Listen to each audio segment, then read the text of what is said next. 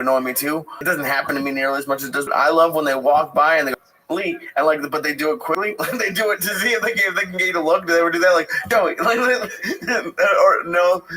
Yesterday I was at Mercy. We went to Red Bank. On the way back, we stopped somewhere. And as I'm walking, I hear, "Is that Joey Diaz?" Now I hear it, but that don't mean I hear it. Like I just keep walking. You know what I'm saying? I just kept walking. He said it again. I walked into the place. I didn't see him when I came out. Perfect. Today, he texts me. And he goes, "Dog, what the fuck was that yesterday?" He goes, "You didn't hear my voice?" I go, "Listen, I don't turn around. I don't have the time no more. That's it. In your world, I didn't hear you. I'm talking to my daughter. So in my world, I didn't even fucking hear you." I love it. So I'm sorry, so what happens at the bars when they're standing behind you? They fucking stand behind me and they torment me till I fucking get in my car and leave. And what does tormenting look like? Just being next to you? Tormenting is just being in my fucking patois when the whole bar has spots you could go to. When people are trying to leave the restaurant and you got to move every time, you're in the fucking way. Right. Do you follow me? It's just fucking common sense. So it drives me fucking crazy. So now I sit in places where you can't sit behind me. I'll sit against the fucking corner with my nose in the corner like my own timeout. But you're not fucking sitting behind me no more. It drives me crazy, dog. You're in that, you know, and life has changed a lot. Like, welcome. Men's respect has changed. Men's, it's weird what I see. Like, I'll be talking to fucking one of the girls. I'm in there sometimes. Like, I went in there Friday afternoon, and I saw the chick that works with prescriptions. Okay. V. I love her to death. I've known V since I moved to fucking Marlboro. She's the woman that comes in and says, "Why are you taking this? Let's eliminate you from this." So she did it for me on the arm, helped my friend out with a job. She's dynamite. I go to eat lunch last week. I'm sitting there. V's on the other side. Now, if there was one thing about this woman is she could eat. Oh, nice. She's Vietnamese. I've never seen anything like this. You see that? That's V. That camera stand. Okay. She had a steak. And I heard her tell the waiter, "Hold on, bring it over to the other side. I'm going to sit with Joey." I was having a Philly cheesesteak on semolina bread. Nice. Jesus, with steak fries and that motherfucker, with red hot, not the long ones, but the cherry peppers. You have no idea. You have no idea. And what did she have? She had a steak and cheese with you? She came over. She already ate a steak. She came over and got another chicken milanese with the fucking big chicken cutlet and the arugula on top. Nice. Oh. I don't even know what the fuck we're talking about. What the point of this stupid story? The stuff you see with men, I saw it. Okay, I'm talking to her. Okay. I must have been talking to her, 30 minutes, and I had to leave. I don't know how many fucking people interrupted us.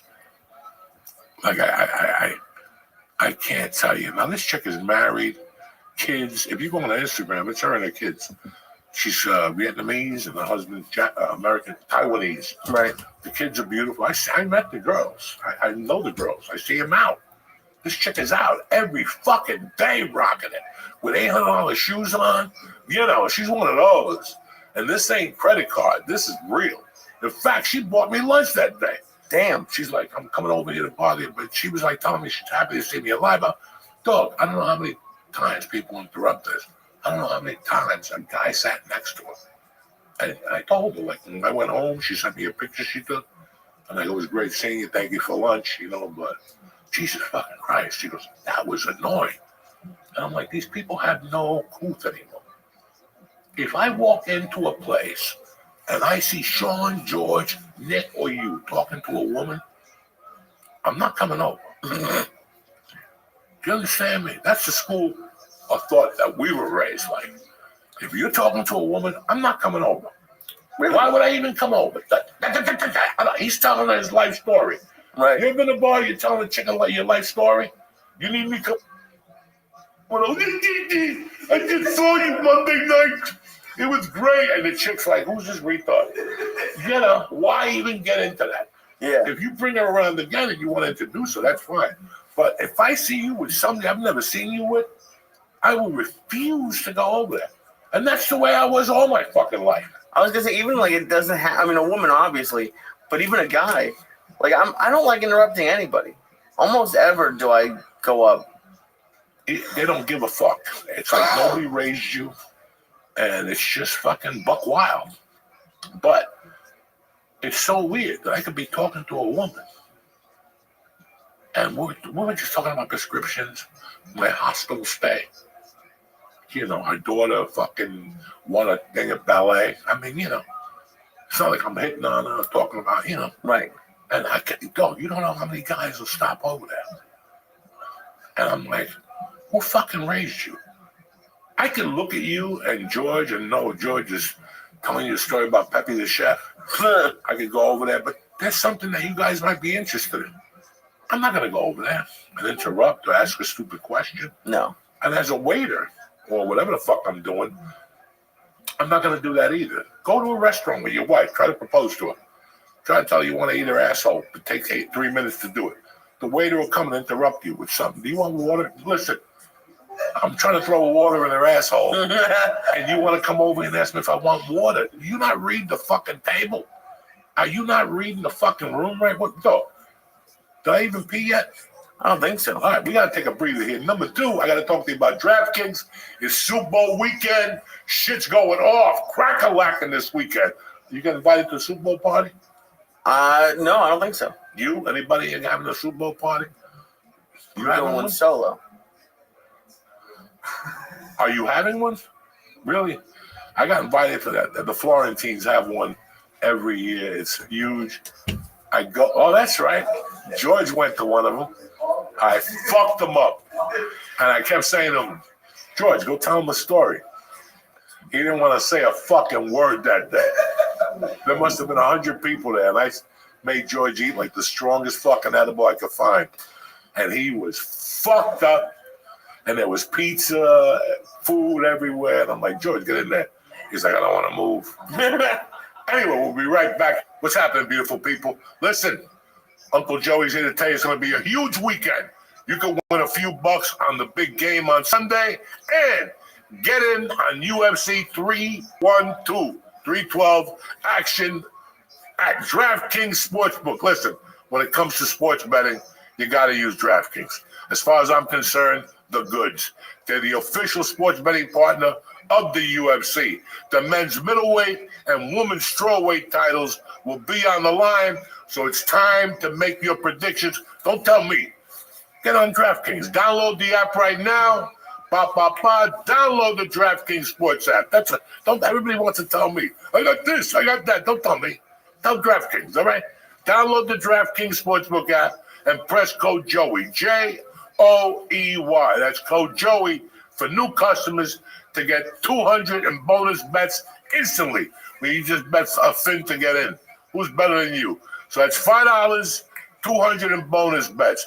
It's a big weekend only on DraftKings Sportsbook, where the crown is yours.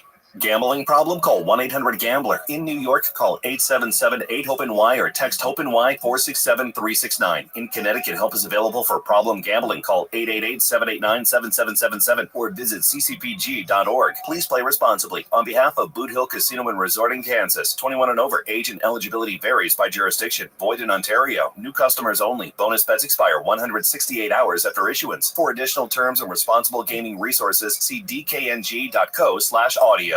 We're back, bitches. It's going to be a tremendous game. We got Philadelphia against Kansas City. What time's this fucking thing start? Yeah, by that time, I've already, you lose your enthusiasm. Really? 6:30, I got to wait all day. Florentine's party starts at 1. By 6 o'clock, they're fucking crawling over there. Yeah. It starts at 1 o'clock? They probably get together at 1. People still bringing food, you eat. I never stay for it's too. I just sat here for 3 hours. Right. You think I'm going to sit here now and then the halftime show? You're out of your fucking mind, man. You're out of your fucking mind. I'm just not in the mood this year. I love Philadelphia and Kansas City. It's like, the chick, the dude. It's too Taylor much Swift for and Uncle Kelsey. Joe. It's just too much as a whole. It doesn't feel like football anymore. I get it. Feels See, that's like why a I'm excited fucking for. after-school movie. You know? So that doesn't make you excited for Philadelphia? Yeah, it makes me excited for Philadelphia. I hope Philadelphia fucking kills them. But, I mean, right now, they might trick you. Everybody was complaining about calls last game that the refs didn't call it. Maybe this fucking game they call it. Philadelphia steamrolls. Everybody would like to bet. I don't even know the line. I think Philadelphia's giving 1.5. One. Philadelphia's getting one. So who knows? Right. Who fucking knows, I don't know. I don't know what I'm going to do for the Super Bowl. I don't want to be out like an hour away from my house. No.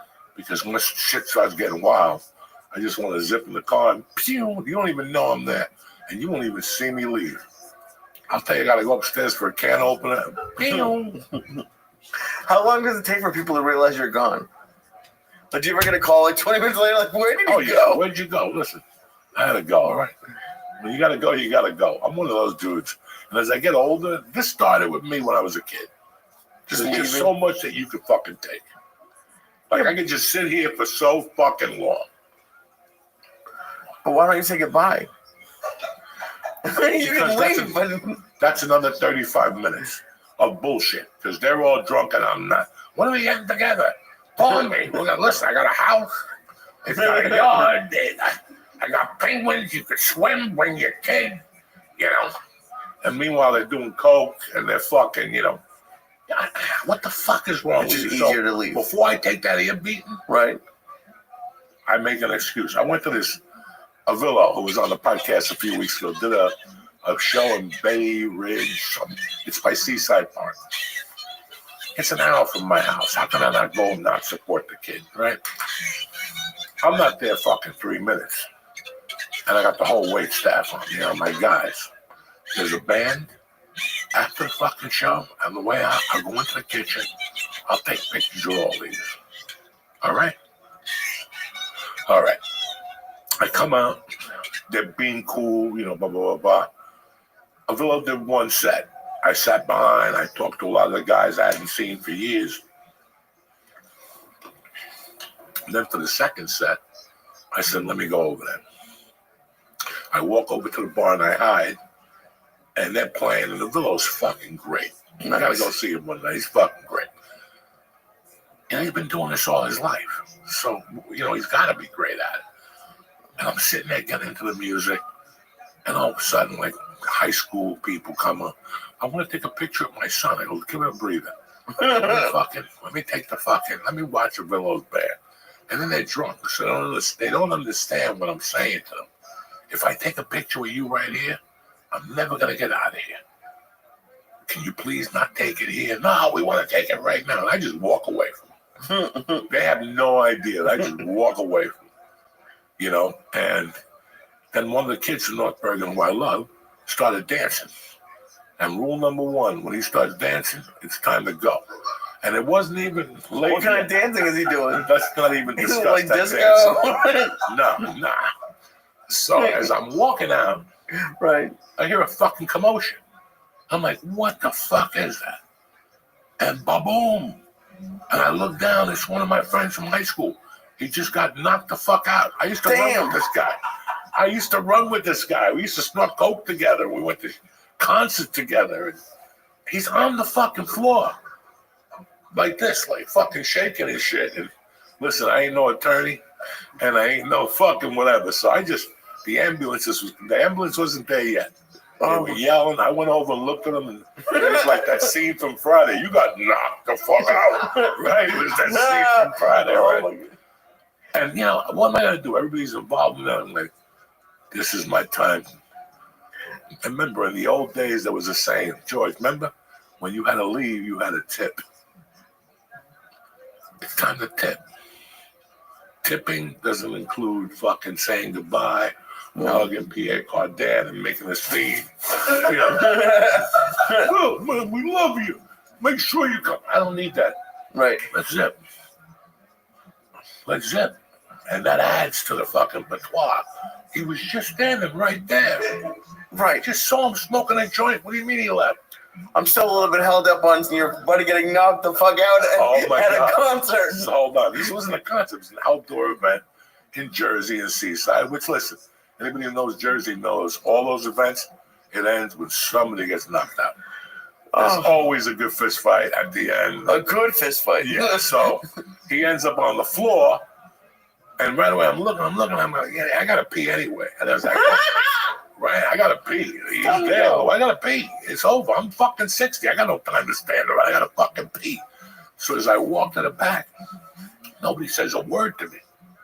And I go to the bathroom, I pee, I walk out, and I go like this, and my car's walking distance. Ain't no reason to walk back. No, you've gone too far. I'm not going to walk 100 yards now to sit there and get tortured. And as I was getting in the car, the ambulance was coming. And I'm like, I ain't got no time for these hoes. Why did he get knocked out? I don't know. You have no idea? He got knocked out. He said something to somebody. Nobody really got the whole story. I never really got. I know he went to the hospital. And they checked him out, you know. And did you send flowers or anything? No. Get knocked out. He was the dude that we did. I was about 17, and we did double sunshine acid. Jesus. On the blotter. It was 2 hits of acid rolled into one, really. Sure. That's why they called it double barrel, whatever the fuck it was. We ate it, and we went to that movie in Fairview where George's office is right now. It was next to a Carvel. But we walked out of there by 1:30 in the morning. Right. And the acid was on fire. And we got to walk down Bergen Boulevard to North Bergen border and then walk to where Louis lived at the time on 83rd Street. It was me, him, and Kurt DiLorenzo. God rest his soul. And we're right about where the old diner was. It's still a diner there. And right on Bergen Boulevard, whatever that diner is, right there where we went. Boulevard Diner has been there since Jesus left Chicago. And it used to be open 24 hours. It was they had a great cheeseburger deluxe with the mozzarella. That one, the Point. Where's the Point? Fairview. Thompson. I don't like the one on 7th Street. But anyway, what are we talking about here? We're not sure yet. I don't know. Do we know? What are we talking about here? Come on. No. You were. Oh, okay. You went to a movie. So we're walking down Bergen Boulevard, and I don't know. I looked at Louis at fucking Kurt, and I go, on the acid. I go, you hear that? And Kurt looks at me and goes, yeah, I hear that. But Louis goes, I don't hear that. So we just played with it. We just ran with it. We're like, how the fuck don't you hear that? It's burning my ears. And then Kurt started with him. I'm telling you, I can't hear either. And they went back and forth for like 10 minutes. And it just rained. And there was a huge pothole. And it had 2 inches of water. And this motherfucker dropped to his knees and started throwing cold water in his face. We're on the acid, fucking, we're dying. And this guy splashing water. And he comes back and he goes, I still don't fucking hear it. I'm like, it's loud. And this motherfucker took off down Bergen Boulevard to Kennedy to wherever his destination was. We just walked home. We're like, we don't know what happened to that fucking dude. What if he might never have recovered from that? No, he recovered. Yeah, okay. Yeah, but then did you tell him eventually that noise he moved to Miami, you know. That's like getting a concussion and then moving to Miami and putting 18,000 Coke rocks in your head. That ain't gonna help it either. You know. What is dull? So you're doing 2 hits at once? This was every weekend we did something different because the people we bought the acid from always, this was a college. There was bro, somebody came up to me recently and they go, East Stroudsburg. And I started laughing. And I thought about it, like how creepy that was. That point in my life was fucking creepy. My mother had just died. I'm living with my neighbor. You know, I fucking do a move and I end up with 20 grand, right? And I'm like, how does this happen? And a buddy of mine was selling mescaline. I got sick and tired of buying it from him. So I asked him one day, I go, I'm looking for more exotic type shit. And he goes, well, I'll take you to East Stroudsburg. And I remember we went. It was like a 2-hour drive. We were kids. And he was older than I was. And we knocked on his fucking door. But what I remember, there was all Jersey and New York City plates. I'm like, what the fuck? When you went in there, it was a house this big, a little bigger. And you sat on the couch and took a lumberjack. And when you went into the war room, it was real. It was like acid, black beauties, which made you fucking lose your mind. And this was just a house? This is a house. And the two kids made this shit during the week. And on Saturdays, they had their big sale. And kids came from New York and New Jersey to cop from this fucking guy. This went on for years. Listen, I outgrew fucking all that stuff like sophomore year. But let me give you an example of how much money I was making. The ups, the black beauties, with $35 for 1,000. I would sell you 100 for $35. And I was selling them for $1 a piece. They go all day. The wrestlers, they got to lose weight. Jesus. So I had the wrestling season. That's my big season. I got those motherfuckers TikToking. I had them doing Adderall before they knew what Adderall was. This is Black Beauty made by two albinos. These kids did so many drugs, they lost the color. They looked like they were 80. And they were 28. They had no color in their eyes. They were like fucking clear eyes. They were those albino people. You know, I didn't ask questions. It was $80 for 100 hits of mescaline. You sold them for $3 a piece. If you went to school 3 days in a row in high school, you sold those. Every day, by the time you'd walk in, there'd be 10 chicks. Hi, you have any mescaline? We want to go to Hudson County Park today and drink. Okay. 10 here. I'll throw in 2 more. Would you test it like before? Not test it, but like, would you take one to be? Fuck yeah. That's the first thing I did. I love those motherfuckers. Loved them. Lee fucking loved. I went on a fucking. The pills or the dealers? The what? Who do you love? I loved the whole idea of doing acid. I loved it. Life was simple. Life was very simple. You went up to Kelly Boulevard by Ashways. You walked into the pinball place, Wizards. There was always a creepy guy in there when you were young that, you know, he knew he molested a kid or something. You know, in those days, they didn't have like whatever the fuck they have now. You didn't know what was going on. And then, you know, you went to Hudson County Park and whatever. And then it became bigger, like in freshman year. So I was eating all this mescaline. I just said, fuck it. It was just a little thing in aluminum foil. And it was a circle. And some of them were purple, some of them were red. And you took your chance every fucking weekend. You lived on the edge, bitch. You fucking took them and walked down Burger Line Avenue and, you know, stopped at Sal's Pizza and Carvel and walked into Schlesinger's and, you know, went in there and looked at sneakers. I can't wait to get those. Yeah. How old were you? Your father don't even have a job. How are you going to get those sneakers? This is Schlesinger's, motherfucker. And how old were you for this? From the age of freshman summer to... So you're like 14 and you have 100? To fucking, from the age of freshman summer, that whole summer I tripped. That whole summer. Everybody was eating mescaline 3 nights a week. And I loved it. And then there was another drug you did. You did fucking Gorilla Biscuits. You did THC Crystal, which AKA was angel dust. And you had to go to the city for that shit or the bar on 22nd and it was in Union City. There was a bar down there. I'm not even trying to be funny. Was that like the turning point of your life that summer? I can't imagine I was tripping every night and doing more other drugs. I fucking worked for a Mason that summer. That's kind of normal. Right. My freshman going into sophomore year was one of my best summers. I worked for a Mason. I lived at home. I wasn't eating steakums no more. My mom was cooking.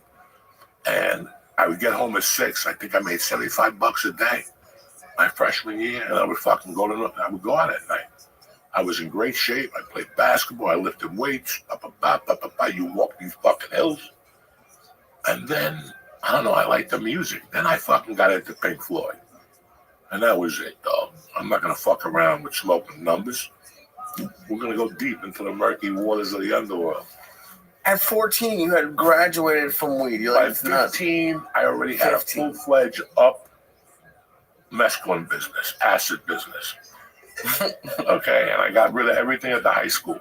It was like, just go to school and you'll make money. That's how I looked at it. I went to school to make money. You always had a tab at Hashways. You paid on Friday. You know what I'm saying? So you could run the mill a little bit. You keep saying things that really aren't, like, a tab is cool. But you're also talking about having a multiple drug dealing business that... And like, my mom had no idea. I would hope and so. How I really fueled it was my freshman February, I hit the number on my birthday. And it was a $5,000 number. I had to give the bookie $500, and I had to give my mom $2,000. And she made me put $2,000 in Hub, the Hudson United Bank on 32nd Street in Bergen Line Avenue. Who do you think you're dealing with? I even had my own little safety deposit box. There was nothing in there. Like, I'm the only idiot that has a safety deposit box. You didn't put one thing in the box? Nothing. I was going to put like my diploma, but then I didn't graduate. So what the fuck? And then I put the $2,500 in there. I put $2,000 in there. And she would get the book. In those days, they gave you a book, and they'd tell you. So it stayed at $2,000. I was pretty good. And then I said, fuck it. If I buy bulk, I make more money. And I have other people I could sell it to. In those days, I had a guy in Guttenberg that would sell anything. Guttenberg was a creepy town. People did anything in Guttenberg, and this guy was the fucking main dump. I remember one night bumping into him. We're smoking weed out of a pipe. First off, we're fucking freshmen in high school. Right.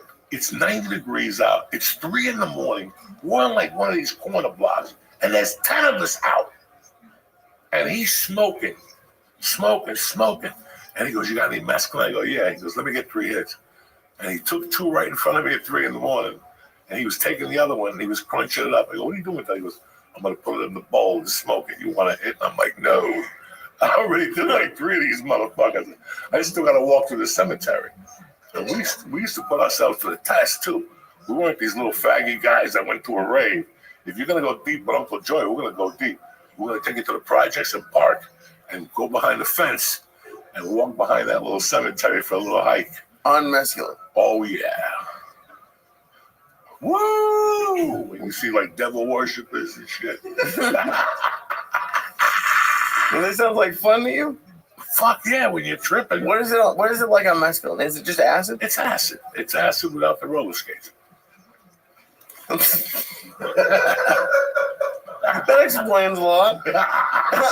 Holy shit. But life was simple. I'll tell you It doesn't sound simple to me. Listen, let me tell you how simple it was, okay? You went out. It was $3. A 6-pack was $2. Anybody had $5. Your father would give you $5. You got to mow the lawn. I didn't see you take the garbage out. Dad, just give me the fin. Right. So you could, in those days, you went out for $5 and you had Nick. You could put the pizza on the arm at Nick. So I want you to think of the whole fucking scenario here. Right. We were having a great time for no money. You went to Albertsons, you robbed it. You went to Hudson County Park. It was that easy. What are we robbing? I robbed a fucking kettle of wine one time, but I didn't know it was that Julio Gallo red shit. And I drank it with the kid. With the kid, I told him he was deaf, and he ran. That idiot. I'll never forget. We drank that whole thing in Hudson County Park. I had a headache. I couldn't even lift my head off the pillow. I never drank wine again. I don't blame you. I was like Jesus on Thursday. Jesus. So you're saying like it was cheap to go out, so that's why they're it was cheap. different. And for me, I was getting them for 80 cents a piece. So I could eat 4 of them, and I had built my tolerance. The same way I did with edibles. Right. When I was 15, I was building my tolerance with that shit. When I met George, we were going fucking off. I was going off on that shit. Why wouldn't you? Yeah. And cocaine was on the horizon. Okay. Okay, cocaine was lurking.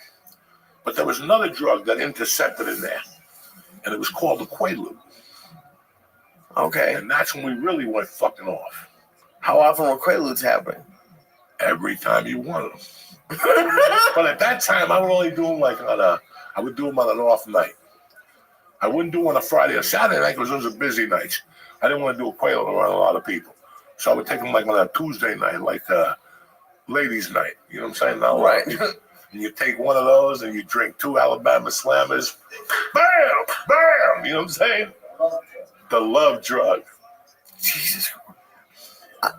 I think if you were the first story you told about you being out at 3 a.m. with 10 of your friends smoking weed out of a pipe. And it was like, I was with one person. Right. These were all neighborhood kids, like 3 from 88th Street, 2 from the projects, and 3 from Guttenberg.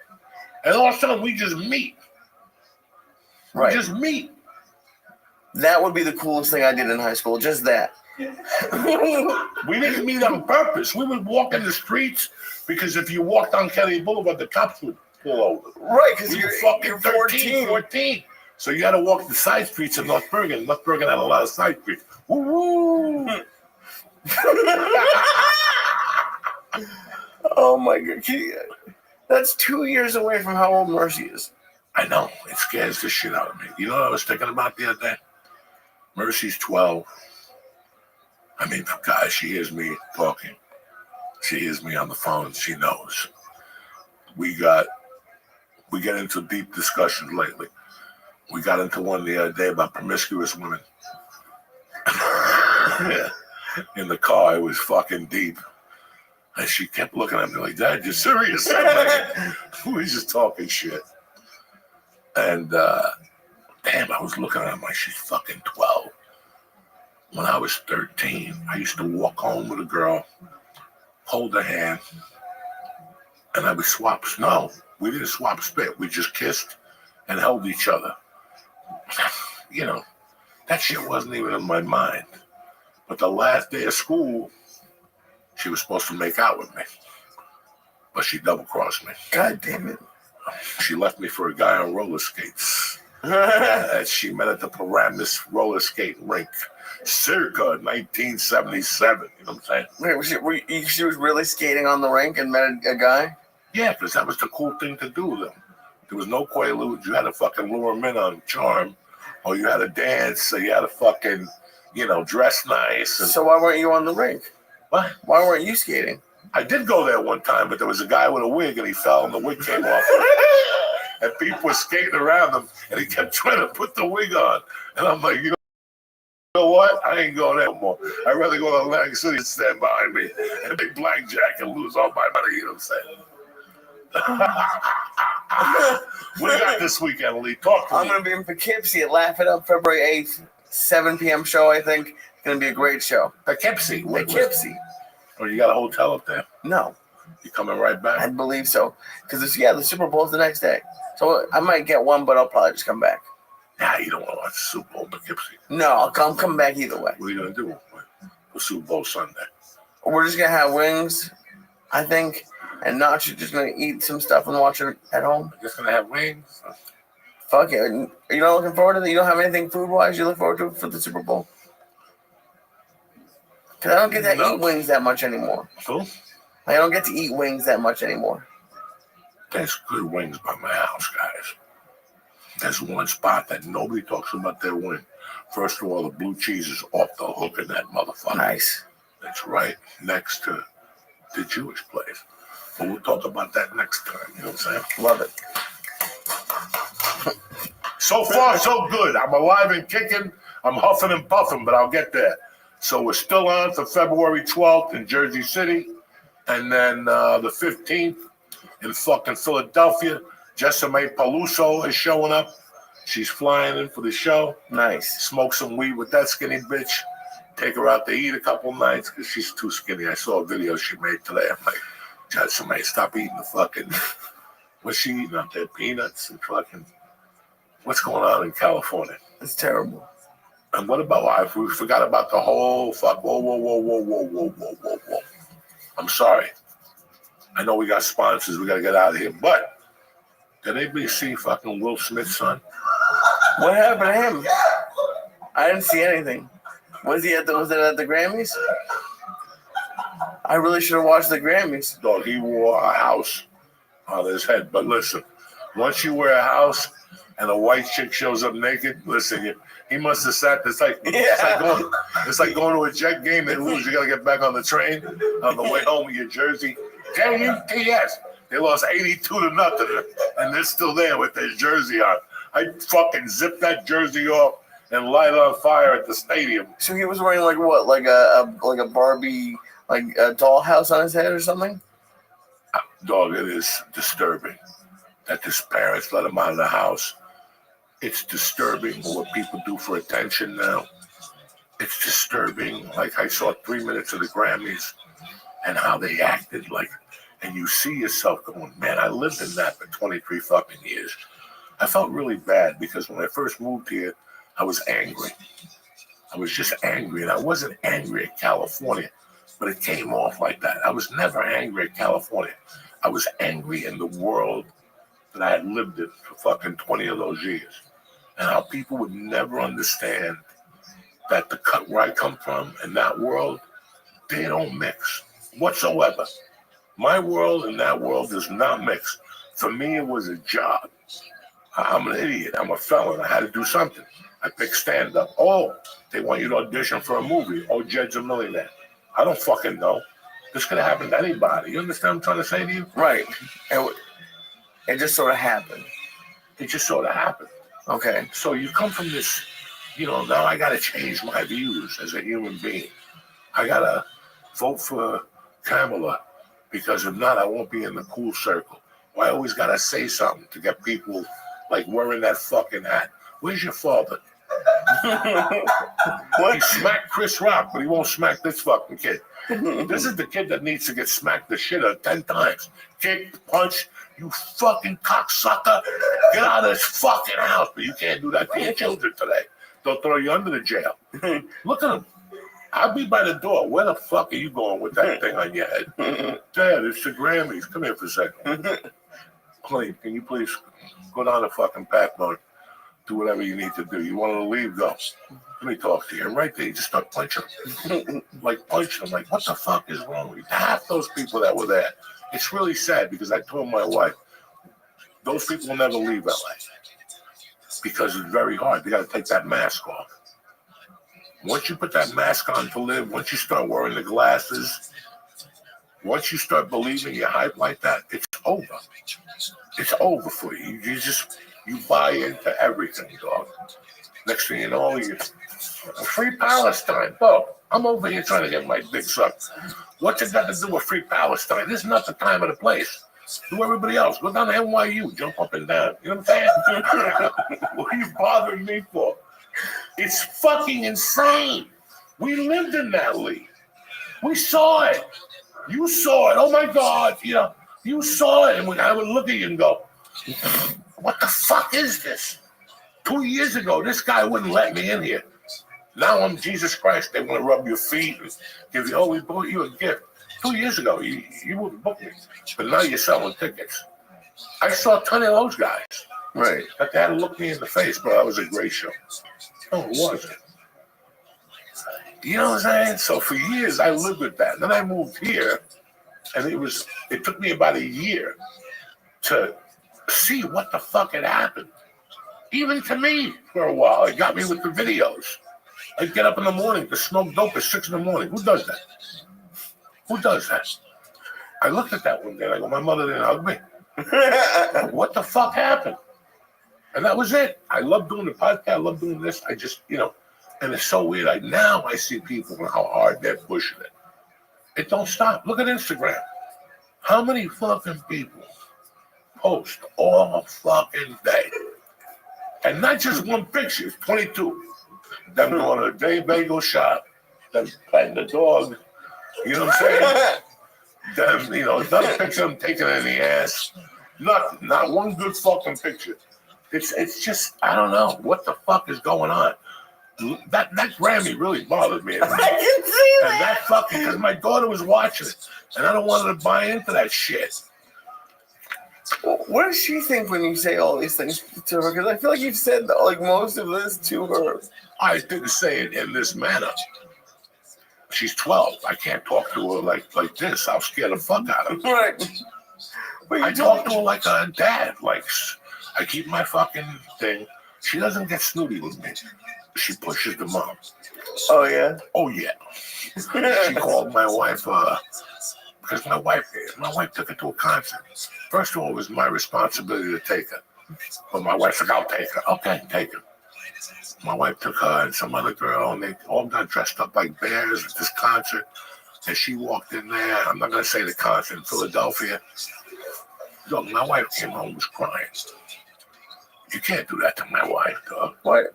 She's a fucking Christian from the South. It shocked her central nervous system. Oh, the Bears. Just I don't know what's happening. There were 3 guys in front of her with beards and a dress on, jumping up and down. That destroyed her insides. You know, it was just one after the other. They stopped the show for Free Palestine. It was like nonstop. It just destroyed. My wife had a bottle at home on the way because there was another little chubby girl in the car, another one. And they had a bottle at home until my wife dropped the girl off. And then she went off on Mercy in the car. Like, Mercy, what the fuck is this? Are you part of the LGBTQ? No, Mom, but you have to let them be free. And by the time they got home, they were arguing. And she called my wife a whatever when you hate transphobic. Whoa, did that house blow up upstairs for like 10 minutes. My wife came down crying. She goes, you better talk to her because I'm about to bang her head off the fucking wall. I said, listen, take the wallet, get the fuck out of the house. God, she was upset. Like her central nervous system locked down. My wife ain't built like that. Trust me when I'm telling you guys. She doesn't come from that school. That's why I didn't keep snorting coke. Because I didn't want her to find me dead. She don't come from the school where we came from. So it was like, it shocked her. It just really did. And she's like, that's it. You know, and so I don't know. I think my wife had a talk with her too about last night. Damn. Because you don't want your kid to sway in that way at all. I liked the chick until she said, you know, I'll put away for starving artists. Can't you just... What's my boy that used to host the awards, the funniest host of all time, Ricky Gervais? If you watch one of the clips, what the funniest thing he says, so my advice to you, you know, Nella Thunberg, Greta Thunberg, he goes, you know, you actors are not educated. Greta Thunberg went to more school than you losers. He goes, so when you come up here, grab your award, thank the guy, thank your maker, thank your agent, and get the fuck off this. You never seen him do that? He goes, get the fuck off the stage.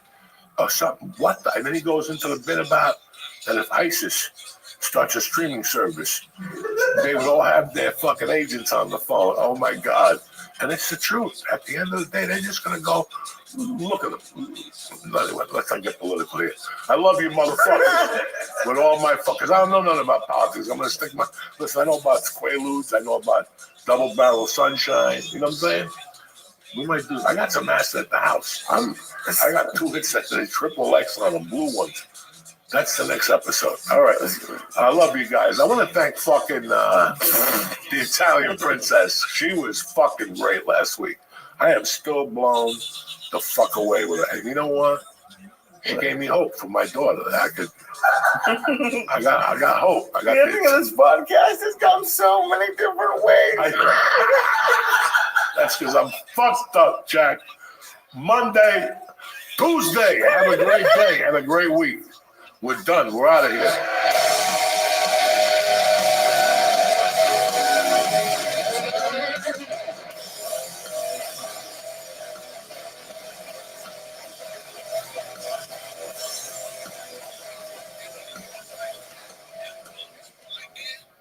Yo, Uncle Joey here. Listen, I want to talk to you about something as your uncle.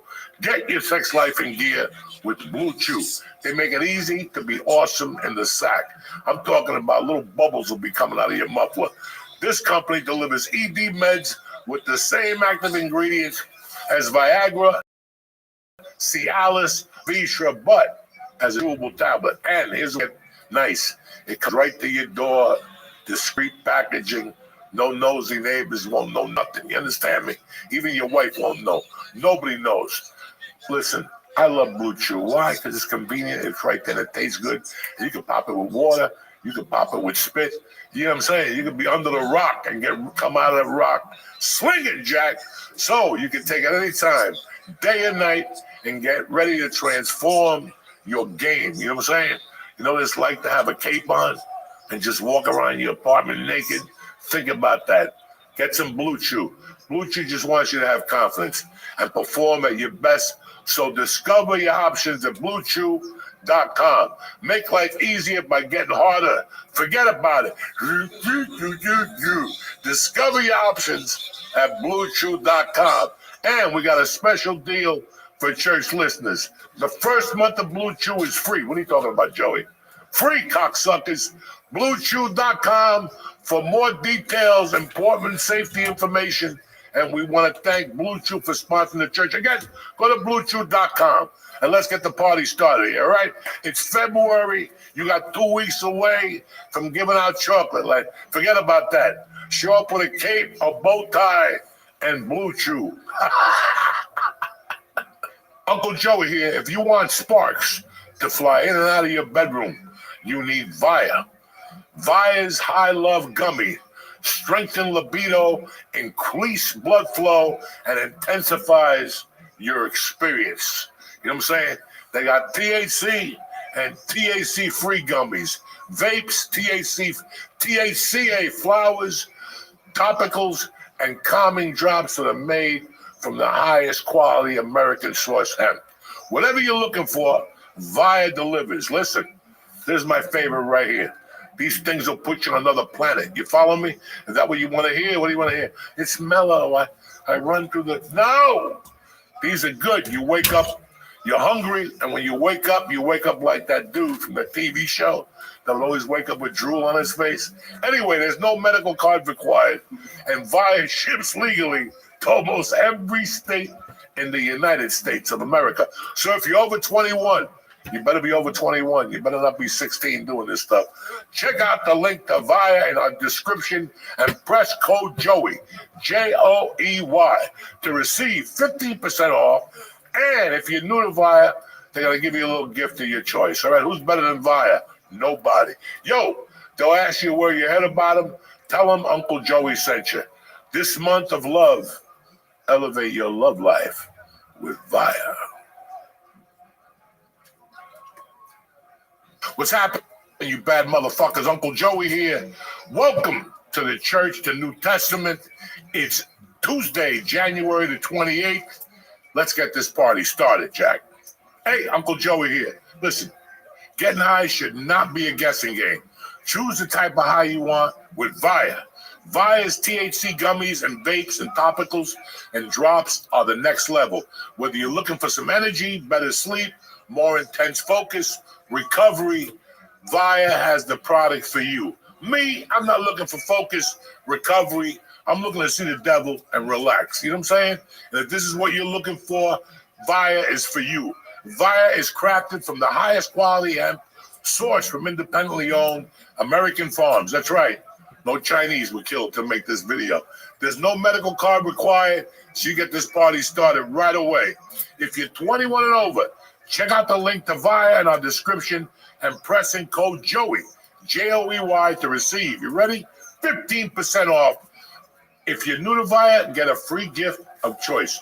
Who's better than you? 15% off, a gift of choice, and you're seeing the devil with Uncle Joey. After the purchase, show support. He's just not. I love the guy. I think he's in Windsor. He's just not a big draw.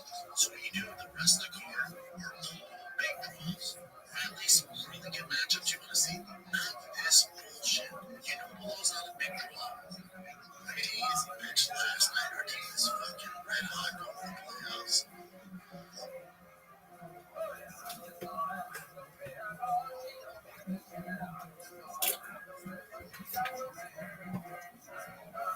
Jews international. Let me see what this company is saying now.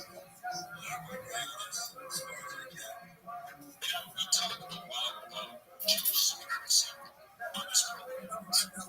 You're an innocent man. But over the past few days, this disgusting Jew has internationally destroyed your reputation, has been used, threatened your family, has had your scholarship at Temple University revoked. Would you call that Jewish supremacy? This guy's a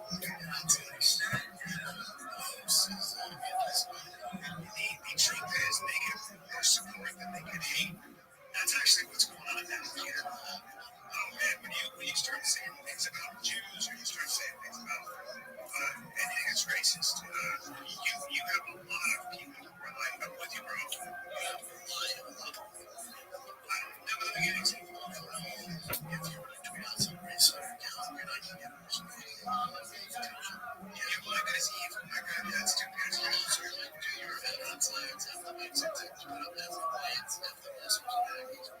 If that Jewish thing you got, any of those races, you're fucked. Also, play stupid games with stupid prizes. What do you think Mom and Baby say on officials? Yeah, they're wasn't such bad guys. Probably the worst shit said, but there's been some this isn't. There's been some horrible shit said all the years fine. And he's never really mentioned it. The reason he mentioned it this time, if he's on my judgment, just go for business. They basically, if you think that has positives, the UFC's not, I'm sure they're not about cutting him. This back to Ted, they've never done before. They've never thought about cutting a guy. Words. When we bring up Jews, I got their attention. Have you seen Pinch? He's not even on a deal with it either. He said it's good and bad. He set these expectations that would lead him to complete disappointment. Because he's pitching in Iraq, and most kids pitch 2 innings in Iraq. He had pitched he's grown in 5 innings, 5 innings. I only allowed 2 hits. But he won 2 guys at the end. And then guys that I thought maybe he had 3 for 3 hit. Just right at the table. He's right up the field and just fury. And I'm in the car right now, the same guy. Like, but he played really well. He gave up 2 hits. You see any other kids doing this? Maybe they like, they went to bad man. I was smarter man. Really? Yes, they have a good job. It's just great. These unrealistic expectations. You know, but also, yeah, I'll figure it out. What's good though? You wouldn't know that we should go celebrate with the team after, go to dinner, and then take me home. What? For giving up 2 hits, you signed up. Yeah, it's gonna be. And now you're secretly right. It's gonna be. Yes and no. Okay, take it easy, man. So, you can't do what you can on the majors. Take what it's going to do. It can't sustain that. No, it's not. They're not paying the sport. It gives them a lot of run. You know, it's what you do. A few moments later, all of these idiots ride this. All of these kids. Yeah, I'm talking about the other day. You might get the only young dudes. Big fat kid, they're slow. Honey, if this kid gets a hit out there, not pitching. That's right. And that's also why his attitude's that way. Part of it is on me. Like, if this fat kid, some fat kid gets hit out there, this is for you. That's not me. It's sports. Tighten the fuck up. That's why I was there. That's why he's down there, you know. And then she got me ruthless.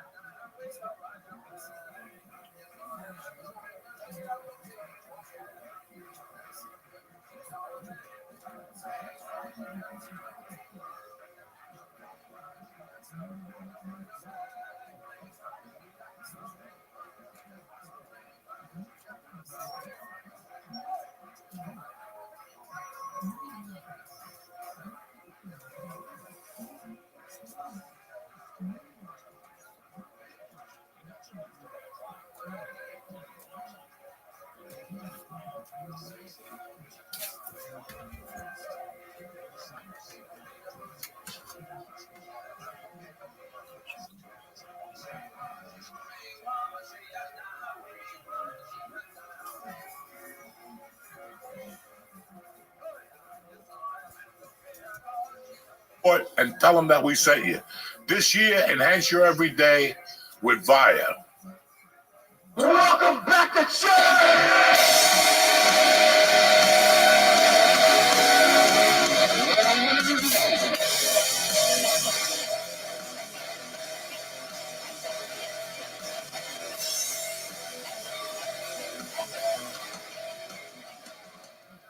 right, we're here with our special guest today, a.k.a. the Italian Princess, a.k.a.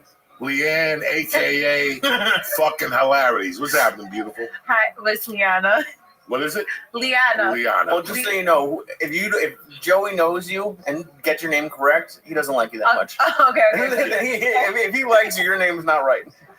He's been calling me the director from Israel for 15 years. I've never directed anything, and I'm from Massachusetts. So whatever. If he gets your name wrong, he likes you. Okay, good, perfect. You know, I wasn't hip to Instagram.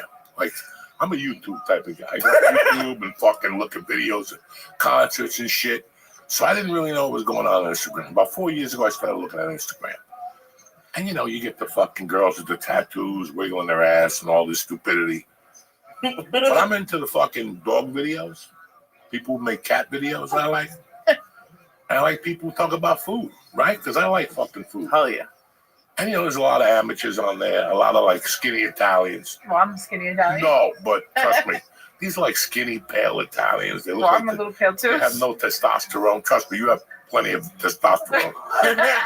More than these fucking mooks you see nowadays. And you see these guys trying to sell a sandwich, and they just don't fucking sell it. And then you got Dave Portnoy, who I love, who does great things, but I'm not going to eat what that fucking guy tells me to fucking eat pizza. You know, it's just, we've gone into the wrong fucking realm with this shit. And then I discovered,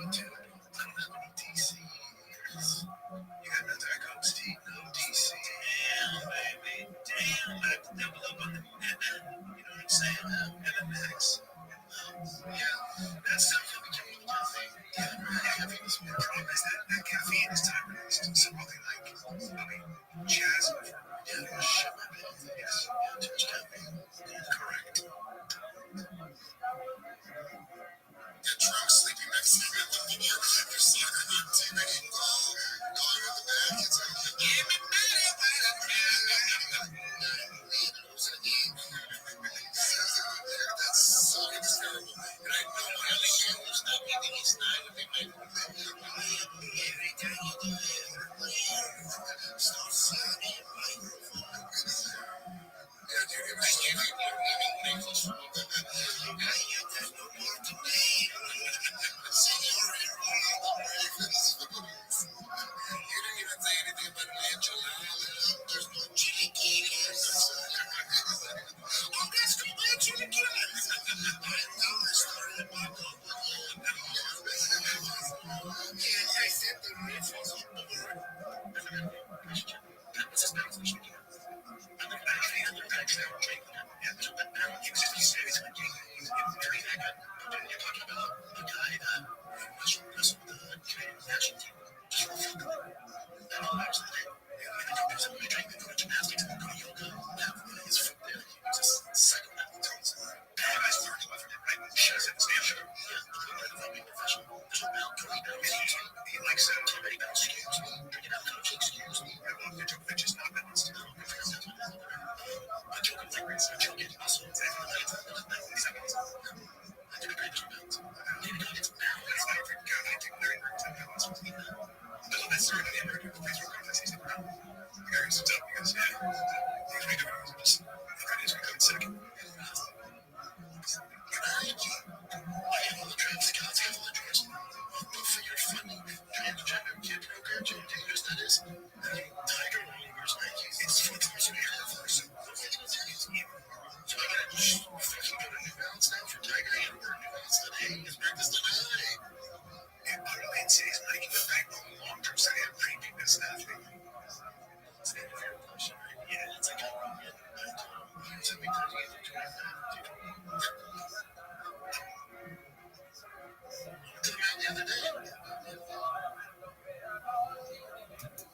loving you, and I was blown the fuck away. Like, I was like, what is this girl talking about? The accent, the way you moved, but you killed me when you brought your grandmother into it, and you're over there talking Italian. I'm like, this is better than any fucking TV show. This is what I grew up around. And when I moved back to California, I expected to have this. I was moving in Central Jersey. My neighborhood's from fucking Staten Island. You know, I should have these Italians. I should have people yelling on the street. The one grandfather that runs away. You know, something. Nothing. They're the most boring Italian people I've ever met in my life. They're nice people.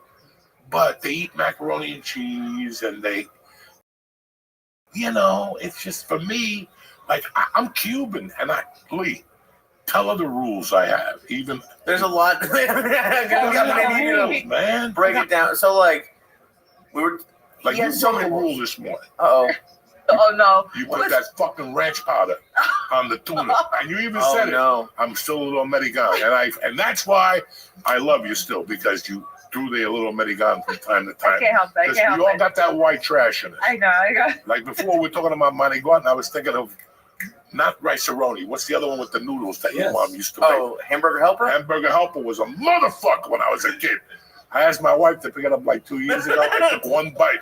I went into a fucking sodium buzz. I threw it right away. It was god-awful. I still got like Dinty Moore stew. I'll throw a can of Dinty Moore stew down. I don't even know what that is. Dinty Moore is like a red stew that they sell at CVS with a loaf of fucking bread. Dinty Moore, that meat is better than McDonald's. It's been on the shelf for 40 years and they've never changed. It still is packaging. It goes with tang, you know, shit like that. So I make mistakes too. But you didn't make no mistakes. Like, and then you're going to restaurants and then you're fucking drinking these drinks and then you're making videos with some skinny dude who is great, by the way. Restaurant. That he brings you one thing after the other. Oh, Rob's. Yes. And then I look at you and I'm like, where does this food fucking go? You know, and every day is a different. How did you get into all this shit? You know, this is just how I live my life. And it's just like, I was like, one day I was bored. So I was like, you know what? Well, actually, I did it out of spite. I'm not going to lie. I started doing TikTok out of spite. And then within like a week of doing it, I got like 6,000 followers, which is crazy for TikTok. This was 2.5 years ago.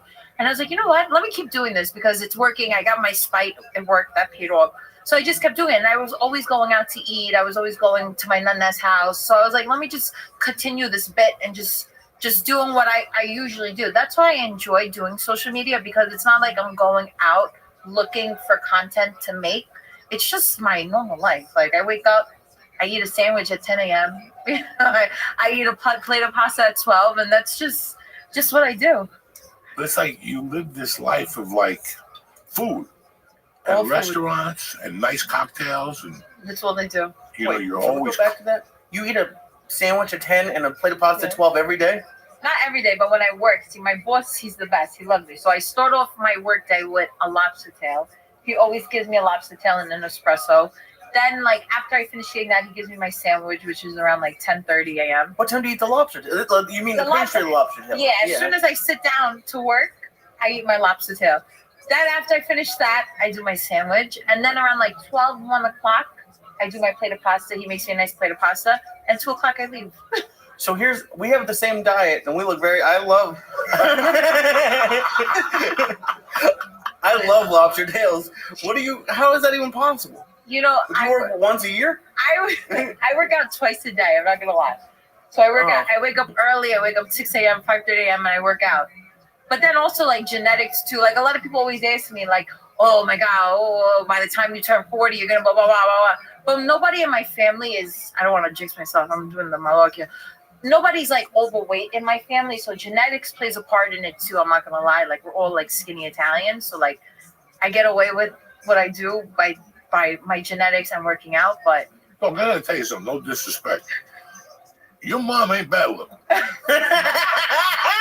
Your mom... My mom's gonna love this. Your mom is not bad looking at all, Jack. Thank you.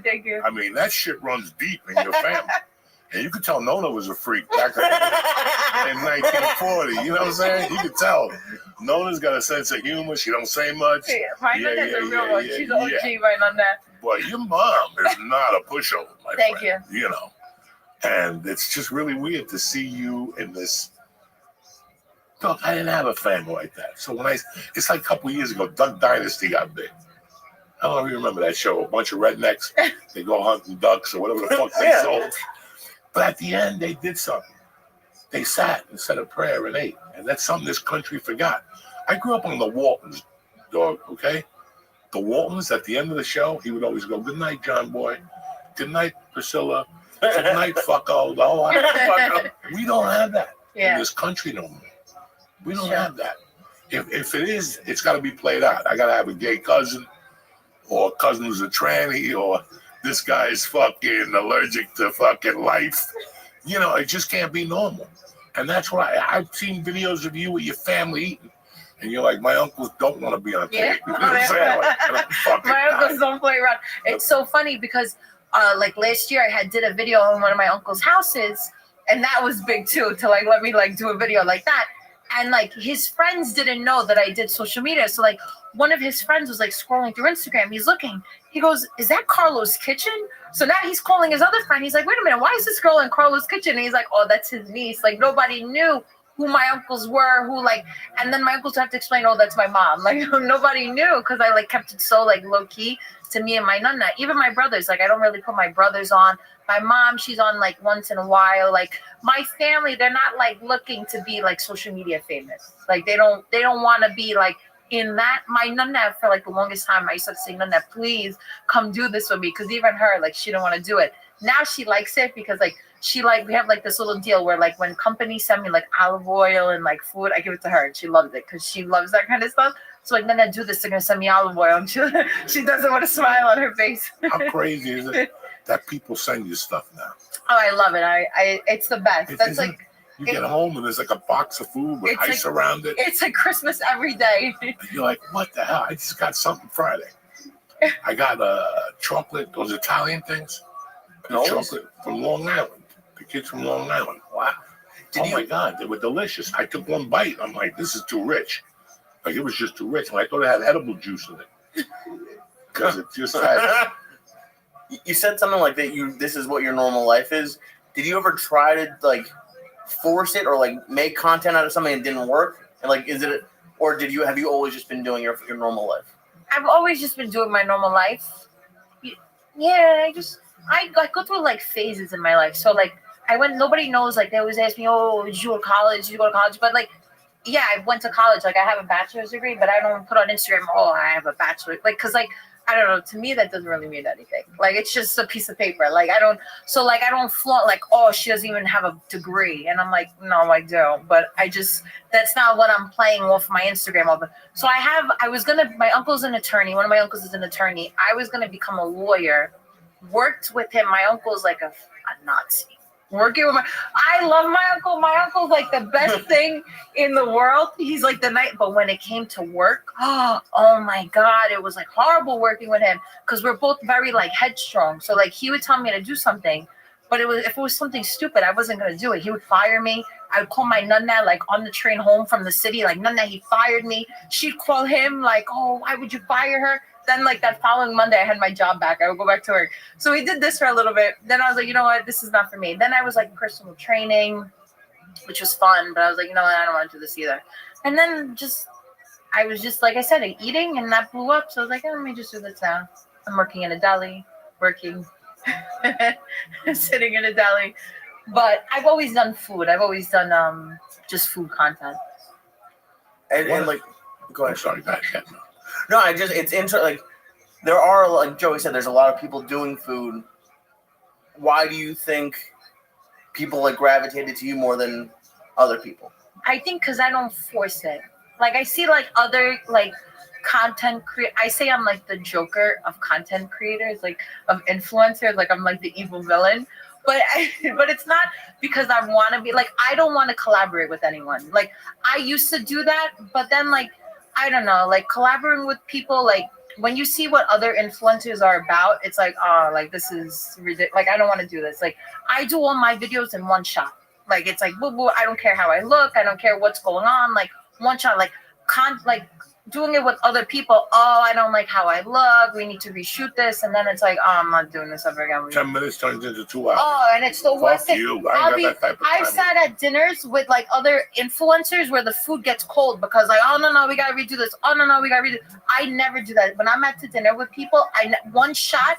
And that's it. Like that's only if I get invited to a restaurant to do content. Like if I'm going out to eat with friends or family, like on my own, I'll never pull out my phone and start recording because like I like to enjoy like time with people too. But like some people are just so like just in it that they don't care. Like the food will be cold. They don't care. So I think people like me because like I'm not like that. Like I say whatever. Like I don't care. Like if people think I'm stupid, like sometimes I think it's good to look a little ditzy for Instagram. Like because I graduated college with honors. Like I graduated cum laude. But people think I'm like this Italian ditz, and I'm like, yeah, I like it. It's good to be a ditz. Like like don't let people know too much about you. You're playing them the right way. Yeah. It's crazy because when I first saw it, the thing I liked about you the best is you kept it classy. Thank you. And I said that you kept it classy. It wasn't like bikini shots and a tattoo and just bullshit. My uncles would beat my ass. Because I'm still with that. You know what? My family would not let that slide. And I'm so quick because I look at it from a business perspective. Mm-hmm. And well, that too, yes. And I'm also a dad, and I like women. I like the whole fucking thing. It's just you gain that credibility. Thank you. Yeah. And it's like I have a friend that I'm a fan of hers. I brought it here, Katerina. She's a fucking artist. She's an artist to the end. She can do jokes. She could paint the fucking picture. Her things. I love her content. It's not forced. Right. It's one shot. She gives 0 fucks. 0. I see you, Dolphin. Yeah. I want to see when you're primitive. I want to see what you look like in the morning when you're eating fucking apples and tuna. And ranch. Don't forget the ranch. Ranch. Oh my God. but you fucking basic. You went into it. Listen, because I'm American, I gotta add some ranch. I'm like, all right, she's off the hook. I don't think I'd be off the hook if I put ranch on my tuna. You're Jewish. I gotta. But it's just you see these. Listen, we got into this in 2010, not knowing Dick. All right, there was Adam Carolla and Joe Rogan. And nobody knew who Joe Rogan was. It was Mark Maron and Adam Carolla. And we got a room and before my daughter was born, and we started. And my wife threw us out. We went to his apartment. And then we got thrown out of there, and we went to an office. We seen a chick get kidnapped. We fucking left that office. I mean, it was just raw. But this was all through mistakes. And, you don't learn from, like now I see take a podcast course for 6 weeks. Go fuck yourself. You know what I'm saying? Who's teaching this shit? Yeah. Some guy at Seton Hall? Get the fuck out of my face. It's a good scam though, right? We should do it in the city. I know people that are like content creator managers that buy their followers. So like this one person that I know, 300,000 followers, right? And they're teaching courses on how to grow your social media, blah, blah, blah. But like somebody with a brain like me, I know the ins and outs of social media. You go to their page, their videos get 100 views, 2 comments. All right, 300,000 followers. All of a sudden, yeah. But businesses that don't know any better are hiring these people because they see 300,000, 500,000 followers, and they're making money. So it's a good racket. It's a good scheme. How does it work? Like, do you, like when you got a good amount of followers, do you just reach out to restaurants and brands or? No, I never reach out. So I know a lot of influencers do. I never do because like I don't want to be thirsty. Like I don't want, and plus like I say like I like social media, but social media is not my life. Like if this all like when TikTok was shutting down last week, like I was fine with it. Like it wasn't the end of the world. Like life goes on. But like I don't reach out to restaurants, and now I have pretty much a nice like following where restaurants are reaching out to me on like a daily basis. So I don't need to reach out to restaurants or brands. But even when I had like 10,000 followers, 5,000, I never wanted to be thirsty and be like, oh, I want to come to your restaurant and come to me. I'll do this. Or like I never want to do. That makes me look bad. Right. Okay, but it definitely does work. Like it does. If you look at my Explore page, it's not chicks with asses. It's comedy, sports, and food. And I can't tell. Like I've been to a million places, especially in New York. Like since I moved in September, I'll find places, and I'll just like that's how I go. Like you can tell when it's like really scripted. Yeah. But like when it's someone who's just going somewhere because they like it. Yeah. Like I'm gonna give that a shot. Yeah. And it's cool. I never go to restaurants based off of influencers. Now that I know like influencers and what they do, I never go, because I used to do that. Like before I started social media, I would go to restaurants that like influencers would post, and like the restaurant, it would be the most disgusting restaurants. The food would be disgusting because like a lot of these places are gimmicky. Like the food is just like it looks good for videos, and then you eat it, and it's like, oh, like atrocious. I like the rundown spots, like what we were talking about before, where Fat Tony's laying on the bar. Like I like a place where they tell me no phones, no videos in here, and then I'm like, oh yeah, now I'm in a good spot. Right. Well, it's interesting what you said, because I actually read an article a couple of years ago. Like this restaurant owner in New York looked through his security cameras because he was getting a lot of bad reviews, and he's like, what's going on? And I forget the number, but he's like, people are taking forever before their meal to take pictures of it, do all that, and then the food gets cold, and then like everything gets messed up. So he like banned phone. I forget what it was. It was in the New York Times, but it's interesting how like that's like ruining some restaurants. Yeah, it's annoying. Even though I do it, but like I said, I do it 1, 2, 3. Like as soon as the food comes out, I do it. And I have friends that aren't influencers that I've been out to dinner with them, and they're annoying as hell. Like, oh man, no, we gotta get the right shot. Oh no, move your hand. Oh no, put your bracelet like this. And it's like, oh my god, please let me drink my drink before I friggin' go nuts in here. And it's like, it's annoying. And you see every other table with the flash, blah blah blah. That's why, like, when I go to restaurants to do videos, I go as soon as they open. And like a lot of times people will be like, oh, the restaurant's empty. Or I'll go like an hour before they open because one, I never get people in my videos, like people that are just sitting to eat. Like I see like that all the time. And it's like, if that was me and I'm in somebody's video and I didn't know and I'm just out to dinner, I'd be so mad. So like I always go before a restaurant opens or when they first open. So it looks empty, but it's not empty because they have no business. It's empty because nobody's there yet. I'm there before. That way I don't annoy people that are actually there to eat. Like I can actually just do what I got to do without being a pain in the ass. Because I hate pains in the ass. It's just crazy that I love eating and I love food and I love going to different places. But I don't like cheating. Like once I'm in a restaurant, I'm in a fucking restaurant. Like once I feel like I'm family in that restaurant. Oh my God, me too. I'm the same way. I can't cheat. I don't want to cheat. I'm the same. Nothing bothers me more than we're in a restaurant and you're like, I love the chicken parm, and he's like, I love the manigot, and all of a sudden some fucking knucklehead at the table says, well, it's not as good as this and that. Yeah. You don't understand. Like, I don't want to fucking hear your fucking mouth. Like, I don't want to hear your fucking mouth about what's better or what's saucier. Or I don't want to hear your fucking mouth. We're here right now. Yeah. And that's all that fucking matters. Yeah. Because that's the thing that bothers any restaurant you go to. There's always that one fucking lunatic. Well, no, it doesn't. We've been coming here for 12 fucking years. What are you fucking talking about? Like, it infuriates me. When I like a restaurant, I like a restaurant. Yeah. You know, I grew up at this restaurant, a Chinese joint right here. Dog, you know how many times I got arrested and cops told me, I would say like something about Chan's and they would go, we did a stakeout in that one.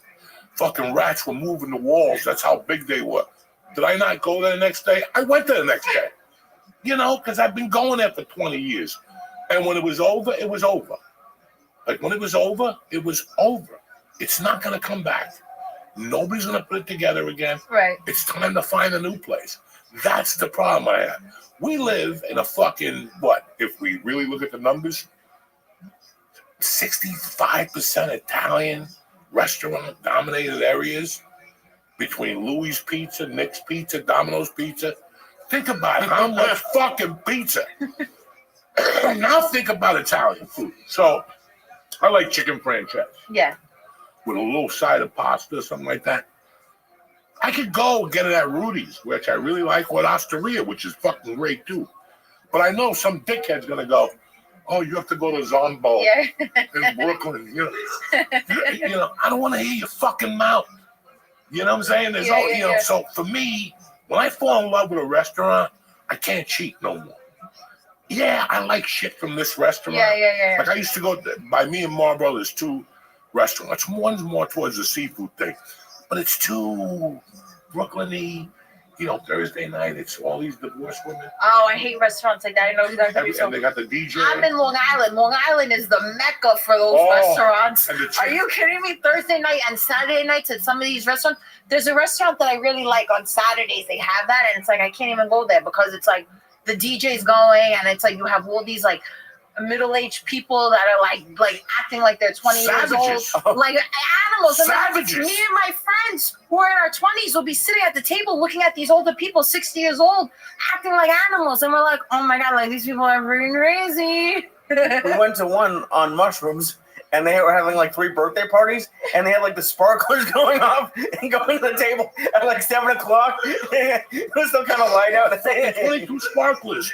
And everybody was saying it was gay. Like the little waiter, they used the same gay waiter. Happy. And I'm losing my fucking mind. And you see these, listen, I love women. I love women, all shapes, all sizes. When a woman's 50 and she's dolled up and she don't give a fuck about a little stomach hanging out, that's the sexiest thing in the world. You goof on it a little bit. You know, you look at their leopard pants or the fat hanging over the heel, and you're like, you know what, dog, look at this, trying to get hers. I can't be mad at that. It's the guys who bother me. It's crazy. They're my age. They fucking grease their head back. They put the white teeth in. They do a couple steroids. Hey, como se dice? Then they come over here talking Italian, and they don't even talk Italian. Me and my friends love it though, because we make fun of that. Oh yeah, you torture. It's a bad, That's like, the best. and now they think we're stroking their ego. I mean, while we'll be like, look at this clown, like it's the funniest thing. Hey, good to meet you. Yeah. Not much. It's so Get the funny. fuck out of my face. You God have like bless. the fanksters, the how you doing, like they think they're like these big time Oh. gangsters, the wannabes. Oh. Oh my god, it's so funny. I don't even leave my house on Thursday nights in Long Island because I'm like, I gotta stay home. Yes, Like, on these Thursday people are night, cra- the oh. best is when the disco singer from the 80s shows up. But I like it a little bit. I'm not I gonna like lie. it too. I like a little disco freak. But Yeah. that's when those freaks come out. But when that's they when got they the do the disco. lip syncing over the thing, and she's all coked up, she's sweating It's profusely. crazy. Come on, dog. Give me a It's breather. It's Leave her at and you home. try to eat your food you can't even eat. No. At that point, you're like, shit, I'm done eating. Do they ever turn into karaoke at night, like Thursday night or Friday night? They start doing karaoke. No, I never went to one of those ones. They don't do that shit out there. The thing that they also do is, I used to follow this girl that we went to grammar school with, or high school.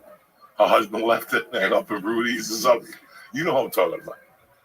She don't follow. I got sick of following her. I don't know what happened. Facebook just said don't follow no more. I used to follow her to see the train wreck because she's my age, and she's still out there hustling. It's Like crazy. hustle guys, and she's in no shape. The hair's falling out. Every time she takes a close up, you can see that where the shots go in. I mean, it's just like there's a point where you gotta let it go. I appreciate it. I really do. You're trying your best, but you're at a point where you're hanging out with 30-year-olds and you don't look good. But you go to all those restaurants with the chubby chick is dancing with fire. Listen, if I'm eating fucking food, I better not see no chubby chick dance. That does not appeal to me. Or DJ Mario on a Saturday night or Thursday night, and I'm trying to talk to you. You can't go out. I You can't. cannot. And then like the best part is like you have like these older people at these restaurants, and they'll be looking at my friends like they'll try to like try to like show us like who's the boss, and like these women will be looking at me and my friends like, and we'll be like, do what you gotta do. Like we're not here to take your men. Like we're just here to eat and just like because they think like it's a competition. Like we'll be in the corner and they'll be like, and I'll be like. What do they call young girls who go after old pigeons? Gold diggers? Gold diggers. I'm not gonna lie, I like an old pigeon. No, you I like old pigeons. I was gonna say, like, if I were you, I would take every free meal that I could get. Well, I don't need an old pigeon for a free meal at this point. Because the restaurants reach out to me. Oh, they must be pissed. I don't need the old That's the only thing the guys had. I like the old pigeons because I like the old pigeons. But you know what it is? You know, because my mom, she always says it to me too. Like, my mom says, like, you hang out with these old men, but they're not old. They're not old. But I like the old school way of life. But I'm not talking about like these spanksters and wannabes that hang out at these places Thursday. I just like the stories that you were telling and like that old school. Like people my age now, they don't have that like old. No. They don't. It's not the same. So they it's don't like believe it. it's like. That never happened. Okay, it didn't happen. I have more fun talking to somebody who's older than me than somebody my age. I'll talk to somebody my age and I'll be like, all right. But like talking to somebody older, and then they're not a weirdo and they're not trying to put on a show and they're not trying to be a creep. that's what I like, and I like to hear like their stories about how life was with the Italian neighborhoods and this, that. It's funny to me, but I do like. I'm not gonna lie, I like old pigeons. You know, man, and it's weird because, like I told you, I like talking to women. I like chit chatting. I like breaking their balls. I like that I'm married because it helps out a lot. Like it just helps out a lot. You get out of a mess real fucking quick. I gotta go. My wife's calling me. You know what I'm saying? Like this ain't if they're crazy or whatever. Not that you're on the hunt of them. You like to go out. I'm a comedian, man. Yeah. And people fucking say shit to you. Women say shit to you. You gotta talk to them.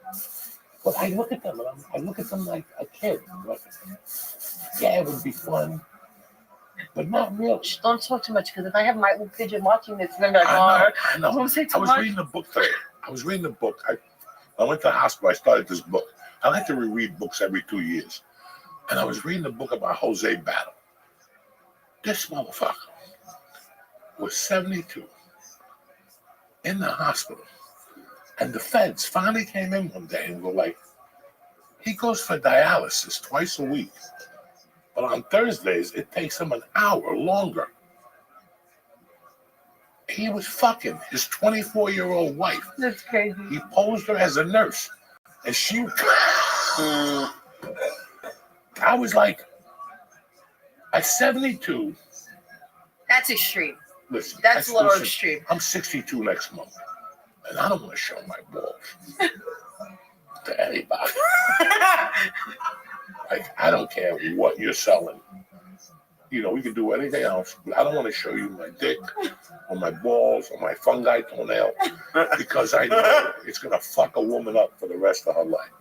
Even if she gets out of the old man craze and she marries a guy her age, you know, it's going to come out one day. Why are you making my tie?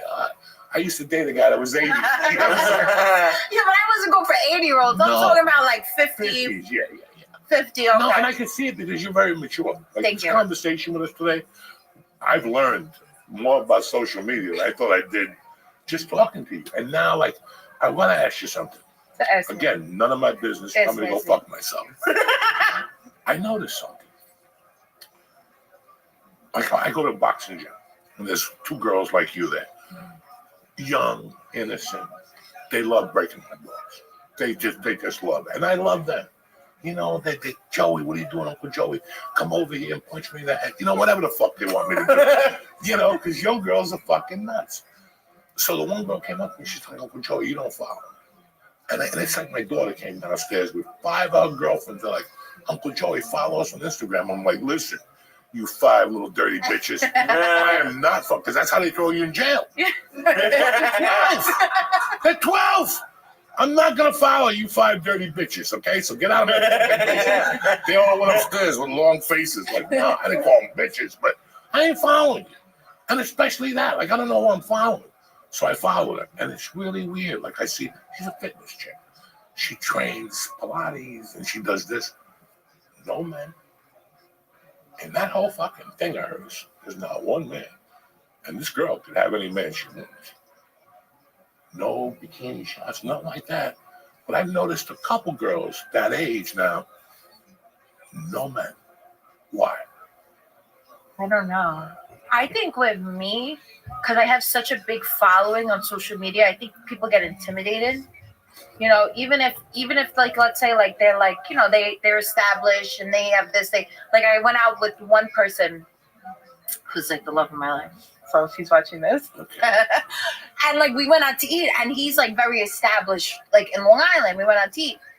They put us at this little table. Then they caught wind that it was me. So they come over, they're like, oh, do you want to sit here? And it was like this huge, big round table. And we were like, no, we're fine sitting here. And after like they walked away, he's like, oh, you know, they knew who you were. That's why they wanted to move us to the big table instead of the little table. And then I was like, oh, and I was like, shit, like this is awkward because like I don't want somebody to think like, oh, like I have all this pull, like, and I think maybe that intimidates people, like that I have pull, and it's like, I don't think that intimidates somebody. That'd be. I'd love to go to a restaurant. I don't know. Like, Maybe here's a better table. Here's some appetizers. No, I don't know. Like, what do you think? About what? Those animals kicked in. Like if you're like out with somebody and like you think like you like you know like, but he's nice. He doesn't think who he is. But you're out and then like they're putting on a show for the person that you're out to dinner with, and then he's an older guy. I'm young, whatever. They might start to get a little insecure. Maybe it's different for women because like for guys, like we're the ones who are supposed to show off. I think that's what it is. Okay. I think it's like a. Like, you know, like imagine you were single. Emasculate someone. Right. Imagine you were single and like, but still a comic. Like you went to a place and like maybe they like made a big deal about you coming, but then she's saying she goes, and it's the opposite. And some guys are like a little bit insecure about a woman being like the more important one or more well-known one. I think that's what my problem is. Well, let me show you something. But you know what? Also, I'm a little crazy. I'm going a little crazy. I'm gonna show you. I saw something too. All right, show me. This is the funniest thing I've seen all fucking day. I hope it comes through.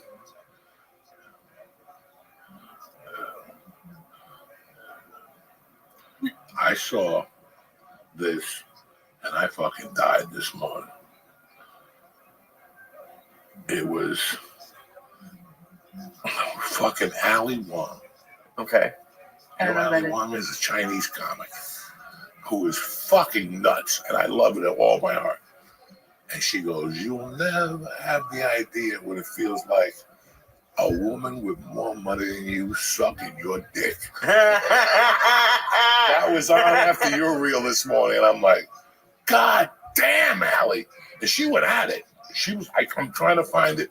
It was like 4 minutes of her going, "It's spectacular."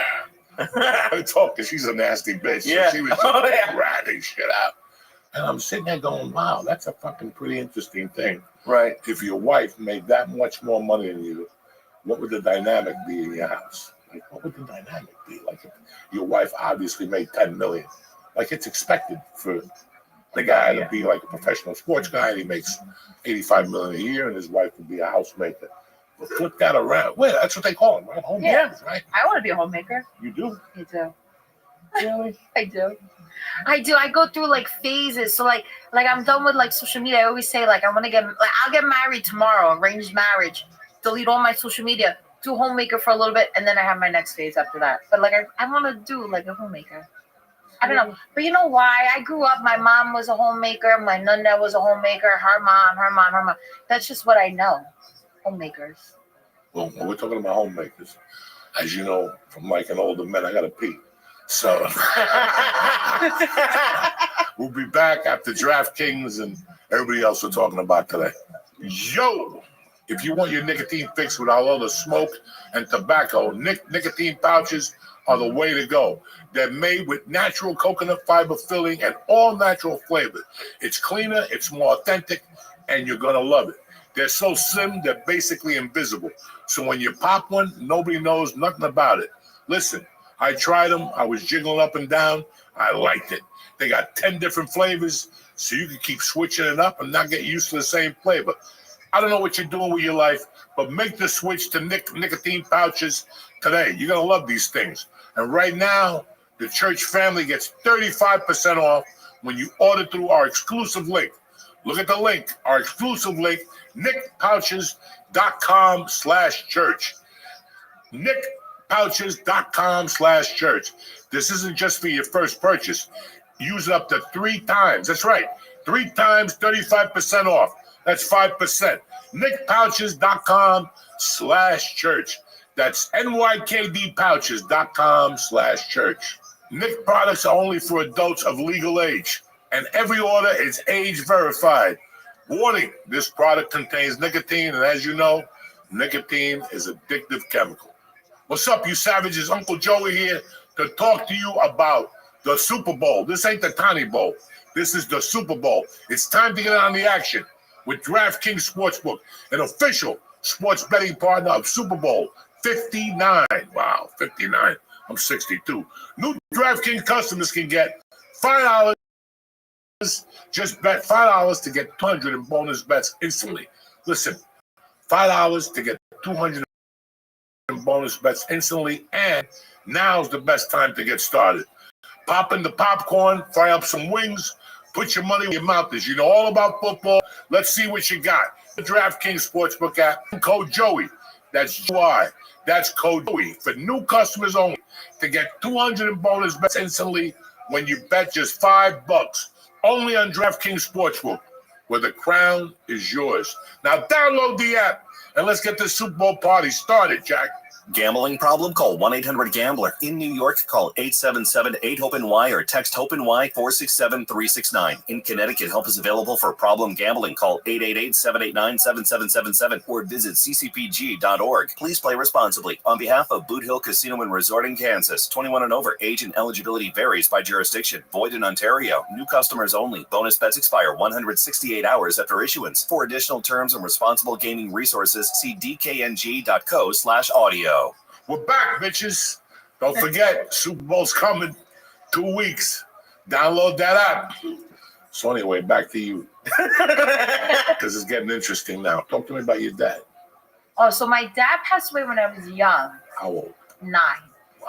I'm sorry. So it's okay. A lot of people, they're always like, where's your dad? Where's your dad? Where's your dad? That's why I don't post my dad. But I'm not like, I don't look for pity parties. So I don't even tell people unless like they flare out. Like I'll never be like, oh, I hate my life. My dad died when I was young. No, now I know your mom's available. My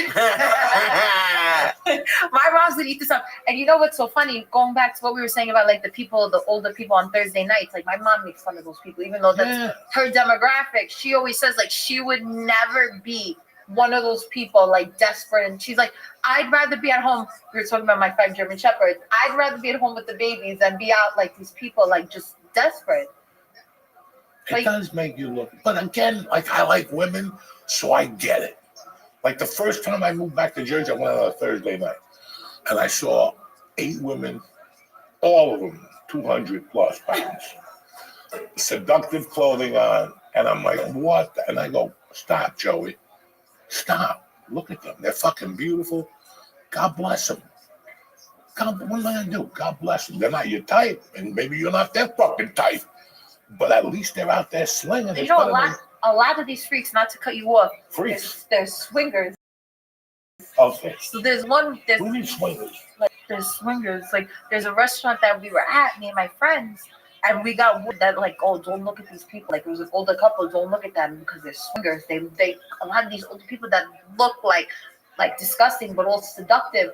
They're looking for other older people to bring home. That's like Long Island. Long Island is a crazy place. Sounds like married couples will fuck each other. Wow, you've never heard of that term, swinger? No, I understand. But it's funny that you said that because I've never seen that shit. But me either, Joey. Me either. At the place I go to, there's a couple, and they're always up to something. Yes.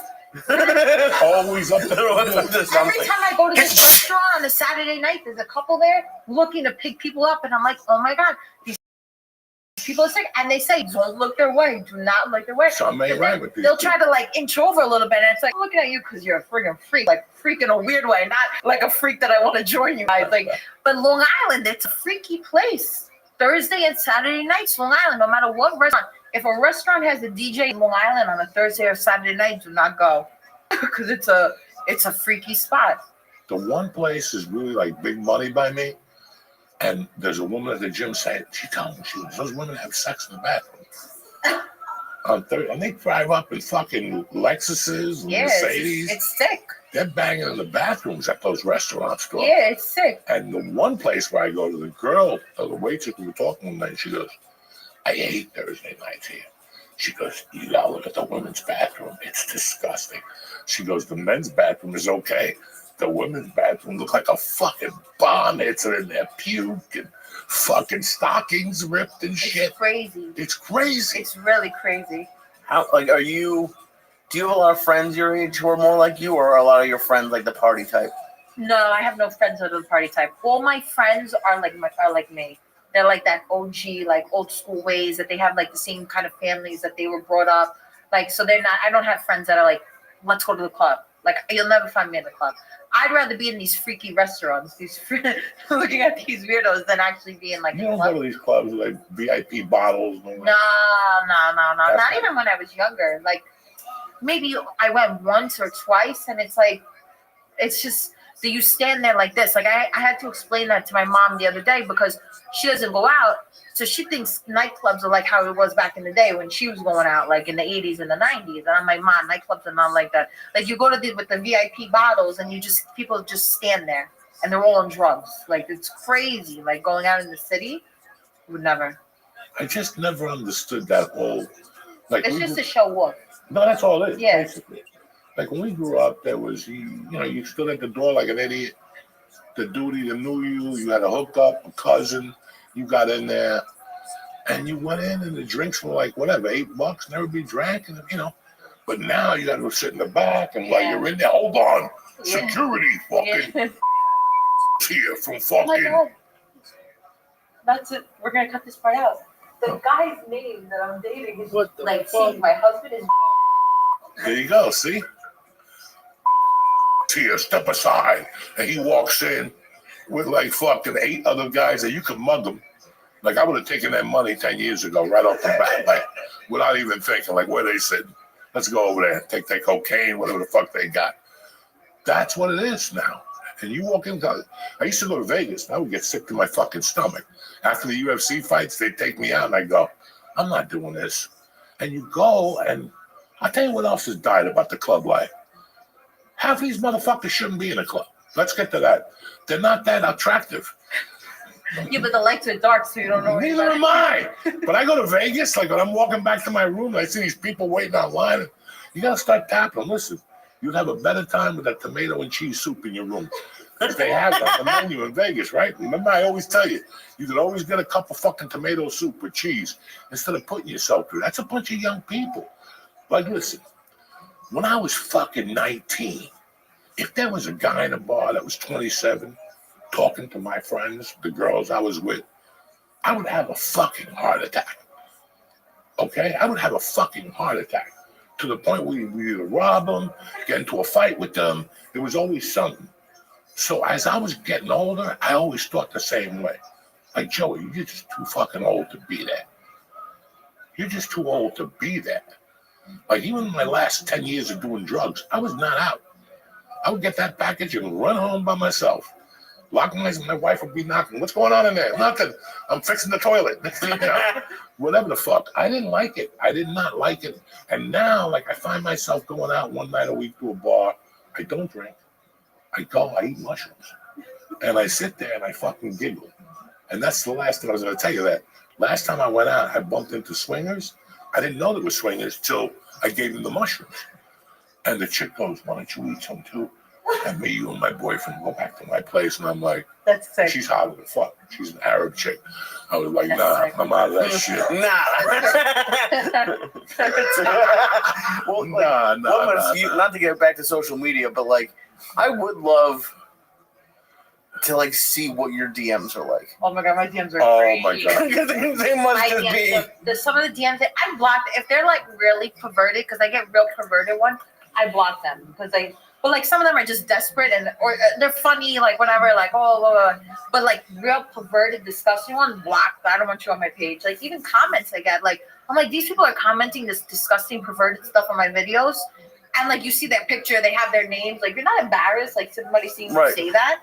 But I delete it and I block it. I'm like, this is disgusting. Is there a world where a guy would? I'm not obviously a dick pic crossing a line, but like if a guy was like hitting you up like, oh, you're so pretty, let me take. Could that ever work? I don't think that. I can't imagine that ever work. On some people, yes. I don't meet people off social media. Okay. So for me, no. No matter, it could be, he could be a billionaire. You know, I like to people. Maybe not a billionaire. Maybe I don't blame you. Maybe I would go, but I like to meet people organically, even though I don't even leave the house. I just leave on Thursday and Saturday nights. I don't want to meet those people either. But I don't, even if they could be a nice person, I look through their pictures, they could be attractive. Would I answer? Maybe I'd say thank you. Probably not even thank you. I would in my head say thank you, but I would never. That's all I get. I get a double tap. Meet somebody off social media. I don't know. It's just a weird. I don't want to get married to someone and then be like, oh, well, we met off social media. Like that's it's crazy. Do you ever do any of like the dating apps? No, when I was younger, so it's so funny. When I was like 21, I had a boyfriend for like 3 or 4 years who loved you. And like he would always be watching your podcast, like, oh, Joey Diaz, watch Joey Diaz. So he's gonna see this. He's gonna go. Oh yeah. He's what? Hi. He's gonna see this. He's gonna cry himself to sleep. But we met off of a dating app. But I was young. I was 21 at the time. Now at 27, would I meet somebody off a dating app? No. No, just like in real. Just real life. Okay. I like a real life. So you're 27. Yes. I I could tell you. I thought you were 25, but your presence is 34. Thank you. You see, a lot of people used to say to me, "Oh, I thought you were older," and I used to take it like offensive. Because you just fucking confused the shit out of me. That you went to college and the boyfriend. So I'm like, maybe I was right. Maybe she is in her 30s. But I used to get like, "What the fuck are you talking about? I'm 30, like in my 30s." But then like people would explain it like, "Oh, you don't carry yourself like somebody in their 20s." And then I'm like, "All right," because I was saying, "What do I look old?" Like back in the day when I was like 16, 17, and somebody said to you, "Oh, you look older," then it's like, "Oh, okay." Now I'm like 30. But yeah, I don't know. No, you don't look 30, but you carry yourself. Thank you. You know, but that's why I like an older crowd as opposed to my crowd. Because I've never met somebody like my age, like to go out, like the guy who was in love with you when I dated him when I was 21. He was 4 years older than me, but he was like a child. Like he was like, it was just so much that it made me like, I need an older man. And ever since him, he ruined it for me. I was like, I need somebody older. Like I can't with somebody young because it's too different. Like the mindsets.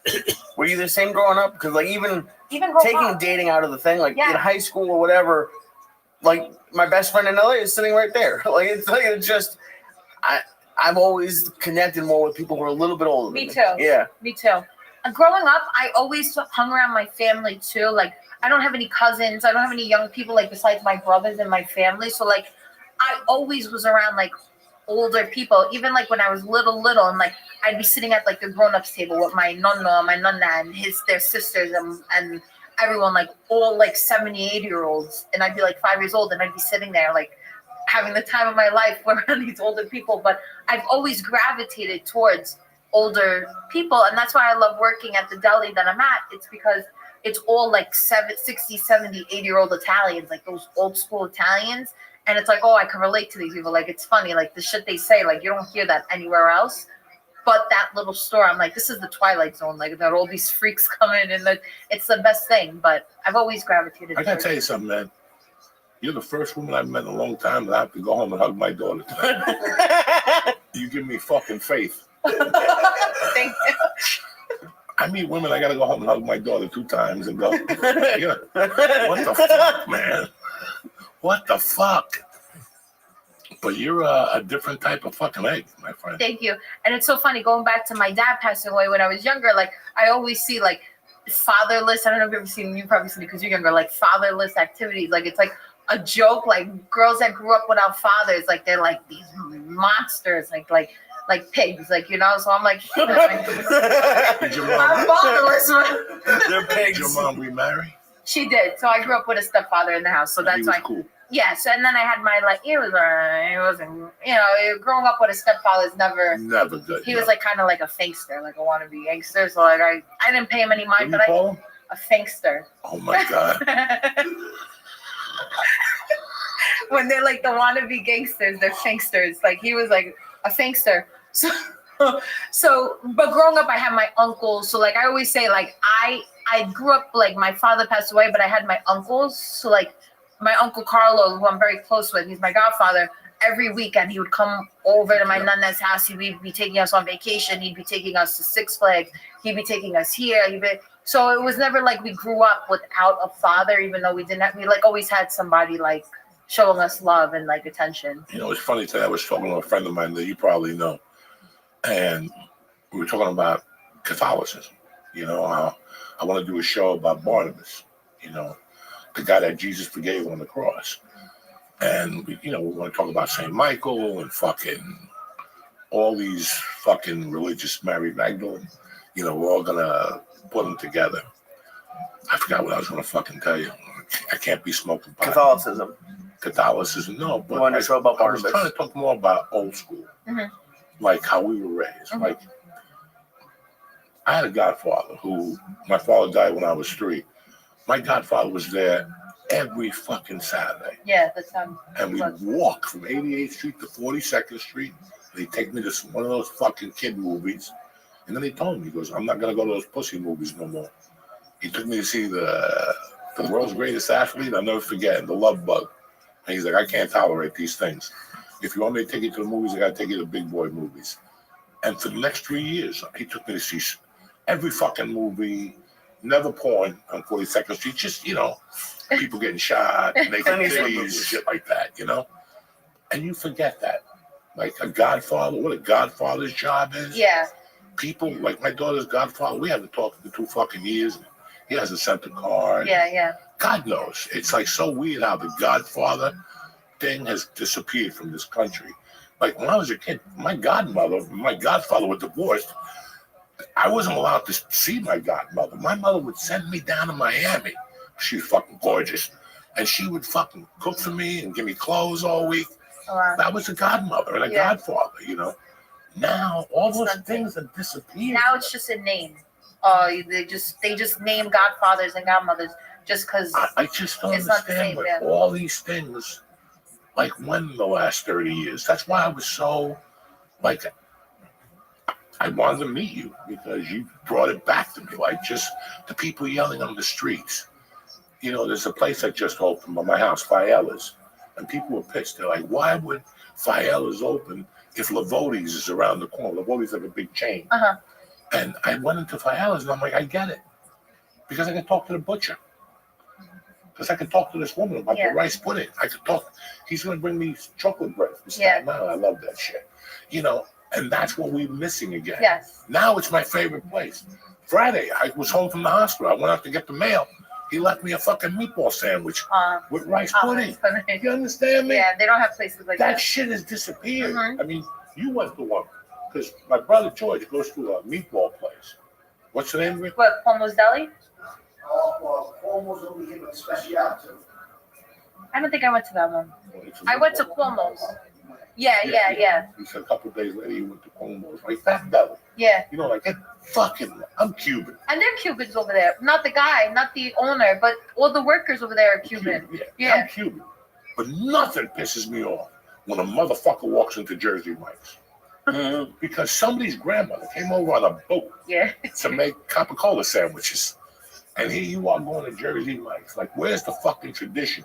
And the Italian kids are going in there. I'm not gonna lie, I've been to Jersey Mike's a couple of times. I know. And listen. I know why. Listen, man, every once in a while, I think once a year, I eat because Jersey Mike's. You know what it is? These Italian spots, they close early. Jersey Mike's is open until 10 o'clock.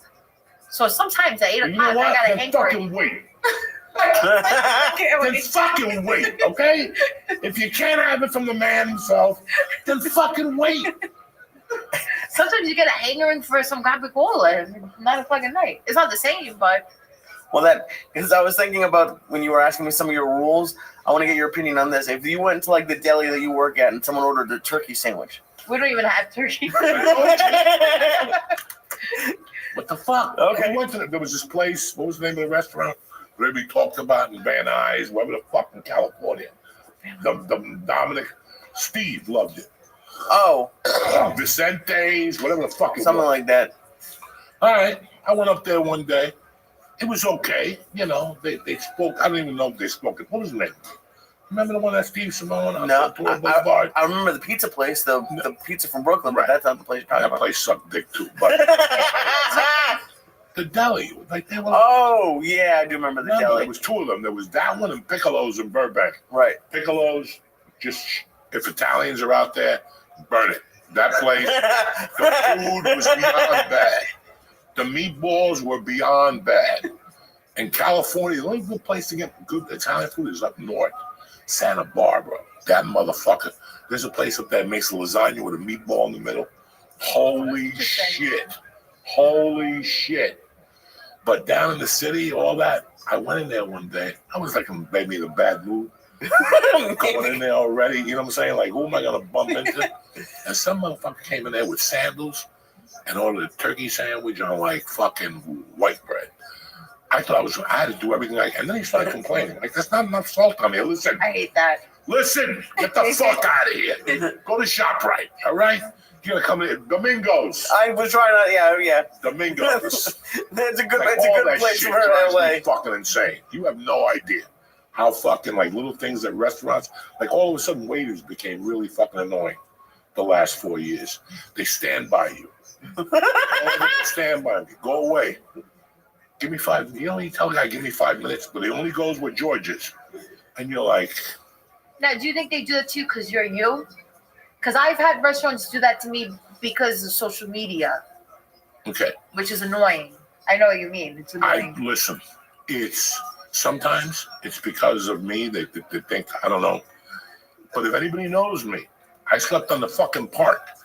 So I'll eat with that dirty fucking fork. You know what I'm saying? Yeah, like, I'm one of those guys. Yeah. I don't need... You ever see Pretty Women? No, I heard of it though. You ever see with Richard Gere? I've heard of the movie. Okay, she's a hooker. Yeah, and he takes her back one day, and she's eating strawberries and all this shit. I don't know what he's talking about. And at one point, she goes, "Listen, I'm a sure thing." You know what I'm saying? Like, that's the same thing with me. Like, yeah. It's a sure fucking thing. What are we talking about? You're talking about when they had to noise you when the waiters are close. Yeah, when the waiter comes over, it's just too much for me. Do you want bottled water or regular water? Just give me fucking water. Or do you want agua preparada, the lemon? Just give me the fucking water. I'm over here having a conversation. They don't read the room no more. God forbid, I'm over proposing to you. God forbid. Leanne, I want to marry you. I want to be one of your old pigeons. Water or lemonade? Get the fuck out of here.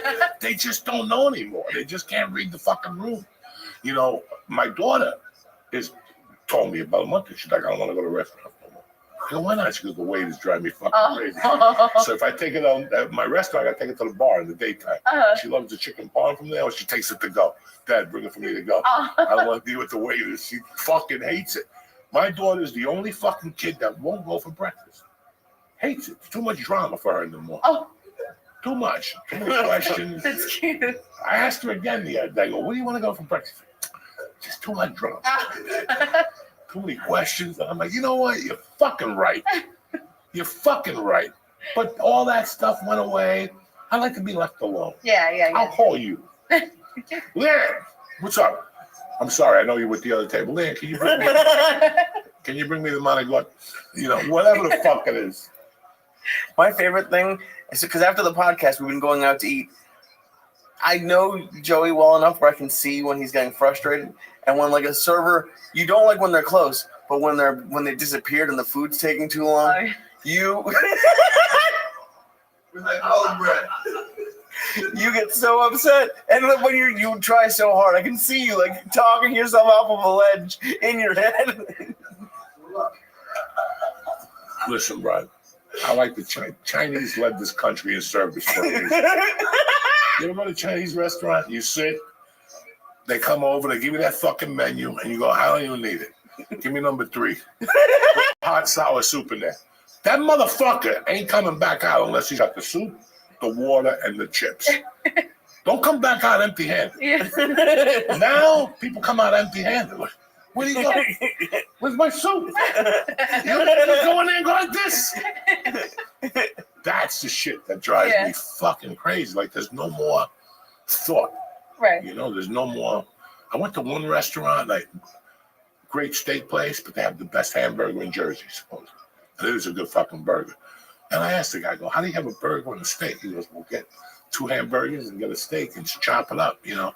At least the guy had a solution. Yeah. The other waiters were like, I went to another restaurant where I'm with my childhood friends. We're having a night out. And this motherfucker brings me a towel and doesn't bring it for the rest of my friends. Oh, that's fucked up.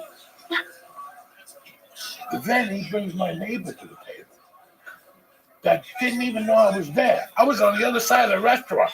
So this motherfucker went over there and said, Joey Diaz, here's my neighbor. And also my neighbor comes back there, they're staring at me like, hi, how are you? What can I do? Sit at the table? I already had 8 gorillas at the fucking table. It's like they don't think. Yeah. And I don't like to be bothered when I eat. Like, I'm the type of guy, I just want to eat, keep it light. Let's talk about your boots. Let's talk about whatever. I don't want to get into politics. Oh, me either. I don't do that. Oh, my God. Me either. Went to a comedy club one night. They bring the pizza. In the words of my Italian predecessors, it was pure mouchard. This pizza, he's like, the best pizza you're gonna have. The fucking thing folded 18 fucking times. I just got it to put the mushrooms in to eat the pizza with. And his buddy comes in, and now they want to talk about politics, about blood pressure. And I kept saying, guys, it's a pretty fucking small room in here. This guy, you saw him that night.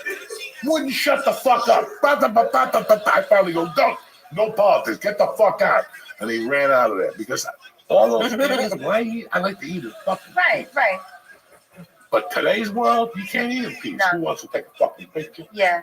I'm over here telling my life story to this nice little girl. And you want to come over here and take a picture? And then if you don't, you're a bad guy. Yeah, how about I crack you in the fucking head? You're a piece of shit if you don't take a Yeah, picture. get the fuck out. And I tell him now. Look where I am. Yesterday, I took my daughter to the mall. We're sitting outside one of those girl stores. You know, love me forever. I'm embarrassed enough that I'm in there. I'm crossing Victoria's Secret. I'm looking like a fucking pedophile out there. So there's a chair. I turn the chair around and I sit looking at the corner like I'm in time out. Because that's how I roll. I don't want nobody to see me there. At Victoria, my daughter, I told her, I said, we're not going into fucking Victoria's Secret because I'll fucking have a heart attack. But then I saw another place. Bring your old bra in, and they'll give you $20. Oh, Airy. And I'm like, I'm going there. Go give them the old fucking stinky bra. Like, Oh my god. So I saw that same song yesterday when I went to the mall. That's so funny. and that stuck with me all fucking day. So I gotta wake up to Selena Gomez crying. What the fuck is wrong with that little Mexican bitch? Oh my god. These California people. Why are you crying? If you like the Mexicans so much, get on the bus. Tell Trump to pick you up. I'm over here sweating bullets. You don't see me walking the last couple days. My last name is Diaz. They might make a fucking mistake. And I'm calling you Collect from Colombia. It's the fucking truth. I know, I stay out of all that too. That's why I stick to food. I never go into anything. I know, I see that. I don't touch upon anything on my social media. But it's not, I don't want to say that I don't care. Because you can't say that you don't care. But it's like, I can't be stressed. Because what is stressing going to do over these things? It's not going to do anything. right. Well, like, what are some of you heard what pisses Joey off?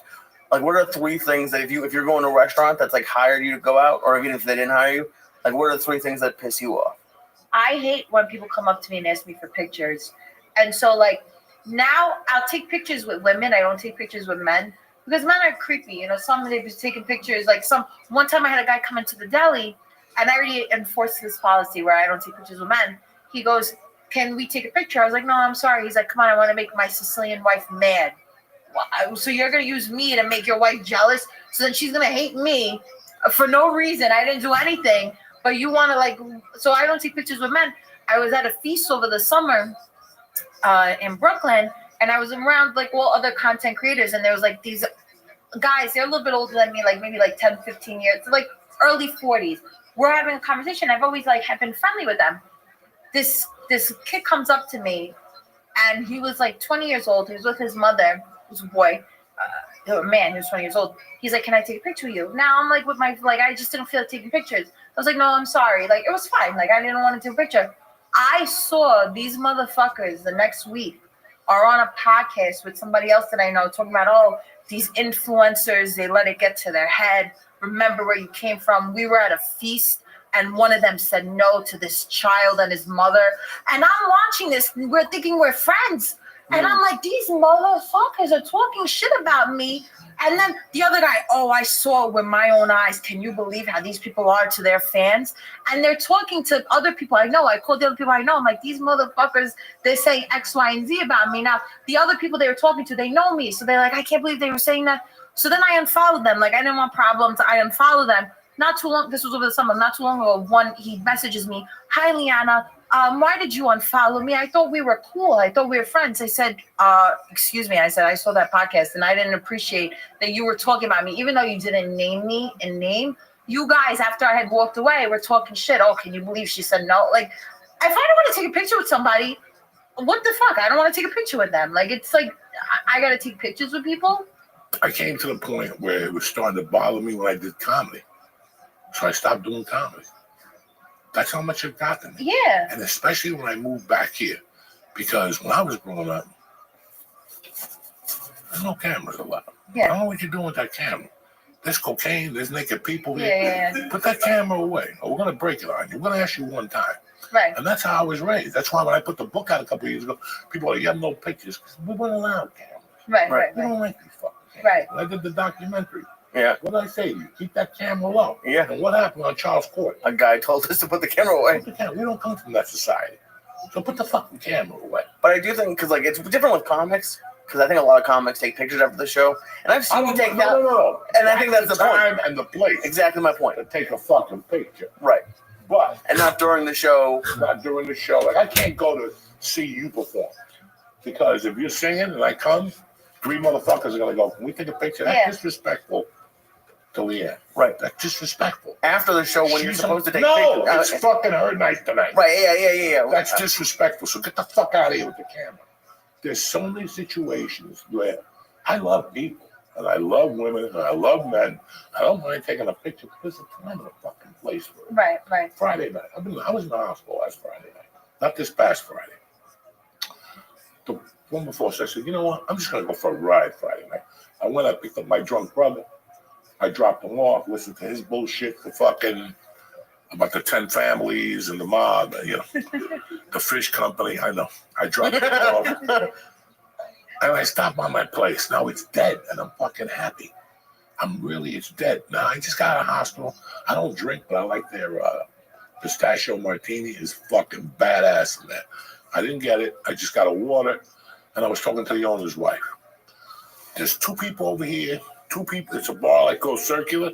2 here, 2 here, 2 here, 2 here. But there's seats in between us. The place ain't packed. I'm sitting there and I see a black dude and a white dude walk in. I'm like, fucking ICE is here. Because they both looked like they were big and shit and had like jackets. I didn't say a word. I just kept watching. There was a hockey game and political shit. And when I go to those places, I just look at the TV because I don't want to get involved. Right. So I just talk to the whoever I'm with and I look at the TV. These 2 guys come back, but now they bring 8 guys back. Guess where they decide to stay? Right next to you. Like to get closer, like I want to meet you. Yeah. Like I'm over here looking at a phone, I was sending old podcast videos to my daughter. That's what I was doing at the bar at 10:15. I just knew I wasn't going home till 10:30. I couldn't walk in my house. My wife was, what happened to your night? Nothing. I just couldn't walk in there. I said, I'm going to wait till 10:30. I got up because they kept getting closer and louder and trying to get me into the conversation. Yeah. I've had that happen too. Yeah. And you're no game. You're never going to get me into your conversation. You can light yourself on fucking fire. You can light yourself on fucking fire and I will not get involved. If I don't know you, and finally the owner turned around. She goes, Guy, after 3 people walked down, they kept telling you, guys, can you move? The owner finally turned around, Guy, the place is fucking, and they were all in their 40s. They're not like, steroid dudes or nothing. And that's what happens every time I go out. It's annoying. And some nights I take my wife and, hey, can I take a picture? Yeah. So when I grew up, if a guy's telling his life story to any woman, whether she's 6 or 60, you keep fucking walking. You don't say nothing to that man. He's talking to a woman.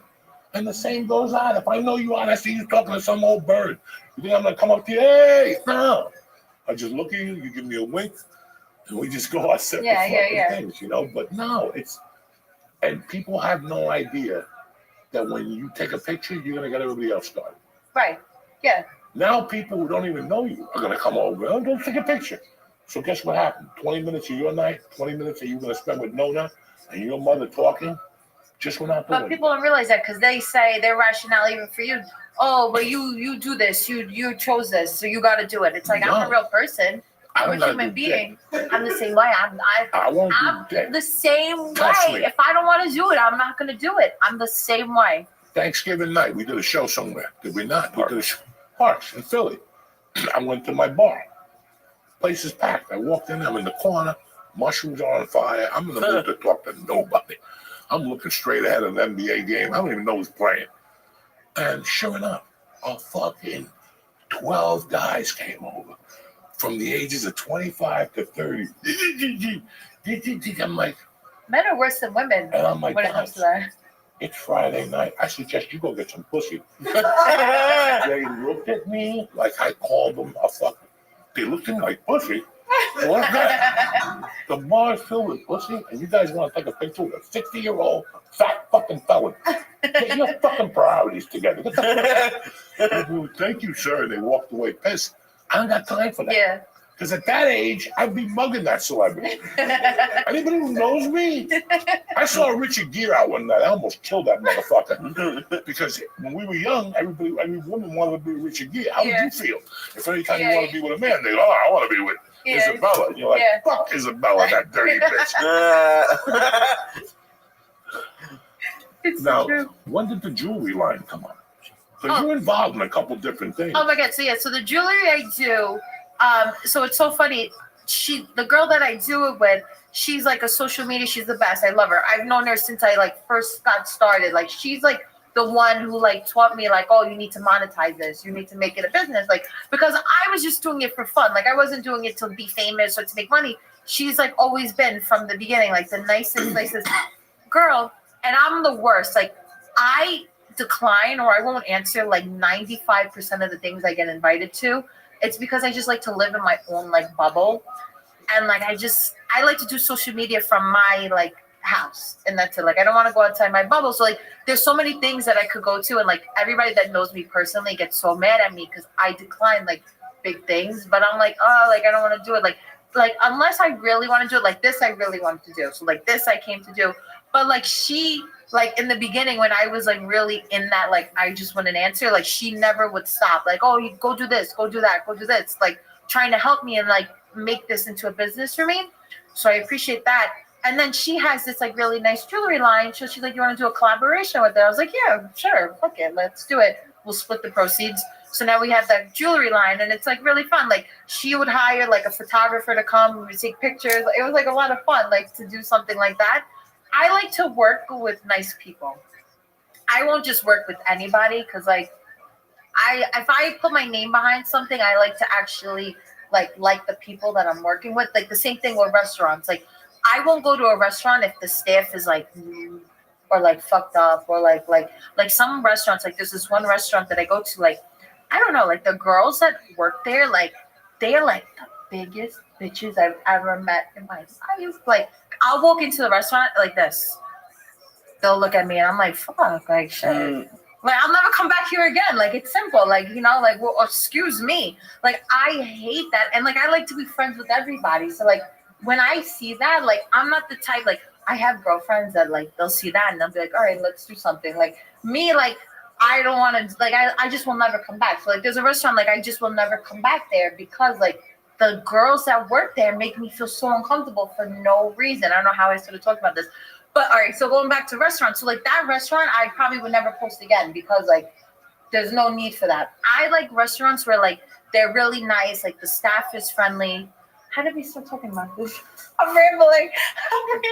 Those you were talking about your jewelry line. You like nice people. Oh yeah, so I like nice people. So I like to work with nice people, and that the girl that I do it with, she's a very nice person. So I do think getting back, you said something interesting about like you get invited to things you don't go to. Something that Joey started like taught me in the beginning is like you don't want to have like everyone has the same video. So like if you went to all those things, I'm sure I've seen 8 videos about the same stuff. So like your stuff is always going to be unique, and it's like you don't need to go to like the pizza festival because every other person's going to be there. Never went. So I love like growing up in New York. New Jersey has feasts too, like the Italian feasts. Like I love them, like the Brooklyn feast. Like I like the one on 18th Avenue. I like the one in Williamsburg at Brooklyn. Like I would go to those, and like I was like, I don't want to say I started it. Like I don't like to be like that. But like when I was going to these feasts, no influencers were going to these feasts. Like it was just I was the only one doing this, maybe with one other person. Now I went to the feast last year. I went to one. I never went again because it's all. It's like come on, like if you weren't doing that from the beginning at these feasts, don't come. You know what I'm saying? Like, because as if they show up when the Yankees in the World Series. Yeah, right. It's a Yankee. Yeah, like don't come. Like make your own feast. Do not come to these feasts if you weren't there when I was doing it originally years ago when nobody was there. Because then it gets to the point where it's like everybody's showing Zeppelins, everybody's showing sausage and peppers, and it's like I don't want to do it anymore because everybody's showing it. And now you ruined my favorite thing. I love feasts. Now, if they want to look at this jewelry, where do they go? Oh. So the brand is Cosenza NYC, so they could go on that. But like I always say, like I don't like to push things on people. Like I'll never be like, buy this. Oh, I'm selling this. Buy this. I don't like to push things. Like if you want to buy it, if you want to support, but they're nice jewelry pieces. Like they're beautiful pieces. So like that I'll push. But I don't like to push things down the throat. Like I see like a lot of people do Cameo. You know Cameo? Do you do Cameo? Oh, okay, good. I wasn't talk shit. But like I see people do Cameo, like, oh, for $70, I'll send you a video saying happy birthday. Like what? Like who the fuck are you? Like why? Like, you know what I'm saying? Some of them are a lot more than $70. Like I see people like influencers like me, like charging people, and people buy it. And like me, I'm like, what the? Like I would be embarrassed. Yeah. To charge somebody $100 of a video of me saying, hi, Tom, like, congratulations. There's like, a lot of things you gotta have your pride for. Yeah, that, yes. And there's enough money to go around. Yes. Unless you're there's enough money to go around. And at one point you gotta go, these are the things I'm doing. And these are the things I refuse to fucking do. And you gotta stick to them. Right. It's like anything else, you know. You want success. If you don't want to be in that hole, then don't be in that hole no more. If they call you to be in that hole, go no. It's a little bit of money, but yeah, it's like short films. You know? Right. SAG has these low-end movies. For 3 or 4 years, I got called on all $100 a day movies until I go, fuck these bitches. Right. I said, it's time for them to pay me my money. Right. And guess what? All of a sudden, it went up. I took a year off from doing those stupid movies. What'd I lose, $4,000? Right. I lost nothing. And that's the same thing. You can't milk these people from every fucking direction. Right, because then nobody's going to watch you. And people want to support you. Yeah. We give them a free thing. When you go to a restaurant, you just saved their time and you made it colorful for them. Right. Maybe they were thinking of taking their wife there. Right. You know what I mean? I was at a restaurant one night. I made a video. When I went to pay, somebody saw the video on Instagram and picked up the tab. Oh, that's nice. Called the restaurant. Oh, wow. And they never said who Shit. it was. I want that to happen to me. Yeah, they never said Yeah. What the hell are you old pigeons doing? Yes. But man, listen, this has been an education. I wish that you were a breath of fucking fresh air. Thank you. I Thank you. expected something completely fucking different. It was educational. You're beautiful. Thank you. Your mom, your family, you always got a home here. Thank you. I So appreciate that. anytime you want to come, use the place. Fucking, what, George? Yeah, man. Oh, my Instagram. You can find me on Instagram, TikTok, La Italian Princess. Yeah, she's the Italian princess. Follow him, but you're always welcome here, man. Thank you. You were a fucking breath of fresh air. Thank you. I I had a know lot I'm of gonna get fun. hit up for your info and shit, so because that was fuck. You took me to the fucking basement before. You took me to the basement. What's up with you, cocksucker? I'm doing good. I'm going to be at Laugh It Up in Poughkeepsie, February 8th. That's my it? next big one. Headlining, right? That's going to be a fun show. Yep. Right. And I'm at White Eagle Hall, the 12th, if my fucking lung doesn't collapse. Jesus Christ. If it does collapse, then I don't know when. You'll see me at the nearest hospital. I'll be playing at Neptune. It's $2,200 because there's only 8 seats available. So knock yourself out. I want to thank you again, Thank really, you for for having coming down here. Thank you. Thank You're you. a guys. breath of fucking Thank fresh air. Make sure you follow her on Instagram if you like food. If you're in the New York area, Long Island, don't go fucking visit her anywhere, you dirty motherfuckers. And do not go out on Thursday and Saturday And don't nights. go out on Thursday and Saturday. Unless you're a freak. Yeah, unless you're a freak and you're fucking down and out. And before we go, our happiest of birthdays to my brother, Bob Lalingus, one of the brothers, one of the original fucking 8, along with Uki and a bunch of you motherfuckers. So we love you. We'll see you next week. Thank you. Love you. Thank you. Thank you. Lee, Happy birthday, bub. happy birthday, motherfuckers.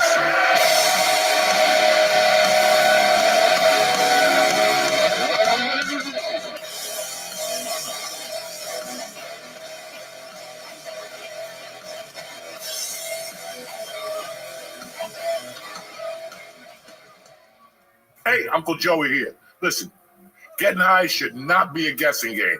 Choose the type of high you want with Via. Via's THC gummies and vapes and topicals and drops are the next level. Whether you're looking for some energy, better sleep, more intense focus, recovery, Via has the product for you. Me, I'm not looking for focus, recovery. I'm looking to see the devil and relax. You know what I'm saying? And if this is what you're looking for, Via is for you. Via is crafted from the highest quality hemp, sourced from independently owned American farms. That's right. No Chinese were killed to make this video. There's no medical card required, so you get this party started right away. If you're 21 and over, check out the link to Via in our description and press in code Joey, Joey, to receive. You ready? 15% off. If you're new to Via, get a free gift of choice. Who's better than you? 15% off, a gift of choice, and you're seeing the devil with Uncle Joey. After the purchase, show support and tell them that we sent you. This year, enhance your everyday with Via.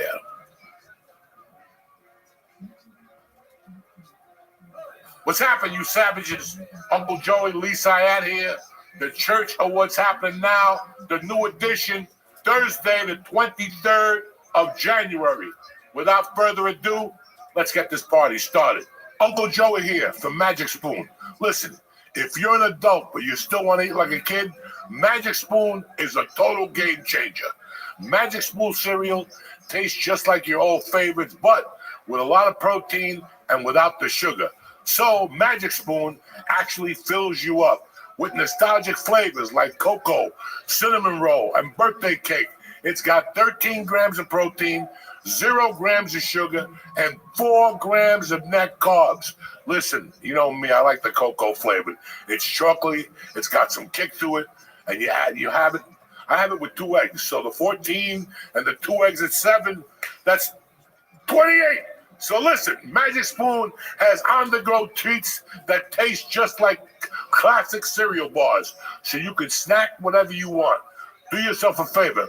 Get $5 off your next order at magicspoon.com/church, CHURCH, or look for Magic Spoon on Amazon or in your nearest grocery. That's magicspoon.com/church for $5 off. What's happening, beautiful people? Uncle Joey here. Listen, you want to start off 2025 with a bang? Get yourself some Blue Chew and start having sex. Dun, dun, dun, dun, dun. Blue Chew is the original brand offering chewable tablets. These erection enhancers help men get stronger, harder, and longer lasting. That's right. I said erection enhancers. Are you kidding me or what? It's easy and all done online. Just sign up at BlueChew.com, consult your licensed medical provider, and once you're approved, forget about it. You'll get your prescription in days. Even the mailman don't know what he's delivering. And wait till you put that in your wallet. You're out lurking one night, walking your little ugly dog, and you bump into one of these hot chicks that's a sucker for ugly dogs and uglier men. You know what I'm saying? These tablets are made in the USA, and you can take them literally anytime you're ready to get down and dirty. Ooh, kick off a brand new year with the best sex you've ever had. Da-da-da-da-da-da. Make life easier by getting harder and discover your options at Blue Chew. Listen, even if you don't need Blue Chew, you need it. It's that thing you don't need till you need it. You know what I'm saying? And we got a special deal for our listeners. Try your first month of Blue Chew free. Free. Visit BlueChew.com for more details and important safety information. We thank Blue Chew for sponsoring our podcast. Welcome back to church!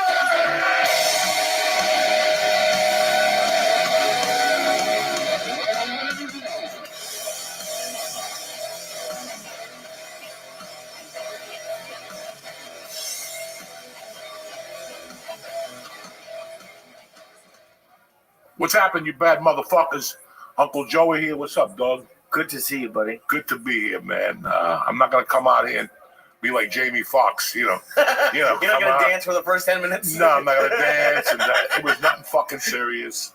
You know, I just had some issues, but a lot of other shit went on this week. Okay. We got a new motherfucking president. Yes, we Not do. that I'm political, but I feel I watched the inauguration for about 8 minutes, then I got bored. You know?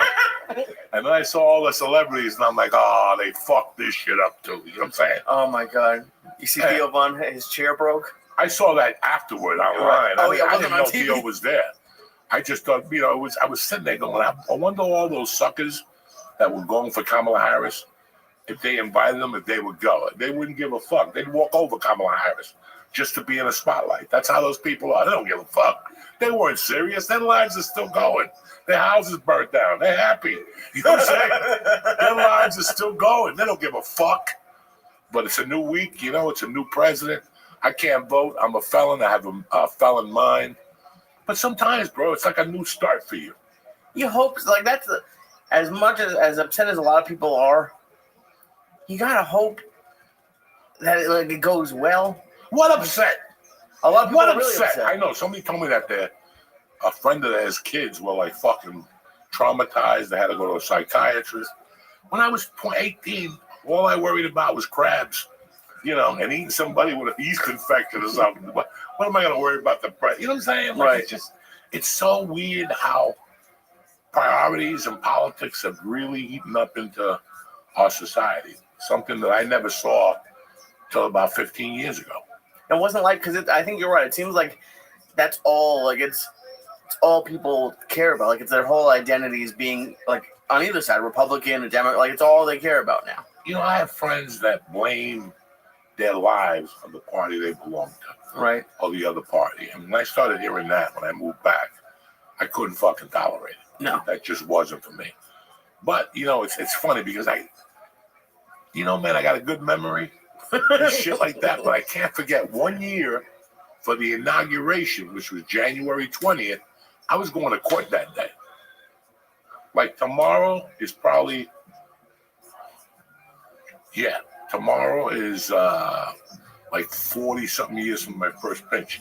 I got pinched in Fort Lee and Cliffside for possession of stolen tools. How are you celebrating? I'm not celebrating. I'm not proud of it, but I have a lot of anniversaries in January and February. But one of the anniversaries was me going to wait for reconsideration. What's reconsideration? I can't figure it out, George. I can't figure out the date because I got married 9/9/89. So that means I was out.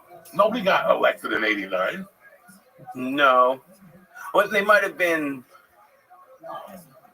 sworn in January. But it would have still been 90. No, because the election would have been 88. So January of 89. Okay. Yeah. There you go. I remember I was going to reconsideration to get out of fucking the halfway house. No, to get out of prison, to get into the halfway house to shorten my sentence. And it was like a 9 o'clock fucking sentence. But when I got there, the TV was on. Everybody was saluting the judge and shit.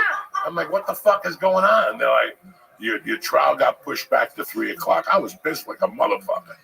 I was like, for what? They're just going to vote him in. It's over. Yeah. They pushed it till 3, and then I went in there, and he gave me a break. But by that time, I was going home anyway, so who gave a fuck? But I knew something had happened on Inauguration Day 1 year and shit. Well, and reconsideration is like they'll let you, like, it's almost like a parole hearing? No, reconsider. When I got sentenced, he told me 4 to 6 years. But then as I was walking in, he told my attorney to file a reconsideration notice after 90 days. That means he gets it after 120, they review it, and they could either pardon your sentence. Right. But with me, I lucked out because Colorado House Rule 1200, 1240, something like that. If you were a violent felon, first-time offenders, non-violent, got their sentence cut in half right off the bat. So I was looking at 48 months. I was looking at 24 months. I did 1 in county, and 1 in county counts as 2 as state. So all I really had to do was 22 months. You're eligible for a halfway house at 18. Me having a high school diploma, having a job at the time of my arrest, took off months. That's like a word problem. How do you keep track of all that? I'll never forget it. I was gonna say, if it's you getting out, And I know now the rules are probably even more stringent. You gotta have Facebook, you gotta have Snapchat.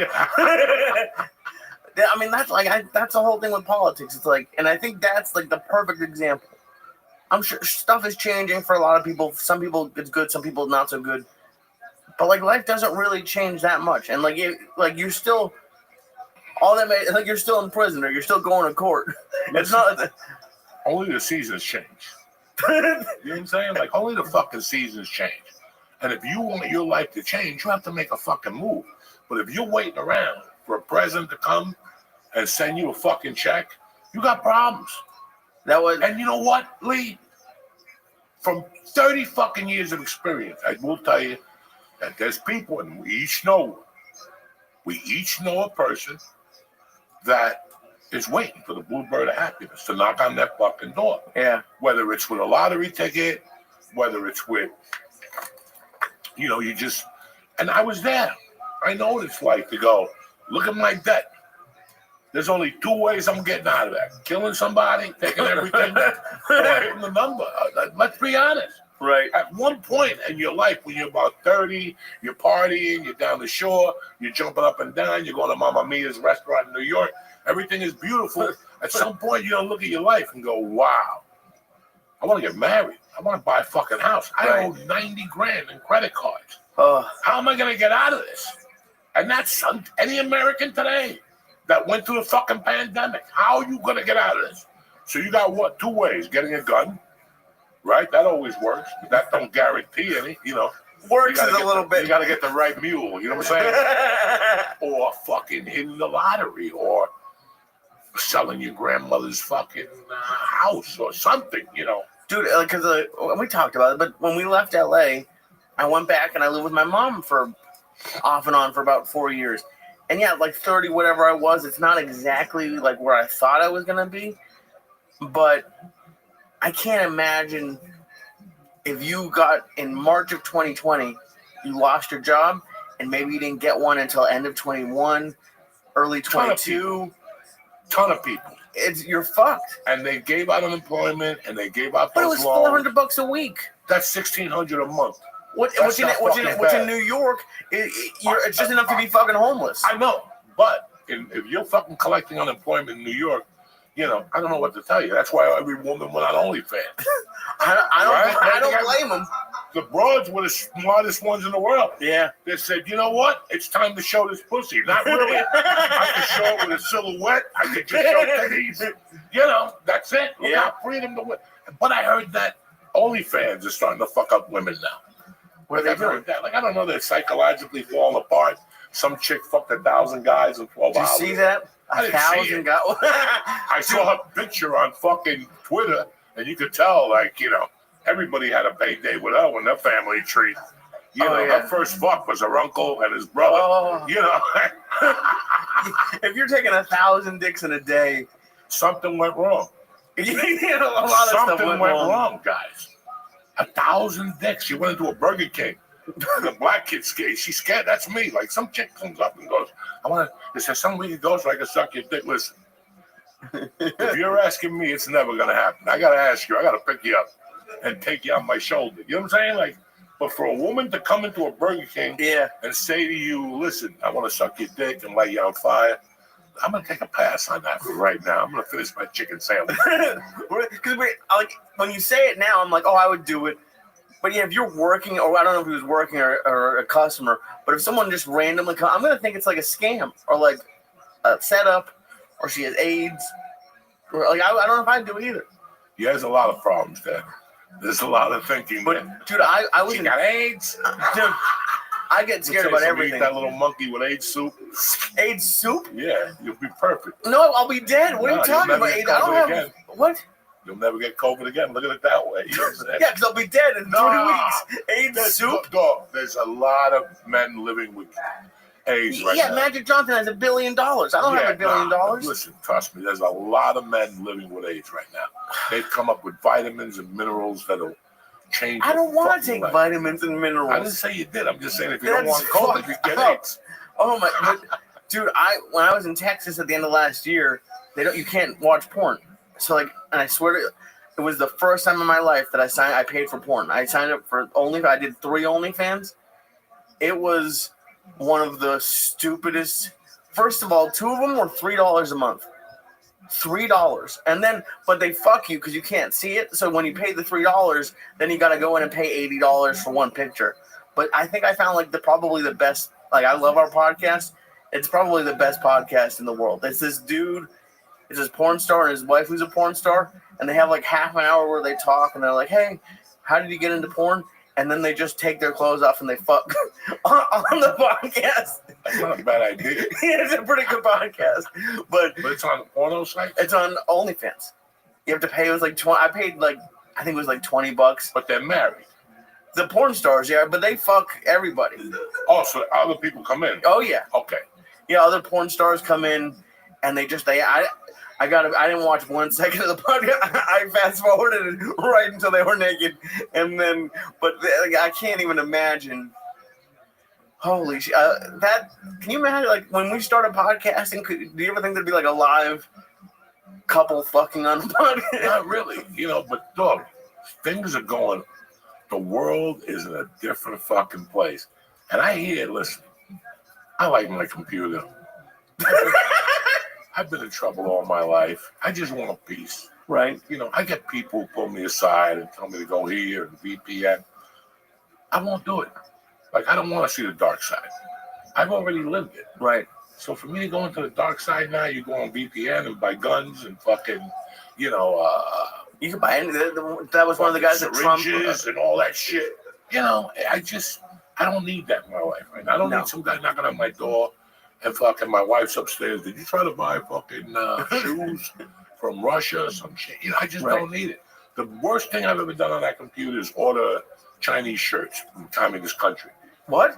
Yeah, I ordered those little Cuban Chinese shirts that the Cubans used to wear. Okay, I don't know. Yeah, it's just a 3-button Louis cut over here on the sleeve, white silk. Okay. Fucking tremendous. Does it have like a communist thing on it? No, and then you cut the buttons and you get gold initials, like a real fucking spit, and you get a cigar. You're like, suck my dick. You know what I'm saying? Mama, I'll beat that. Oh my God. That's what Cuban. And meanwhile, the kids are at home crying. They got no food. But this motherfucker is on Bergenland Avenue with 3 fucking initials blasted with diamonds. Jesus. But I tried to get those shirts, but I ordered like the biggest Chinese size. Like the biggest, like 6X. Because I just want to try it. I could always order more and I could shrink it. The 6X didn't even get on my head. Oh no. Yeah, I still got the shirts because I don't want to. I paid like fucking $80. 80? Oh, Jesus Christ. They're badass. You iron them with fucking starch. Your shit looks fresh. You bust what? The only time Bruce Lee wore one was in Fist of Fury. Okay, he wore one of those Cuban shirts? He wore one. Fuck. What do you think? Like, I don't know how old you were in Seattle when you were dating the stripper, but if OnlyFans was around and she's like, listen, I'm going on OnlyFans, I want you to fuck me on OnlyFans. Would you have done it at 30? No? You can't get that back. Yeah, I know, but you were broke. Doesn't matter. You can't get that back. Oh, I agree. I'm not. You can't get that back. And someday there's just some shit that you have to look at realistically. Mm-hmm. I already had enough skeletons in my closet, right? I got the kidnapping. I got this, that, this. I didn't want to. No, I never had any fucking doubts about doing porn. I always thought it was disgusting. Mm-hmm. Listen, I do a lot of crazy shit, but there's not one woman that can look at me and go, you sent me a dick pic. Or you sent me a picture of your balls. There's not one woman that can say that. Right. I'll tell you why. Because I would never do that. It's scary. Because once your dick is out there, it's out there for good. The Martians got it. You got a drone over your house. Once you send that picture to that girl, dog, I had a friend in L.A. She was half retarded. She wasn't the sharpest girl in the world. But she was a sweet girl. And I knew her for like 2 years. She'd always talk to me at comedy shows. She wasn't a comedian. She worked for an agency. And one day she told me that she went on a date with a guy and she started dating him, And she goes, after a while, we started having sex, but he would never bring me home. He would never bring me to his house. It was like his roommate's apartment or something weird. She goes, he moved away. I never heard from him again. And all of a sudden, I got a call one day that I was on a sex site. No. Having sex with this guy. And she contacted attorneys. They couldn't get the video off. They were suing people. Damn. This is 20 years ago, guys. I don't. But no, that it happens that now. Shit always for sure. happens. Yeah. A girl sends you a picture. You save it. You're in love with her. Then one day she blows your brother.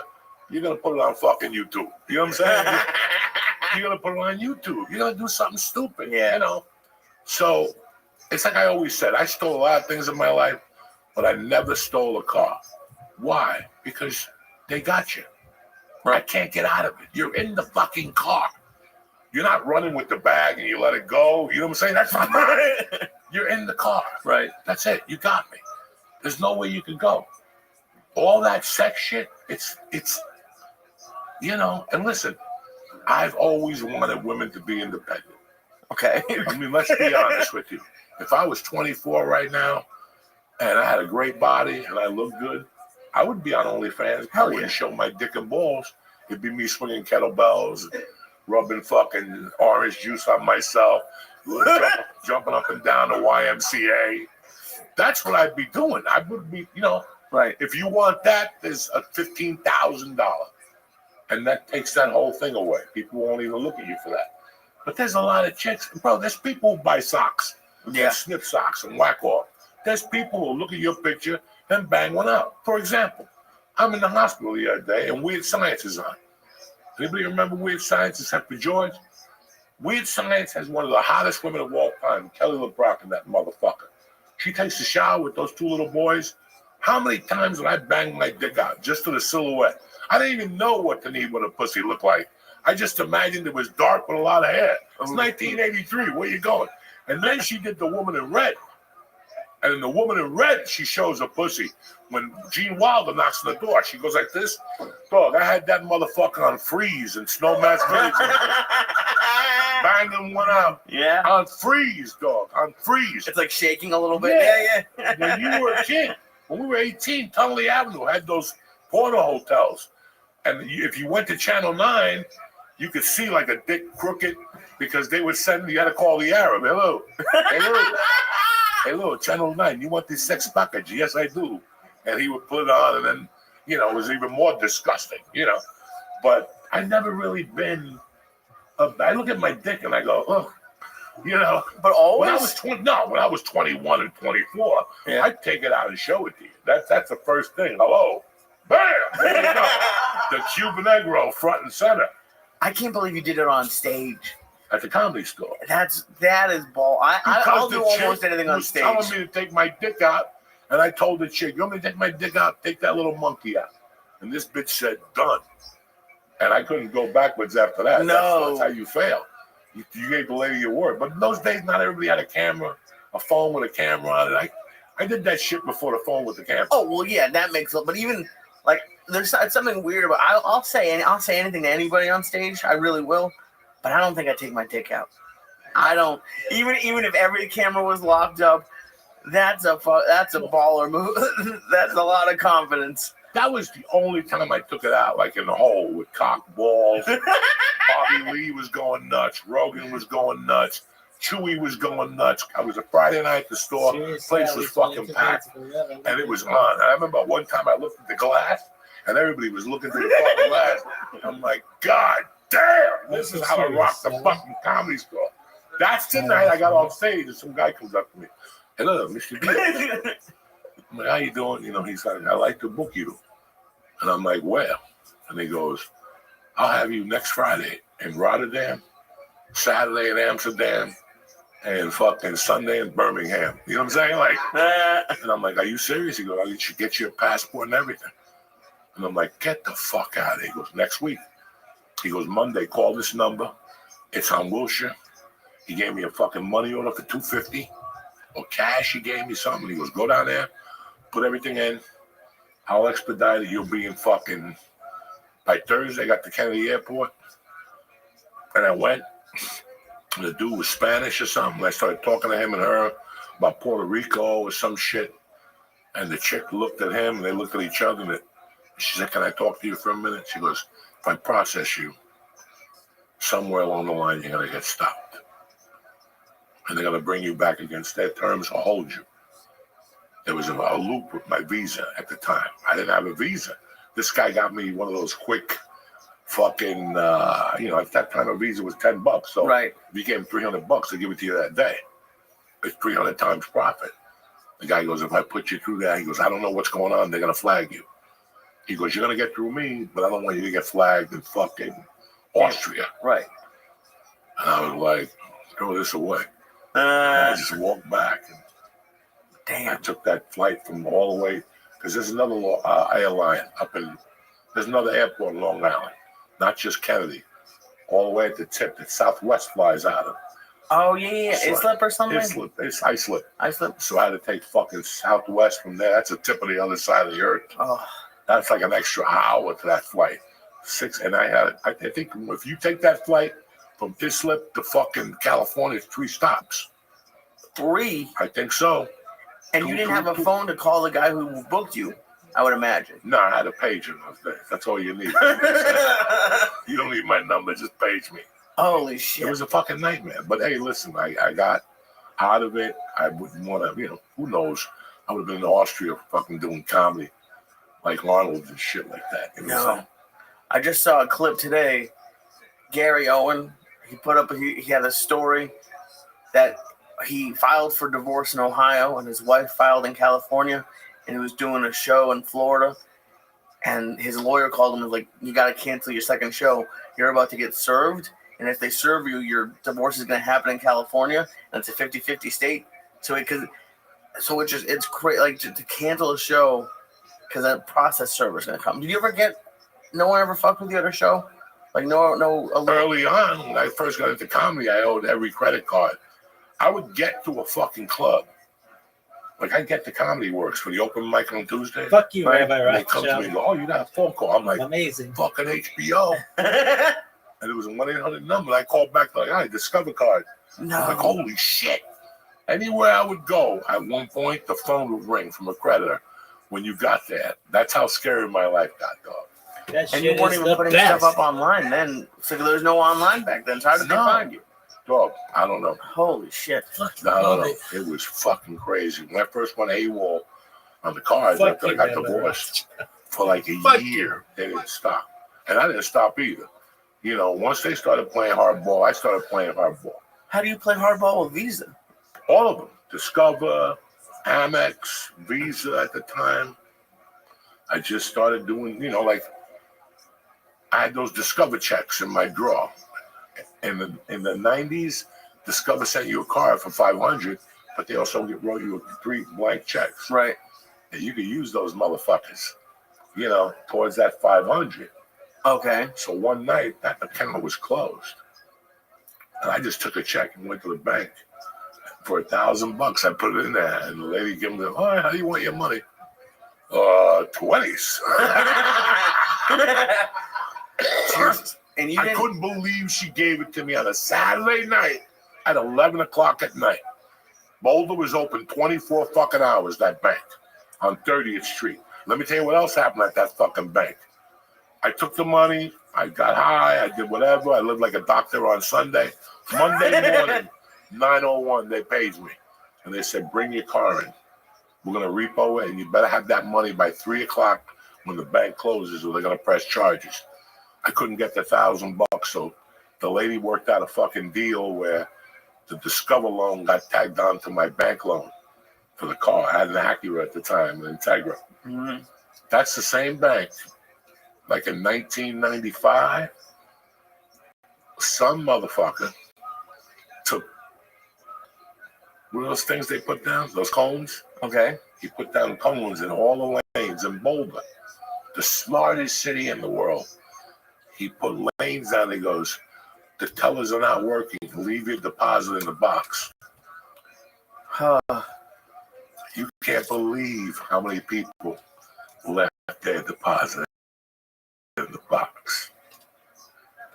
You kind of deserve it at that point. Yeah, it's felony stupid, It's felony. Leave it to, like, I can imagine what the difference is. Like, do you feel like, is that why you don't get stressed about stuff a lot?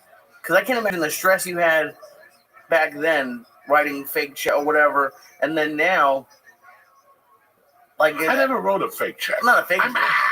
You just went back up on that one a little bit. I had to think on that one. I wasn't a fake checker, but I had written, checks like when you have $22 on your account. Right. And you write one for $8,000. You know, shit like that. Right. You know, not even close. Like that, but then also like the But I credit never- card debt no. you had, like to have, and we were talking about it at the beginning, like to have debt like that. I've been, there were times where I was broke, but I was very lucky. The most I ever got was a couple thousand in credit card debt. I can't imagine having 50,000. Like, I can't imagine the stress it puts on you. So how many people? I mean, we have a mutual friend. What were her student loan payments a month? Oh shit, was it like 1,000 or so? No.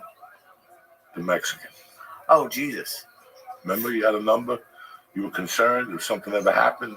It was like 1,000. It was a lot. I forget now, but it was like $1,400 a month. Jesus. The Mexican chick. Yeah, I remember. You know what I'm talking about? Yeah. Why are you here? Yeah, You no, have teeth. I Okay. remember. You know, I mean, it's $1,400 is your first payment every month before rent, before car, insurance. $1,400 to a person who's 24 years old, 25, Right. 26. That's fucking stress, guys. But again, her first year salary is going to be 140.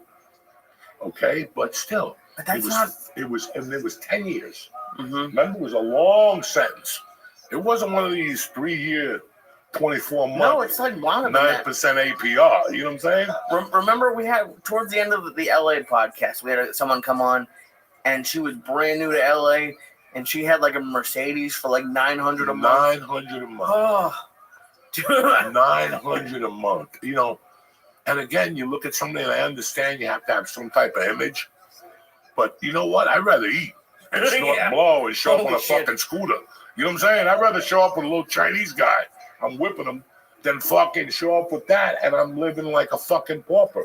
I'm hiding from the landlord. And that's a lot of people will do that. Listen, I was in Los Angeles for a long time, and I saw so many people that had 6-figure cars. And I'm like, well, those people disappeared in 9 months. You never saw them again. Something always happened. The mother died.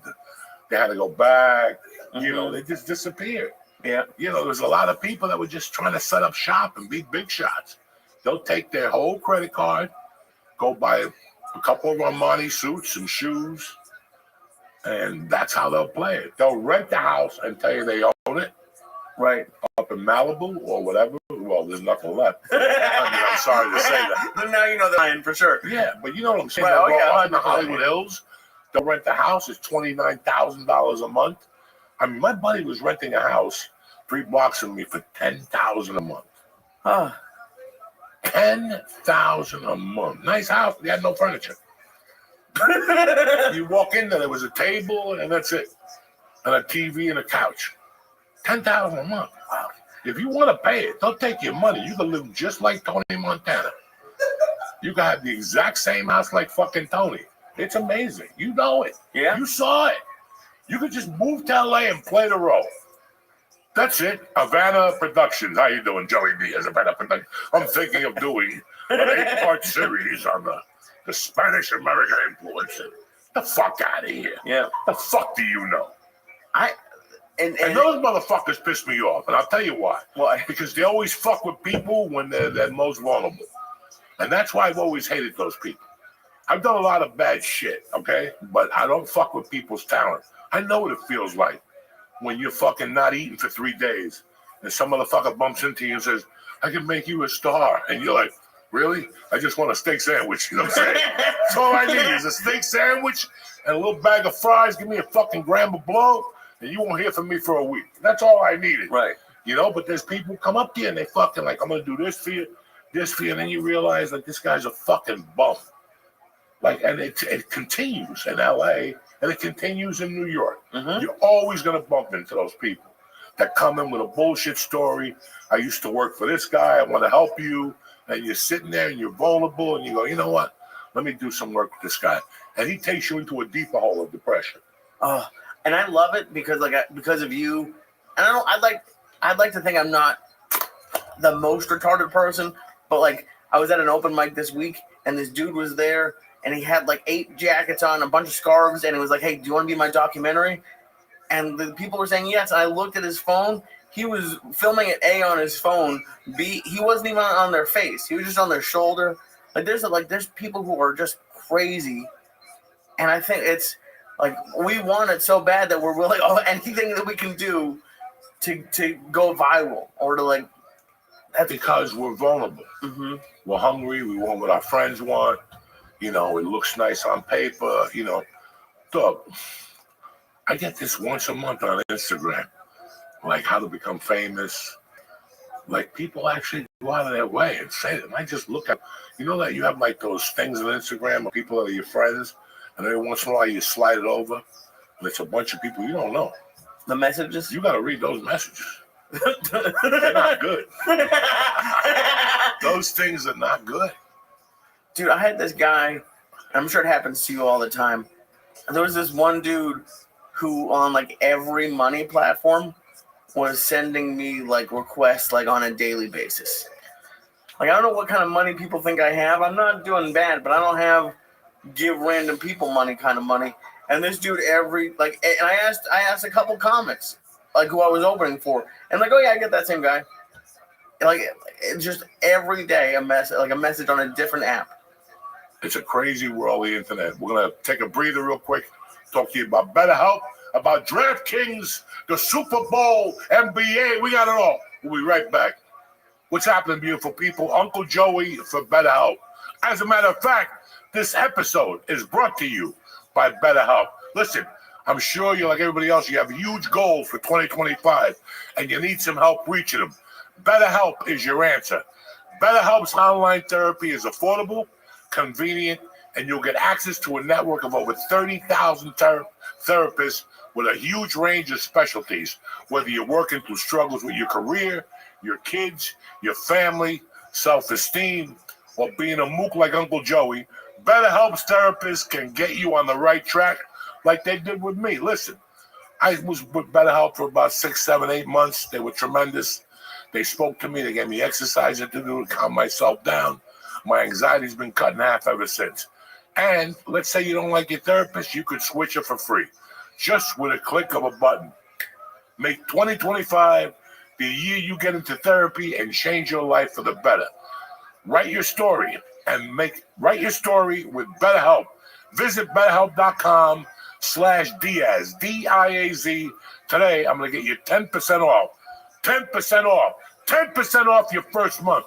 That's BetterHelp.com/Diaz. Hey, look at you savages. Uncle Joe here to talk to you about DraftKings. Listen, sports are exciting by themselves, but you're getting ready to kick things up a notch with DraftKings.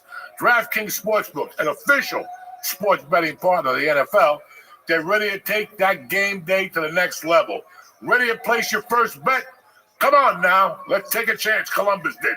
Try throwing down on some cash on something simple, like what player you think will score a touchdown. Even I hit that last week. Anybody can hit that. Then head to DraftKings Sportsbook app to lock in your pick. New DraftKings customers can bet just $5 and get $200 in bonus bets instantly. That's an awesome way to kick off the football season, your first time, and 2025. So download the DraftKings Sportsbook app and use code Joey, Joey. That's code Joey, Joey, for new customers to get $200 in bonus bets instantly when you just bet $5. It's that easy. Only on DraftKings Sportsbook, where the crown is yours. Gambling problem? Call 1-800-GAMBLER. In New York, call 877-8-HOPE-NY or text HOPE-NY 467-369. In Connecticut, help is available for problem gambling. Call 888-789-7777 or visit ccpg.org. Please play responsibly. On behalf of Boot Hill Casino and Resort in Kansas, 21 and over, age and eligibility varies by jurisdiction. Void in Ontario. Bonus bets expire 168 hours after issuance. For additional terms and responsible gaming resources, see dkng.co/audio. We're back, you savages. Another interesting thing that happened this week was, and again, I don't even know why I'm bringing this up. I was just hoping to get a fucking reaction out of you cocksuckers. The hostages got free, only 3, but it starts with 3, right? That's all that got out is 3. I think You're my Israeli news. They got the 3, and then we gave them 36 soldiers or something like that. I don't know. I was too busy with my own dilemma. So New Year's came and went. I gotta be honest with you guys. If you guys know me, like I was excited about the holidays this year. Honest to God. You know, I was in LA all those years for the holidays. I came back here. The first year was kind of quiet. Then the next year was just us. Then the following years when I came back from Nashville, and I spent it by myself. My wife was mad at me for 3 weeks. And then I was looking forward to this year. My nieces were coming. You know, I was going to try to fucking have a great holiday. So starting like October, I was like, fuck it. It's the holiday. October for starting Halloween. Yeah, and I started, you know, talking to Fun Factory Farms, and they started sending me those death mushrooms. And I'm like, God damn. I went from eating 2 stems to 3 to 4. When did you eat 2 stems? You know. And, you know, listen, guys, I was just having a good time, blowing off steam. I was having a great time doing stand-up. You know, I was still eating a bag of dicks from time to time, but at least I was out there. It's better than me. But I had a lot on my fucking coconut. Like, I just had a lot about dates and what I wanted to do and this. And I'm like, you know. And I have, you know, Osteria's by my house, which I love that place. I could always eat a handful of mushrooms and just sit at the bar and laugh my ass off there, which I was doing a lot of nights. You know, that's what I would do. I would just fucking grab a handful, sprinkle it on a pizza, fucking eat the pizza. I'd go see my little Arab friend over at the fucking pizza place at Carlos, the girl. I love her. She'd give me a cheese slice. I'd put like 6 grams of mushroom in it and eat the pizza right in front of her. She'd just shake her head. And then I'd drive around till the mushroom hit me. You know what I'm saying? It's loud fucking music. That's my world. And that's what I was doing. Then I'd go to Osteria and giggle. Then by the time I got home, the house was alive. At least I'd be home alive. So when I got home, I made Terry get up. Come on, let's go. Blah, goof around with her, make Mercy come down. So I was just in a better fucking mood, guys, you know. But if you know anything about Uncle Joey, he just went deep into the milk. I just was going deep. And I went deep straight till fucking New Year's. Straight. Like I would take 3 days off the shrooms and then go 2 days and they take 4 days off. But those 2 days, I was eating 12 or 13 or 14 grams. This wasn't no hoop-de-doop motherfucker. Well, let's be honest. You have no idea how much you were eating because you were just going by handful. We just eat by sound.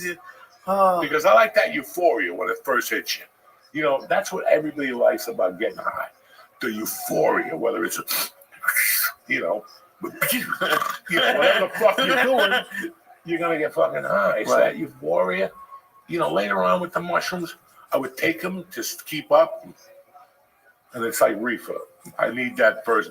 So let me eat 14 grams up front so I don't go that deep. You know what I'm saying? Like for those of you asking, 1 gram is like one. I would take 2 to 2.5, maybe 3, and I'd have I would be fucked up. 14. That's a.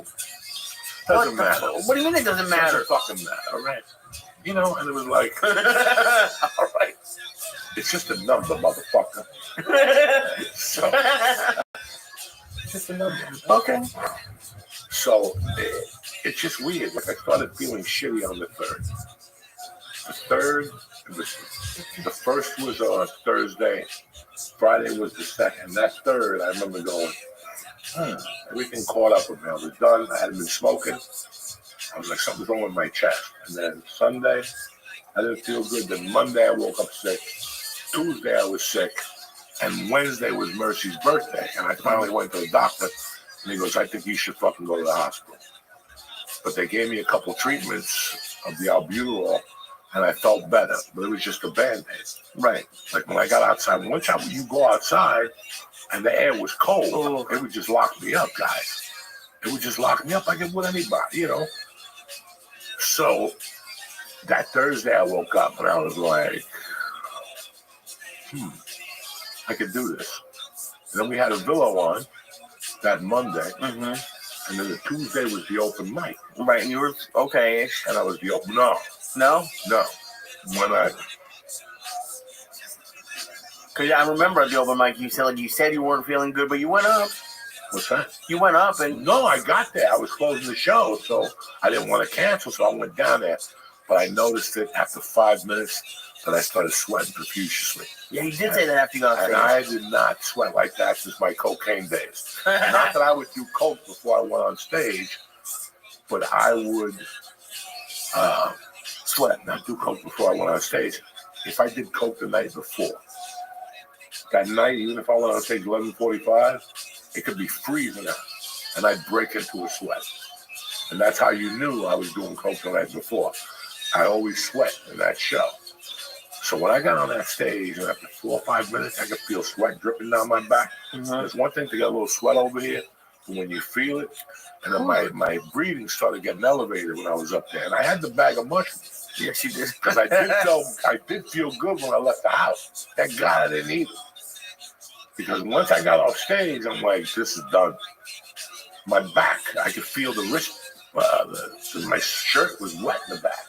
And the fucking sweatshirt was drenched around me. I'm like, no bueno. And you didn't even do an hour. You did like, what, 20, 30 minutes? 30 minutes. Yeah. I went home. And the next morning, it was no fucking good. I went to get coffee, and my daughter came around and goes, what's going on? I couldn't fucking breathe. I was just hanging by the sink. And I had to pee. And I couldn't make it to the bathroom. So I just went on my back porch and took my dick out behind the barbecue like a savage. It's fucking squirting. I'm almost fainting, you know. At least you made it to the porch. I thought you were going to say you peed on the floor. Nah, then Mercy went to school, and I told my wife, let's go. And I was going to go to Center State. Okay, right. And then a friend of mine called me. She goes, if you think it's your heart, shoot the Neptune. Because you had to cancel the show Wednesday night. Wednesday night. Yeah. Wednesday night, I got dressed. Like at 3, I knew I'm not feeling good. But if I rest a little bit, the drive up will be easy. The back will be easy. I'll do 35 minutes. These gorillas are up there anyway. I could do it. I felt good. I ate a little something. I went in the shower. When I was in the shower, I'm like, this is going to be a motherfucker. I went downstairs, started the car. And when I went outside in the cold air, it was cold that night. Yeah, fuck When yeah. I went outside, when I came in, my wife's like, why are you sitting down? And she looked at me. She's like, oh, no, you're in no. I couldn't fucking breathe. I walked from the car inside. Something I do every goddamn day. 10 times a day. And there's no stairs and no nothing. No, there was no stairs. I just couldn't breathe, guys. So I said, tomorrow, if I feel this way, I'm going in. I did. And when I went in there, dog, my blood pressure was 190 over 130. My pulse was fucking done. In fact, they took my vitals and rushed me to get an EKG. My oxygen level was 88. I thought it was even lower than that. That's crazy. You know what else is the Rabbi should have been They took me, they said, you're admitted. They took me into the hallway. They put a fucking boop in my arm, IV. They started blasting away, fucking shooting this in me, this in me, this in me. And they got me a room. And then my wife was there with me for a little while. And then fucking Lee showed up with fucking goodies. Was Scarface on when you were there? No, what was on? No, Scarface wasn't on. That was fucked up because you were the TV. No, it was Remember the Titans. When I was there. That's a good football. That was a good movie, but it was a good movie. fucked up because the sound was coming out of the remote. So you left me the speakers. I tried to, yeah. From the airlines and no speakers. It's like getting an iPhone. Listen, that iPhone, no, it's like when you're born, God knows when you're gonna die. Only him. The iPhone, when you buy it, there's a date inside. When it's gonna die, okay? Airline speakers, they have a date too. They just dead. Like in the middle of the movie, that's it. I'm trying to put it back. I'm trying to fix this thing. Because I had them on, you put it at the edge of the thing. It was Return of the Titans, then you left. And then I was down there for maybe 2 other hours, but people were coming in and talking to me. Yeah. Like all the doctors, I was talking to them and shit. So next thing you know, like, we're trying to find you a room. Dog, when I went out, I was going the hallway to walk around. I had to sit right back down. That's amazing. And there were people all out in the hallway. Yeah, that's scary. These old people out there. There was a lady who kept saying, hello, hello. Oh, we never forgot about that. Hello, hello. Dog, she said hello for 3 hours straight. You understand? I thought I was like in the fucking Criminal Hall of Fame. Hello, hello, hello, hello, Hello. Dude, ER's a scary. I was someone else that I know was in the ER last week, and then you were. It is. I'm very happy that I've been healthy because they literally will put a bed in front of another bed in the hallway. We don't have anything. You don't have anywhere to plug in your phone, like to even look at anything, and like they're just walking around. The ER is a scary place. The room you had was a lot better. Well, that was a room in the ER, Right? You know, so I was still downstairs among the animals. You know, I ate. We left. And then they brought me up around 10. And it was a 2-man room. And that guy was crumpled up, making weird noises. They put me in the corner, in the window side. They had a window, a view. I had my own TV. The room was cut in half, and I had my own bathroom. He had his own bathroom. About 2 o'clock, I'm like, I'm on the floor. I didn't bring my sleep apnea machine. So they brought me one of their machines, which is basically a ventilator. It sounded like a fucking car engine. Oh no! You know, and I could not. What fucking number are you? I don't know. Yeah, what number? I don't know. You're a fucking car engine. So I'm about to fucking take off with that mask on. About 3, dog. I started getting depressed. I woke Perry up like I gotta go home. I've been here for fucking 15 hours. Nobody knows dick. They already took blood out of me from everywhere. Right. Boom, boom, boom, boom, boom. And she's like, don't leave. And I got the nurse and I go, listen, I'm taking a fucking Uber. I contact the Uber. They said, we got an Uber there in 7 minutes. She'll be home by 5:03 or something. And my wife called back and she was really upset. She goes, you gotta stay, though. What the fuck, you know? Yeah. And I agreed. I sat there. At 6, I was fucking starving. So they gave me some cereal and shit like that. And then at 9, breakfast came. Now, the guy next to me, as much as I wanted to leave, I'm like, I'm going to give these motherfuckers for about 3. You know? The guy next to me was complaining. And some doctor came in first thing in the morning and told him if everything went right, he could go home. Once they tell you that fucks you up. Right. Every time somebody came in to talk to that guy after that, he kept saying, yeah, but the first doctor said I could fucking leave. This went on for about 2 or 3 hours, this guy. I went down to test to do some type of test. When I came back, they let the guy out. He didn't make it to the elevator. Now, once they discharge you, you got to start in the basement again. They put him right back in the basement. He forced his way out and he fucking fell at the elevator. Fell and he fucking didn't make it, and now he was getting surgery. You know what? And I was like, I'm done. Yeah. I'm gonna sit right here like I own this motherfucker. I was gonna say because there's nowhere to go. I had no weed, but I had a backpack, and I went to get a pen. And what was in there? One single mushroom stem. I looked at it. It was one long one with a little cap, and I go, how do I do this? I just put it right back in there. It's still in the bag. It's my lucky mushroom stem. Thank God. And when my wife came, she was like, "Bro, your shaving kit." And when I opened the shaving kit, I had edibles in there. Oh shit! And right away, I'm like, I'm gonna do edibles, but I was like, I'm gonna do this right. Let me do this right, and get this over with. And then I had another roommate, and I started talking to him. And he turned out to be a fucking savage, this guy from Vietnam. And the next morning, like when he came in, I go, they gave me cereal. If you want cereal, and he goes, yeah, but I can't move. I go, I'll get it for you. I got cereal, cranberry juice, shit. But then that afternoon, they moved me to my own room. And I tell you, the nurses were great. Dog, I'm scared of my own shadow. When it comes to hospitals and doctors, dog, it is a fucking nightmare for a guy like me.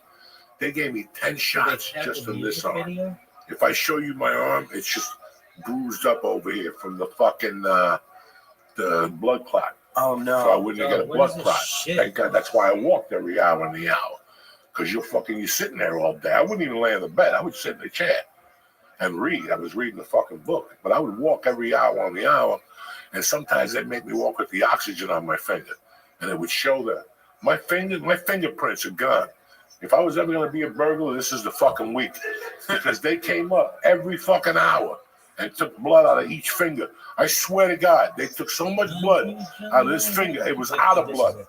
like the fucking Filipino nurse. They had to send the head nurse, Carmelita. I loved her to death. And she's like, you have no blood, Mr. Diaz. I go, yeah. They're taking every fucking ventricle, whatever. So they started on this hand, this. I still can't feel my fucking things. No wonder people get diabetes. Look at my fingers. How hard they are. They look like little sausages and shit. Because I regrew skin like a motherfucker. I swear to God. They shot me with fucking needles. And that was twice a day. That heparin, whatever the fuck. That was twice a day. Do you want me to tell you it hurt? No, it didn't hurt. The fucking worst pain I got was when I first checked in. She goes, I'm going to take some blood. I didn't expect for it to hurt me. But she was putting an IV in. So it took me a little deeper. But I was okay. I didn't pass out. But I had some fucking adventures in there with the needles. I really did because I have rolling veins. So they can't. I got good veins, but they roll. So when you stick a needle, they disappear. So the first night, they tried 5 different fucking IVs on me. How I didn't snap, I don't know.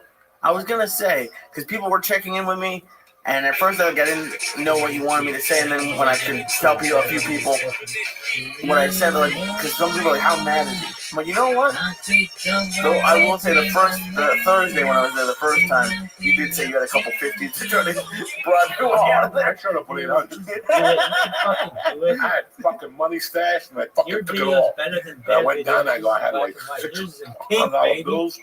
2 of those hundreds will get me anywhere in this country. You understand me? So I always knew I had it out.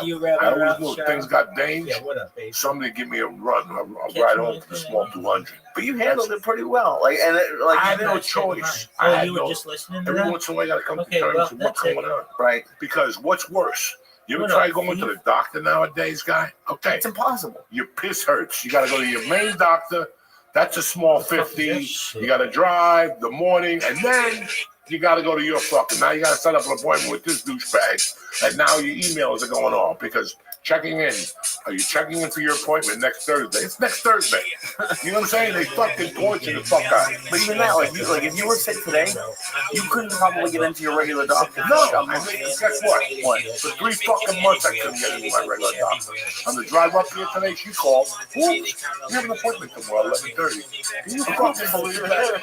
I couldn't get in there for 8 fucking months. Now all of a sudden, they're calling me to tell me I fucking got an appointment at 11:30. So this is the weirdest thing about the medical fucking field. But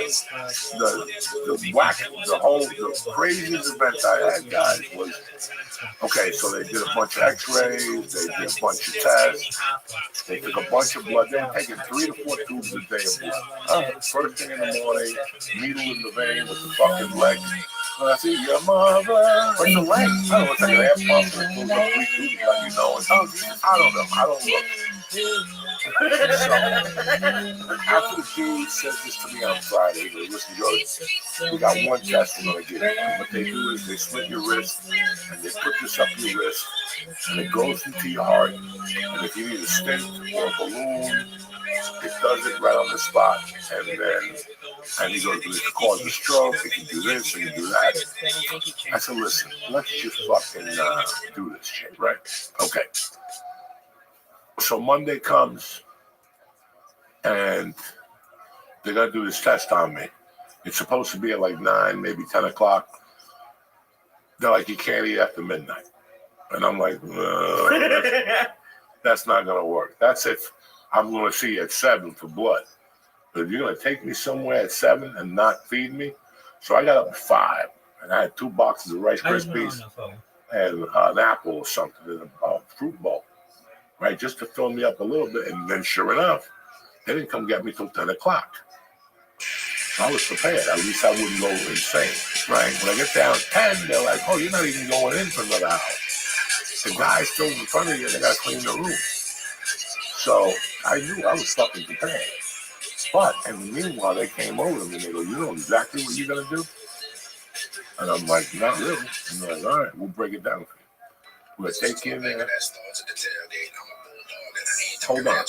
All right, so we're going to take you in there. They're going to put the thing in your arm. It's going to go through your heart. They're going to fix it.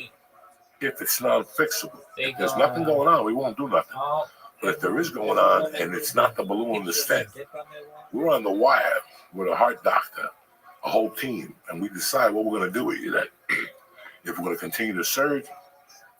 And I go, you guys didn't tell me about this third option. It was a balloon, and that's it. All of a sudden, you're thrown, what's behind door number 3? You know what I'm saying? Open heart surgery? No, they was going to do something else. They have to do so much. The guy's name was Dr. Gerges. He was great. He was fucking great. His assistant was telling me this, right? So he goes, they go through your wrist. And if for some reason they can't, they go through your nut, whatever, through the groin. I go, okay, no problem. When this guy leaves, this little Salvadorian lady comes in. Hello, Mr. Diaz. And she's like, I'm going to get you ready for surgery. She starts shaving my arm. So she goes, okay, put a towel between your legs. I'm going to. I go, oh, no. I go, no. They're doing the wrist. He goes, but just in case, we have to do this. I don't want to come back in and shave hair and go everywhere. And I'm like, oh. So she put a little towel on me like the Rock. I was just laying there and just shaved the side. She put a little powder. She wiped it down with some Maluki juice. Oh, you have rash. I was never so fucking embarrassed. 62 years old, this lady was shaving around my nutsack. Thank God I took a shower that morning. And she didn't get a dose of that morning nut. You know what I'm saying? That morning nut. Oh, that morning nut. We all take a whiff of it in the morning. I love it. Before you serve it up, you know what I'm saying? You gotta whip them up. So I fucking go in there, right? The room is freezing. Just how I like it. They fucking, wheel over onto a table. They're talking to you. A ton of shit's going on. I'm having a good time, man. I'm like, at least he's gonna get it over with. Get this shit over with, man. It might hurt. People said your arm's gonna hurt for a few days. Nothing. Motherfucker. When they did whatever to my wrist, because I already had an IV in here. So they put the drugs in there. They go, we're going to get you high. You're not going to be singing. You're not going to be sleeping. In case we tell you got to breathe and stuff. And boom, I heard them say, we shot him 65 fentanyl. I go, no. I go, listen. Because after 5 minutes, I didn't feel nothing. I'm like, guys, I got a high tolerance. You're going to hit me with another shot. So they gave me 25 more milligrams of fentanyl. And then I started feeling a little buzz. Whatever they put into my wrist, dog, made my leg pop up. That was sharp. I was like, ah! And then it just went away. And then they did whatever procedure they did. I beep, beep. And I saw lights and shit. I saw Lee dancing at Hudson County Park with a tuxedo on. Oh, that's nice. And most of they go, it's over. It was like 20 minutes. So he goes out, they're all talking in there, and this motherfucker comes back with that mask. Like when they went to give Carmella bad news, we don't know if Tony's gonna make it. So I got depressed. Like I was like, fuck. And he walked up and he goes, Mr. Diaz, I don't know what to tell you. We couldn't find anything. The first thing that came to my mind was 27 years of doing cocaine. And you're trying to tell me it was for nothing? Like I didn't come out with a stench, nothing like that. Fucking coke rock in the vein. He goes, everything is cleaned out. And I was thinking about the hills in North Bergen. Every time I walk those things, your heart would fucking pump out. We're like boxers. You ever see a boxer? He's all fucked up. He can barely talk. He's alive. Look at that shit. Because everything else is dead, but his heart's still fucking going. So that's the only excuse. I mean, I was like, Doc, are you fucking serious? He goes, I can't. He goes, your calcium score is like fucking 100. That's good. That's good. He goes, hey, your heart's strong for a 62-year-old guy. I didn't tell him about the blow or nothing like that. The Malukia juice and everything else. Were you, because I know you said you were nervous. I was depressed. I got fucking depressed for a minute. I was like, what the fuck? So all this time, because I took the first vaccine, but it was Johnson & Johnson. It was the Phenoid vaccine. Oh, yeah. They give it to little boys and girls. I forgot you took that one. Yeah, I took the Johnson & Johnson in Union City. God knows what was in there. You know what I'm saying?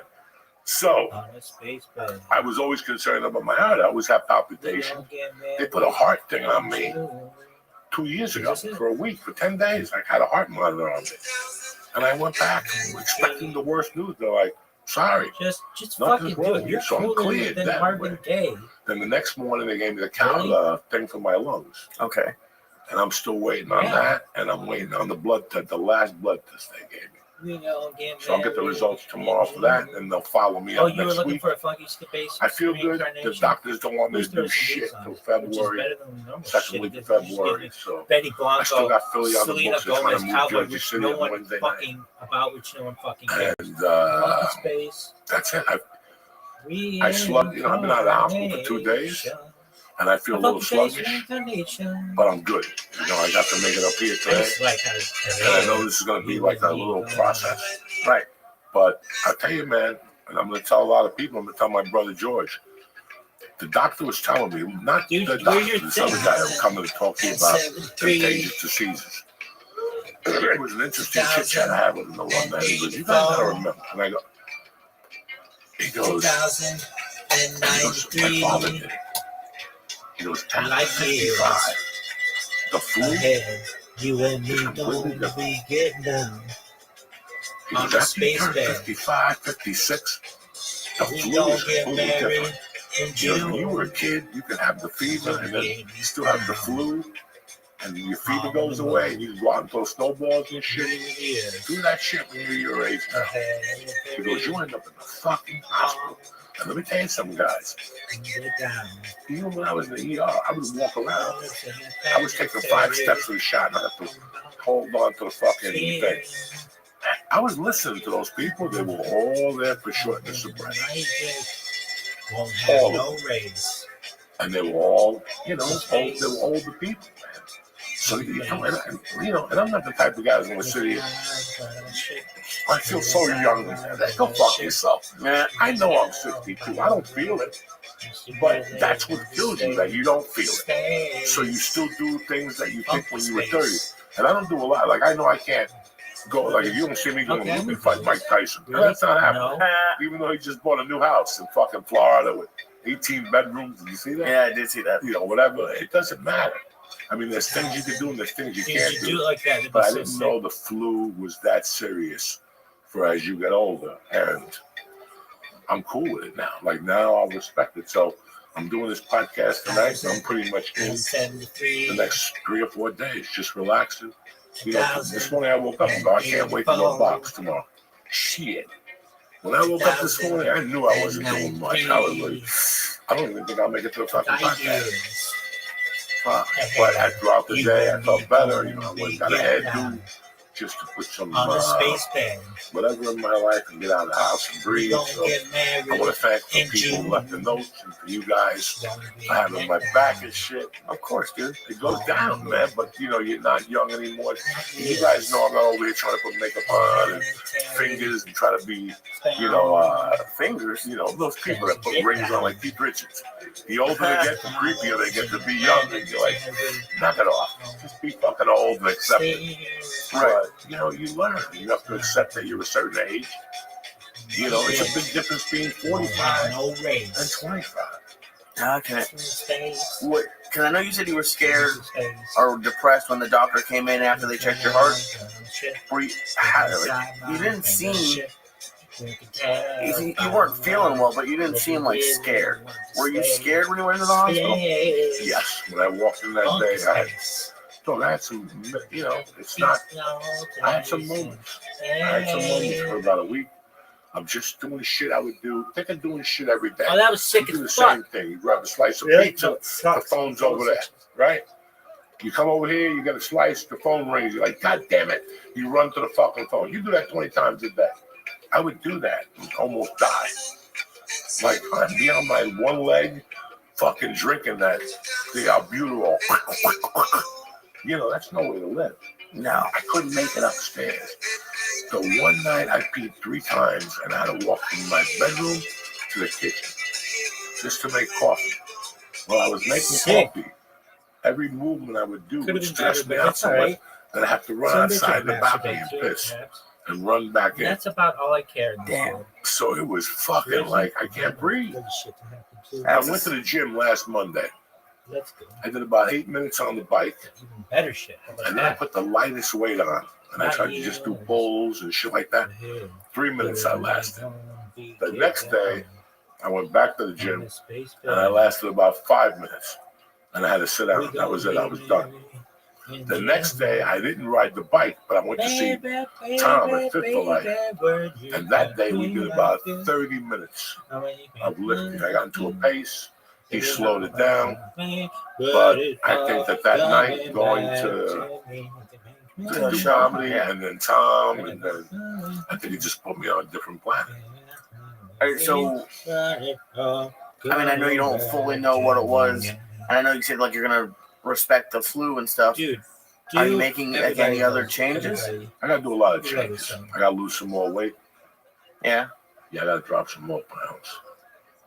And like, what just is for me? The doctor didn't say nothing. I just want to do it. Everybody wants to do it. And you did a test in your lungs, and you're waiting to see how that comes back. Yeah, I gotta wait. They made an appointment with the whatever the lung doctor. Do another sleep apnea test. We're doing it home now.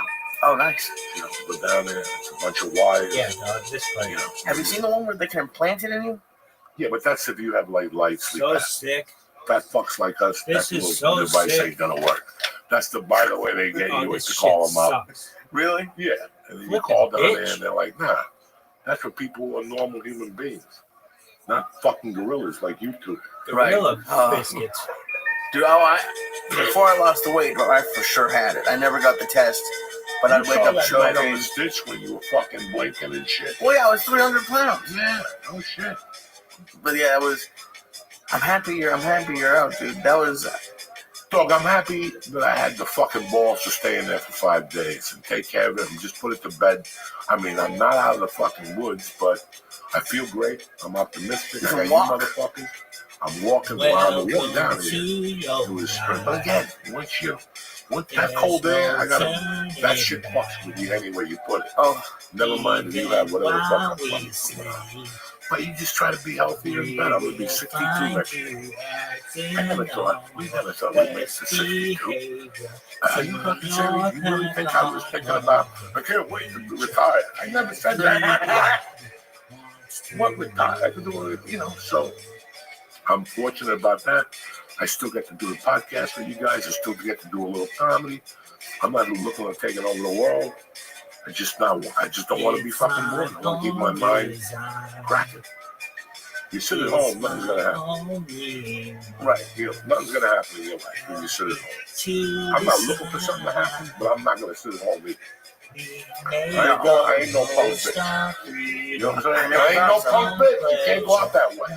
did it make you like the fact that I know you could have left the hospital, but like waiting for them to give you like did that make you want to do stuff like being like That was so sick. Like that I thought would have been the hardest part for you because you gave me shit in LA about watching football for 8 hours to be in there from whatever it was Thursday to Tuesday. That's a long time to watch TV and do nothing. I don't think you've ever done that. Listen, before I went to that hospital, I packed a computer. I downloaded TV apps, which I didn't really use. I watched The Wire, maybe 2 episodes. I brought a book that I wanted to read. I brought another backup book that I read about 3 chapters. Fucked up. I wrote a little bit in the hospital, just on how I was feeling every day. And that made it a lot easier to sit there. Listen, guys, I knew I had to sit there. And what really fucked me up was my wife brought my daughter on Friday. I had both IVs in my arm. So I put a hooded sweatshirt on while she was there so she wouldn't see the IVs. Well, the fucking nurse came in to get my blood pressure. I had to take that fucking thing out. She didn't want to come see me Saturday, and she didn't want to come see me on Sunday, and I got it. I got home Tuesday. I went to her game Tuesday, and we usually, after every game, me and her drive home together because my wife's got to put the balls away and a bunch of shit. She got in the car with me yesterday. Within 5 minutes, she was crying. Oh, okay. She was happy I was at the game, and within 5 minutes, she was crying. And she told me she had a shitty weekend, and she had to, it was just, I put everybody in a bad position. I put you guys, my wife, my daughter, I didn't go to her recital Thursday night. So I could see how much it affected her last night and this morning. Right. Last night she was really, we got home, we spoke, and then I met her upstairs like at 9, and I made a banana milkshake for her. the way my godfather used to make for me, and she was bullshitting with me. And I could tell she was upset. Well, and like, obviously, thank God you're okay. And But she didn't say nothing to my wife. Right. My wife's like, she didn't say nothing. She played it off. Mm-hmm. She's one of those motherfuckers. Like, she knew about my daughter. She knew about my older daughter. She told me, since she's 5, I knew I had a sister. She didn't tell me till last fucking year. Wow. 6 years she held it in. So, I gotta talk to her about that shit. But did it, Dude, and I know you it can't wasn't, start thank there. God, that serious, but like, you lost your mom around the age she is now. Like, No, Dude, it needs the cool part. Right, you were 13. Oh, you were 16. I'm sorry, I thought you were 13. But even still, like, did that go into your head at all? Like, No. no? No. I don't ever want that to go in my head. First off, that's the only deal I got. If anybody wants me, whoever it is, Satan, Lord Jesus, just let me see her graduate high school. Okay. She'll be fundamentally sound by 18. You understand. You know, you understand what's going on. She's got other people around her. She's got uncles now. It's not how I was left in the woods. It's completely different. So it's a different age. She knew I was old. My mom dropped dead at 48. Not that she was fucking Mary Tyler Moore. She was in good shape. It was a different time. Women smoked. Women drank. You know, whatever. They ate. She was on Bergen Line Avenue. What the fuck do you expect? But no, that didn't enter my mind. Good. Okay. Because I don't, you know, I'm not going out like no punk bitch. You know what I'm saying? I'm going to tell you again. I ain't got no time for these hoes. And I'm not going out like one of these punk bitches. So I love it. I'm happy you're good, dude. no, I'm good. And we'll, listen, man, we had some complications the month of January, but we're coming back stronger than ever. February, we got a great guest next week. We got shit crack-a-lackin'. Just give us time, you know. Just set us all back. You guys know I love you. I don't know about the Jersey City date. Philadelphia's still on for the 15th. It's sold out. May, Labor Day is sold out. I got ticket information for March for the New Jersey Festival. I just got the email today. But I'll fill you guys in time. Enjoy your fucking January. Enjoy the new president. Enjoy the new year. Enjoy yourselves. And we'll be back Tuesday morning, the 28th. Tip top Magoo. Love you. Say something, Luis. I love you guys. All right, stay black.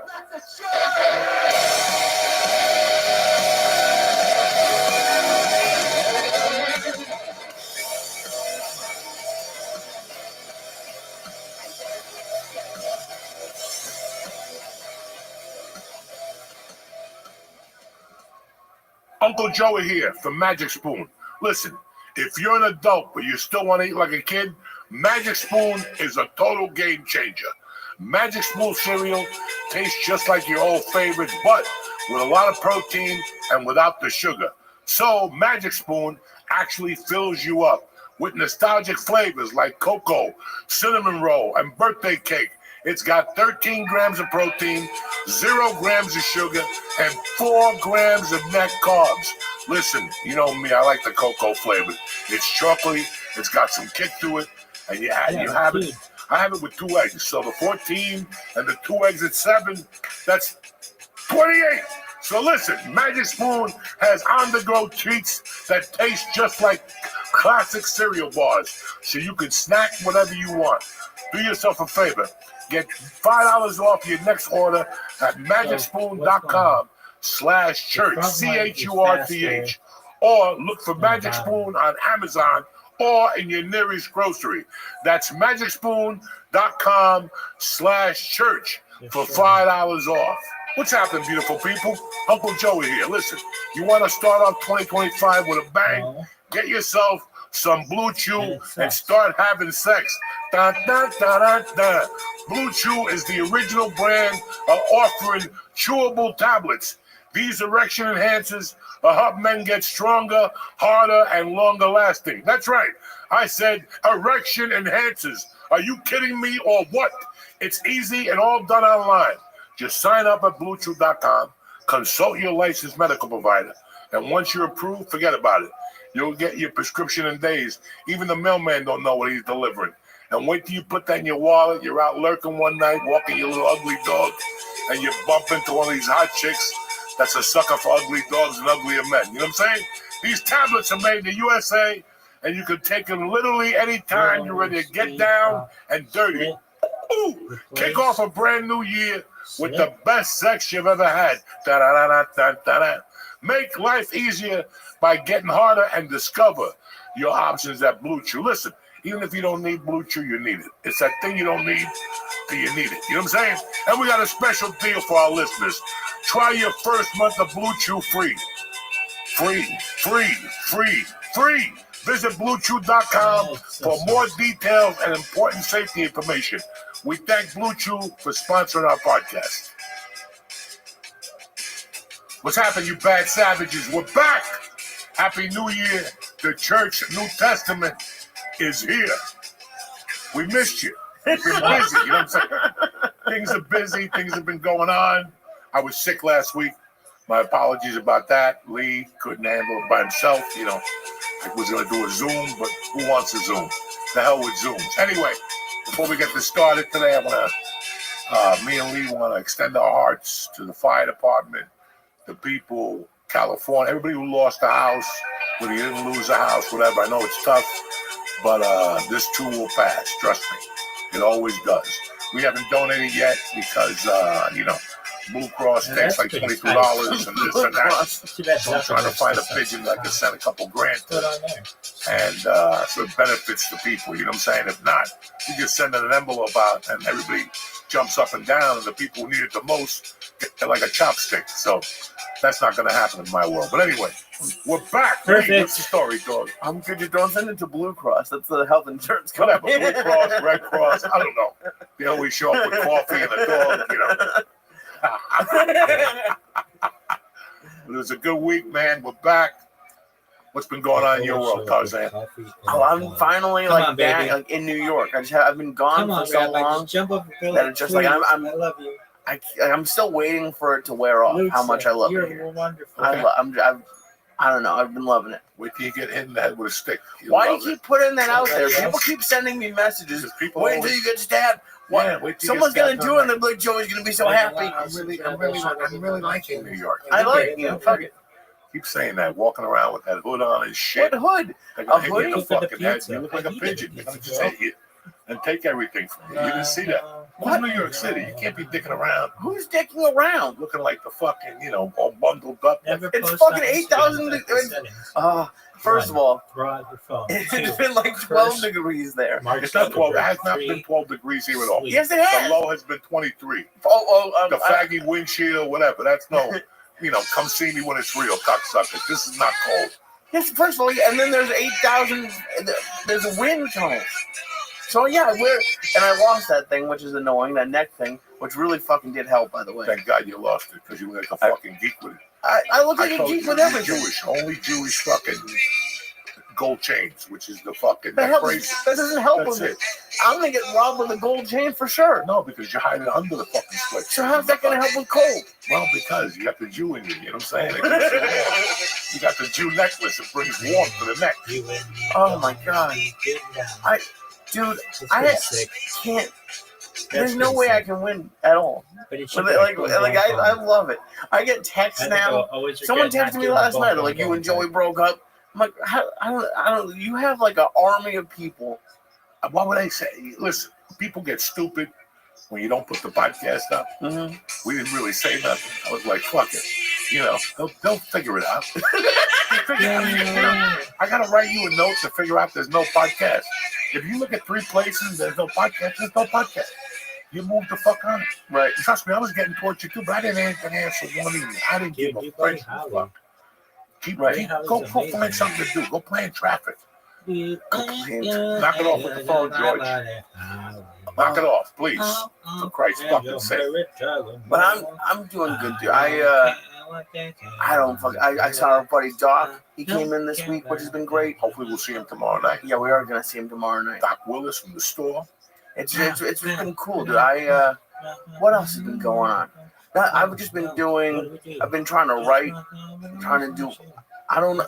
That's like the hardest part for me right now. Is like there's a million things you can do, and I don't feel like I'm doing any of them right. I don't know what it is. We gotta get to a plan.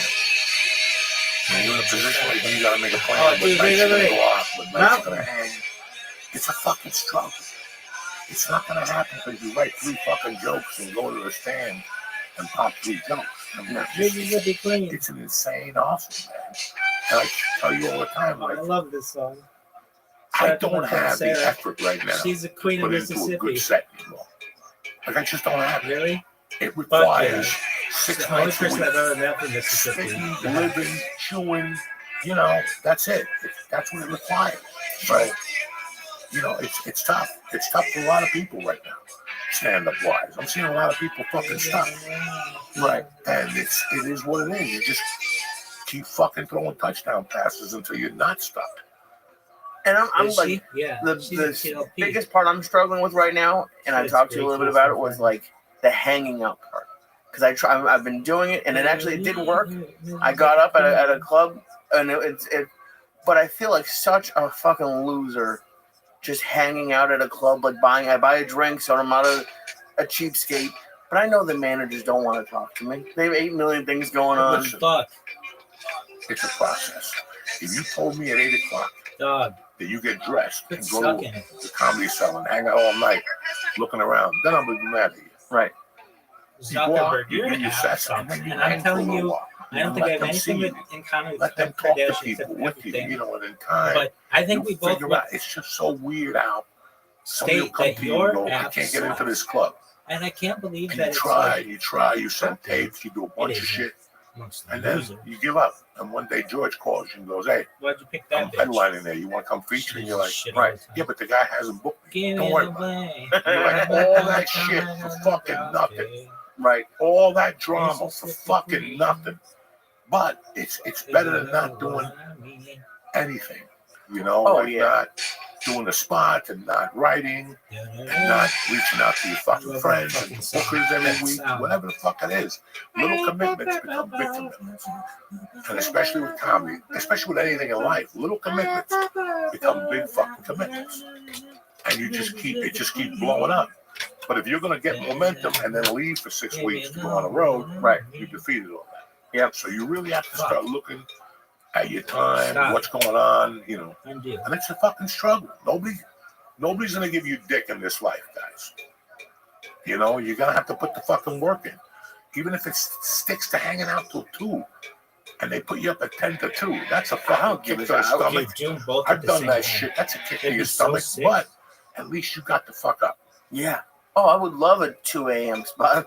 Right now in New York, at a real show, and I'm actually really excited. I know, and trust me, I'm sure in 5 or 10 years, it'll be like fuck another midnight, whatever. That's why I live here. Is it? I went to 2 a.m. I went there was one time those Jews who would jump up and down that I would go see all the time. In college, I came to see them, and I had like a 6 a.m. bus back, and I just had nothing to do. I didn't get a hotel. I was sick, and one of the ballers got me into there was one in LA, or there still is one in LA, but it's called the Ha-Ha, or like the Ha in Times Square. He said Dave Chappelle, he said everyone was going to be there. There was a comic who, God bless him, didn't speak English, but it was one of the best nights I've had. I can't wait to be there doing a 2 a.m. spot at a real club. We'll see. How are you doing? You had a, I know you were sick. I was fucking down to the count, man. I was fucking down. It started like the 3rd. First off, I'm really happy that I didn't get sick over the holidays. Yeah. The last 2 years I had COVID on Christmas. Yeah. Well, the year before I had it twice or something like that. So I fucking stuck. I hung low the week before Christmas because my nieces were coming. And then 3 days after New Year's, I just started feeling weird. And then Sunday it really hit me. Sunday, Monday, Tuesday, I finally went to the doctor. Let's see it. They thought I had a walking pneumonia, you know, the whole fucking deal. And here I am, slinging dick and giving out bubblegum. It's Monday, bitch. You know what I'm saying? Whatever you felt last week, that was last week. This is a whole new set of fucking rules. And I don't know if you want to talk about it now or not, Perfectly but imperfect. Can't get your any daughter better had a than that. birthday this week, which was pretty That shit was Yeah. sick. outstanding. It was fucking insane. It's too much. First of all, that birthday started on Wednesday. So her birthday was Wednesday, but the birthday started on Monday. And I don't mind. I don't give a fuck. When it's your kid, you know, it starts whenever the fuck you want it to. Wednesday, she came downstairs and we were talking in the morning, and I couldn't even look at her. Couldn't even fucking look at her because it was real. It was too real. She was turning fucking 12. That's it. It was 7 in the morning. She was born at 7:08, like Biggie. You know what I'm saying? Fucking, she went to school, and the rest of the week, it was like I was floating on something, just watching her. And then she had the party. The party was fucking cool as shit. There were like 30 fucking girls. 33 girls and 3 boys. Jeez, at your house? No, fuck you. Okay. Fuck you. Fucking Dave and Buster's. Oh shit. Shitty food, shitty pizza. But the kids have a good That was time. sick. They don't give a fuck. They just jump up and down. And I play. still have fun at Dave and Bro, Buster's. they had a Miss Pac-Man, like a Mr. Pac-Man. Yeah. Big motherfucker. I was like, man, I wonder if I left mushrooms in the car. Because I would have fucking eaten some mushrooms and played that Mr. Pac-Man for about an hour. But the highlight of the night was a little boyfriend came. She had oh Jesus. She's got a little, no, It's not like a real one? Okay. She's Alright. tougher than them. Okay. She's like, he's my fucking dad. Okay. But they've known each other since the first year in school together. Right. And when they're together, you're like, these two fucking nerds. They're two fucking nerds. He's mixed. Okay. He's half black, half Irish. Nice kid, really nice kid. And, you know, it was like her and 2 little boys went. But he was sitting by my daughter the whole fucking thing. They would take off together. They would play games together. And then at one point, I saw him holding hands. Like he was taking something out of her hand. And she's like, but God, this is what life is all about. That doesn't freak you out at all? No. Why would it? Because it's your coming daughter. in 2 fucking 3, 4 years. It's coming. Oh, I know it's coming. It's coming. What am I going to do? Throw her out? What are you going to do? Throw the guy out? They're fucking kids. I know, but no party. Like I had a girl's dad do that to me once. I just talked to me a little bit. Yeah, first off, when we were 12, and when they're 12, it's 2 different 12s. Yeah. You know what I'm saying? When I was 12, I was already looking at itty bitty ditty. You know, I was looking to dance with you at the school dance. These kids don't even really, they don't. You know, they You don't think so? I was gonna guess it was way worse. I spoke to the Mercy for fucking hours. I talked to her about everything. And I thought she'd be like mooning over the guy. Fuck no. The guy sat over there, she sat there, she didn't give a fuck. Which was pretty confident, but she was pretty confident with him. And that was it. We went home, we went to another party, we dicked around, and now she's 12. And we moved the fuck up. Now she's 12. Now I got ready for next year. Are you having a bat mitzvah for her? I don't know yet. You have to. Like a Cuban bar mitzvah? Sure, why not? I wouldn't have pork there. But no, the Jews are going to show up and what type of bar mitzvahs it's going to be. I'm going to be having conga drums and chickens and shit. Oh my, that's a good bar mitzvah. I would take that. That's a good fucking bar mitzvah. Are there a lot of Jews in your neighborhood? Or I would imagine she's probably gonna go. Oh, a ton. Oh shit, that's a fun time. Bar mitzvahs are fun. I live in a high area, Jewish, you know, area, whatever. And it's good. You only gotta give $36 as a gift. Sick. That's the best gift. 30 Jews are the best. I love it. 30. You'll get a $36 check. I guarantee it. Ask your Jewish neighbors. There's 18 is like the number for life. So for your bar mitzvah, you get double life is the gift. Some people will give more, but you'll get whoever. Just go with the $36 check. Bro, the bar mitzvah I robbed, there was no $36 checks. I got paid, Jack. If I would open that envelope and seen $36, I would have gone in there and ripped off this little fucking sideburn. I'm getting mine, cocksucker. Anyway, we'll be right back with my man Steve Avila. What's happening, beautiful people? Happy New Year. It's Tuesday, the 14th. The New Testament is brought to you by BAM! Blue Chew. We're all looking to be a little harder, better, faster, and stronger this year. That's where Blue Chew comes in. Blue Chew helps give men longer lasting, stronger erections so your sex life can be tip-top magoo. Using the same active ingredients as Viagra, Cialis Levita, but at a fraction of the cost in a chewable form. And get ready to flip your sex life upside down. Listen, let's say you bump into a victim, you have a cocktail, you know what I'm saying? She likes you, you like him, whatever.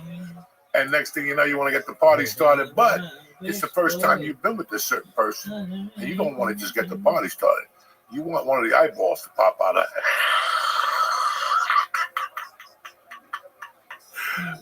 To get started, just sign up at BlueChew.com. Consult with one of your licensed medical providers, and once you're approved, you'll get your prescription. It's all done online from the comfort of your home. Listen, it's very easy, and make life easier for yourself by getting harder and discover your options at BlueChew.com. Listen, you're getting old just like me. You don't want to sit there every night and watch some bad TV. You know what I'm saying? You got one, maybe 1.5 good night here. You drop 3 of those Blue Chews, bam! It's all over the shop. Mama's taking an early retirement. Try your first month at Blue Chew free.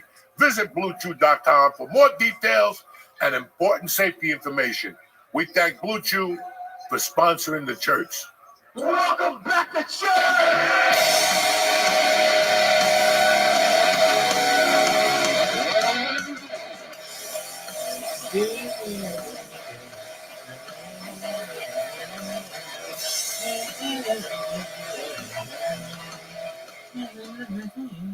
All right, you bad motherfuckers, we're back. Today my guest is, what do I call them guests? They're fucking family.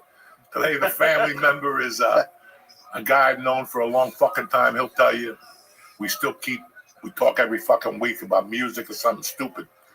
And I love him with all my heart, Mr. Steve Avila. How you doing, brother? Good to see you. It's good to see you too. So wait a second. Before you were saying that you met me at Our Lady of Libra? Our Lady of Libra. That's the first time I met you, yeah. 8th grade year. 8th grade. 8th grade. Yeah. Because then when would I see you at the 64th Street Field? You, Rego, the other guitar kid. That was then. That was that summer going into freshman year, no? Yeah. And you played the guitar. I never forget the string broke. Yes. You were playing one of the Rolling Stones or We something. were playing Brown Sugar. There you go. I remember that. And the string broke. And I never forgot how I kept watching you and how you just kept playing. It wasn't like the string broke and you were going to tap the fuck out. No, man, you never stop. And I was really impressed. I'm like, holy shit. I would have just got home. I would have packed the guitar. In the middle of the song? Yeah. The song. Yeah. The fucking string went by and you kept fucking jamming and singing. Who was the guitar player? You had, no, that was before Sprosh. That was, I think it was Beckenbach and Mike Reba. Do that My once. guitar player. Yeah. Yep, yep. Dennis DiCarlo, rest in peace. He was the bass player. Yeah. Johnny Rago was on drums. Johnny Rago on My drums. brother Johnny. He's still fucking walking the streets, Johnny Rago. He is. He sits in with us every time we play now. Comes up and plays a few songs. You ran into him at the restaurant, right? At the restaurant, yeah. He was a sweet With Mike Bart. Yeah. And it was fucking great. They do like a weekly thing there. Him and Lee Accarino and Johnny. So, Good guys. yeah. Good They're fucking the best. guys. They're the best. And I think There's I a bumped into Pepsi you commercial. freshman year and the worst, and the Featured the song. rest was history. Dr. Pretty much. Pepper. Pretty much. The rest was fucking history. Pretty much a lot of, yeah. You know, to give you some light, Steve Avila comes from a fucking tremendous family in North Yeah. Bergen. I mean, fucking tremendous. If they ever have a top 10 families in North Bergen, Avila's gonna make the fucking list easy. And it's the truth. A lot of people ran through that house. A lot of people went out that house. We had got a lot of good laughs there. Your mom was like the universal mom to everybody, you know. I still remember his dad passing. Yeah. Shortly after my mom passed, Yeah. Your mom died about a year later. about a year later. And I'll never forget that I got a call one night to meet you at your house with Lubes for a fucking party, right? And it was, I get there and we're the only 3 young kids. Yeah. Like we're the only 3 Rabbi allowed. was a It was all rabbi son, seniors. and when his daddy would And I visit, walk in there and I'm like, I don't know what I'm gonna expect. And they had a garbage can Yeah, the garbage can with the cuckoo juice in it. with was the like, cuckoo juice in it. It was fucking everything, shoes. There was bees in it. Throwing bees. Yeah, you catch a bee, I always throwing wondered that question. What's the son of the There was a rap punch and there was bees in it. I wondered if bees like fell into it or you were What's the just son like, of the no. What are you rap? going with bees? So they would be flying around because it's sweet, right? Right. So you just hit them into the punch. Yeah. After a while, you didn't care. Yeah, what? You know.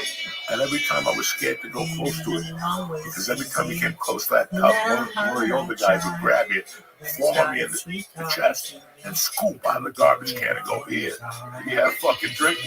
And I think I drank like 6 of those motherfuckers, and I don't know what happened to me. They had every alcohol under the sun. Everything. It didn't matter. Whoever came in, they'd come in with a bottle. And this bottle of tequila, Was the bottle son of the Jack Daniels, rap, bottle of yes, he gin, was. every alcohol under the sun was in that punch. Sounds like a Yes, he great. was. That's crazy. So the band didn't play that night. Actually, we did. Somebody played We that. did. That was Danny Lowenstein. Okay, yeah. Danny Lowenstein, my brother, Dennis DiCarlo again. Telling me that he's all And mine. that was Looking it. for each And the other, drums there's no stayed. way. Looking to see Yes, how the much drums we stayed grown because and it was the actually In the back room. That's right. That's right. Fairies with us. I used to play basketball That was so every day. sick. And every day a cop came by. Sucks. His name was Ray Ernesto. Do you remember Ray Ernesto? He lived by Let's see the Sulos. Yeah. The thing that I stuck think I out do, the yeah. most with Ray was he always played basketball with us with colored socks. And it irritated the fuck out of us. Like, God damn it, Ray. Wait. Why must you wear fucking colored socks? You wear party socks. Right. I just want to clarify though. You said that it irritated the fuck out of us. Is us everyone or just you? Me at the court. Me Shit at the court because in those days, if you wore colored socks to the high school, they sent you home. Because if you cut yourself, the ink would go into your skin. So you couldn't take gym class with colored fucking socks. So I always remembered that. And every time he'd come with the thing, I'm like, this motherfucker, he's going to cut himself. He's going to fucking die on the court. And, and then we'd elbow him lightly. Like we used to fuck him up a little bit. We were young kids. That's what you do. But that night I left the house. I don't remember leaving. All right. All I remember is being asleep on Sensulo's lawn, and Ray Ernesto kicked me, and I recognized the sock. I'm like, God damn it. And he's like, well, you okay? I'm like, yeah. Let me give you a ride home. And he fucking gave me a ride home. And he knocked on the door of my mom and she's like, what the fuck? Don't worry, it's Ray Ernesto. He's got colored socks on. Don't fucking worry about it. She was pissed for like 3 days. But that started like a fucking movement. Like that started a movement to fill out. Yeah. That never ended till fucking 1985. Pretty much. It really fucking did. That was just, we were out every night after that. In one form, shape, or another. And then I still remember like our concerts. We all went to see Ted Nugent and Aerosmith at the Meadowlands. Did you go to that one? Yes, I did. I remember I walk home like a fucking idiot. Cars are doing 90 past me and shit. And you're walking on that freaking bridge.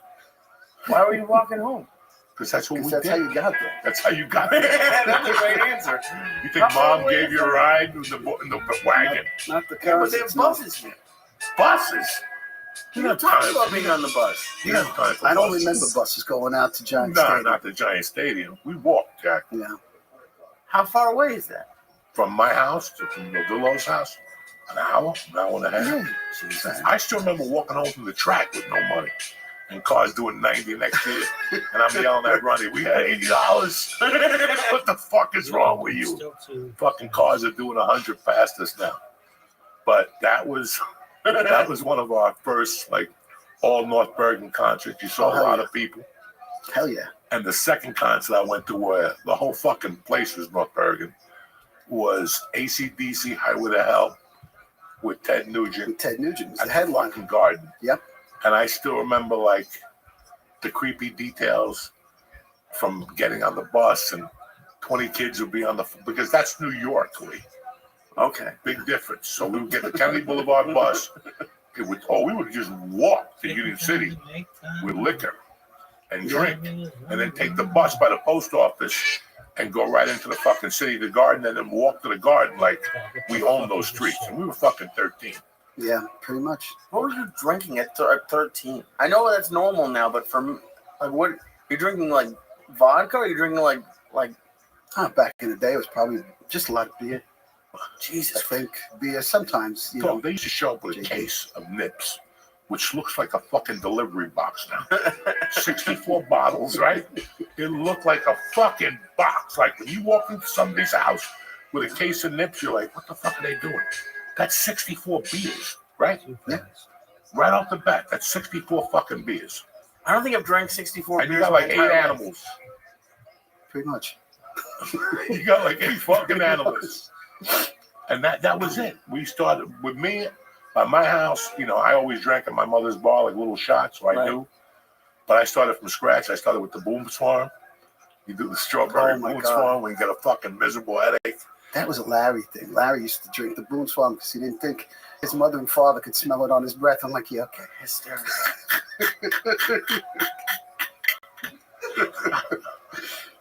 It was the shit we drank. Like, you know what I was thinking about, Bill? Walking up 46th Street Hill while mixing a cocktail. I can't walk up that motherfucker now. No. Just walking it. It would be a 3-day adventure if we had to walk that up now. It's that big? It's long, but it's steep. It's really steep. That sounds terrible. So it's, you know. When it got cold, we turned around and walked up backwards. And you drained the vodka, you drained the Gatorade, and you put the vodka right in the Gatorade bottle, and you shook that motherfucker and went on the number 1 bus. Half the time we would just save on the number 1 bus. It was 35 cents. We said, fuck it, why take the bus? Just walk. Yep. We're walking on fucking vodka juice. You know, ain't nobody gonna do nothing to us. We're walking. And then we go up to a place called fucking Wizards. Oh my God! Wasn't it? That was a pinball place. Okay, Next to yeah. There used to be a pinball place on Kennedy Boulevard there, like a little pinball place. Right. And that's where all the weird people hung out. Like kids you never even saw play football. You just saw them at night by the trains. Like, you know, doing creepy things and shit. Nobody you knew hung out at Wizards. There was always kids that grew in the dark. They were a little fucked up. I feel like I would have been at Wizards. And people would say, you want something from Wizards? And somebody would go in and come out, listen, we got like 18 hits of mescaline, even though there was like 20 of us. Like, we'd run up there with 15 of us and walk in there, and the guy would go, well, what are you guys doing? We need mescaline. 15 hits? I got 8. We'll go get 7 more because you're late.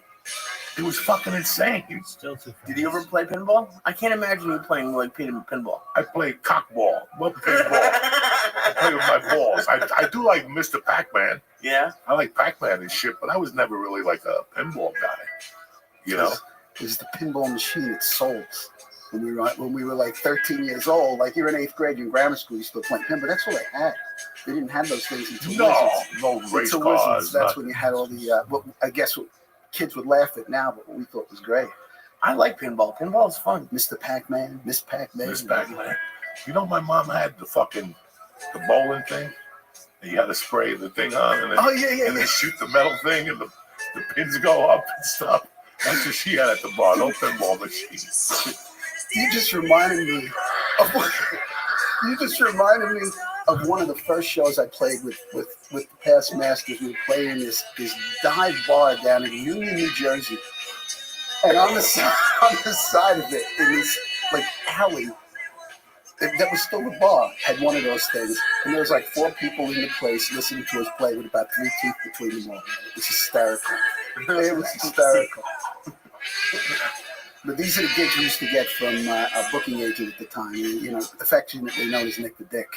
So, but oh my God, that's what you made me think. You made me think of that. There's this woman dancing around in front of the stage, and I'm just about to sing, and Russell comes up to me and he says, if she doesn't stop dancing around the stage, I'm going to kick her right in the cunt bone. So once you take your band outside of city limits in New Jersey, you don't know what you're going to run into. You really don't. It's the Addams family out there. Oh my God. And that includes where I live. Like even that area there, once you go south from there, it's a different type of Jersey. They wiggle to a different waggle. You know what I'm saying? They're not your usual Jersey people. This place was like in the middle of nowhere. It was so it was a nightmare. It was a nightmare. So we went to see Ted.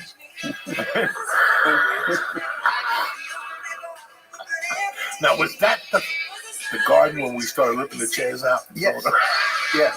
Like Madison Square Garden? Madison Square Garden, you had AC/DC was the opening band, and the cool thing about that is where we were sitting, Bon Scott came running down the aisle with Angus Young on his shoulders, and Angus is playing a solo to Whole Lotta Rosie, which, you know, that was great. But Ted played, unbelievable show, and nobody would leave.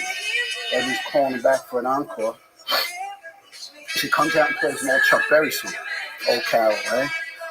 As soon as he starts playing, chair stuff down in Oxford, metal folding chairs. Jesus. We're breaking them apart because they were like held together by, I don't know what the hell, breaking them apart. So you figure, you know, when in Rome, we just start winging these things up in the air. And as you're winging them and the thing's building, everybody's kind of backing up.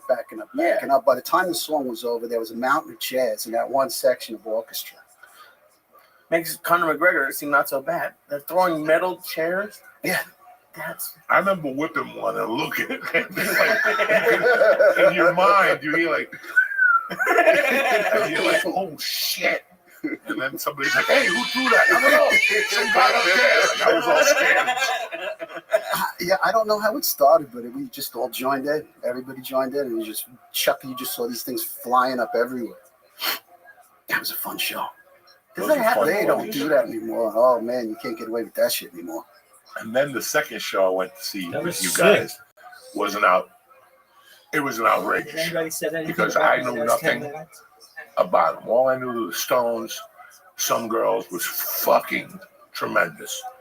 And one day, it was kind of nice out. It was April. And you motherfuckers were like, we're chipping in for a fucking 8-pack or something. I don't know. I'm like, what for? Like, we're going to see New Barbarians tonight. Yeah. And I'll never forget, I called Mike Denny, the devil, to see if he could get tickets and shit. He's like, nah, we're just going over to the Scout. Fuck it. And that was another night where I saw 82,000. Yeah. That was a good fucking show. That was a great show. I had blue sky. See, remember the blue section up on the top of the garden? And we used to do this all the time because when you can't really afford much, right? So we were sitting way up in blue. As soon as the lights would go down, we just start hopping over the wall, running down into the orchestra section. That's how you always got down front. And I went to see Yes, and they were so bad we moved back. That's the first show we moved back. We gotta go. We gotta go this out. This ain't sounding good no They more. had that circular stage. Why didn't you just leave? Yes would come every year. Okay. Yes would come to this area here August 28th, 29th, 30th, September 1st, 2nd, and 3rd. I still remember that. Like it was like 6 nights they do the garden. Okay. And every year we went, you know, rolling around the bound. And I played the 4th year. I'm here for again. Because you know, parking. Yeah, that's the thing that we had. Like now, if you want to go see somebody, you gotta split $250. You know, split $250 for fucking anybody. But for a band I don't know about, people say they're pretty good. I had a couple songs. $5 ain't fucking bad. Just get into the city. Right? If you don't like them, you fucking go home. Yep. That's it. God bless you. God bless you. But there was a lot of fucking music, a lot of shows. And what you gotta remember is that my mom had just died. So this slipped in to take my mind off of it. And I was full in it. Like I was fucking. Yes, you were. You were committed. I was committed. I was really fucking committed. And I was good until, well, right before my mom died, we robbed a beer truck. We took it to Chirpy's house. And we stole a bottle of vodka. And he had peppermint schnapps, or it was the other way around. Yeah. He had peppermint schnapps, his father, and we had vodka. And it wasn't. And here's the other thing I remember. When you robbed one of those beer trucks, you didn't really know what you were getting. No, you didn't. Because we robbed a case of quartz. You know how long it takes to cool those motherfuckers up in the tub with ice? They're 32 fucking ounces. So we had to sit there for like an hour, like listening to music. So me and Lefrano made vodka and peppermint schnapps, and we fucking put them in the freezer. We got fucking level. That was the day.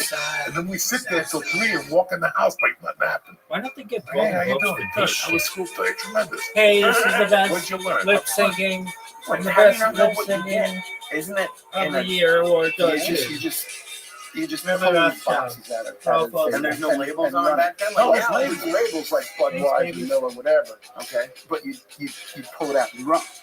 So you didn't know exactly what you had, and plus, we were just doing some of these things for the first time. So we learned as we went, different size boxes, Welcome different things. to But the first your time we did it, we life. didn't know. We just pulled shit out of it. And we did it by accident. Yeah. And then I continued to do it from Albertsons. Even Because a Albertsons, while you just we walked in there. asleep. You walked in with 3 A fucking week of fresh. work behind you. Everybody was like, we were rooting for that. You just walked out and she was security chase. And when they didn't chase, you went into the park. And once you're in the park, fuck you, you're gone. No, it's not North Bergen no more. It's Hudson County problem. It was easier once we had cars. Once you had a car, you'd pull up and you just hang out the window and you pull them into the car and take off. That was easier. Now, I still remember my freshman year, somebody, I don't know who, it wasn't me. Well, somebody went on a fucking tear. And it's just like 4 kids with the clothes. And they hit them in the lockers. In by the gym. And fucking, came to me. He was like, I'm calling the cops. I know they're in your locker. I'm like, listen, you're not going to open up my fucking locker. Not today. Mr. Lee. Oh, Mr. Lee and me got neck to neck. He was like, I'm opening up that locker. I said, no, I'm telling you, I don't open my fucking locker. He was tough as hell. Bring the cop, bring whatever the fuck you want. I had nothing in my locker. It was just a point. Like, you ain't going in my fucking locker. Not today. Maybe tomorrow. Maybe tomorrow. But not fucking today. Not with your attitude. And we hate each other. You didn't go in the locker? We got a bunch of the athletic department was there. The athletic department used to be there. It's right there. 2 doors down, and I think Randy Shea was in there with somebody else. Randy Shea's office. And I'm like, Randy, come on here. Let's see what the fuck is really going on here. Yeah. Because Randy Shea liked me, so that's why I didn't open up that fucking locker. And I think I took business law at the time. And I remember that Why can't I picture this? business law was right there too. It was like 8th or 9th period by the door. And I remember the girl that was in the class with me. She had given a bunch of blowjobs or something. And they said she used to shake. They said she used to shake. She gave blowjobs like doing it. I don't fucking know. I would shake. Yeah, like my body would shake and shit. So I don't know, but they said that in there. That if you get something in your mailbox that doesn't belong to you, just because it's in your mailbox, it's your property. It belongs to you. So after that, I started stealing my own Social Security check. I'm saying, like the government sent me 2 checks. One time by mistake, I stole them both. Then they're gonna get me now. 1980. What are they gonna do to me now? They might now that you broadcast. No, I broadcast a lot of things. I thought you made a list. If they were gonna get me, they would have got me.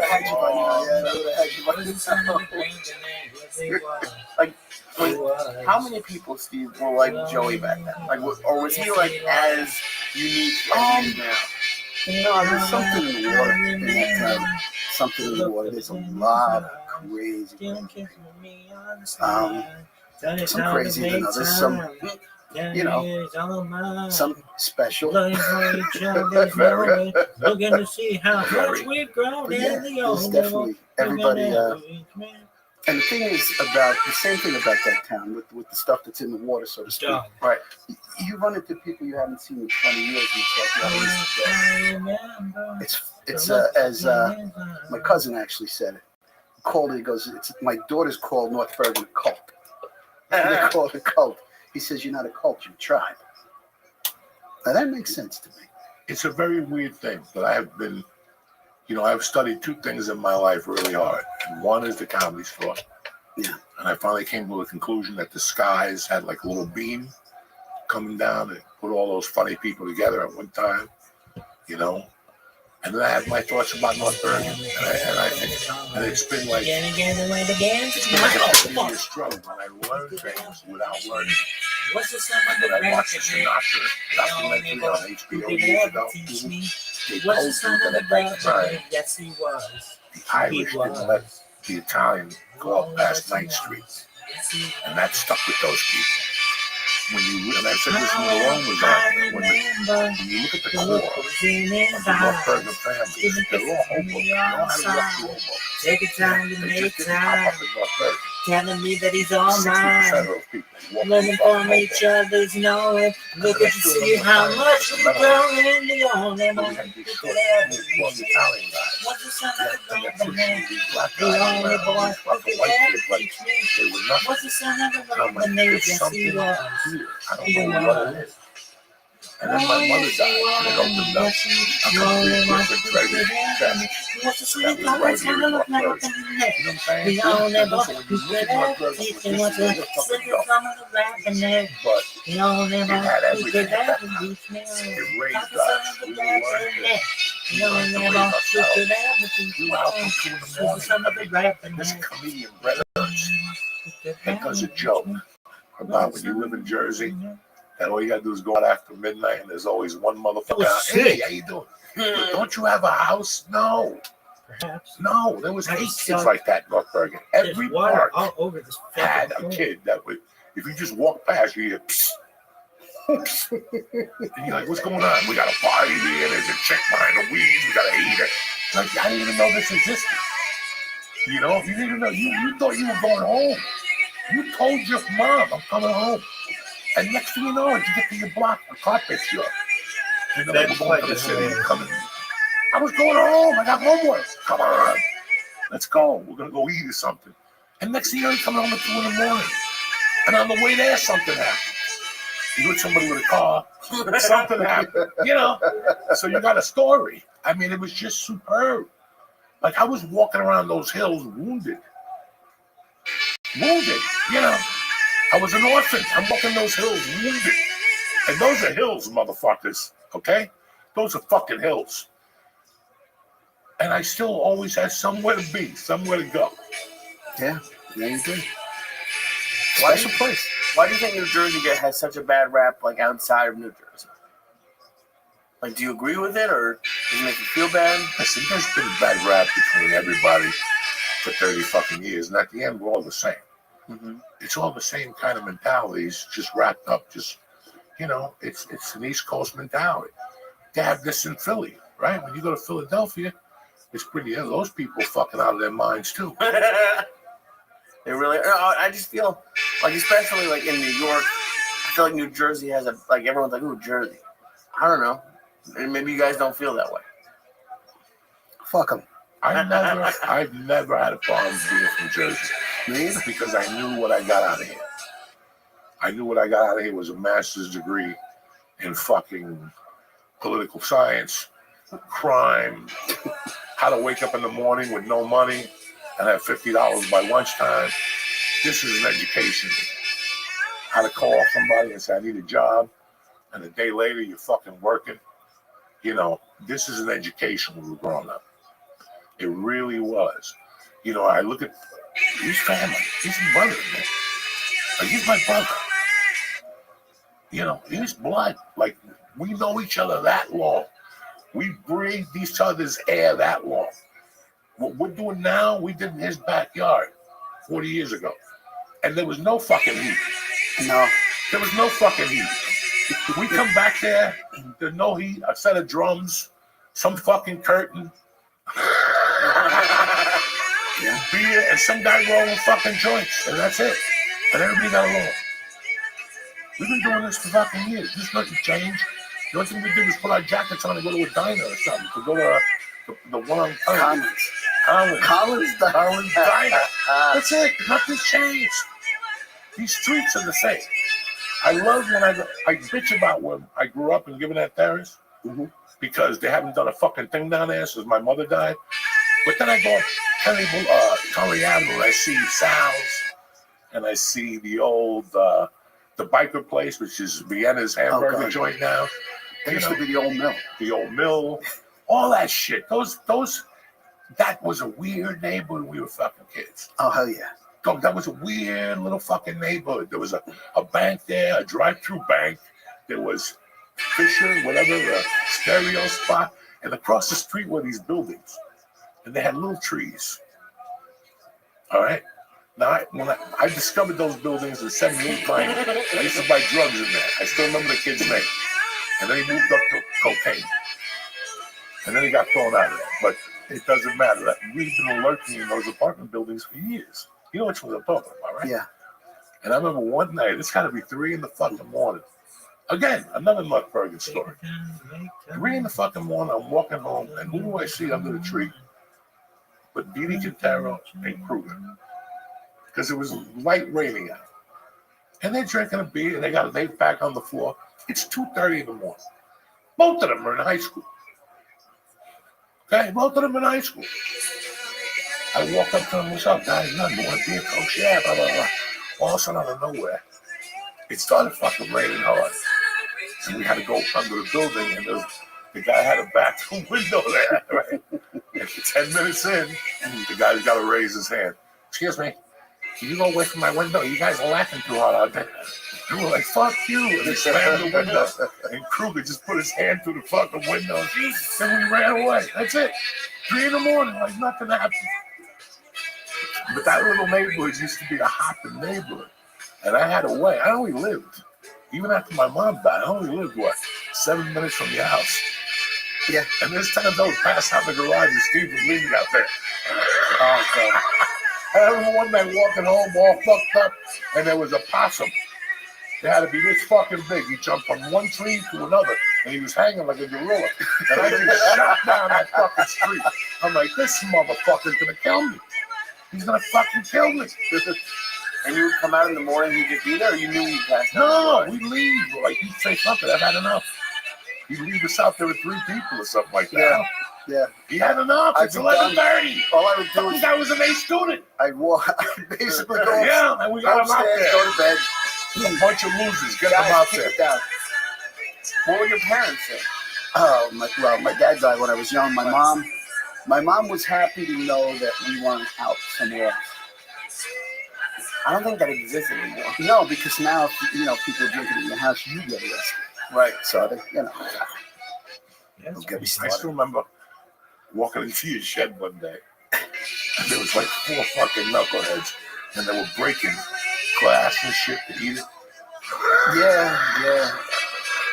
There's my brother and folk and That was sick. No, I think it was younger guys. Sucks.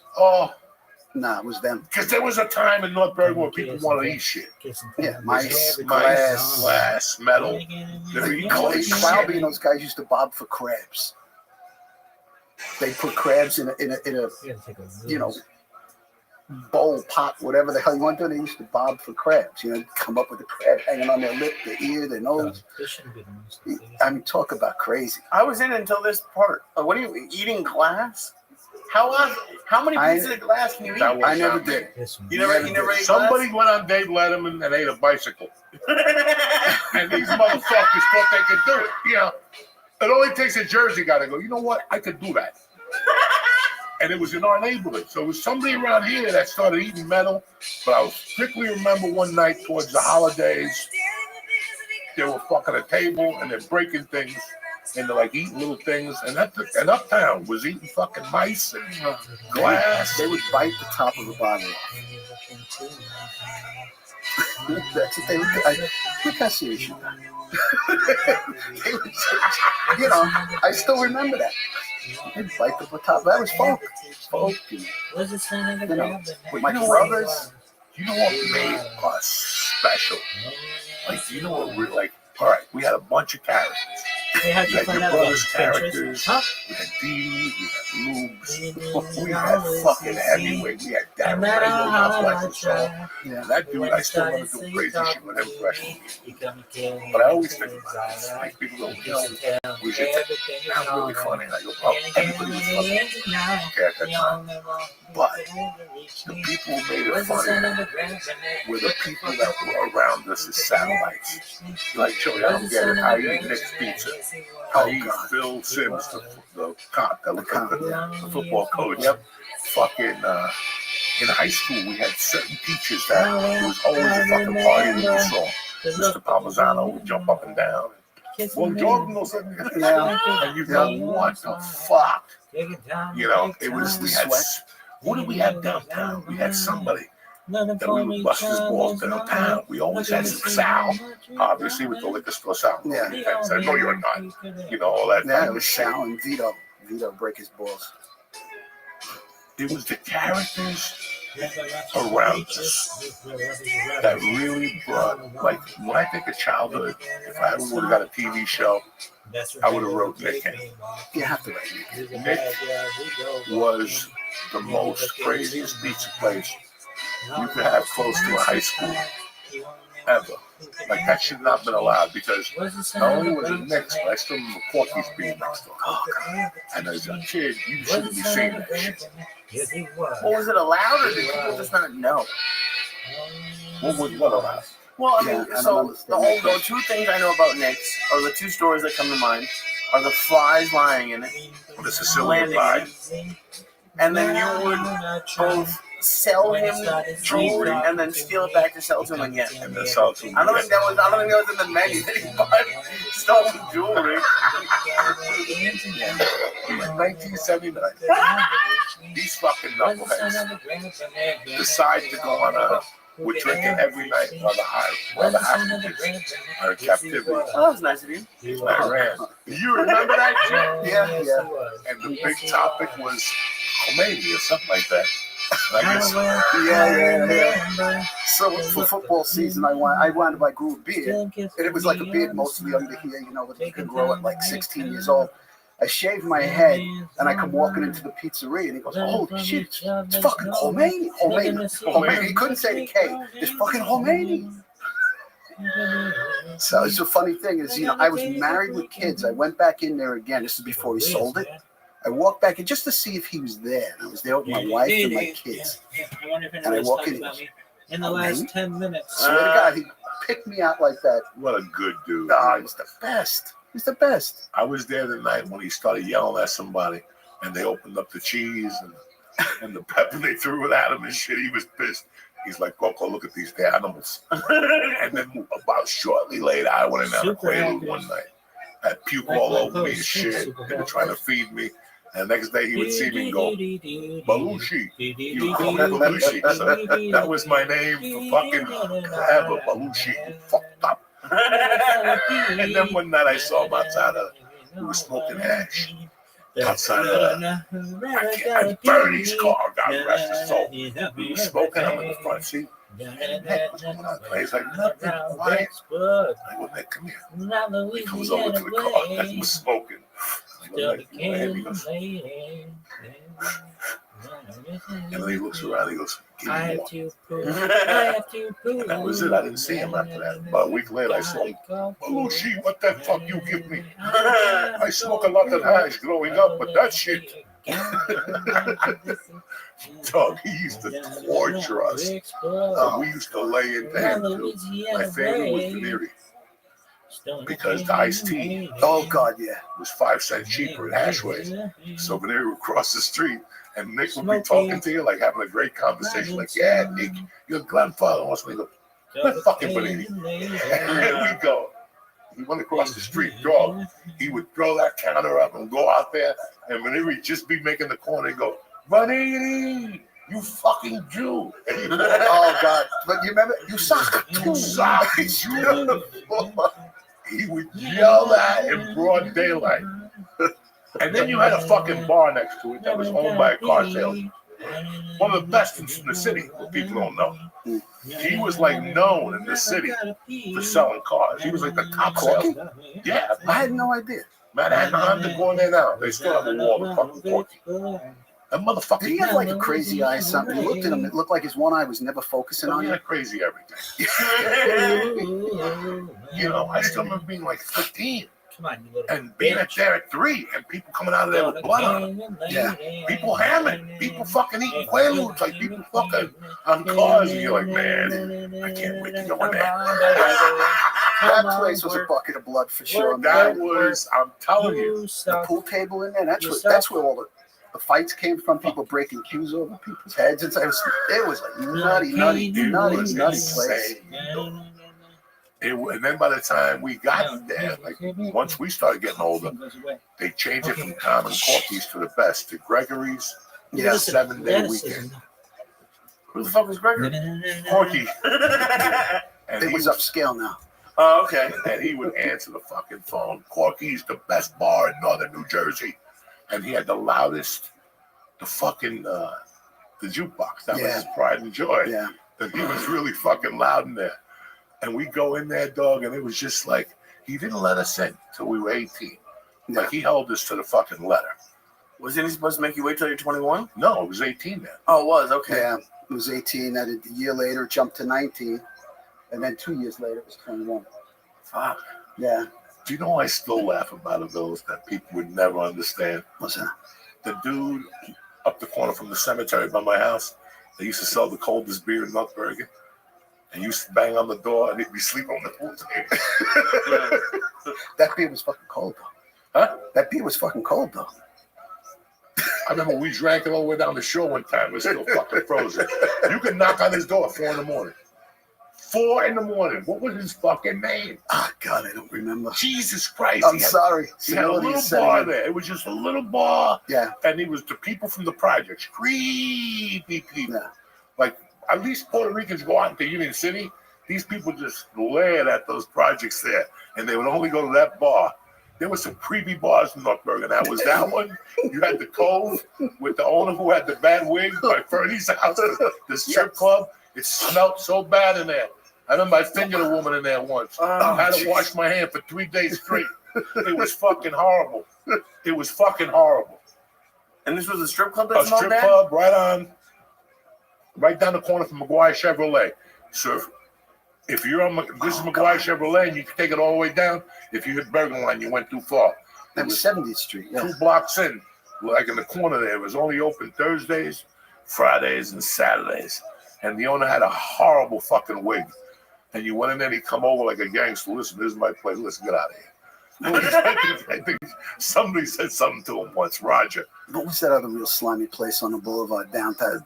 Buffs or something like that? Where was Buffs? Buffs was on the boulevard, but I don't remember what street. Okay, Buffs was past the stadium. So it was down like in the 18, teens, upper teens. Yeah. 19. I remember going to Buffs. There was no big fucking deal. No, it was just another slimy place.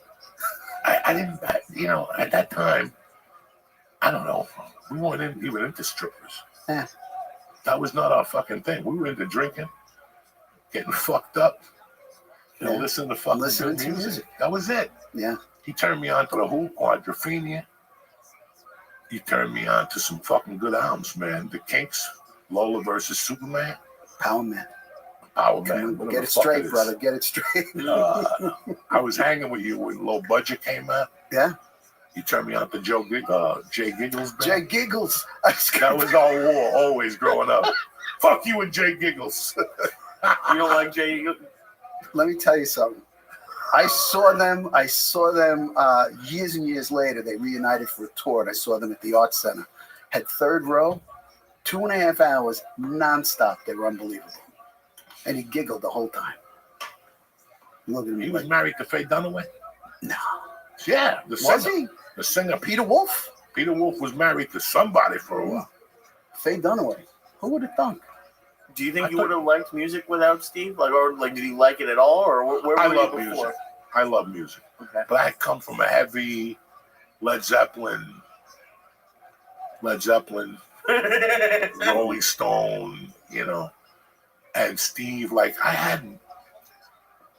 I liked the Who, but I didn't I think I turned you on to Floyd, too, at the time. Yes, you turned me on to Animals, Yeah. which I will be eternally grateful for because I even had it on last week. That's still my favorite Floyd album. Still, Is that the one with the airplanes?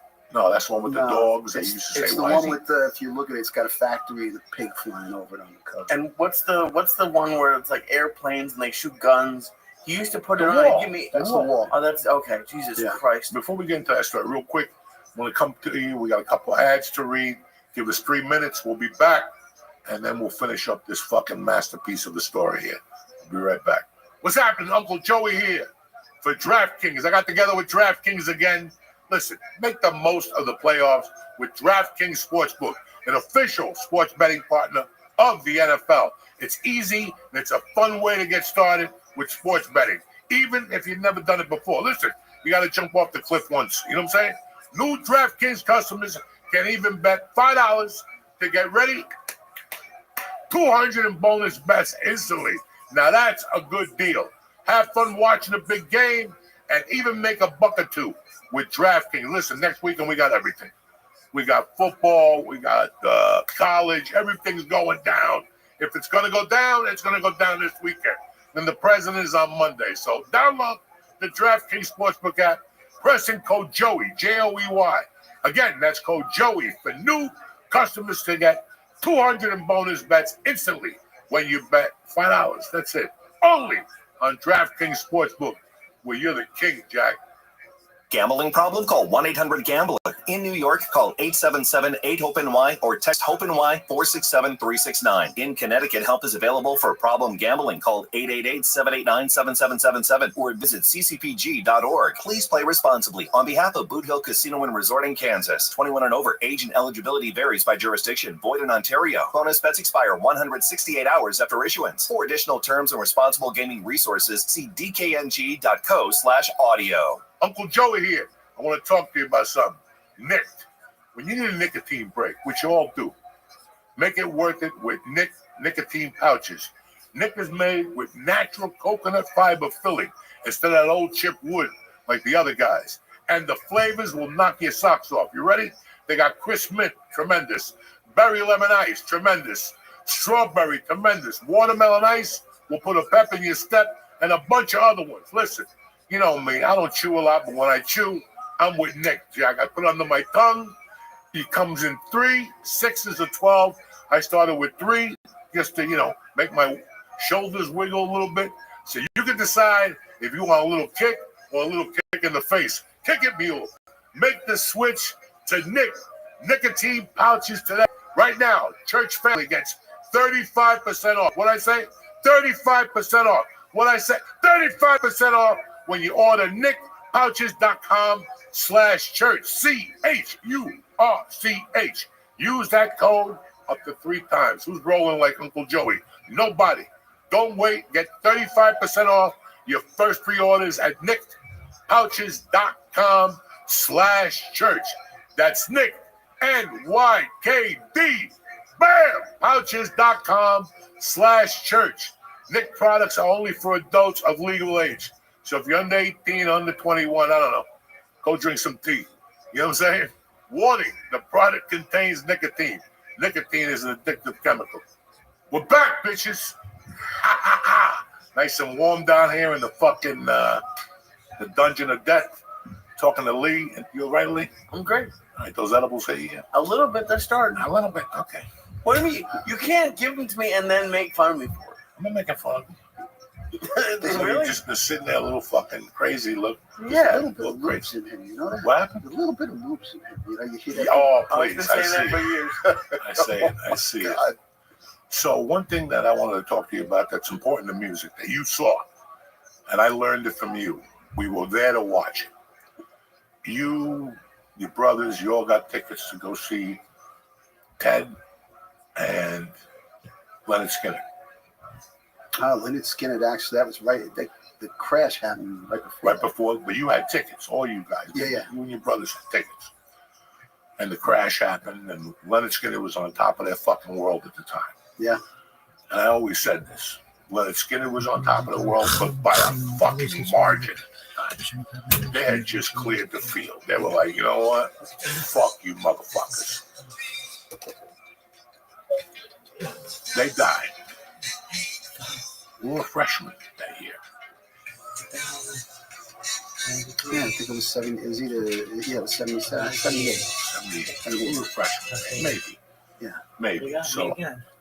and also this new album came out, this new band. They were fucking great. We called the Cars. And we all liked the fucking Cars and shit.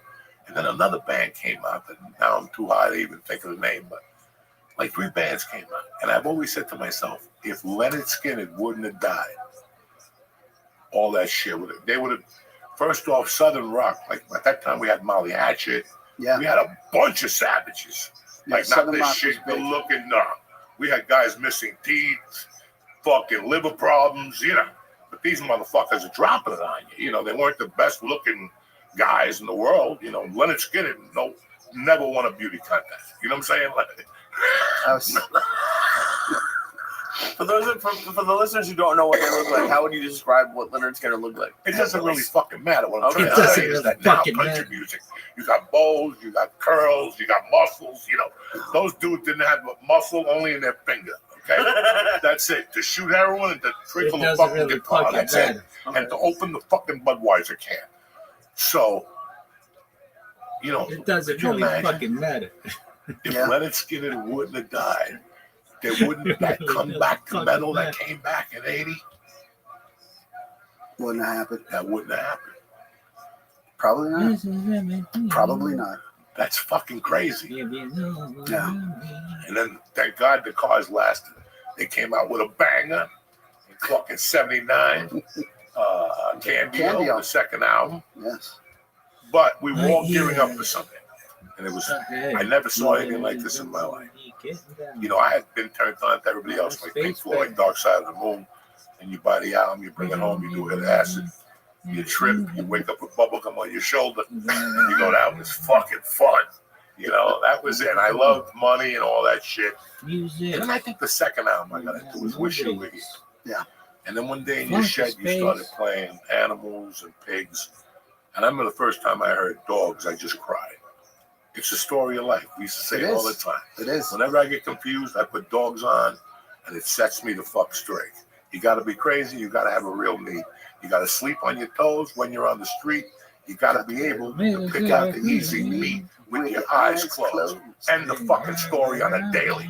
If that's not in the back of your mind when you leave the house, shoot yourself. Because that's basically what it is. Shoot yourself. That's not in the back of you. Like if you leave the house, like, oh my God, shoot yourself. That's it. All those years when I used to get up angry and somebody got robbed, that's why I left the house in my mind listening to somebody's going down today. Somebody's got their lunch money in my fucking pocket. I want it. That's fucking anyway, I get all emotional. Yeah, I can see That that. big shit starts coming out. I'm scared now. I know. But then it was really funny. Led Zeppelin came out with their album in '79. In for the outdoor. Into the Outdoor, which was a fucking flop. Yeah, But I heard Into the couple Evening of decent today, songs. Couple of decent. I found out Sound Soiree is my favorite on the album bomb. Did you read Why years later? No. Paid up. Never showed up. He was on heaven. Oh God, yeah, he was in a bad place. And then you throw on when they did the festival in '79. Network. Throw that on when they do Achilles' Last Stand. He's just a fucking bone. The heroin is fucking eating him alive. They're like, oh my God, this motherfucker. These are real musicians, not these okey doke motherfuckers that jump around today with a tattoo on their ankle. Look how cool I am. Get the fuck out of here. So then we witnessed something else. So Led Zeppelin came out, and then we were all waiting for that tour. And that motherfucker drank too much, and that was the end of that. Yeah. I was at Muffin Joe's when I found out. I've been to that place. I was at Muffin Joe's eating a fucking ham and egg on a roll, talking to Joe about something, whatever the fuck knows. I was there, and it was a Saturday. I was fucking heartbroken. Like my chance to see Led Zeppelin is dead. Like I'm never gonna OD. You know what I'm saying? Like I was planning on ODing at Led Zeppelin the second night or something. That's when we used to have to get 4 tickets at a shot. You had to mail them in. Yeah. Mail them in, 4 tickets. You Then, have to mail them in. so you sent 4, he sent 4, me, George, Tricky Nick, and next thing you know, fucking only 2 of us got chosen, but we all going to the concert, bitch. Then that was a fun fucking, like we were on a tear. We started on a tear, Bills, that April. We went to,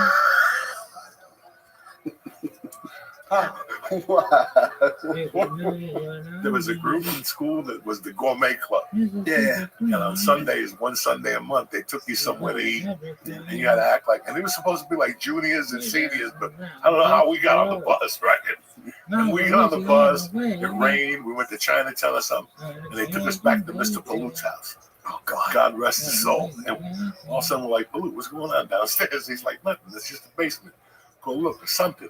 We went down there and we found some albums or something. Next thing you know, somebody went for beer. Yeah. And they came back. These are our coaches and teachers and stuff like that. They want them coming downstairs. We got like cases and cases. Oh my God. We left at 8 o'clock after 60 minutes, though. That's how embarrassing that was. We got there at 12. We're in the guy's basement drinking. They're upstairs like, oh my God. How do we get rid of these kids? That was right after the New Barbarians. And we were just on a thing. Yeah. You know, everybody was doing their own thing. I was downtown, but I would come up at night. Johnny Costi would have parties every fucking once a week and shit. Tremendous. And then I went to the hospital and my mom punched a ticket. And when I got out, when the smoke cleared, I remember like, I was in your house like a week after my mom died. We were talking about something. And you're like, the fucking wall comes out in 2 weeks. Yeah. And that's when it started, guys. That was fucking insane. I think it came out the day after Thanksgiving. Something like that. I just remember, like, you would hear on the radio, like, Pink Floyd's new album, and, you know, little soundbite here, little soundbite there. There was this huge buildup. There was a time, buildup, like, too. you know, a new album came out from, like, a big artist like that. So, We were going into the holidays with fucking Pink Floyd with a new fucking album. Everybody was fired up. And then you motherfuckers drop a bomb on me. Are you coming to get Pink Floyd tickets with me tomorrow? Yeah. And that started like at night, like at 11:30 at night. Yeah. We were all going to go get Pink Floyd tickets, but it was just hearsay. The morning when the smoke cleared, it was me, Lubes, you, and Joe Focaccia.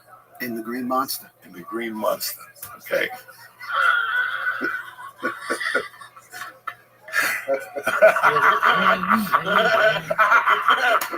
I'm guessing that was the car. Oh my God. Yeah, it was a car. I'm in the back seat behind folk. And he's driving, he's all excited. We're like on the fucking 46 or 17 or something. We're on a real fucking highway. Yeah. And he's all excited. Also, you hear boom. And you see a fucking, he hit one of those. Right away, he hit something. I was a cone or something like that. And then we went to Paramus, maybe. I think it was Paramus, because that's where the ticket master was, yeah. And then we ended up at St. Peter's Prep. Yeah, we had to go down to Jersey City. Because we were going down the boulevard when he dropped the ashes on his chest. And he's like trying to put himself out. And the car is doing this on the freaking boulevard. Like, oh my God. Oh my God. I didn't even want to say nothing. I didn't even want to say nothing. Oh my God. I blew it. No. Like, I didn't even want to bring up the cherry in his shirt because it's so people go, oh, it's such a bullshit story. But the cherry really did his. He was so excited. He kept talking to us in the back, and all of a sudden he's like, and he's fucking hitting his shirt, and I don't know, he's hitting things. It was just fucking superb. And we didn't stop. Like that holiday was rough for me and shit. But then these motherfuckers opened up the year with we're having the Island of Insanity party. And I'm like, what?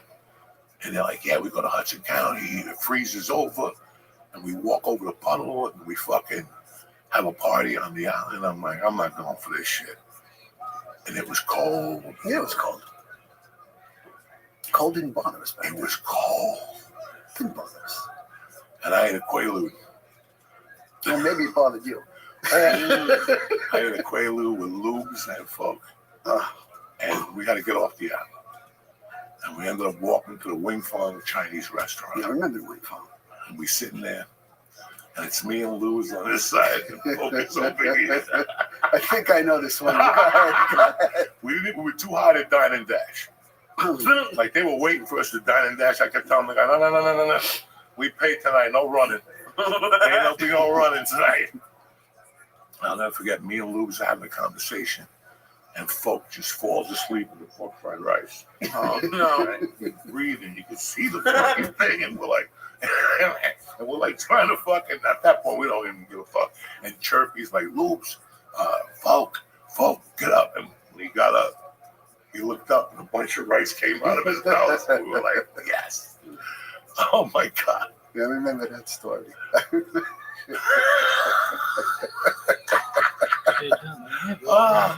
And I ended up walking home, blacked out. I don't remember. I could sit here for years and tell you I knew where I was going. I remember I had a blue sweatshirt on, like a light blue hoodie, and some other jacket on top. Yeah. I'll tell you where I woke up. On top of the Chinese, by the funeral, by the cemetery, my mom's cemetery, on top of the corner before you hear Shitson Park. There used to be a little bodega there. It's still there. It's been there through generations. Now it's an Indian guy.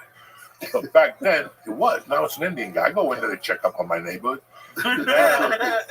Now it was a Cuban Chinese guy. And on Sundays, he would make pork fried rice and roast pork yakame, nice pork with the red circles around it, fucking world class. He owned the building, where Jill Gutman lived. Okay. And Gnipganot, the Jewish girl. I forget what her name was. Gnipganot. Yeah, she had like a weird Jewish name. What was it? I remember. Man, I haven't thought about that. What was her name? Like Rachel? Gnipganot? Dog, if you think I just thought of Gnipganot, then that was a fucking name. I haven't heard that expression in 20 fucking years. Gnipganot. I remember waking up in between the walls outside. Like it was like 8:15 in the morning, and I woke up like pinned. Like there was a little alley, and I was pinned on that wall with another wall in front of me. And I got up. I only had the sweatshirt. I would survive. I'm like, I can't believe I didn't freeze. I was staying with the Benders, and I just ran down the hill and went home. You just never made it there. The Quaalude had different plans. Yep, yeah, I could see that. How many people were you doing Quaaludes? Like, how many people were doing? He was a good guy. No, man, I was part of a dabble different in any crew. of that. None of, To me, every time I saw somebody doing Quaaludes, it did not look like they were having a good time. They'd be sitting, you'd be at a party. I was always talking to girls. I was doing whatever, and I'd see like one of the guys would be doing Quaaludes. They'd be gray. They'd be sitting in the corner holding a beer, looking like half dead. That's what it looked like. Did you dabble in acidics with us? Yes. So it was always me, you, and Lou, I think. Pretty much. Higgins took. And I remember one night we went to. Well, he's probably gonna shoot me for saying that. Delete that. The night that we went to Cameo's party, and Folk was the devil. He was dressed like the devil. Yeah. And you and me spread up. And there was all these conversations going on. I'll never forget that. And every 20, 25 minutes, I look at you, and then we both look at Chirpy, and we go. Because we were having such a great time. Yeah. Were you at the times with us up at the movie theater, like Carvel up in Fairview? Did you go to any of those late night movies with us at midnight? I went to see, what was it? It was like, we went to see, it was like a Crosby, Stills, Nash and Young movie, followed by a Jimi Hendrix movie or something like that. We were at. Yes. I'm amazing. How are you? Excellent. How'd you find? Thank you. How'd you find out about me?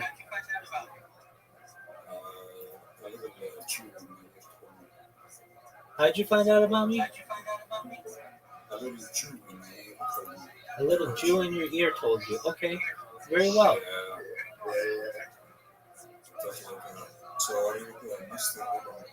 Absolutely. Did you happen to find out about me from Blue Sky? That's okay. Excellent. Do you mind if I tell you about myself? Thank you for the opportunity. I'm Rabbi Rothschild.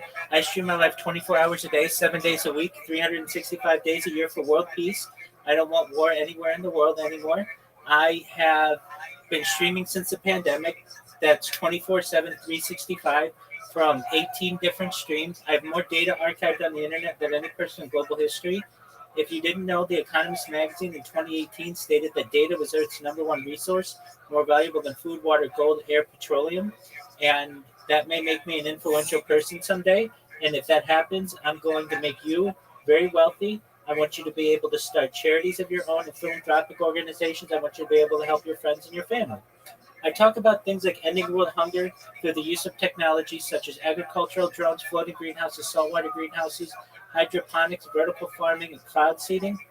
I want to help end world thirst. I am sponsored by cryptocurrency. It's known as Harry Potter Obama Sonic 10 Inu. I know it's a long name. It's worth tens of millions of dollars. They're the ones who have sponsored my merchandise. And we have actually started projects and built wells in developing nations such as Nigeria. I want to help to continue those positive impacts on society. I'm also a major advocate of the Lifestyle program, but most importantly, I'm an advocate for desalination technology, where we pump earth seawater onto land to make it drinkable. How's that sound? That's fucking sick, bro. Excellent. Badass. Excellent. Badass. Excellent. Do you mind if I tell you a little bit more about myself? But what's the name of your What's the name of my group? what's that? Oh, the cryptocurrency. It's tickers Bitcoin. It's Harry Potter Obama Sonic 10 Inu. Here it is. What you say building wells in Africa? Yeah. What's the name of the charity that builds the wells? Oh, just our cryptocurrency has done it, so it's worth tens of millions of dollars. What we've done is given to the leaders of certain villages there to build wells, and then they send us videos and thank you, and they're able to have clean water. You sound like an absolute fucking alpha male. Thank you so much. Do you mind if I tell you more about myself? Yeah, go on. Excellent. This is a real life Truman Show. If you've ever seen that movie from the 1990s starring Jim Carrey, every element of my life has been archived. It's like a real life Big Brother. Other things that I talk about that I think are going to change the world are things like anti-gravity, antimatter, faster than light travel, faster than light communication, things like alien disclosure, and perhaps de-extinction. People don't know this, but the first successful de-extinction took place in the year 2003 with Pyrenean ibex, which is a goat located in northern Spain, southern France. Fast forward to the year 2021, a company out of Dallas, Texas is founded known as Colossal Bioscientific. They've made it their goal that within the next 3 years or by 2028 to reintroduce the woolly mammoth into the Arctic Circle using African elephant surrogates. They've already reintroduced the dire wolf and de-extincted that. Following the reintroduction of the woolly mammoth, they want to reintroduce the Tasmanian tiger, followed by the dodo bird. I just think these are mind-blowing ideas. The dire wolf thing, I heard about that it's researching that it turned out it was fake though. Well, so that one's a little different. It's not fake. It just isn't a full de-extinction. That's why I referenced the woolly mammoth before the dire wolf. The dire wolf is just kind of a cherry on top to all the projects. Additionally, I talk about things that may impact you and Pootie, things like perhaps life extension technology. So when you were born, the average life expectancy for you was probably about age 80. I want to increase that to age 100, 120 if you want. This is with your consent through the use of technology such as... Sure. Increasing the average life expectancy also increases the amount of people that are consuming food. Yeah, I mean, that's why I talk about at the beginning, agricultural drones, floating greenhouses, saltwater greenhouses, vertical farming, cloud seeding, and hydroponics. All of the food will be taken care of. But vertical farming requires necessary resources, which cost way more. No, it doesn't. Nuclear energy is essentially a miracle of modern science. Runs cleanly, efficiently, and virtually at no cost. I agree with that. Excellent. I'm a major advocate for fission technology and fusion technology. And with these types of energies, I'm also advocates for other types of energy that we're not currently utilizing, like tidal energy, where we put turbines in the ocean and allow the Earth's waves to turn them and generate electricity. Geothermal, where we stick a pipe in the ground and allow Earth's natural heat to turn a turbine. So really, people think that energy production is very complicated, but it's really pretty simple. You just have to be able to turn a turbine, and there are many ways to do this. Now, with that taken care of, I want to, like I said, increase the average life expectancy of people on the Earth to age 100, 120 through the use of technology such as oxygen therapy, human growth hormone, stem cells, cryonics, cryogenics, perhaps things like ambrosia therapy and cold shock therapies. But eventually, you may be 120 years old and you may say, Rabbi, I've had a really good life, but I don't want it to end. My body's starting to break down, though. What's the next plan? Again, this is with your consent. we may, if you want, be able to utilize a type of technology known as mind uploading technology, where we scan your brain into your computer like a CAT scan or an MRI, knowing where every atom is in your central nervous system and your peripheral nervous system, for later download as an android, an avatar, a cyborg, a cybernetic being, a clone of yourself, perhaps a robot or an ethereal being, whatever you want to be. But essentially, what I'm telling you, Pooty and XL, is that you may have the opportunity at digital immortality. What are your thoughts on that? So my counter argument would be the human mind is capable of holding up to 2.5 petabytes Yeah. of information. Absolutely. So you're going to need to store that in the cloud. Very easily. Very easily. Through quantum computing. But storage. Very easily. Quantum computers require massive amounts of power. Just like I said, we have fission energy, fusion energy, cold fusion, thermal energy. We have geothermal energy, tidal energy, just overall nuclear energy to be able to power all of this. But again, my counter argument would be, since it's 2.5 petabytes, you need to upload that to the cloud and access it from the cloud. Absolutely. When you need an internet connection that is like thousands of times faster than we have currently. Absolutely, and we'll be able to do so. But at a certain point, the radio waves transmitting the internet, for example, 5 gigahertz, you cannot keep going infinitely like 20 gigahertz, 30 gigahertz. At a certain point, the range that the radio waves can move is just like, it's like a few centimeters. So the data transmission capabilities that we have simply just with the laws of physics, we are not able to send that amount of data. That's incorrect. You're looking at this with current capabilities of technology. I look at this with future capabilities of technology. So essentially, absolutely. So one of the most advanced ways we have for data transmission for the lightning cables, flux cables, which transmit data in the form of photons, meaning that data travels at the speed of light. Exactly. Meaning we're already at the maximum stage, and even that is like, I think, 1.4 gigabits per second, which is the maximum that we can transmit using the speed of light. Look, let me just put it. Scientists are already doing it with mice. Okay, so they're already memory uploading their memory. So if we're able to do it with mice, probably within the next decade, I've already seen, it's already on Instagram, within 10 years, we'll have mind uploading technology. So I think that you're letting the pace at what we transmit this data get in the way of the larger idea that we're already doing this. Again, my counter argument would be mice are much simpler creatures. Their brain neurons work in a different way, their brain is built up in a different way, meaning that we wouldn't need as much computing power and transmission speed to transmit the brain data into the cloud storage and download it again into the body. Even mice are just like it's a small example. Here, let's just go to AI. Let's go to AI. Let's go to AI and get the exact information regarding the speed. Okay, so here we go. Okay, well that's fine. Look, I'm not here to argue. Okay, I'm just here to tell you this is what is happening. Scientists are already doing this with mice. Within the next decade or so, they're going to start doing with humans. The amount of speed that it takes to transfer this information will improve, and perhaps within the next 10, 20, 30 years, it will become a reality. I know you think that because of transmission speeds, this is impossible, but even 2.5 petabytes is not a credible amount. That's only 2,500 terabytes or so.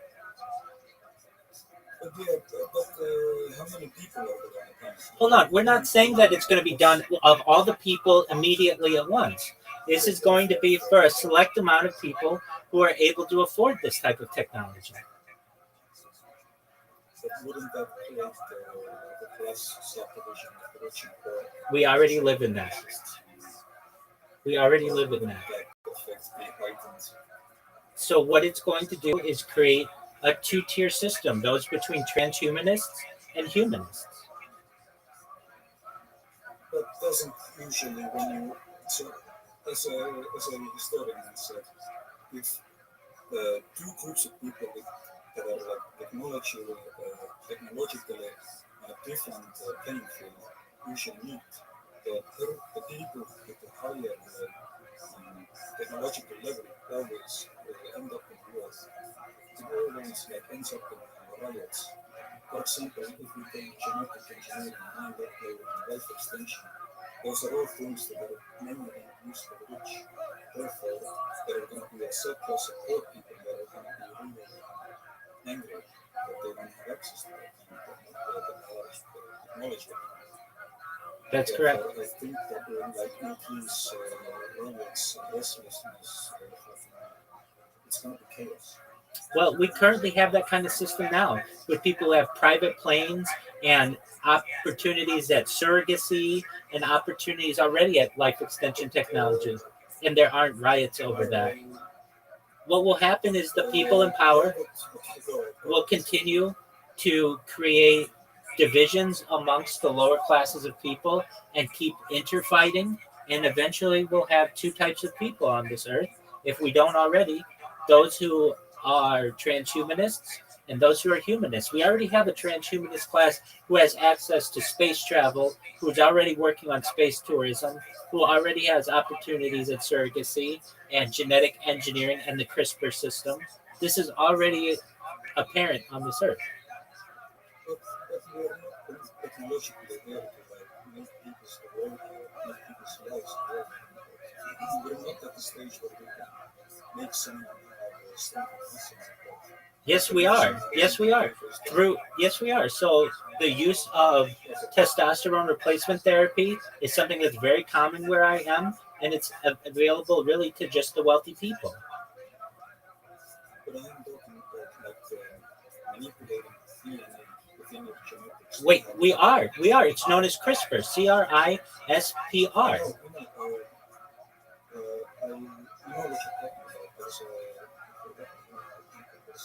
Anyway, there's something in Miami or something. It's a big city that when the wife is pregnant, you can have like a doctor take cells out of the babies. Exactly. It's known as CRISPR technology. Change the DNA. Exactly. We're at the stage where we can only change the hair color, eye color, and like visual stuff. We cannot like reshape what the human is supposed to be. We're able to remove genetic inferiorities already and predispositions to certain diseases. And we can already change, like you said, hair color, eye color, skin color, even perhaps. So these are just, it's a matter of maybe months before we're able to make that transition. So it's not that far away. I'm going to say to you what one of my friends said to me about that. I don't think it's our place for humans to be God. I understand. I understand. And there are people like you who feel that way, and that's fine. And you don't have to take advantage of any of this technology. There are those of us, such as transhumanists, who feel that we're being limited by simple humanity, and we want to expand perhaps into longer lives, stronger bodies, better progeny, and overall happier lives. But a thing like that isn't something you can choose to do. If it's a benefit, it's going to get used. That's not by everyone. Not by everyone. Not everyone will have access to this immediately. With access to money, it's possible for everyone. Oh, yes. I agree. With money, everybody. But one person feels that is if you're creating people that are genetically superior, yes, and understanding the region, whatever, then wouldn't that like create the perfect environment for slavery to return? And perhaps that's where we're moving toward. Is that a future we need to talk about? Oh, I don't have the decision on that. I mean, there's the argument to say that slavery still exists. There are more slaves in the world right now than there were 150 years ago. And if you consider debt to be slavery, more than half the world is enslaved. In fact, basically 99% of the world is enslaved through the debt of their own countries.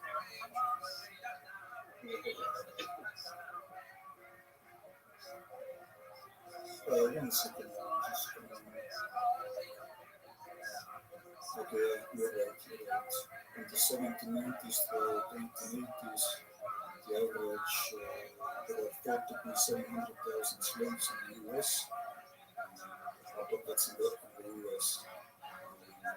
2025 across the entire planet are thought to be 49.6 million people living in modern slavery. Isn't that awful? I guess I would also look at what's the percentage of the population, because population is a slave within the first 90 years.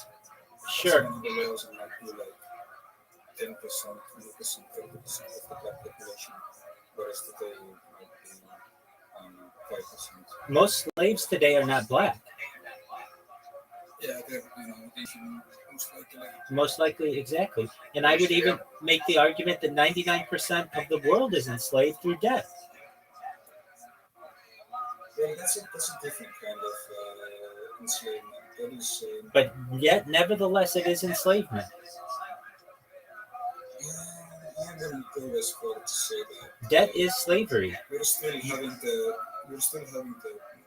freedom of possibilities of choices of jobs. You have mostly democratic world.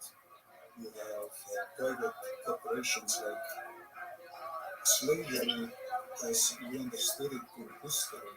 That period is over, like 10 over. However, yes, we are living in a new time where people are, like I said, wage slaves, or like wages to the slaves to the system. But that's a different kind of slavery.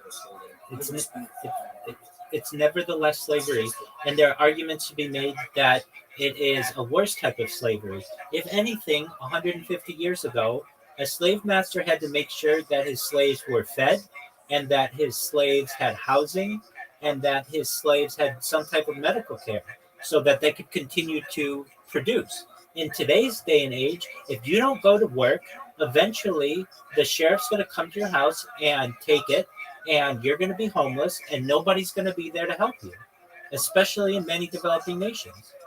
So you're forced to work.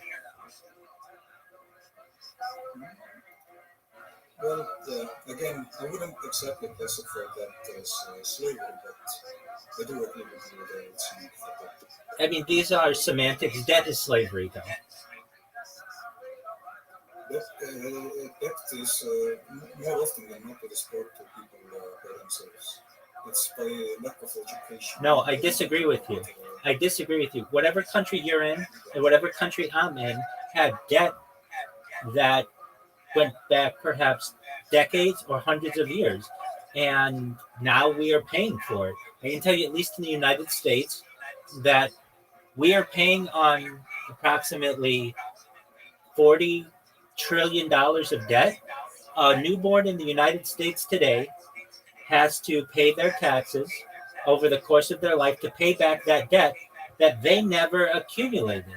They had nothing to do with the war on terror or with the war in the Gulf or the war in Vietnam or the war in Korea or the war in World War II, et cetera, et cetera. They had nothing to do with this, but yet they're still paying on that debt as an American. And wherever you are, it's the same way.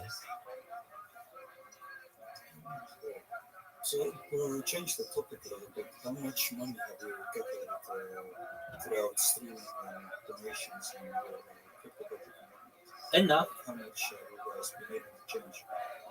How much have I? I mean, enough to be able to support myself. In terms of the cryptocurrency that sponsors me, we had a market cap of like $70 million all time. What is the liquidity pool and what is the transaction history? How many people actually You can look up all that. It's ticker Bitcoin on analysis? yeah. I mean, and keep in mind, I'm not a founder of the coin. They just have essentially sponsored me, and so but yeah, I mean it's overall, I'm not about cryptocurrency. I mean, even though I talk about it a lot and I'm involved I'm about data. And what I have is essentially a timeline for human history, of human existence. Maybe hundreds of years ago, I would have been a journalist, somebody writing in a journal, or a diarist, somebody writing in a diary. And, thousands of years ago, I may have had a scroll. But in today's day and age, the tools that I have to be able to archive history is the video camera.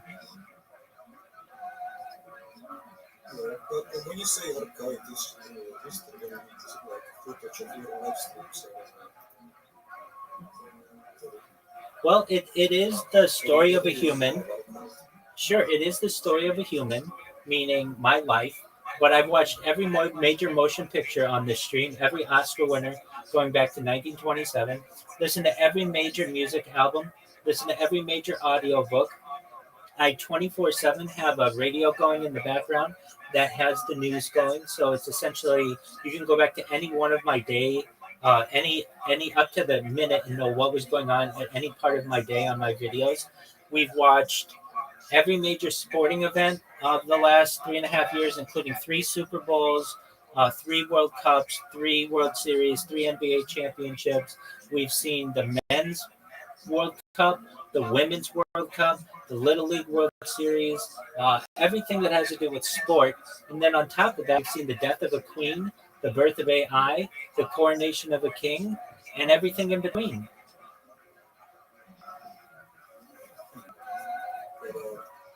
As a data holder myself, I have a personal cloud system that allows I think over 80 terabytes of raw footage from different projects. Phenomenal.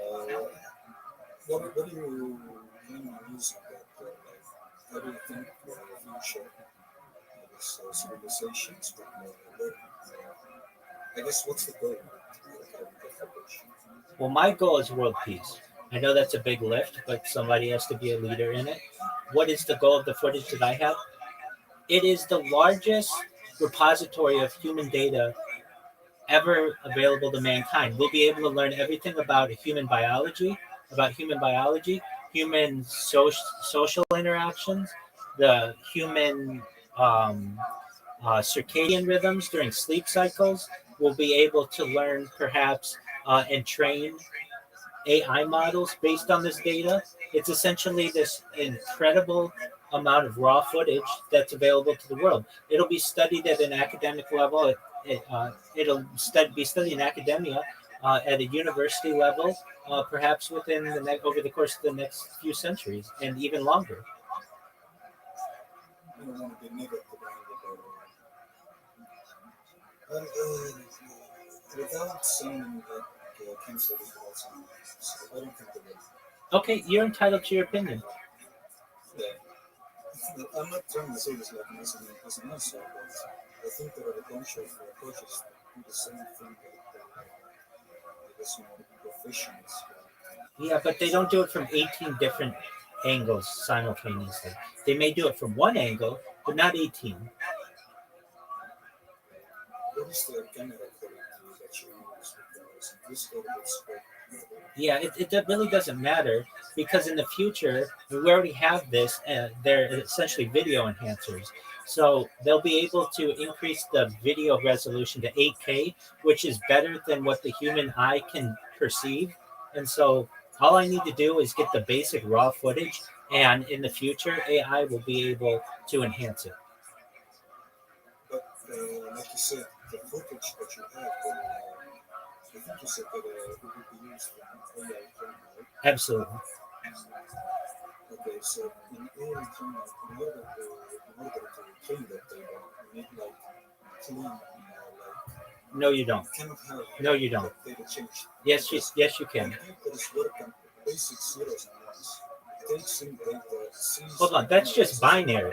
placed in A matches. quantum computer does not. What does a quantum computer work on? Because it's all based on It- electricity. It's based on qubits. It's not based on zeros and ones. It's based on perhaps an infinite amount of bits and can be utilized in ways that we can't even currently comprehend.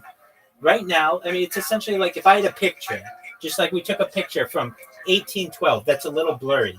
We can enhance that today.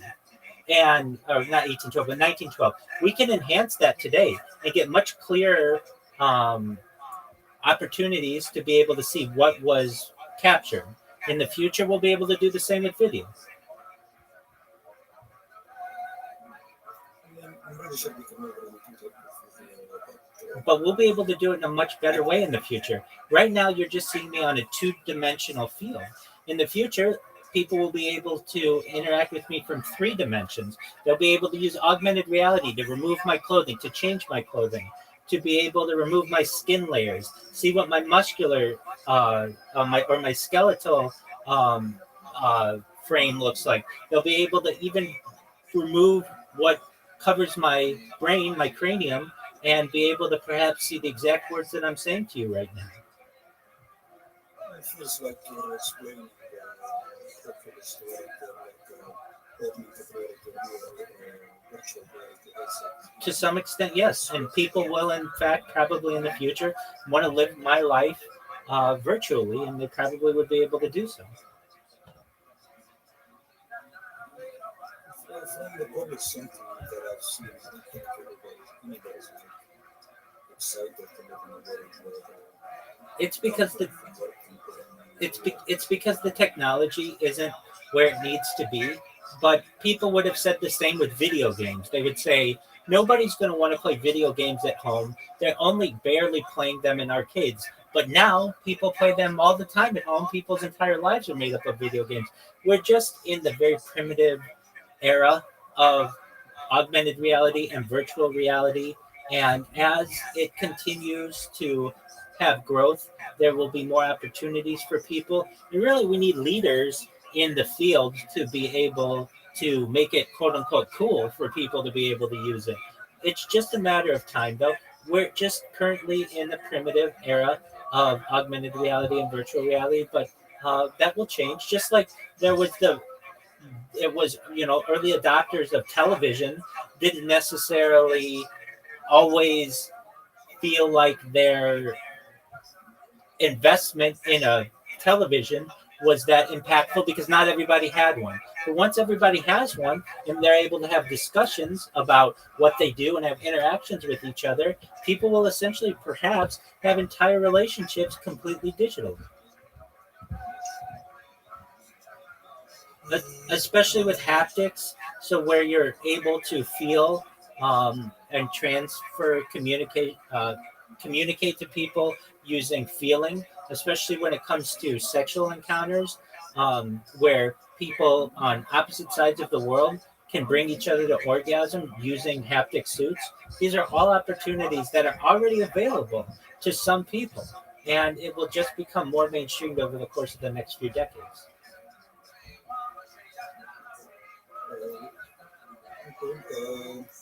my personal viewpoint is I think it's niche by You're entitled to that. how fast progress is. You're entitled to that. People thought the car was a niche. People thought that perhaps the bicycle was a niche. People thought that the plane was a niche.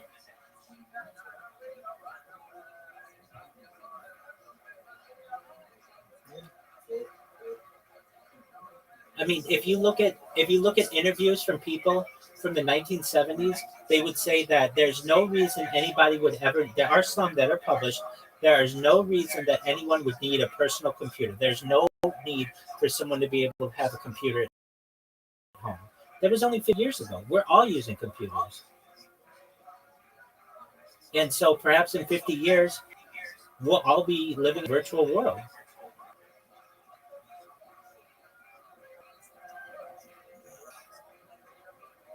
If you ask around during that time about what people thought of computers and whatnot, I think the common sentiment was that they're useful tools, whereas if you ask around virtual reality, people don't really associate that with like new reality or new life. They more or less think of it as a thing that gamers use or gamers do. Because computers originally were servers, they allowed people to manage documents, print files, whereas VR is just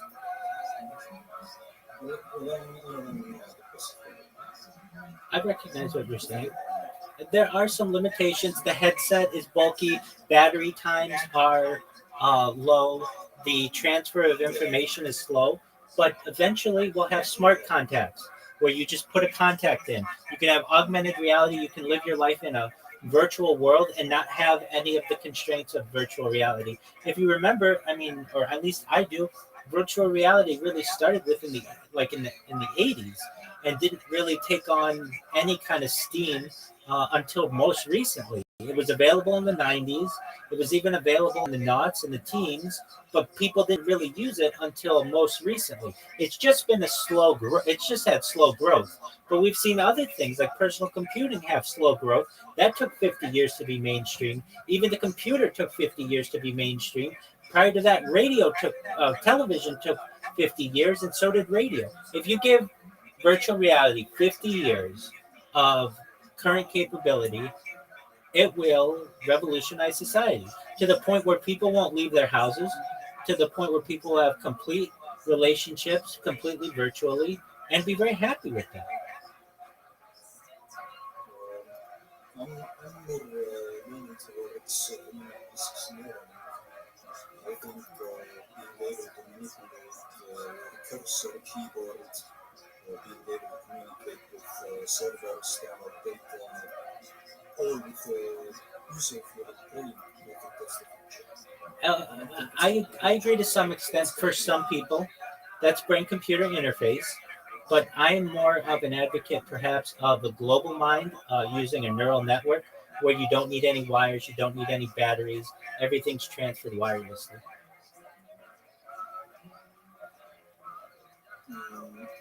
The thing wireless data transmission is there are just like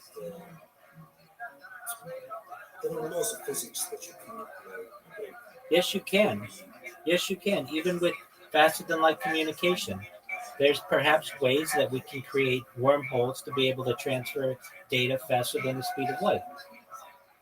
There are Wormholes have been studied there are uh, and there are tachyons that are hypothesized to travel faster than the speed of light.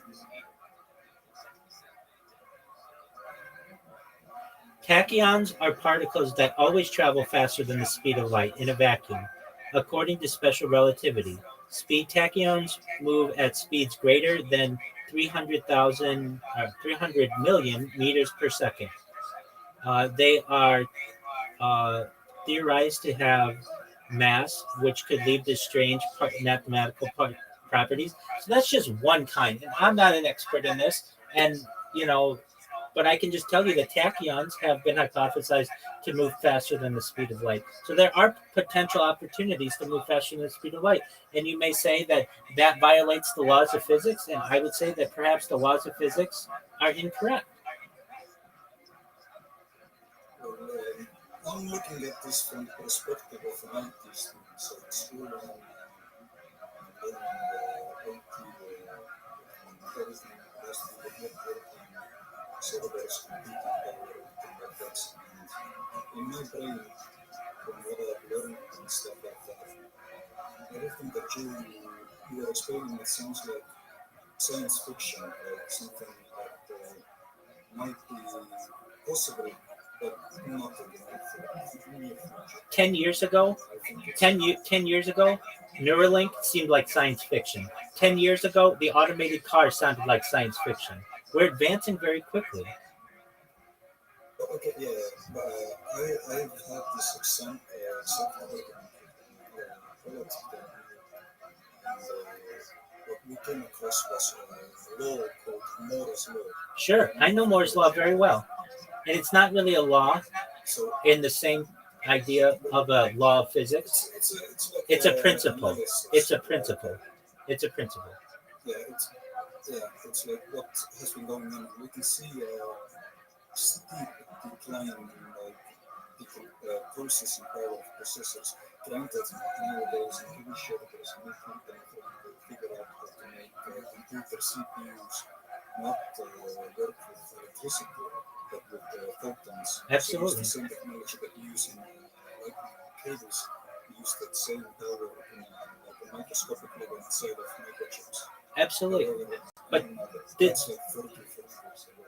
Not necessarily. There are already companies with quantum computers, which is a different dimension of computing altogether, that can perhaps be able to complete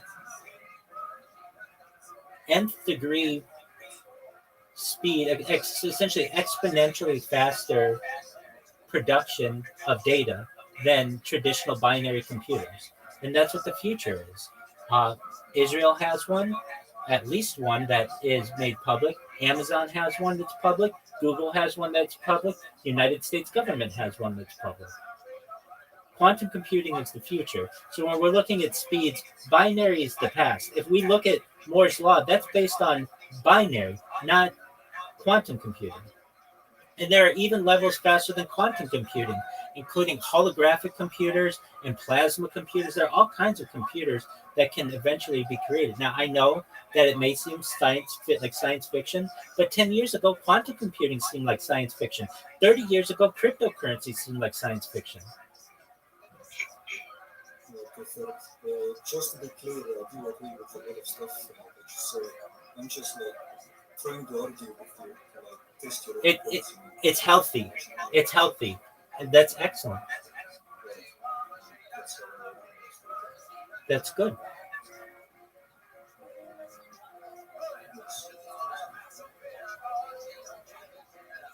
So, vertical performing, how do you see will it be privatized? Will it be owned by governments? Sure. Well, it's already being used. So essentially, you take a tube and you put holes in it, and then you grow crops vertically. So the amount of square footage that it would normally take up, let's say a meter by a meter, is just enhanced with as tall as the poles go. And you irrigate it in similar manners. So just by essentially misting it, it can be grown in greenhouse. You can grow this in greenhouses. You can grow this in floating greenhouses. You can use saltwater greenhouses.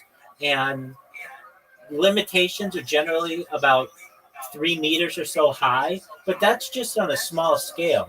If we were to do this from an industrial standpoint, you could probably get large warehouses that grow crops 24 hours a day using ultraviolet light and be able to have them maybe 100 meters tall.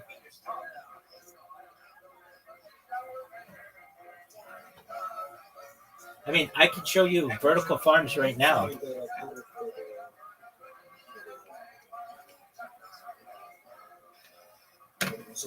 Yeah, vertical farms exist right now. So they're here. Here's a picture of it.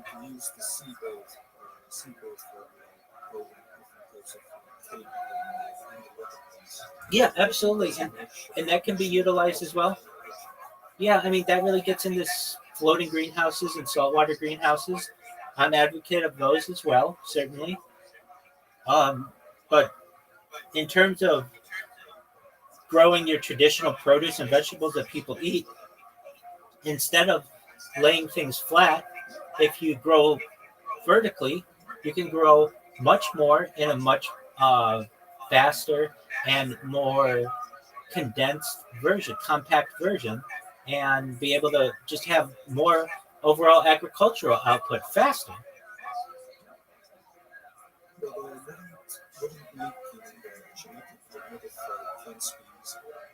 we're doing that as well, and we've done that for 70 years.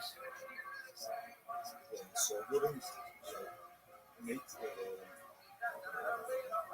wouldn't the research in that section of agriculture be smarter than Why not use them both? So use crops that are already able to avoid insects and disease and have higher production value. Take that technology and just plant the plants vertically.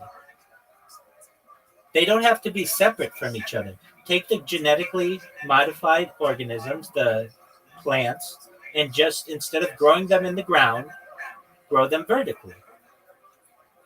And on top of that, you can grow them hydroponically so that you don't need to put them in soil.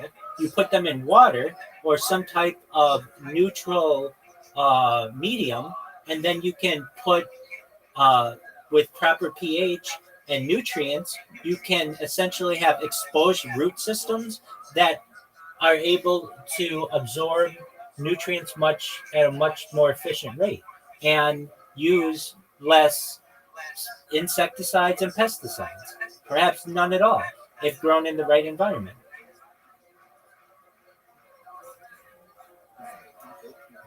Then you don't need to do traditional crop rotation, where like the reason, I mean, it wasn't known for thousands of years that the plants that you use, that you grow, will remove some of the nutrients in the ground. So it's best to rotate the crops. That is no longer an issue with vertical farming. You can essentially have these crops grown vertically and then have agricultural drones harvest them. All of this can be automated to the point where you have no human interaction, just perhaps human oversight.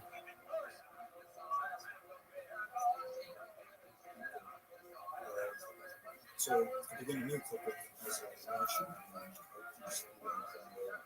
One of our projects that we're doing actually right now is teaching poor kids in Africa JavaScript.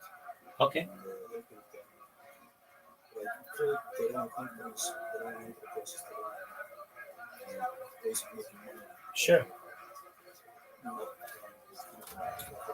Generally, the goal is to educate people, kids about it. Okay. So, my question would be, would you like to join primary project? I can send you Well, I'll tell you what, my days are pretty busy with the projects that I have going right now, but I'm never against improving society. So just one moment, I'll send you a friend request, and you can send me anything that you want in Discord. you can just look at it, put it in the description or something. We're trying to find a way of education. I sent you invitations. Sure, I'll promote your project. I'll promote your project. I'll put it in some social media descriptions. Excellent.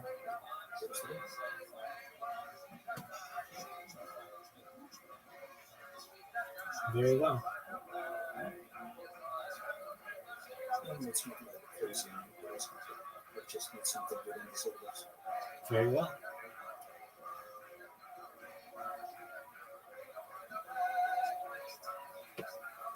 All right, so that's what I do. Currently programming robots. So if you don't mind, I'm going to continue doing that. You should know I'm always here for you if you ever need anything. I'm here to be a positive person in your life, to give an optimistic view on society and the future, and just to give people hope. So if there's anything that you ever need, I'm here to help you, okay? I was just looking for something to check. But it's been nice because also the other people still like taking things and Excellent. by the way,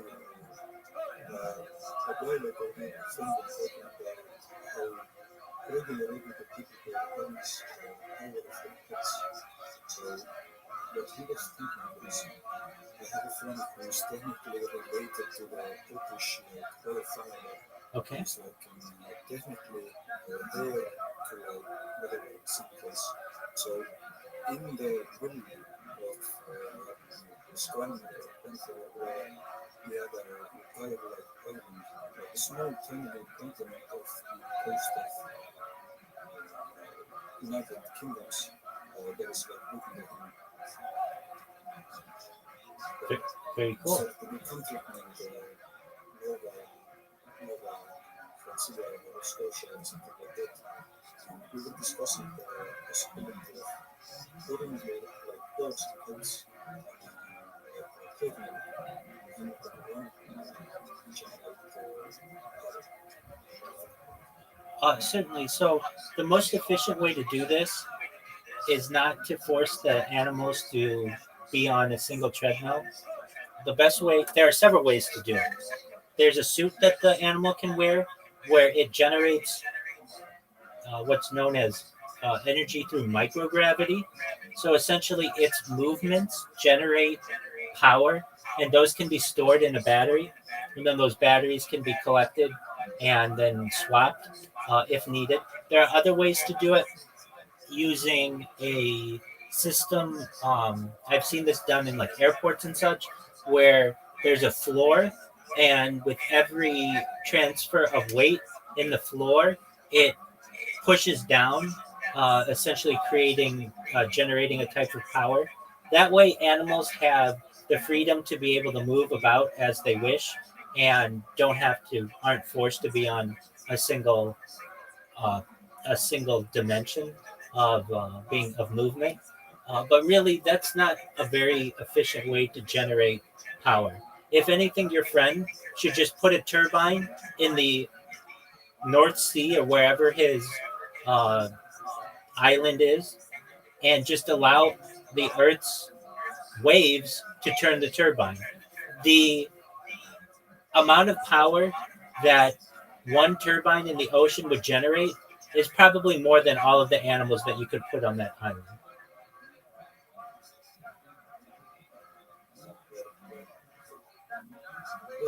it's been nice chatting to you, Bill. Excellent. Please do. You're always welcome. Thank you so much for being here. I want you to know your questions were excellent, and I appreciate the time that you spent with me. Peace, my friend. All right. I also went to see Pink Floyd live on Pompeii. I mean, listen, you didn't know what was going to be there. I'm not going to sit here and go, well, no. You went up there, you took your chances. Too. Some of them were fucking god-awful, and some of them were pretty fucking good. Some of them were god-awful. Like the time Crowley, we got stuck outside for the midnight movie, and they wouldn't let us in. And the Carvel was right there, and there was a half-melted double cone with sprinkles and a couple fucking ants on it. And Crowley picked it up and started eating it. And the people, like, just let him in. Just let him in.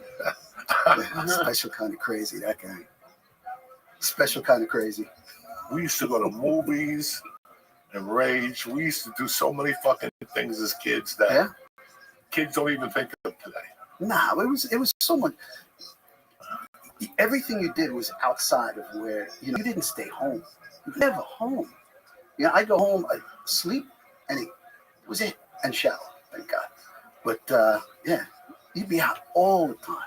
All the time. 9 o'clock in the morning, we'd be out. In the summers, we were gone. Yeah.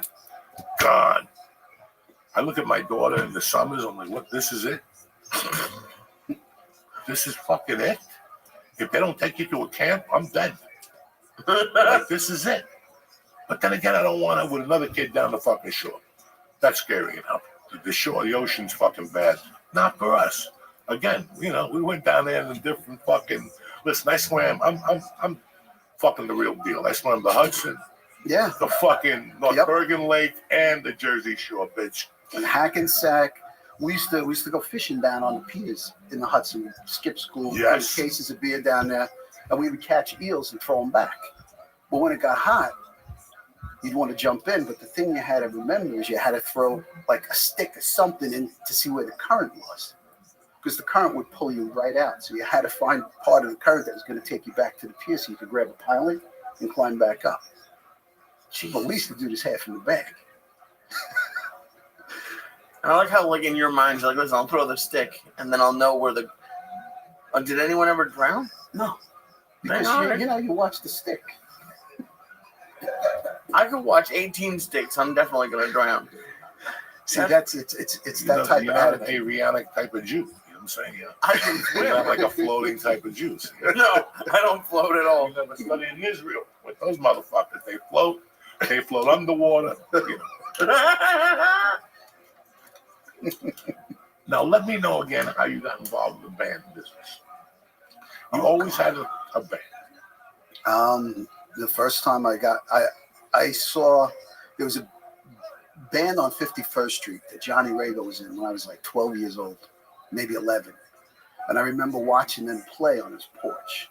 And every time they were playing, it was just loaded with girls in front of it. So I was like, I got to do that. So I started learning guitar again, because I first started when I was 7 and I quit. And then I picked it up again at like 11 or 12. And then every once in a while, they'd let me sit in with them on the porch. And from there, like, I didn't really do much in high school. But after high school, it was, actually I really didn't do much little things here and there until I was much older. I was in my 20s. I ran into a buddy of mine on the train, in a PATH train. And he was like, hey, we're going to be jamming down at this place. Let's, why don't you come down? So I came down, formed a band with them. And then he went to follow the Dead, the drummer, and Johnny Rago joined. And I brought my cousin in. And that was the Cheese Bags. Talk about a silly ass name. But we were together for probably about 10 years, and then I took a bunch of years off with the kids. And it's the band I'm in now, Past Masters, for almost 20 years. The lineup has changed, but it's still, same thing. I mean, it's a great band. You guys sound fucking great. Whenever I see you, it's great to see you up there. I try to focus on you and listen to the vocals. Fucking tremendous. It's fun to be up there. I still haven't gotten my tape from Overthrow that you were gonna lay down for me from Chris Cornell. You sound just like him on that track. You can pull it off with the acoustic. It's just crazy that you got into music. I would have gotten into music, but I would have pawned the guitar. You know what I'm saying? Like I was one of those crazy motherfuckers. I would have had a show for ukulele some nights, a fucking harp. Do you? Because when I found out you were going to be on, like, the last couple of years, I've had like a regular day job too, and I don't see a lot of people. It's more than a hobby for you, but like it's something that like artistic that you like to do. Do you think like it's important outside of like family and like work to have something like some sort of outlet like that? Absolutely.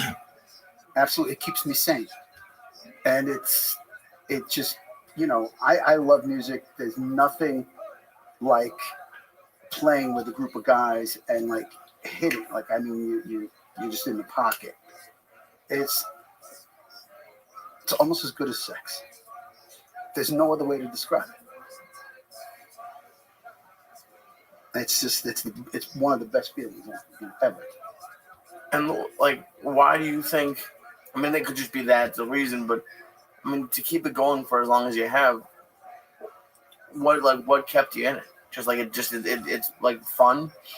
It's fun, and it's the guys you're in the band with. Everybody gets along. We all have real jobs and stuff because you can't live on what we do, not anymore. But it's fun. I look forward to it every week. We rehearse. So we get together every week, and then, that's not just the shows. I mean, you work, and everybody puts time in, to learn things and to come forward with stuff. So it's just that whole creative process, even though we're not doing original music, there's nothing better. And you know where you stand. Yeah. You've known where you stood for the last 20 years. Pretty much.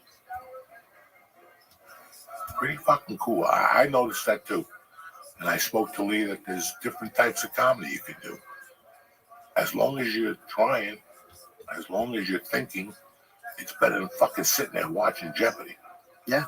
Anything beats sitting there watching fucking TV.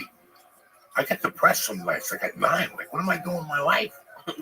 I never watched this much fucking TV in my life. It's sad. A football game, I can watch a quarter. And then I gotta go. I got a lot of shit to do. I can't sit and just watch something No, anymore. I can't do it no I more. have to. If I'm sitting watching something, I'm doing a puzzle or I'm reading a book. Like I'm doing like 3 or 4 different things at the same time. 90% of the time, and it pisses my wife off to no end. God bless her. The TV will be on, and I'll come in with a guitar, and she's trying to watch television. She's given up now. She's learned to give up now. She goes and she'll watch it in the bedroom, and I'll sit in the living room. But you will never be bored if you can play guitar or play some type of musical instrument. That's for sure. That keeps my attention. Really? Yeah. Because it's like, and I don't think it's they're sad, but like whenever I tell the people like at my day job that like I do comedy, like wow, like it's very foreign to them, and I see a lot of them, and it's great. And so you took time out for your kids, but like it seems like a lot of people have work, they do stuff with their kids, and then they're in bed at like 8:30, and it just. That's why it's one of the reasons I love stand up, and I was interested, like, if it's similar for you. It's an outlet. It's like, it's a huge stress relief. Yeah, it's a huge outlet for you. I mean, I don't know what comedy is like. I know I enjoy it, watching it, but it's if it's the same type of feeling. Where, when I'm done at the end of the night, I've put everything I have into playing. I'm tired. I'm sweaty. I'm tired. It's like if you look at, I can't compare myself, but it's like when you look at like a Springsteen show and you see him at the end of the night, you basically can ring him out. Right. And that's when I'm done playing at night, just ring me out. I'm finished. Spent. It's confession time. I was in a band in North Bergen. You were? The 6th grade. What did you What play? was the band? I was a singer. A friend of ours played the bass. Dean LaPree played the guitar. It's Ticker Bitcoin. Yeah. No, it's HPOS10i.com.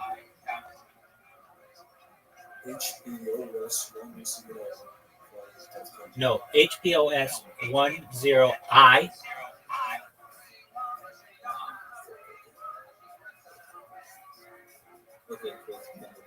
Excellent.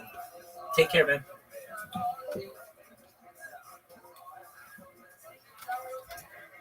And Ray Canella played the drums. No kidding. And then my voice went sour like Michael Jackson. That was the end of You got that nice deep voice after that. Yeah, but Levito used to let me sing on Fridays. Like I like singing. You could have played I've drums always liked music, bro. Listen, I've always loved music. My problem is that I'm a fucking antique.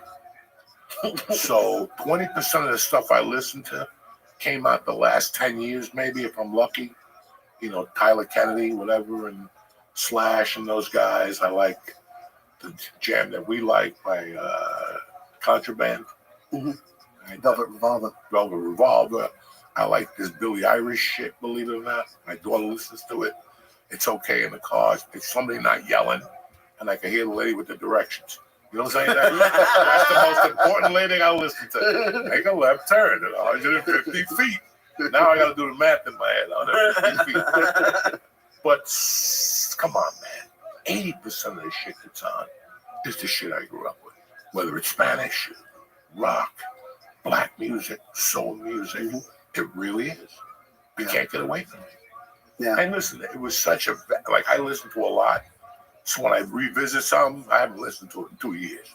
I was cracking jokes about Marvin Gaye, and I put on a really good album the other day. That was fucking, to hear this motherfucker go off.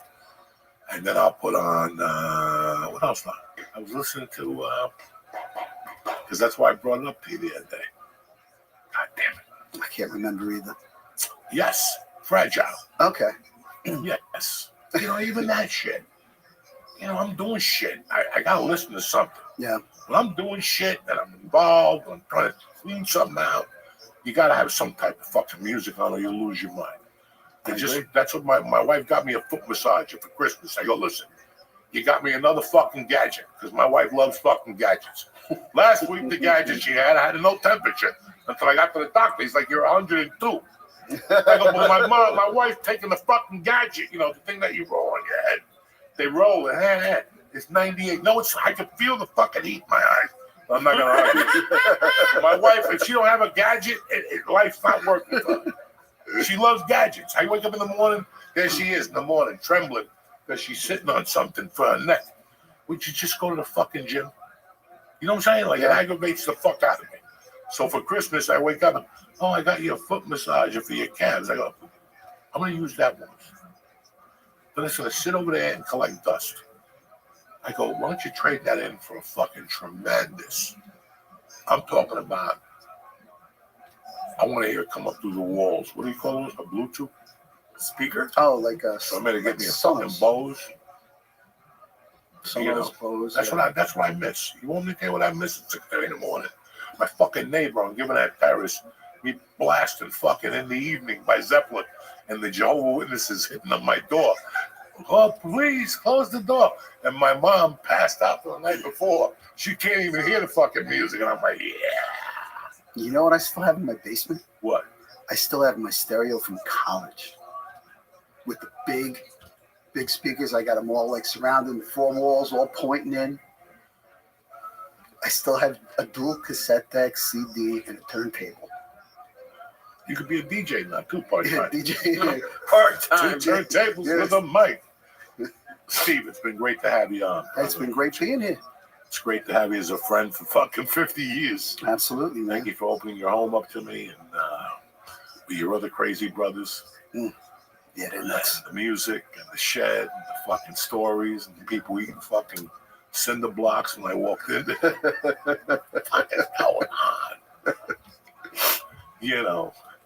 We had a lot of fun growing up, bro. Yeah, we did, man. And it's why I'm here. That shit stayed with me to just the fact that you were neighbors with fucking Dee Dee. Yeah, he was around the corner. The butcher shop, the Longos, fucking hell of a neighborhood. Yeah. When are we gonna do a walk up that hill for donations? Like we could. The donations, yes. Like, I think it's gonna be best to see how fast we can get up. dog, I look at that hill and I'm like, I don't know. That's got to be a 3-dayer. That's a 3-dayer. You're gonna bring a tent? How are you gonna take 3 days to walk up a hill? Bro, don't pick us up at the spot where we passed out the day before. Is it that bad? It's up there.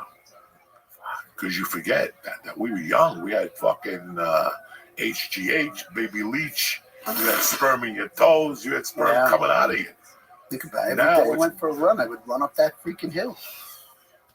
And you walked it twice a fucking day. You walked in the morning. Either I walked the one by my house, and then you had to meet by the bottom of the hill, by your house, and we'd walk up that hill. Sometimes with ammunition, with fucking bottles of Gatorade and a bottle of Poop-Off up in that motherfucker, you know what I'm saying? And then you get to the top of the hill, and you're so hot from walking the hill, you're like, why are we going to get on the bus for now? Let's just walk it. Yeah. We go to the cemetery. To the cemetery at night. Right? Seen the devil worshipers and shit. I took a fucking shit one night in the cemetery on some old grave. It was like from 1834. Ain't nobody coming back from 1834. I think they might have. I took a shit. You shit on. Listen to me. I guess it's graves. There's like new areas, but if you get lost, there's like an area where they have like colonial soldiers back there. It's like you see a guy with a musket on one leg and shit. You know what I'm saying? Ain't nobody come to visit those poor people. They had some crazy. Remember those mausoleums? The one like you think I'm fucking kidding you? There's some scary shit in those hills. 51st Street. Yeah. All that down there, they'll stab you. I took my pants down and I took a shit. I'll never forget. There was like a little, a cross, and it was broken. It was broke. Like it was shit. That whole area was nothing. But I take this shit. It's freezing. It's the night Freddie Prinze got shot, by the way. Okay. It's fucking freezing. I go to get up to put my pants on, and when I didn't take my dick out of the pants, it peed in the fucking pants, and now it froze. It was icicles. and I had to walk in my house with these fucking swimming pants on. My mom was like, what's going on here? Your pee-pee pants. Yeah, like, what happened? No, nothing, Mom. Nothing. Go to bed. Go to bed. Just go to bed. Yeah. It was good to have you on, my brother. It's great to be here, man. Thanks. Guys, thank you. I'm sorry about last week, about not showing up, but we were sick. I was sick. Lee was just fucked up, walking around New York with a scarf on like fucking... It was cold. Like a flying Nazi. You know, he's on the wrong side now. At least I'm always flying. We love you guys. We'll be back next Tuesday after Election Day if anything's left. You know what I'm saying? If there's anything left, we'll get through to you cocksuckers. Tuesday. We'll be back. Pilot the Bombardier. One more time, Steve Avillo. One more time for my man, Lee Sayat, and the fucking killers in the back there. Fucking Tricky Nicky and George the Phone. Cocksucker. Love you. Bye.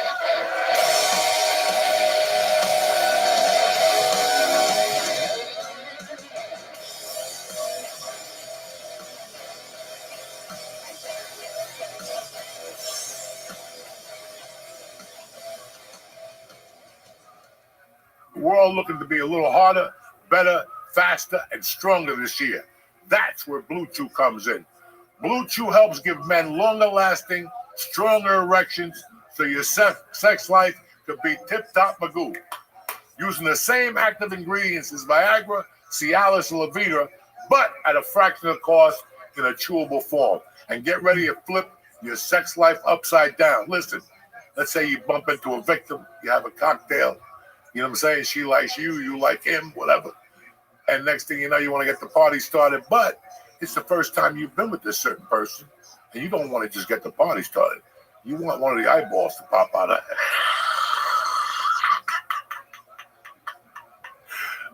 To get started, just sign up at BlueChew.com, consult with one of your licensed medical providers, and once you're approved, you'll get your prescription quick. It's all done online from the comfort of your own home. Listen, it's very easy, and make life easier for yourself by getting harder and discover your options at BlueChew.com. Listen, you're getting old just like me. You don't want to sit there every night and watch some bad TV. You know what I'm saying? You got one, maybe 1.5 good night here. You drop 3 of those Blue Chews, bam! It's all over the shop. Mama's taking an early retirement.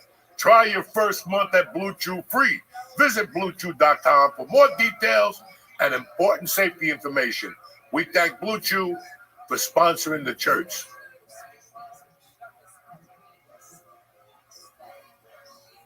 Happy New Year, you bad motherfuckers. Uncle Joey here and the man of steel, the Flying Jew, are wishing you the best happy 2025 that you can imagine. We got a great lineup of people coming on, and guess what? We're just going to get better and fucking better. What's going on, Tarzan? I had a great couple of weeks. I bet you did. I had a lot of crazy shit happen.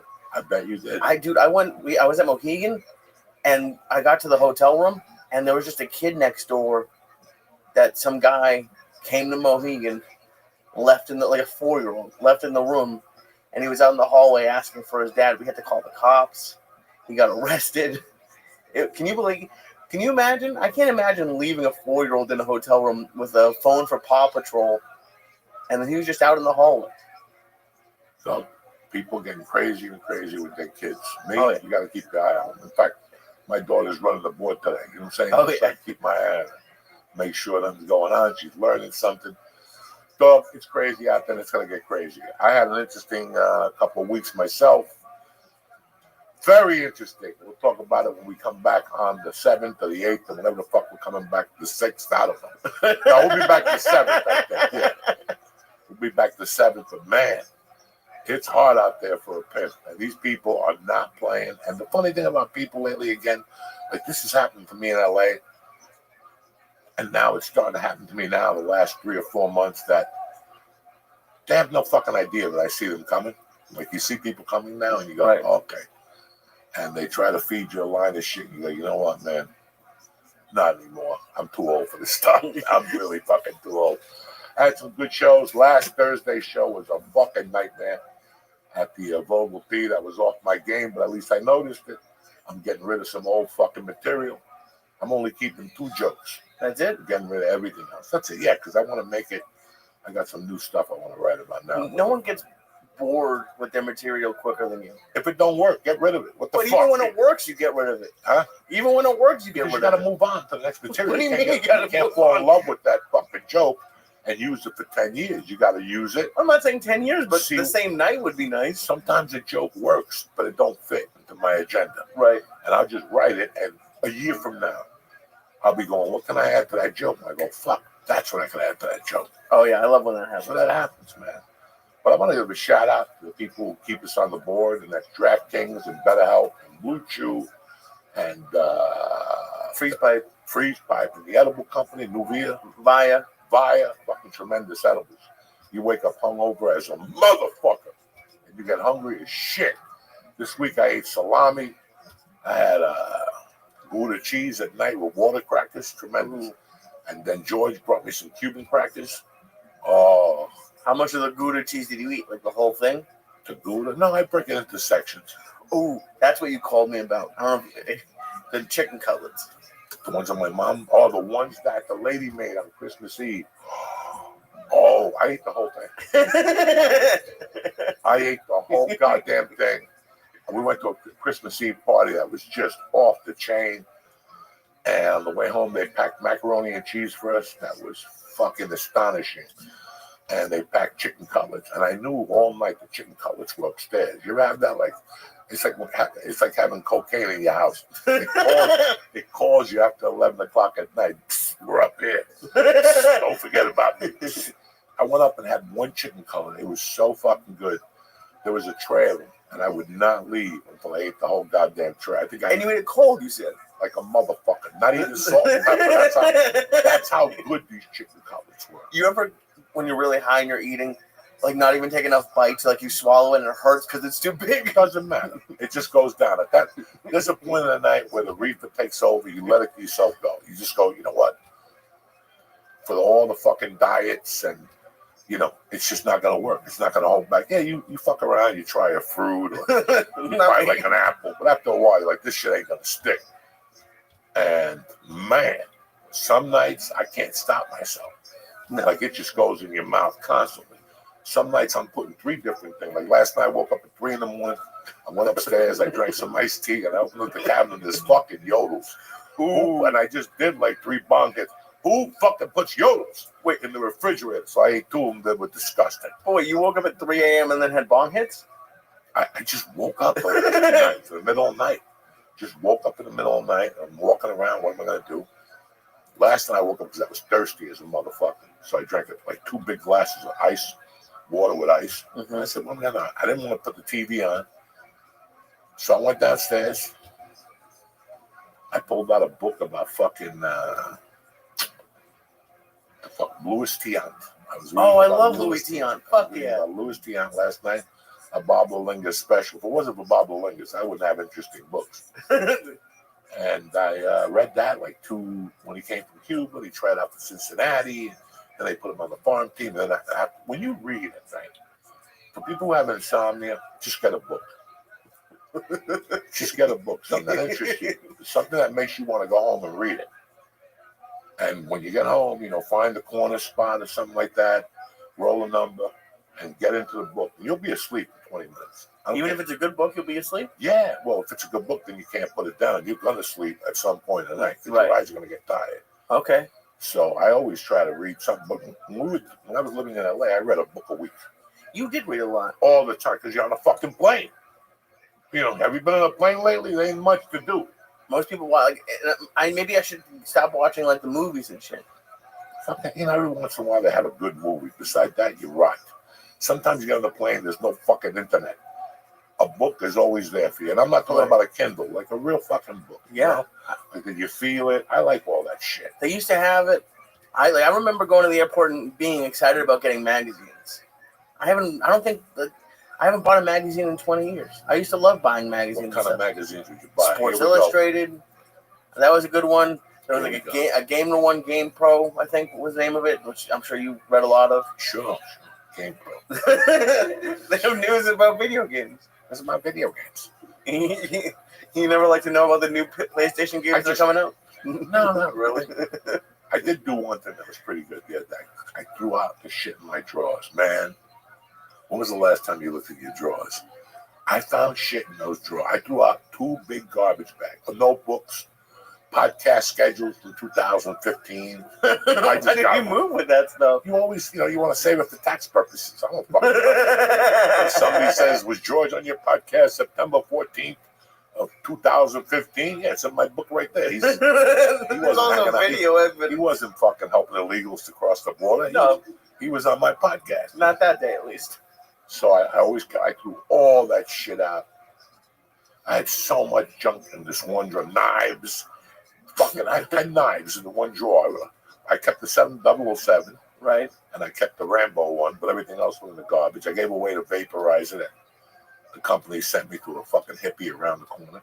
He was very happy. You just accumulate all this shit. Like, I don't think I have any knives in my house. How do you have so many knives? Because for a while there, people were just sending me fucking knives, okay? You know what I'm saying? Some people just send you knives. Oh, guess what? Someone gave me for Hanukkah the biggest pepper spray thing in the. I don't know what I'm supposed to do with this. People are so afraid of New York. It's like a fucking flashlight. Who gave it to you, mother? My brother. Yeah, sure. That's when you go down to fucking Colombia and the Palestinians are jumping around. You can hit them with off cocksucker, but they probably have that shield on or whatever. Right? They all have. You don't even. They're saying they're Palestinians, but they're not. They're like Mexicans with masks on and fucking Arab. Are they hiring migrants to pretend they're Palestinian? Oh, anything for the small 50. Listen, you give somebody $50 on a fucking right there in Times Square. They'll be whatever you want them to be. Chinese, whatever you want them to be.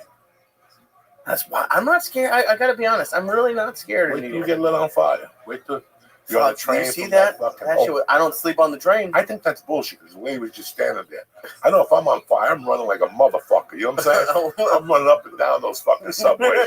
But just to stand like that and burn, what the fuck is wrong with you? It was fucking wild.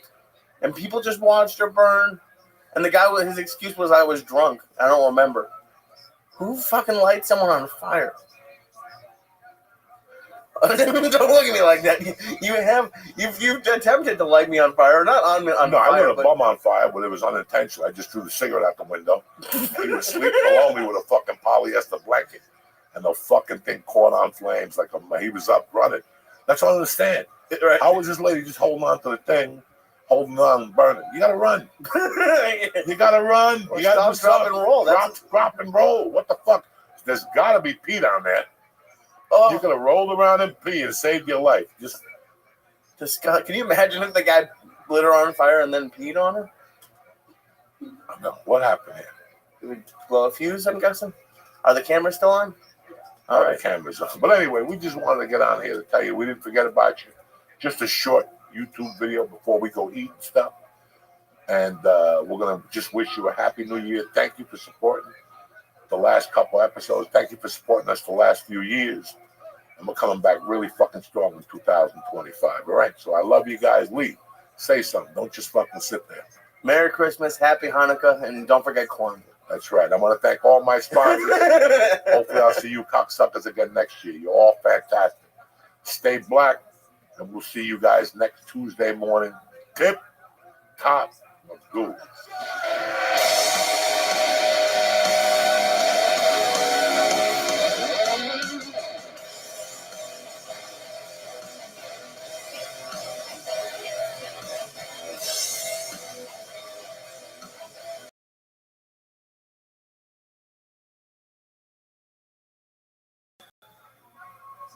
Joe here with my main man Lisa. It's December 24th, Christmas Eve. We want to chat with you guys for a second before we start the podcast. It was a great weekend. If you came out to Uncle Vinny's last Tuesday, fucking phenomenal show. Thank you for supporting. What's up with you, Cocklicker? I had a great weekend at Mohegan, buddy. Good to see you. Nice. Oh yeah, I love Mohegan. Did you eat the mushrooms? Oh, did I eat the mushrooms? Dude, you walk around with mushrooms like they're Tic Tacs. I don't really. I'm 61. I got nothing to lose. The psychological is done, right? People are using mushrooms to treat fucking disorders. So I'm fucked up. So when you're fucked up, you got to go to the source. I'm going to sit with some fucking chick. So tell me about your childhood. That's not going to do nothing for me. No? No. Therapy never helped me. Therapy is fucking nonsense for Uncle Joey. It's too deep. The pain and the fucking trauma is too deep. It's just mushrooms now. Just mushrooms. You start with a gram a day, and once you don't see something, it's like smoking a cigarette. It's like smoking pot with no THC. How long can you do it until you go, why am I eating this? And then one day I came home, like, let's really test the psychological effects of these mushrooms. And I started weighing them, and I kept going up and up and up. And here we are today. I love it. Yeah, that's it. And what do you got planned for Christmas? Christmas, I'm going to go to Texas. I'm going to see my mom, and my brother has 2 kids, which is fucking crazy. And then I'm going to be in Houston with Josh this weekend. All right, I just got advice for you. Okay. When you go to Houston, Texas, Yeah. go there knowing that you're going on a diet on the first. Dude, you've been talking about Houston for years. Number 1 place in the country where people go out to dinner every night. Number 1 place, hands fucking down. Restaurants are packed because the average price is like $48 for a family to eat. You got all the Mexican restaurants. You got the Greek restaurants. You got Auntie Chang's Dumpling Palace. You got what's the place we used to go to in Austin with the fucking crab seafood salad? With the Papacitos? Papados. You got Papados, which I heard went down. No. Pandemic. That's what I heard. Papados has a fucking gumbo, and you could see people's fingernails from Katrina, like they were holding on to the wall. That's when you know you're getting strong. Those little, whatever type of fingernails. I don't want to. What do you recommend for Texas that I get? Because I've never. Fucking queso. Okay. You know, you'll ask at the club. Chewy's and the other places, they're very popularized. You don't want to hang out there. I mean, Chewy's is fucking great. But they'll have a new one. Okay. If you want to have a cocktail, you go to the taco places after 2, and they serve you, and they just give you a coffee cup. So you're there till 5, eating fucking burritos, getting fucked up. Holy shit! I've been excited to try kolaches. I've never tried one. I've been saving a kolache. A kolache is a redneck calzone. All right, a kolache is a redneck calzone, and it's basically a hot dog, and it's wrapped in something. I don't know. I thought it was like a donut, kind of like a donut with a. Not a donut. It's a stick. Like it looks like a little dick, like a little Filipino dick. So you wrap it up, and they have them in jalapeno flavors. When you go, they have a place called Kolache Factory. Okay. Just go in there and get a dozen, and get a 16-ounce Coke, and let the diabetes kill you. Who gives a fuck at this point? Isn't that the home of like Dr. Now, like My 600-Pound Life? Isn't that where they do it? And that's an ironic thing. Remember in the fucking 80s, if you got in trouble for cocaine in the NFL, where'd they send you? The Dolphins. Why would you send the coke fiend, Hollywood Henderson, the number 1 coke fiend of all fucking time, got fired from Dallas. He ended up in fucking Dallas, in Miami. His career ended. Somebody else from the Broncos ended up down there. Another guy from the Broncos, and they shot him and his brother. You know, why would you send people? So now you got these fat, poor people. They got controlled shows in fucking Iowa with mozzarella sticks, dipping them in ranch. You know what happens to your feet when you dip mozzarella in ranch? You got any fucking idea? They get yellow and shit. So you get those people, and now you take them to the circus of food, Houston, Texas, and you put them in a little apartment with that Armenian guy. You know, how are you today? Listen, I'm breaking out of this bitch. It's the best food in the country. Yeah. Why not, why would you put a 600-pound dude down there? And they always lose 50 pounds. Yeah, because they walk to the taco place. They burn a couple calories. That's why. But after that, they go fucking kaputs. You just can't live down there if you're a fat fuck. Put them like in, I don't know, put them like in Africa. Where the fuck, where really those people send $5. Yeah, see those poor people. Because they ripped me off years ago. I sent that. When I was growing up, there was a picture of a black kid. You could adopt him, and if you send $2.99 a month, you could adopt this black kid, and they'll send you letters and pictures. They never sent me dick. I don't know. That kid's in college. He's never said thank you. Nothing. I sent him like $8 when I was like 8. $8 when you're like 8 years old. That's a big fucking. That's all your money. Okay? I sent like $10 because I I like, maybe I'll adopt a kid. I didn't know where I was going in my life. I was 10. Maybe I'll adopt a little black kid, bring him over, we'll join a band, whatever the fuck. I don't know. I don't fucking know. Could you imagine if one of those kids from Africa saw like one of those 600-pound people? I don't think they know he's a human. Because they're like 8 pounds. Like if they saw... Like the motherfuckers that took over Captain Phillips' boat. Oh, yeah. Those skinny dudes with the bad teeth, they got no fluoride, they got no toothpaste. That's the least of their problems. Being a fucking pirate. My friend's mom just went to Africa, an Italian woman. 70 years old, just one morning woke up and said, I'm going to go to Africa. Think about it. 10 days she's been in Africa. I think she came back last night. 10 fucking days. What would you do if I said I wanted to go to Africa? Anyway. I wouldn't even listen to you. I'll make the call. I'll send you to Nigeria where scams were invented. Right. Okay? And you come back with nothing. They'll take your teeth, your shoes. If you think those fucking Arabs could sell, go to Nigeria. That's the birthplace of fucking corruption. Jesus, you're right. Why do you think all those people call you from Nigeria?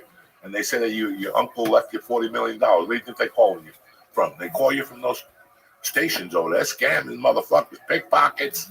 They do it all in Nigeria. What are you doing for New Year's? New Year's, I'm hoping to get a show. If I don't get a show, I have a dinner reservation, and we'll take edibles. Korean steakhouse? No, fuck it. What surprise? Just a regular place. I don't remember the name to be honest with you. The Korean steakhouse is good, by the way. I believe it. I'm just teasing you, okay? Also, my eye looks better. No, it doesn't. Yes, it does. You know why? Why? You gotta eat more mushrooms. You gotta when you touch your dick or you wipe your ass, you gotta wash your hands. Of course. When you listen, I don't touch dick. At the age, I don't touch dick. The jacket touches everything, okay? I just went to get cigarettes. And you could tell it's a narco hangout where they make the money orders to send to Colombia. I had to wait 22 minutes. That's why I was late. There was a little Mexican guy, looked like he had $3 in his pocket. He had 6 inches of loot, making fucking money orders, $8,000-9,000 a piece. That's why it took me so long. I stopped at one of those fucking bodegas. And so when you're going pee, you don't touch your dick? I don't even put my dick when I shit with my balls in my hand since I'm a kid. Because I think about the women in my life. I'm going to stick my dick in some toilet and then you got to give it to your wife to put it in her mouth. Who does that? Who does that? You go to a gym. I go to a gym. Right. I wash my fucking hands. You get on that fat bike, and everything else, and everything, and then you go home and you finger your wife. Shit coming out of her pussy for 2 weeks. And you got to tell her some story. So wash your fucking hands. Cut your toenails. Not your toenails. Fingernails. Your fingernails. Women look at your fucking fingernails. Yeah. Why? They want to get finger banged. If they see dirt or a hangnail, you're not fucking slicing my pussy. You know what I'm saying? No. Would you let somebody touch your pussy if you had a hangnail, you nasty motherfucker? So your hands are the number one things that always got to be clean. Right. So you don't touch your dick with a dirty hand. I don't touch my dick with a dirty, but I don't hold my balls either. Go in the bathroom, they pee, they wash their hands, but then they touch the doorknob. You got to assume that motherfucker didn't wash his hands before you. So how are you supposed to get out? Huh? How are you supposed to get out? You get a piece of toilet paper and you touch it. All right. My wife gets pissed off. Oh, you don't pick up the toilet seat. Fuck you. Touching that toilet seat. That's disgusting. How do I know? Because I pee on it. I fucking touch it. If I fucking pee on it, I know. And then you go to a restaurant. When I go to let's say, first of all, I don't shit in a restaurant. No? That's rule number one. Never. That's disgusting. I don't want my asshole in a toilet that don't belong to me. And that's really simple. If I got to shit like an animal, yes, maybe. Like when I eat Wagyu beef, that fucking Japanese shit, right? It goes right through me at a restaurant. So I don't eat it. White Castle goes right through you. You're bleeding 20 minutes later from your ass. So what was the question? But you're telling me why you don't shit at home. You only shit at home. But when you go to a restaurant. You ever go on the road? Here's a good one. You ever go on the fucking road? Right. You shit moderately all weekend. Like when you're away for like 4 or 5 days, you shit. But it's not the usual, it's not that shit. Are you making that noise when you shit? No. As soon as you walk in your house and you lay your suitcase down. That's fair. All of a sudden you get that little urge and it's a 22-incher. Why? Because even your asshole knows. The asshole has a compass. Mm-hmm. You know that, right? I didn't know that. You ever get caught on a light and you got to take a shit? I shit my pants a couple months ago. Right or wrong? Yeah. You're about to shit, you're holding it, all of a sudden you're like, stay green. And the motherfucker, stay green. I'm coming around that motherfucker. That's what happened. It went red. And then it turns red and you get that pre-shit part. And you can't take it. It's like that hot air comes out before you shit. And you're like, Grandma, open up the garage door. I'm running in head first. Oh, speaking of farts, you pulled one of the best pranks last week, and your daughter handled it like a pro. Like a soldier. Because first of all, you love farting and having people walk into it. Like, remember the store? That guy at the store? Oh, there has been 2 times. One, an old lady outside of your apartment walked into it, and I think she almost died. And the second one was at the back bar of the store, and this poor door guy, farted, walked right into it and held it. His eyes changed when he walked in. He was going to tell me I'm up next. He's like, you're up. And he just fucking froze. I go, did you inhale that fart? He goes, what the fuck was that? And he goes, I couldn't even blink. I go, that's a tremendous fart right there.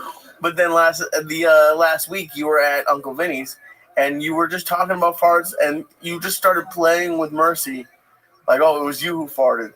And like, first of all, it was a tremendous fart. It was a great fart. It was like a 6-parter. Ba, ba, ba, ba. Then it tastes like that little breather. And it's like, ba, ba. Fucking, I had eaten pizza with mushrooms in it, like those fucking psilocybin mushrooms. And I drank a probiotic. You know, you got to take care of your stomach. And boom, the fucking, what we talking about? The fart you took. The fart came out. And you could see it was strengthening. It was like a storm off of Cuba. It gets stronger.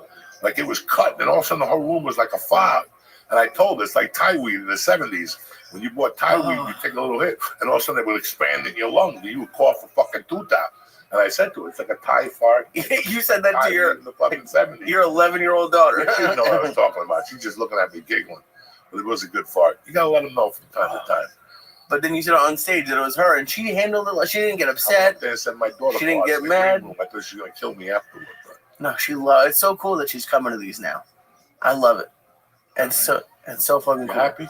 I'm very happy. I'm happy too. We're going to end 2024 off strong. We're not doing a show for New Year's week, and then we come back like, I don't know the fucking date. We'll be in touch with you. But right now, let's get the church New Testament started. Run it. It's Tuesday, December the 24th. The Church New Testament is brought to you by my favorite, Blue Chew. Listen, you want to sling some big dick McGee? It's 2025. Then you need Blue Chew. What you like, Joey? What are you talking? Blue Chew is an online service that gives you the same active ingredients that you'll find in Viagra, Cialis, and Levitra, but for a whole lot cheaper and chewable. And it tastes good, too. Blue Chew tablets are made right here in the USA. You're not going to get none of that international mumbo-jumbo and test positive for, this. And they ship them right to your door in a discreet package. Nobody knows nothing, not even the mailman. Nobody has to know what you ordered unless you want them to. So keep your mouth shut. Uncle Joey's telling you how it is, okay? I'm a little older, and Blue Chew comes in handy from time to time, and it gets the party started quickly. Just don't be drinking booze and mixing, because then it backfires and then things happen. Just don't do that. Get at it like a boss this new year, 2025, and get yourself some Blue Chew, Jack. Listen, Blue Chew wants you to have confidence. That's the most important thing, right? They want confidence to see you and be for you to perform at your best. So discover your options at BlueChew.com. And we got a special deal for you to get the New Year party started right. This is for the New Testament listeners, all right? The family. Try Blue Chew for free. Can you believe this? For free. You pay $5 for shipping and checkout when you visit BlueChew.com. That's BlueChew.com to receive your first month free.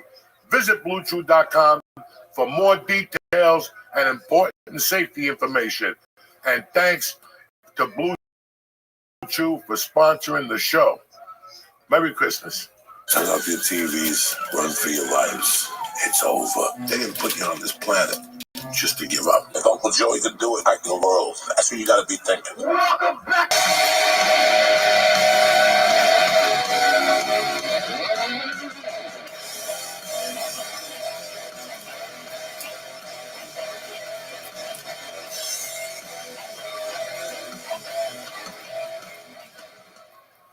What's happening, you savages? I'm here with Joey Merlino and my man Snuff from the Skinny Podcast. It's an honor for me to have you guys on the podcast. What's going on? What's up, my brother? Thank you for having us. Thank you for having us. We appreciate it. Dying to get a podcast going to sit you down. You're the best, my brother. No, you're the best. I say that I love you to death because I always wanted to be an attorney. I ended up becoming a criminal, you know. But in the process of becoming a criminal, you become a great attorney because you meet other criminals and they fill you in on things. I love watching your show because there's always an education. I was just watching one yesterday. It was a piece on YouTube. And again, you're talking about a case you had and the feds did this and the wiretap. I mean, what world did we fucking grow up in? No, it's fucking crazy. Everybody says, like, my kid's dad, you should have been a lawyer. You should have. I should have been a lawyer. I'd have been a lawyer, too. Because you guys like you and I, you know, we could fill the attorney's mouth. Like I could always fill a guy's mouth. Tell him this. Right. Ask him this. Because we've been there. We know where we hit it. Right. You know, we know all the questions. Right. So I always thought about becoming a paralegal for years. Even now I do comedy just to do it for 2 years. It's interesting. Just to sit with a bunch of fucking dudes that are like all Harvard on. You're like, shut the fuck up.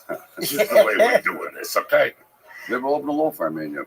I hope. Yeah. That'd be massive. That'd be tremendous. When you don't know nothing about it and you hear Joey's stories and people that are watching the podcast, they're amazed by it.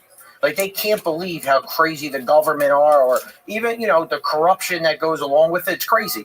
That's the most common. They all want to hear them stories. Well, look what they did to Trump. If they could do it to him, they could do it to anybody. Yeah. So you live it. You don't know until you live it. You lived it. But it's how old were you when you first got into the system?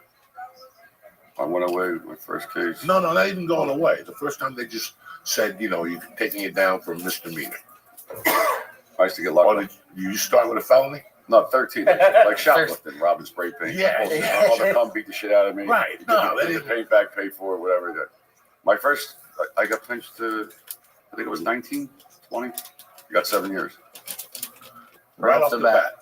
I never had a record. The fucking lawyer tells me, you got for aggravated assault. He says to me, you're going to get probation. You never was, no record. You're good. First conviction. We go to sentence. He said, wear a suit. I got the fucking suit to tie on. The judge says, stand up. I stand up. He said, I'm sentencing you to the Italian judge, too. Your own kind's the worst. He says, yeah. He said, I'm going to send you to 7 years in prison for count 1. I'm standing. Count 2, 7 years in prison. Count 3, 7 years in prison. My fucking I'm saying that's 21 fucking years. He says, take him out of my courtroom now. He said, I want a concurrent. I don't know what the fucking concurrent means. I want the fucking day 3. Fucking. I go down, the fucking lawyer comes, through the glass. I said, you motherfucker. I'm going to put the thing around his neck. And she told me I was getting probation. He said, no, you only got 7 years. 7 years. I said, I got 21 years, you motherfucker. He said, no, it's concurrent. What the fuck's concurrent mean? I didn't know what it meant. And I got 7 years, my first bit. How long did you do that time? I did 2.5 years in Jersey. It was Jersey, in Jersey. They gave it was like the old law, you go to parole board and all that shit. I'll tell you what, it's cold up here, John. You think? Jersey cold. Jersey cold. Oh, it's cold here. In the office, in the igloo. Yeah, no, I love it here. It's beautiful. The igloo is tremendous. Fucking I'm trying to get it together. Even outside's cold. Yeah. I'm a Florida guy. Yeah, it's Florida. Listen, man, I that's why I always have a hooded sweatshirt on. I am constantly cold. Well, you said wear a jacket. I said let's bundle up. Wear a jacket. It's cold up here by the cliffs. Well, you become the Florida in March, right? Yeah, March 14th. Everything goes down. All right, good. So, like the other day, you were talking about some fat case where I've heard, like when I got arrested for kidnapping, they took me. It was a Colorado thing, but they took me down to the federal building first, and I spent the night down there. And these guys were talking. And this guy had gotten pinched. This is my first night. I ain't sleeping. It's the first night I ever spent in jail. I ain't sleeping. And they're talking. I got involved with them. I think one guy gave me coffee. At that time, I didn't even drink coffee. And he was talking about that he was making runs to Florida, to Columbia. The guy would drive him from Colorado to fucking Miami. They'd pick up the stuff. He goes, he got pinched. He went to court. He was the undercover fucking cop. He goes, that motherfucker was doing the same amount of coke as me every fucking night. Banging everything, snorting coke, shooting coke. He goes, the guy was crazy.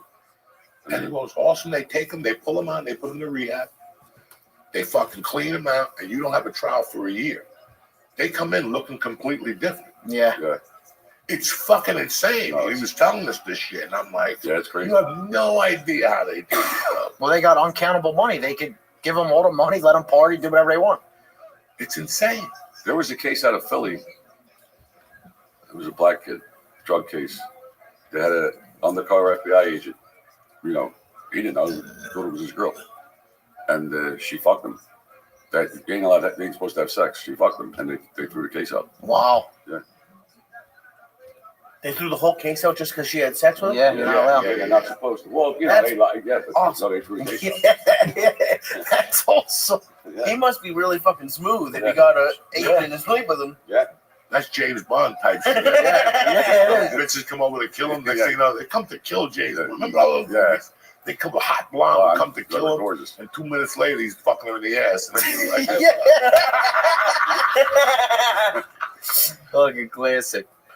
that's Sean Connery. That motherfucker was smooth. Yeah, Smooth as ever. you know, we were talking about like cool guys. Like these guys today have no idea. They just get dreads and they put on gold and they think that's cool. And I'm like, you don't even understand what cool is. Like when we were growing up, like when you looked at Charles Bronson in The fucking Mechanic, you're like, God damn. When you saw, like, I was telling them, when you saw Elvis, have you seen that documentary on Netflix? Yeah. About it? Yeah. When that motherfucker walked out with the black suit, even guys were like, give me a piece of that. Yeah. Just take out that yum stick. I might as well get it over with. Fucking hilarious. Like, we don't have that no more. No, nobody dresses. Nobody dresses. But it wasn't even Steve McQueen. You see Steve McQueen in Bullet, you're like, what the fuck was this guy thinking? I mean, he's smacking his wife in The Getaway, and you're like, look at this fucking, nobody said a thing. Yeah. Nobody said a thing. He was smacking the shit out of her for real. She didn't even know she was getting beat up. Because that's the animal he was. Nobody said a thing. Right. He was kicking her. Fuck Classic. Why do you think it's as a non-Italian, it seems like Italian guys are probably the coolest. At least they're like white people. Don't you think? Like Swag. Yeah. Way we Nobody dress. dresses no more. Yeah. Like years ago, my father, they wore suits every day. If you look at the old baseball, like the fans, everybody in the stands had a suit. Yeah, that's crazy. Like You Yankees. couldn't fly without a suit. Yeah. When I was a kid. Dog, you were banging out some suits in the 90s. Yeah, I used to wear it, yes. You were I throwing got to some go buy. I fucking want heat. fucking sneakers, jeans. I never. Hey, I don't even own a pair of dress pants. I could tell. Dog, It's crazy. No, it's seriously like even like when you see people go to funerals now, they don't even wear black. They're red. It don't even matter. They go like it's nothing. I went to a funeral. I said, the motherfucker walked in with flip flops. Yeah, baseball hats on. It's That's crazy. really We good. lost That's it. fucking We lost it. That gets to me. Yeah, Flip flops, flip-flops, come the on. new, With the those socks plastic on. fucking shoes. Or eating dinner, he's got a backwards hat on. I mean, it's crazy. The Crocs. Yeah. I don't like Crocs. Oh, Crocs. You're a Crocs. fucking weirdo. You got Crocs on. You got Crocs on, and now they give them to kids. And every Yeah. time I go to one of my daughter's games, I see a bunch of boys walk in with fucking Crocs. Yeah. You know what they give out now in jail? They used to give, remember the shower shoes to go to shower? Yeah. They give the Crocs out. I fucking hate that's what they wear in jail. I'd rather get fungus. Me so yeah. I'd rather get fungus. Listen, I'll never wear them fucking shoes. Yeah, now they got the designs on Sports Team, Spider-Man, Paw Patrol. It's terrible. Oh, it's sick. This country's fucked up. The kids are all fucked up today. They really are. Look at You this know- kid the other day. Oh, Was was it it up there? shot the fucking? There was a girl, a guy. He don't know what the fuck. And now that was really a girl? No, it was a guy. Now it's a girl. I don't know what the fuck it is. Another liberal sick motherfucker. Yeah, it's a problem. You know, I was just telling my wife about that shooting on the drive up here. And you know, when you're a parent and your kid goes to school, it's in the back of my head. Yeah. Every time it happens, I'm not stupid. I'm not fucking stupid. It can happen right in front of you. Uh-huh. You always, when you see situations like that, you know, that'll never happen to me. Knock on wood. You never fucking know, man. Yeah. No, it's dangerous. The second grader called called for help. She got a phone on us. She got the phone. No, it's fucked up. It really is. Listen, you got to be nuts to send your kids to school today. Seriously, I don't blame people. Yeah, but if they want to homeschool them, because you never know what could happen. They can stop, but they don't want it. I put fucking. All they got to do is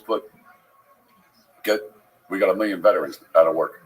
Get fucking veterans staying outside the fucking school with an AK-47. That's it. The guy walks up with a gun, shoot him. Do it. Kill him. That's it. And At the deli today, I was talking to a 77-year-old Italian guy, full head of hair. And he was telling me he was in Vietnam and all this shit. And he was interesting as fuck. He lived in Irvington. He told me that 3 years ago, some guy went to carjack him, and he had one of the Vietnam knives, and the guy ran like a little fucking faggot. yeah. Oh my God, I was dying. That's and great. women are looking at him because he's out there. You know, he's 70-fucking-7, whatever. He was loud. He goes, "I want to take my fucking car. You gonna take my fucking car?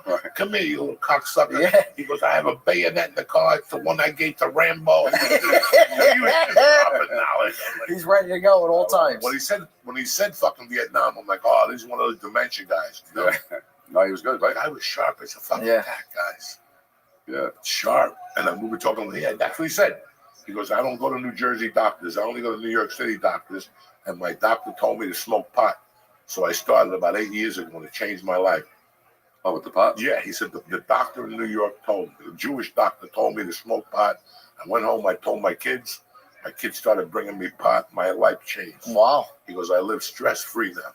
God bless him. God bless him. 70-something fucking years old. I never smoked pot, so now I get pinched with the case. I got 7 years. I go to the fight. I got pinched at the fucking fight. They locked me up. They put me in Atlantic County Jail. They gave me the top tobacco. That's what they gave me. Yeah, It's tobacco. fucking age. I don't know how to roll. There's a guy next to me. He's rolling like a fucking machine. We're laying on the floor on a mattress. So I fucking finally get the motherfucker. Like, I fucked like 5 of them up. I finally get it rolled. And I went to lick it. The thing that was on the outside. Then I said, "My man, do me a favor. Could you roll fucking cigarettes for me?" He did it.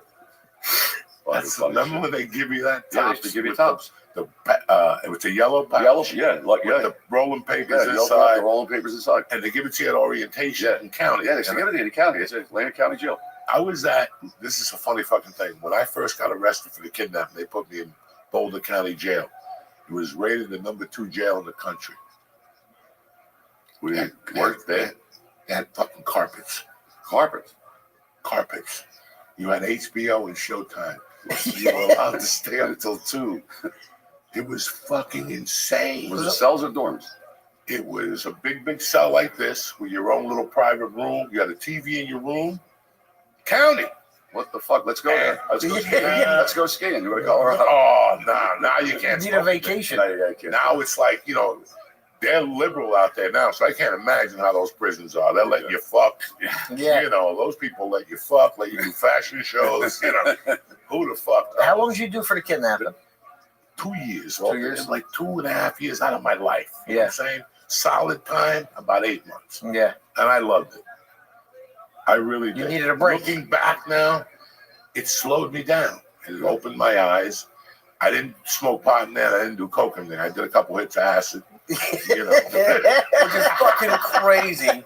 Yeah, because you lose your money. You got to do something. And then I already, I had, Joey will tell you, when you get arrested, you have evaluation points. Do you have a license at the time of your arrest? Are you a high school graduate? Are you married? It's just a bunch of simple questions that, guys, all of us answer correctly. But once you look at them, you're like, these motherfuckers are such losers. They can't answer like 2 or 3 of these. Yeah. Right? They didn't have the job at the time of arrest. They never had a license. They never got a high school diploma.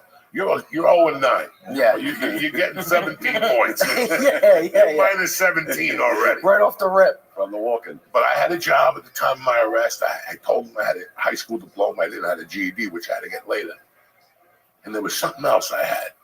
So I think with the felony, whatever, they gave me 4 years. It was a 4 to 6 year plea bargain. They gave me 4-year sentence, which again, I went to court. George was there when I got sentenced. My brother George. And I walked in there thinking, George, get the 8-ball. This is going to be a party tonight. Yeah, you're getting ready to go. And you hear me being loud now. The one thing that I'll never change, I'll never forget is when she told me to stand up. And he goes, 4 years Department of Correction. And I looked at the attorney and I go, what the fuck? And he goes, do you have something to say? I lost my voice. Right. My pussy it's what it was. I'm telling you.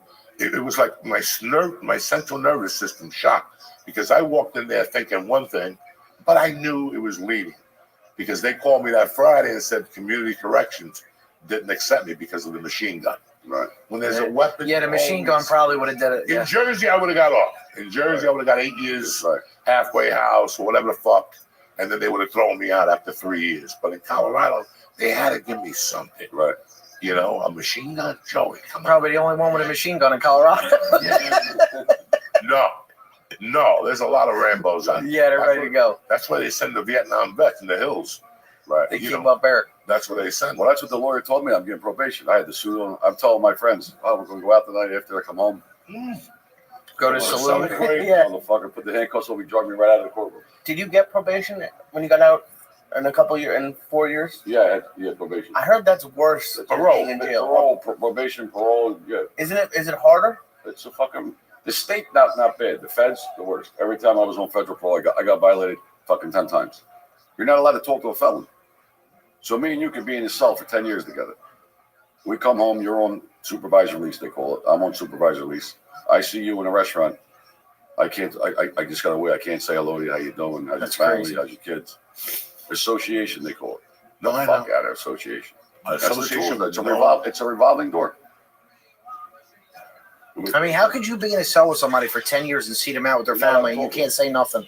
I mean, that's ridiculous. I got to report to the parole guy. You can't travel. Yeah.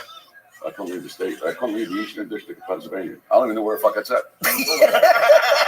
Where the fuck's the Eastern District of Pennsylvania? He gave me a map with a magic marker around. Yeah. Like here. I said, I don't know where the fuck it's at. Yeah, I'm just going to stay here. Then another time, when I got shot, my friend Michael died, and the cemetery was in Jersey, so I was on supervised release. So I called my probation guy, and he says, "Oh, you can't go to the burial. You can't go to the burial. It's in Jersey." I said, "Well, fuck you." I said, "I'll be there. You can lock me up at the cemetery." And then my lawyer called the judge, and the judge said you could go to the burial and come home. That's amazing. But he wasn't letting me. He said no. Same thing with my father was dying. The jail, who was he, in Texas somewhere?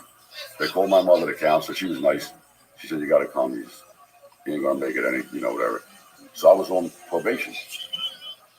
Again, supervisor release. My whole fucking life I was on it. And I told the probation guy, I'm going to go see my father's dying. And they won't let me go visit him ever. They had me separated from him. He said, "Well, I got to get approval of this. I don't know." I said, "Listen, you can lock me up in Texas. I'm going. I'm getting a fucking plane. I'm getting in the car. You can lock me the fuck up." And then they asked the judge, and the judge let me go, take my mother. And he died the next day. At least I got to see him. Yeah, at least you got to say, that's crazy. Fucking nuts. To go through all that. Last time we spoke about, I don't know, there's something. Once I got locked up, I knew I wasn't going back, Joey. Just knew. And I had it nice. There was a Chinese restaurant, because when they put you at a prison camp, a prison camp for a guy like us is like, you're putting us back in the mix. It's like warm up to get out. Yeah. They're warming you up. Because as soon as I got to that camp, everything was cool. I almost burnt down the jail. They fucking put me in the stock room. And they go, stay out there. Don't touch nothing. Blah, blah, blah. And that gave me some juice because I could hide people's steroids and all that shit. And syringes. They want to hide the syringes from the dogs. And then I met this little chubby Italian dude. He had just done 20 years. And he used to make, cheese, nachos at night. He had a fucking business. Yeah. In a fucking prison camp, man. $2 for nachos, whatever. He figured out how to make green chili in his cell. Yeah, they can make anything in there. Dog. And then the Mexicans would bring in the good, real shit. And you'd be trading tacos with them. My girlfriend would bring Chinese food, which is driving crazy. Bringing 20 egg rolls to the joint, you're the fucking king. Okay? Yeah. And and it's funny. Nobody's ever accused you of racism, right? No. They can't. Yeah. Even if we say something racist about African Americans, they go, "Not that guy." Yeah. Not that guy. Because when I got locked up, my best friend was a fucking crip. And till this day, I yearn for him. Like, I miss him. Yeah. That time we spent together, he had 7 girlfriends. A kid with each of them. All of them drove a Mercedes. 7 baby mamas. 7 baby mama. His visitation started Friday at 7 in the morning. 9, 2. He had them all. And he had them all. One of them was Cuban. So he told her, "This is my Cuban." So she was bringing Cuban sandwiches and Nutter Butters. We could control the jail with Nutter Butters. Yeah. Black people love Nutter Butters. I don't know what it is. They lose their fucking mind over Nutter Butters. So Sundays, it was a feast, right? Yeah. After visitation, we all got together. Let me see what you got. Ah, my mom made me baked ziti. Come on. Ah. You know, now you can't bring in food. No. The feds you never get nothing. When I was in state in Jersey back in the 80s, you were allowed 50 pounds of food a month, and they could 50? Yeah. They would bring it in, you know, they go through, we had everything. We had fucking chicken Savoy from the Beaumont Tavern. That's great. We would put like each inmate. So there's a lot of like black guys, Mexicans that they didn't have nothing, they had no family. We put under their name. You know what I mean? We had fucking 400 pounds of food. Yeah, give it to them. Fuck, we ate like kings. Yeah. They used to have a hot pot. They had a little refrigerator. You know, it's back then. Now for the feds, you can't get nothing. Nothing. You can't get underwear, sneakers, everything comes from there. You know how many people reach out on the podcast and say that Joey gave them clothes in jail? Joey gave them food in jail when they had nothing. The fuck we do. Every day. We do it out here. Yeah. I mean, we just gave 120 bikes out to the kids. Yeah. I've been in Philly for a week. We knocked on doors. We gave all night coats. I gave 120 bikes, 120 coats, sneakers, toys to the kids. We did it our whole life. And the guy commented the other day. He says, "Oh, you know, Snuff puts it on Instagram. You just do it to get on Instagram, video. Motherfucker, I've been doing this since 1989. There was no phones, no cameras, no Instagram in '89. I've been doing it my whole life. Yeah. I didn't do it to go on fucking Instagram. But the worst neighborhoods in the world we go to. I go in neighborhoods black people don't go in. That's what I told the black kid I know. He said, "Man, I see you in neighborhoods I won't go in." Yeah. The giving back, that's something that we were instilled with as children. I saw 100%. I saw it. One of my most successful friends ever, I see what he gives out every month. Yeah. Because I was part of it. I see how, you know, and you go, wow. And that's part of the whole thing. You got to give something back. You got to give when you were 8 years old, you send a kid in Africa money. That's right. Who the fuck would do that? Seriously, an 8-year-old kid. When I was fucking 8, I was going to Hudson County Park once a year with the Heart Association. And I would go to fucking neighbor's house. Hey, come on, you're going to give me 25 cents a mile or 25 cents a lap. Right there. We can walk from here. Right to Hudson County Park. Right down the block that way. Yeah. And I would walk and I'd give him the money. I did that for about 4 years. So I'm like, what am I doing? I'm showing up with $800 a pair of Julia Service sneakers. The price went up. The Converse with the red with the star. Yeah. Oh, yeah. The limousines for the feet. Yeah. Because sneakers went from being $11.95 to Dr. J sign with the 6s, and all of a sudden we were off from running. Yeah. Now they were $21.95, and they made the commercial. Yeah. Hey, Dr. J, where'd you get those moves? Oh, you were in Magic Shoes. That's great. Tell them to insert that video in there. It's in there. That's okay. But you got to give to get. You got to give to get. You have to. Always. You have got to pay your fucking. You have to. My brother George, he has a Fall Star frame, and he pisses me off because he'll call me. I got to drive to Cambodia to drop off a picture. And I go, George, what the fuck? But I know. I bust his balls, but I know. That's how you pick up real business. Yeah. People just want to sit there. Let me get 5 Facebook ads. I'm going to open up a business. I ain't going to do shit for you. Yeah. I ain't going to do shit for you. You got to get out there. You got to get out there. Stick your hand in the dirt. You know, so.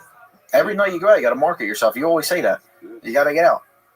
You got to go out. Well, nobody's going to knock on your door and hand you nothing. Yeah. We're just talking about this. The Bluebird of Happiness, that motherfucker died about 15 years ago. And the dude, Vince McMahon, I mean, he used to knock on your door with a big check. All ugly white people. Never an Italian, never a fucking African. No white guy in Iowa. Yeah. Nobody knocks on your door. That's what the American public, a lot of us are confused. Not me, because I know how hard it is to get from point A to point B. And a lot of people in this room right now know how hard it is. But there's people that, look, I get the weirdest questions. Like, how do you become famous? I don't fucking know. Yeah. Do you think that I wasn't going to become famous? I was just doing this to stay out of the joint. Right. This made me stop stealing. Right. This made me stop doing 1,000 little stupid things. I still snorted cocaine like a motherfucker for the first 17 years, or whatever. But it didn't, listen, I didn't go back. Yeah. The proof is in the pudding. Right, God bless you. I know how to rehabilitate somebody. It's by giving them something to wake up for in the morning. Yeah. But if you're just going to put me out in society with a felony and you're telling me I can't get a job, then you fuck me in the ass. That's what we were saying yesterday. You fuck me in the fucking ass. Yeah, you're forced. I mean, I'm done. Job, can't move nowhere. Nobody going to rent your house. No, you can't do dick. And that's what they enforce in the poor felon. So I don't know what recidivism rate. I'm sorry. I'm a little high. My tooth hurts. I got this little brown tooth over here. This little cocaine tooth. He was eating them gummy bears. I thought it was chewing gum. No, these are gummy bears, man. Yeah, like Tic Tacs. What the fuck's he eating? This is our sponsor, Via. Nice. And they got 10 milligrams, Euphoria, 50 milligrams. And then they got Daydrift. That's the 100 milligrams. What's that? This is a nice little thing, and you take. Oh, you eat it, and then you eat it, and then you turn into Rick James, and then things happen. You're as high as Hunter Biden. Oh my God, these things are phenomenal. And we used to eat like 10,000 milligrams a night. We broke the record on the internet. Oh, I know. We're proven that nobody can fuck with us when it comes to reefer. Even Chang was like, I ain't going. Yeah, Chang. Do you remember that? He had like his assistant there, and his assistant was like, please, just don't give him too much. We have a long day. Fucking you even took down Chung. Yeah, we took down Chang. Oh my God, Have you been to Philly recently? Oh yeah, for the comedy show. The show that you went to. I went to a game, and I fucking. That's what I wanted to say. Don't get me started. The Sixers. I went to see the Sixers. I'm sorry, they'll give you another one there. Maxie was there. Yeah. And B didn't go in. Paul George. Poor George was hurt. God forbid. Now he's back. He's back. I know he played last night. Maxie came. Maxie did something good last night. Maxie went off last night. Maxie's great. He's a great player. Well, he's the one who called out MD. Yeah, he called him out. He said, you show up to practice late every day. You don't want to do nothing. What the fuck are you doing? And it breaks my fucking heart because I love going there. Like I told you on your podcast, I love going there. Like I love everything about, when I think about tickets for baseball or fucking basketball, the first place I look is Philadelphia. Yeah. Football, I can't go down there no more. I'm not in that shape. Yeah. You got to fight. You got to be in Philadelphia Eagle shape. I'm not in Philadelphia Eagle shape. That motherfucker's that requires a certain fucking mindset. You got to fight. Fucking throw. They're there at 4 a.m. Starting 4 a.m. They're barbecuing outside the tailgate, not inside the tailgate yet, because the gates don't open. They're outside the tailgate. It's unheard of. They start 8 a.m. The game ain't until 8:15. 8:15. They don't even know where they're at by 8:50. They don't know what they're watching. They're fucking bombed. They're fucked up. Fucking 8 a.m. It's 12 hours of drinking. You never did that? Yeah. Okay. Well, after the 12 hours of drinking, though, they're going to stop and get a cheesesteak. That's Skinny Joey's cheesesteak. That will sober them up. That's all we got to worry about. Oh, I can't wait to open that. Yeah, we can't wait too. We're going to have a podcast studio in there. We're going to do it all there. We're going to do it all. It'll be live I there. love that concept, man. Yeah. And Joe, we called good money on Trump. I know you did. So did you. Yeah. Yeah, we called that. Landslide. It was fucking crazy, man. The people spoke. And you know what was crazy? Like, I couldn't see a lot of things happening. And I said this as a joke one time. I don't know. I just went off. I'm a felon, dog. I even if I was not a felon, I don't want to get into that game. Right. It was always a game.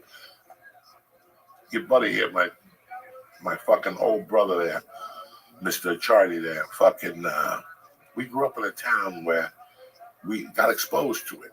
And we got exposed to the horrors early on. Right. We saw some shit in the 6th and 7th grade that people didn't see. And when I tell these stories, I told the story here with my 7th grade teacher. Our 8th grade teacher was the mayor of Weehawken, and he did 13 years for murder. Can you explain that to me? Now I got TJ English coming in with an attorney to explain to us what happened there and how it affected the Menendez thing a year ago when they found the gold. This is just crazy shit that ties in, Right. So growing up and all this shit, I was like, this was so devastating to me as a child. This Hudson County politics, ripping signs down, choking people. Dog, I saw fucking craziness. I saw craziness. You know what I was thinking about? My senior year, I quit high school, but I went to the parties. There was a graduation party. I'm not going to say no names. He's going to know who I'm talking about. It was the captain of police who I loved dearly at the time. Italian dude. Loved him. This motherfucker made the best chili and rice. Italian made chili. And I went there with his son one day and he goes, give it to the fucking Cuban kid. And I held him to it. When are you going to make more chili? What the fuck? Who's this animal you brought to my house? But when an Italian feeds you, no matter what they think, they're feeding you. They like you. Yeah. Just eat with the Cuban kid in the other room. It makes me nervous. He's got sticky fingers, you know, whatever. They'll say something at a time, and they'll, you know. Yeah, they're talking about you. So he had a graduation party. There's 150 kids on the street. It's 11:30, 12 o'clock on a Sunday night. There's 150 North Bergen kids on the street. These neighbors were calling the police department. The police department was just hanging up on them. Yeah. Just hanging up on them. Like, that's how down. We had a cop in town, Phil Sims. He looked just like Phil Sims, the football coach, the quarterback. This guy, you love him because you disagree with him on something. What do you want to do, Joey? You know what? Fuck you. No, fuck you. How about I take my gun off and we go in 3 minutes? Right. Look, right on Kenny Boulevard. He's fighting for 3 minutes. You're driving down. You're like, what the fuck is that? And then he'd take you into Nick's and buy you a slice of pizza, wipe the cut down, and tell you next time I'll fucking strangle you. And then I'll book you and I'll bust your fucking head next time. And you go, okay, that's more. That gives a person more than anything. Yeah. You think about that cop. For people watching, they're going, what type of cop was that? Oh, my God. He gave me a beating. I turned out okay. Yeah, right. Yeah, the world's fucked up today. What did you get a beating for? Because we were torturing him one night. We were high. We kept calling him Phil Sims. He hit me with the stick in the back. He hated it when you called him Phil Sims. Back in the day, though, didn't the priest, though, like, he would give you boxing gloves, like, go fight. The priests used to beat the Yeah. brakes off. The nuns. My father used to say it all the time to me. Listen, if they did today what they did us in school, They'd cave. They'd cave. Yeah, they closed the school down. They'd cave. Listen, my mother loved me with all her heart. And I think about it. Why the fuck did she put me in that school in Kearney? Because they knocked you out on a regular. And she didn't want to know about it. Like, she didn't want to know about it, but she knew. And then it went down and I got thrown out. But if I think about what they do, what they did then, like, they hit me in the head with a fucking lunch tray. Anything, yeah. She poured the lunch tray on my head because I wouldn't drink fucking milk. Yeah. Fuck us up. Listen to me. Today, forget about it. No. If I used to go home, I got beat up. They're not good. Mama, good. You deserve it. You're no good. You're no good. But, they locked me in a convent one night. Every night they used to keep me after school. So we got out of school at 3 o'clock. I go to convent. They would let me stay there till 5 o'clock. I would have to listen to they get piano lessons. The fucking kids playing the piano. One night we had this nun, Sister Josephine Dolores. She was fucking big. They locked me down in the basement in the convent. She forgets me. She goes to bed. It's fucking 11 o'clock at night. I can't get the fuck out. I'm locked. It's like the old convents with the doors like a dungeon. My mother's look. She came to the convent. I was downstairs. She had to go They nuts. do that today. Yeah. They'll fucking sue them. Go get the nun locked up. Could you imagine if We got beat up every day in school. a kid comes home, they say the nun locked me in the convent till 11 o'clock at night. There'll be SWAT outside that. Dog, she made me kneel on beams in the fucking stock closet one time. The stock closet where they had the supplies, the pencils, and the fucking, it was just like notebooks, black and white notebooks. The pieces of paper that told you 1 times 2 is 4, and you had to know all 12. Up to 12. 12 times 12 is 144, like a motherfucker. G's up, O's down. They used to make us stand in the back of the classroom with our hands out with 2 textbooks in our hands. That's torture. And I had to stand there like, I'm fucking shaking. I'm shaking like fucking Joe Biden on Jeopardy. She said, "Don't you drop the books like I'm fucking nuts." That's fucking crazy. Fucking funny shit. I always think about that. I never really got into that, how much that bothered me. That's why when that nun told me to go in the stock room, I got so, it was like a molestation kind of thing. She made me kneel down and she turned the lights off and made me kneel on beams with the lights off, like 2 fucking hours, and I heard mice in there and shit. And that stayed with me, man. I'm like, I'm gonna fucking kill this cocksucker. Yeah. Eventually, this shit's gonna go down, but I'm gonna give her a break tonight because I'm hungry like a motherfucker. Yeah, when you get out of there. But it was, if you think about it, today's children, whatever. And listen, I wouldn't accept it, no way. I don't want my daughter getting punched in the head by one of those nuns, but they didn't really clock the girls. No, they did something else to girls. Yeah. They hit them in the hand, clockers or something. The boys did. The girls did. The boys, it was a fucking backhand. That bitch would turn that ring around and come in backhanded and just get you across the face. And then if you put your hands up to block, you wouldn't put your hands up for two quick ones. Yeah. And you all of a sudden the kid would just drop. And you laughed your ass off. I had some sick and I went shit. to a Catholic boarding school, and listen, that was the worst experience. Yeah, they're bad. But the best experience I had was the third grade, Sister Anna. There was 12 kids in the dormitory. And there was a kid that at that time, Octavio Fernandez. Ooh. His uncle was Jackie Hernandez, the shortstop from the Pittsburgh Pirates. While I was going to that school, this is 1971, guys, 1972. He used to take us to Pittsburgh to see, and this is the days when Pittsburgh was fucking rocking. Roberto Clemente, Willie Stargell, the whole fucking band. He was the nephew to Jackie Hernandez, little Dominican kid with a little afro, put his hat on, but the afro was tough too. They didn't have that type of afro sheen those days. That motherfucker, you couldn't put on a helmet. You had to shave it. Or, you had to wear your sack to the side. And one night we're in there talking, shooting spitballs. She had it was just like this, but the top was open. And every 10 minutes she goes, I can hear you. And we kept getting Octavio weighed 300 pounds. He went right to bed. He had cookie. He was like the fat dude in Full Metal Jacket. What do you got in your locker? Oh, jelly donut. It's on the end. I watched it again. Every time it's on, I watch the beginning till the hooker. What do you get for $10? Then the movie goes down the. You know what I'm talking about? What movie's that? Full Metal Jacket. Oh, Full Metal Jacket. Yeah. 2 movies in one. It's a great movie. It's what? I don't like the second part. That's what he said. 2 movies in one. Yeah, I don't like once he becomes a rioter. Joe, you got to get him a shorter chair. I know, but he's okay. He keeps raising it. Listen, I give him edibles and he thinks he's in the carnival. He's just zooming around the air. He gets taller when he eats it. What's that? He gets taller. He gets taller. I wish. Oh my God, yes he does. If it made me taller, I'd take 8 million milligrams. I would do We whatever. were talking about something that I wanted to finish. Hernandez, the kid. So they're throwing shit, and all of a sudden she gave another warning. And they're throwing shit. She gave another warning. And all of a sudden she came out with a pointer. Okay? And she started whacking all of us. Bah, bah, bah. But Fernando, whatever his name was, Octavio, was big.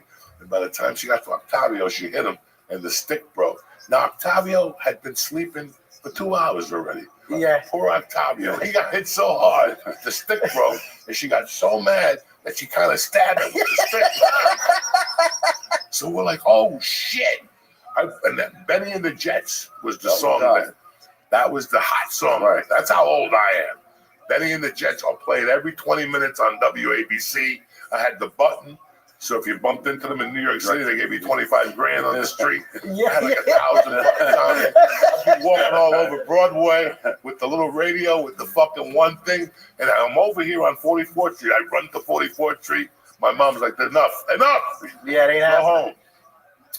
I forgot what we said. Oh, so we wake up the next morning. Octavio, the lights come on, and Octavio's got 2 sticks and splinters all over his fucking bed. And he gets up and he's like, what the fuck was this? We just busted. We're like, Octavio, Sister Anna beat the fuck out of you with that stick last night. And you didn't even wake up. He was sleeping the whole time. The whole fucking time. And she did stab me. Yeah. Because he kept saying, I got a splinter in my back. 300 pounds. You know what's funny though? Did you ever? Now, back in our days in school, you never heard of a school shooting? A what? A school shooting. You ever hear one? No. Never. So I never heard it until now. Like, last maybe 15, whatever. Yeah. There was never school shootings. Very disturbing. Sick. I like going to school. Yeah, we had fun. We had some lunatics. Yeah, we just broke balls on You had a couple of fucking lunatics. We all did. I failed handwriting in gym. My father beat the brakes off me. He said, you don't know how to write? How the fuck you feel handwriting? You don't know how to write? How did you feel, Jim? I passed Jim. I didn't go. That'll do it. Yeah. I never went. You know how fucked up it is now when we're going to pick out these toys for the kids right now? There's no toys. Like a 10-year-old, they're like, oh, no, they really don't play with toys. Well, what do they play? iPad or iPhone. Nobody. What do you mean? They have to do something. What about a football or a basketball? Toys R Us ain't open no more. It's sick. FAA Schwartz. Remember in New York? They closed. They opened back up. There's a line. There was a line outside of that. It's down in Midtown now. But and they had to put Toys R Us inside of like Macy's. Yeah, I seen that. Yeah, I mean, come on, it's ridiculous. They don't even. There's not even toys. The world's fucked It's up. a different fucking world. Yeah. And with that, let's take a little breather because I want to talk to you and them afterward about what we're going to talk about here. And we're talking about DraftKings, all right? And these are the kings of picks right here. My man Snuff, he went like what, 2-22 last weekend? Yeah, 1-20. No, I'm teasing. No. You know I love him to death. The last 4-1, 4-1, 4-1, 4-1. The last time he had a winner, Ronald Reagan was in office. We'll be right back. First of all, myself and DraftKings wish you a Merry Christmas. So let's make it merry for you. Make some cash without going outside, you animal. Get it on the sports action without even leaving the couch. All right? It's going to be cold. There's going to be traffic. People yelling and screaming. Not for you. You're going to order a little food, and you're going to place bets with DraftKings Sportsbook. And you're going to have a great time, and maybe even, if you're lucky and you pay attention, you're going to make some extra cash. Me, myself, I love it. I love DraftKings. And here's a gift for new customers. All right? You ready for this one? You're going to bet $5 and get $150 in bonus bets if your bet wins. Download the DraftKings Sportsbook app right now. Listen, let's get the party started. 2025, you're on the right foot. Download the DraftKings Sportsbook app, pressing code JOEY, Joey. Again, that's code JOEY for new customers to get $150 in bonus bets if your bet wins when you bet just $5. Happy holidays from DraftKings, where the crown is yours. And happy Merry Christmas, Hanukkah from the Church New Testament family. Gambling problem? Call 1-800-GAMBLER. In Connecticut, help is available for problem gambling. Call 888-789-7777 or visit ccpg.org. Please play responsibly. 21 and over. Physically present in Connecticut, Michigan, New Jersey, Pennsylvania, West Virginia only. Void in Ontario. Eligibility restrictions apply. New customers only. Opt-in required. Casino credits are non-withdrawable and expire in 168 hours. Terms at casino.draftkings.com/promos. We're back. Thank you. And please support DraftKings. You know I love them. They've been working with me for years. And speaking of DraftKings, Snuff himself is a little impresario on the sports betting world. Part of the Skinny. That's right. Part of the Patreon package is that. Yes. You give a couple picks out. These are elite picks. What I want from him is what's going to happen on Christmas Day. Christmas Day, we're going to go with a parlay, 2-team parlay. Yep. First game, we're going to go Steelers over Kansas City. Steelers are home, must-win game from them. And then we're going to go with Houston over Baltimore. Houston's home. They got to win. I love C.J. Stroud, and Baltimore does nothing for me. There's your two locks for Christmas You're Day. going to have a black Christmas. No, you won't. Santa's going to be stuffing them stockings for you. Make sure you bet on DraftKings. Oh, my God. No, What's DraftKings going on is with you, my brother? Who do you like Christmas Day? Oh, God. What are you talking about? I like Pittsburgh. All right. I don't like the Texas game. I like Baltimore a little, but I like Pittsburgh. They got to win. And Kansas City, you don't know if Mahomes plays. Yeah, Mahomes might be. Yeah, we don't know if he's going to be in or out. Wentz is the They're backup. teasing you anyway. They're setting you up. Yeah. He'll come back for like the playoff and throw the ball that Kelsey catches. Yeah. And he proposes to the Taylor blonde Swift, chick on that TV. motherfucker. I can't stand him. You know, that's what's going to happen. Yeah. They're not going to have enough till he proposes to her on national TV with his little faggy fucking mustache. Yeah. Yeah, get the fuck out of That's the truth. It really is. It really is sad what they want to do. And it's not fair. The NFL wished her a happy birthday the other day. When the fuck did the NFL ever wish anybody happy birthday? Never been done. They didn't wish Tom Brady happy birthday. He got fucking 10 Super Bowls. Yeah. They wish fucking Taylor Swift a happy birthday. You know, beside the court cases and just the funny shit you say, one of the things I admire about you the most is when you just go off on the rat of the month. It's December. I know you have some jingle and joy in your heart. Obviously, I know what you do. You know, you fucking just donated. Who's the rat of the month this month? And take it easy on him. Just who's the rat of the month this month? We just did the kid. What was his name? Anthony Arlotta Last from week. Connecticut. We got to pick. We got some money. We're going to pick one out of the hat after the new year. I'll let you know. Oh, my God. What is going on even there? They don't want to go to jail. It's the bottom line. They try to justify it. I didn't put nobody in jail. You're fucking told. That's the bottom line.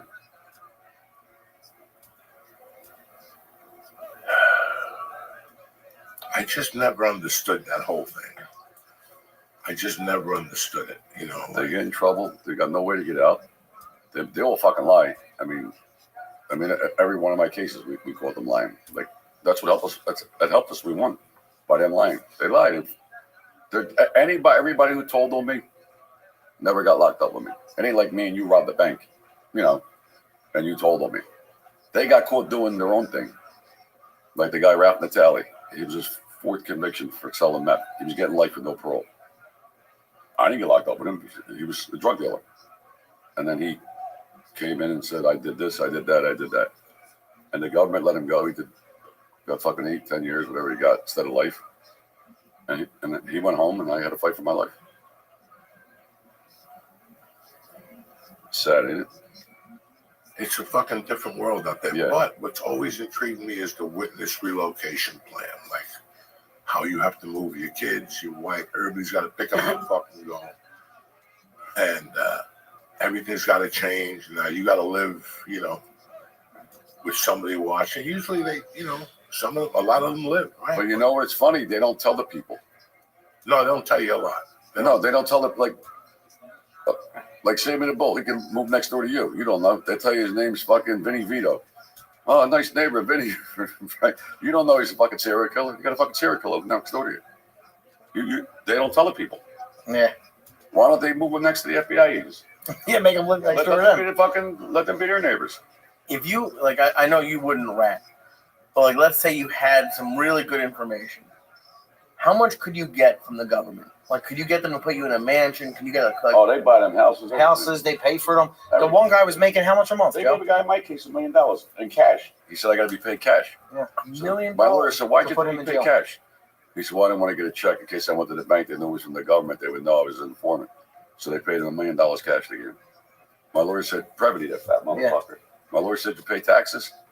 He said, no, I didn't get around to it yet. You didn't get around to it yet. I said, well, I made a deal. He's got to pay you. You got $1 million cash. You got to pay just a couple thousand a year. My lawyer figured it out. It'd take him 530 years to pay it back. My lawyer said to him, who's your accountant, Al Capone? I wish I could get that fucking deal. It's crazy. No, it's nuts. Most of them that go in the witness protection program get thrown out. Yeah. They wind up committing more crimes and lying again and ratting on somebody else, then they get thrown out. Look at Sammy the Bull. Yeah. He got 5 years, which he only did fucking 2 years, just to rat on John Gotti, lied about him, put him in jail. They gave him 5 years. He did about 2. He might have been in jail a year. He got relocated to Arizona, and him and his wife, his son and his daughter opened an XC ring, saw an XC. And the state, Arizona, was smart because they knew the feds were going to come. They never told the feds about it. Because the feds were going to they would tip them off. So listen, just stop, shut down. The Arizona pinched him, and they fucking buried again 20 years. I came home. I gave out Christmas gifts to kids. This motherfucker selling ecstasy to kids. I'm the big guy. You got a TV show. You just got a TV deal, I think, right? Yeah, TV deal. It's a hell of a deal, guys. Yeah, like you got big money. That's a hell of a deal. And Antoine Fuqua. Yeah. And the guy from Boardwalk and The Sopranos. No, yeah. He's going to spin that book beautifully. It's fucking sickening. Something that they need. It's sick. Listen, it's sickening. But right now, something has to save the mob genre on television and film. Something really has to come along soon. I like the Stallone thing. I like Stallone. Tulsa King. Tulsa King's great. He's good. Yeah. We need something to represent pretty soon. He'll fuck it up, though. He fucks up everything. Oh, Sammy? Yeah, he's a piece of shit. No, but he's got serious people behind him. Got a serious station. Yeah. All the money he makes, they should give to the kid he killed, the kid's family. Yeah. The Kaiser. He killed a 16-year-old innocent kid for nothing. Yeah. Sick. And they slid it under the rug. He killed his brother-in-law too. Nice guy. You look at that was 30 years ago, and you look at what was going on then, and what's going on in today's world up there, and it was those guys were playing for keeps, and they were making a lot of fucking money, man, a lot of money. I used to work for a roofing company. I married a girl, her family had a roofing company. And after a while, they started taking jobs in Colorado. They were from Colorado originally. And I asked them once, I go, you got the fucking, you could work in Jersey and New York, and you guys want to work here? And they're like, you see that dumpster? That dumpster in Colorado costs us $2,000 for the day. No, $200 for the day. If this was New York, it's $2,000 for the day. Yeah.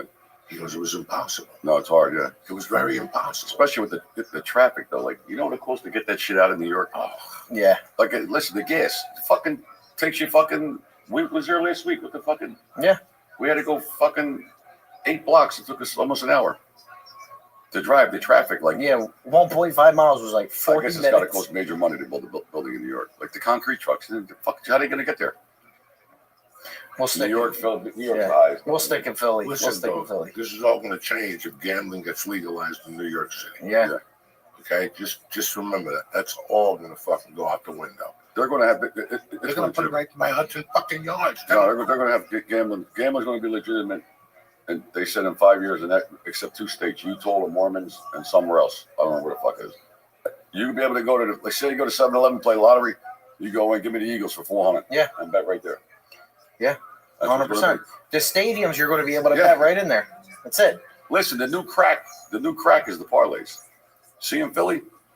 The fucking lines around the corner. Yeah. Around the corner. Everybody bets parlays. Girls, guys, grandmothers, wives, kids. I was with my friend Wags. We were out with his son. We were in New York with the Mets game.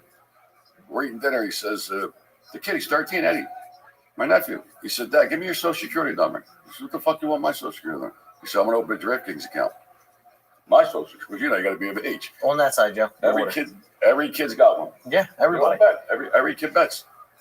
Every kid in school. They put a casino right in the middle of our neighborhood to bankrupt all of us. That's what they did. They're robbing houses to go gamble. Yeah. It's fucking sick. The casino, I could throw a fucking quarter at it. Listen, I don't know if any of you, I, by mistake, got into college. I hate when that happens. You know, on a CUOP program. You know, there's no Spanish people at the University of Colorado, Boulder. And we'll give you a Pell Grant, this and this and this. I'll never forget that when you go on the first day of orientation, you walk down, there's a bunch of tables, you know, and there's like, you know, talk to us about becoming a lawyer, talk to us. And then as you go deeper, it's come talk to us, sign this and get a 250 Discovery card. And they're all there. You get like a grand out of them, you know? You get Discover, Visa, and something else at that day, whatever. The one that you could eat at the restaurants. Remember there was a card in the 80s? Yeah, the 80s. It was just Diners Club. That's it. Yeah! That's when you were big pimping. Yeah, the Diners Club piece. The Diners Club, that one. So they gave you about $750. You open up with a $250 account. 11 out of 10 kids blew their credit right there. That's where your disaster was, okay? Yeah. Now, I'm hearing, and I don't know how true it is, that when you walk that table now, all the services are there. Come with us right now and we'll give you a $50 credit. All you got to do is keep walking. And they know that you went to talk to this guy and that guy, but you're walking out of there with you're 19 years old and they're giving you, 5,000 free credits. Yeah.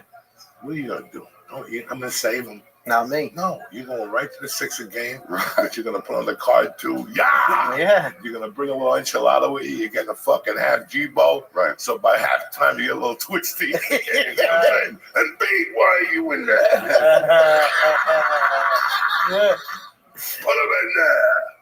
Dog, I swear to my mother, not this time, not the time before that. I wanted to tell you about this. I forgot when I came on your podcast. I went to a Sixer game. This is, and weirdness is growing. But one game, I took my daughter, and fucking, there was a black guy making out with a white guy. A black guy making out with a white guy? Right there in the middle, right there. In Philadelphia, and I knew this wasn't going to last. Right. I just mind my business. At that situation, you just look because you know the bomb is dropping. Yeah, you don't want to be looking that direction. You know what I'm saying? So I'll never forget that. Like 3 minutes later, I look over to give a popcorn. disappeared. Right, they were gone. Well, one before that, I took my neighbor Lou. I took all the kids. Like there was 2 boys, my daughter, my wife, me. And that time, there was a live hooker working it. Of course. Oh, I've never seen that in my life. I've done 1,000 of events. You know, guys out there. She's a little Asian girl with fake tits. And she was tweaking, so she kept walking up and down, holding onto a blouse. The one tit was bouncing out. They took like 8 or 9 walks, and somebody came up to listen. You gotta go. There's a guy in the third floor that wants to talk to you. They got a T-shirt for you. You know what I'm saying? They scored her out. I'm telling you, she was working it, and she was with some schmuck. Like they dressed up like they're going to her out. The schmuck walked up there. You know that wasn't his girlfriend. Yeah. He went the other direction. He said, "Woo, thank God I got that in that song." They gave her like a gram of coke. You can tell. She was like, you know, she kept going up for a drink. You know, there's a guy who will at least bring you a beer. I go to one of those games, I get coked up. I'm just sitting there. Oh, that's not what I tell you before. You were talking about these Philadelphia people, how crazy they are. Yeah. In 1993, I come back here to do comedy. I'm living with my brother George. So funny. I'm barely fucking making it. I really. And the Jets were playing This somebody is a bad period. This in month. that late game. 7 o'clock game. Why? So me and my buddies, yeah, we're gonna go to the game. One of them got tickets. It was 5 of us. We're gonna go to the game. What time's the game? 7:30. Retweet. It was Monday Night Football. What am I saying? It was Monday Night Oh, Football. So we get there early, case of beer. Oh, that is And so some fucking other funny. guy says, "I didn't tell you. I picked up a half ounce." Why did Rabbi retweet? So we start snorting in the parking lot, right? And now this fucking, we didn't, everybody's outside grilling. Yeah. We're in the car. This is Frozen. so No, bad. we didn't get out the piss. We're like sitting in the car. You know the game started, and we were still in the car. That's when we got Oh, out to that pee. is so fucking And then we funny. were too fucked up to go in the game, so we Why did crawled back Rabbi in the car. You listen to it on the radio? Huh? What you listen to on the radio? Oh my God, radio, we were yakking for one another. It was just a cloud. There was cigar ashes and cigarette ashes all over us. You know, the game ended. Everybody went home. We were still there. You were still in the bar. That's how much fucking coke we had. We're like, what are you gonna That do? shit is Oh, lucky crazy. That's tailgating, motherfuckers. Yeah. You go, I'm gonna go out there and get a hot dog. Oh my God, get the fuck out of here. Either you're going to suck dick on the Lord's Day or you're not. You know what I'm saying? So what else is going on? I'm excited. How you doing with the Blue Chew? Blue Chew, what do you got to get me started for? I thought I was going to get you started with the fucking rat of the month. You were going to get an emotion on me before the holidays, you know. No, I'll let you know next month. I'll let you know Keep what me it is. posted. I was, you know, I keep an eye on your sagas and shit, and I fucking love everyone. I don't want to get you started. It's not holidays. It's the holidays. We're going to. It's a nice, joyous time. You're in a good mood. Thank you, my brother. But I love you to death. I love you. Thank you. We appreciate I it. appreciate you guys coming on here anytime. Yeah. Anything you need We'll me do to it do. again. I love the studio. It's beautiful. We're trying. No, it's We're beautiful. fucking This is trying. perfect. Yeah. I feel at home right here. Fucking right. This is nice. We got to get him another chair though, Joe. Next Yeah. time, a smaller one. I think we should Yeah, go we higher. yeah. And just like be like. You know, we're going to above. get him like a barbershop chair. Yeah, the chair. There we Yeah, go. yeah. Put him back. We'll put him back. They put the camera on him from the top. It'll And they stand. can see the evolution of the edible working out. Yeah. Like, I love it. you guys got anything going on? Well, what we're going to do, we're just going to celebrate Christmas. You know, we everything that we got going on for New Year's. Just watch the Mummers like we do every year. We're usually in the parade. This year, we're taking a year off, so we'll be back next year, bigger. You know, and just we'll go from there. Joey will go back to Florida and get in the warm I weather. need some warm weather. It's too Yeah. fucking cold. That's it for you? Yeah, fuck this. It's too cold. You don't want to go to Colorado and ski? Colorado. Yeah, I go skiing. I'll go skiing with you. Yeah. They say it's beautiful skiing over there. My God. Aspen, they said. They say Aspen. More people go Aspen in the summer than the winter. I don't have a computer here, but where they tape The Shining, a little bit far from there is where you go up there and you feed the chickens come up to you. That's the most visited place in the United States. Wow. What is it? Estes Park, is it? Wow. That. Colorado's the shit. I went up. That's why I did time. Yeah. Yeah. That's why I did time. The fucking county jail sounds nice. Oh my God. They had fucking cable. Maybe I'll go there for New Year's. Yeah. Yeah. I was We'll in take there a for little New break. Year's Yeah, we'll go New Year's. because you had to go it was like first you got put to bed at 9 o'clock, and then if you behaved yourself, your bail didn't get lowered, Right. and you mind your business, they put you into the 10 o'clock block, Right. and that wasn't too bad. And then if you were good, they put you in the midnight block, and those guys just let you go till 2 or 3 in the morning. Yeah, I didn't They care. gave you cigarettes Yeah. then. It was like an after-hour club. I was locked up in county the night that Bo Jackson ran over Brian Bosworth. Yeah. I was in when he fucking drilled him and Drilled him. kept running. Yeah. Bosworth didn't know where he was. Buried him. You know, you remember those moments. Yeah. You know what I'm saying? Yeah. Like, No, I remember. Yeah. those are tender moments. You're like, I man, love it. I'll remember where I was at this time. Mount Hood. Listen, that's where they kill people. I'm going to take you there, guys. Oh. What does that say to you? No, Colorado, man. I got up there when I was 19 by coincidence. A buddy of mine had fucked up. You know, he got thrown out of college, and he goes, "I'm going out there to be a garbage man." You're fucking savage. And I'm just fucking. My other brother's out there, so I had nothing going on here. We drove out there. It took us about 48 hours. All we had in the car. His name was Jimmy Burkle, my brother. God rest his soul. You got to mention that motherfucker. And we drove out there with a barbell, 140, the fucking big bar. He came here for barbells and speakers. That's why he came back here. And then the car broke down in Pittsburgh. I just tried to rob a bookie and it didn't pan out. It was one of those nights when I told everybody, be at the bar by midnight. I owe you that 300. I owe you. And bring another 8-ball. And I showed up there like at midnight with the glove. My hanging was tangled. Everybody was waiting for me. I had to rob the janitor. The janitor from the high school would come up there at night on a Friday night. And he would show up with a container and he'd put it in his pocket. And it was always those pill things that tell you what time to take your pills. Right. But one of them was always filled with, like, at the time, Valium. So I would take the Valium out and put them in his pocket and then give them out to my little fucking geeky friends at the bar.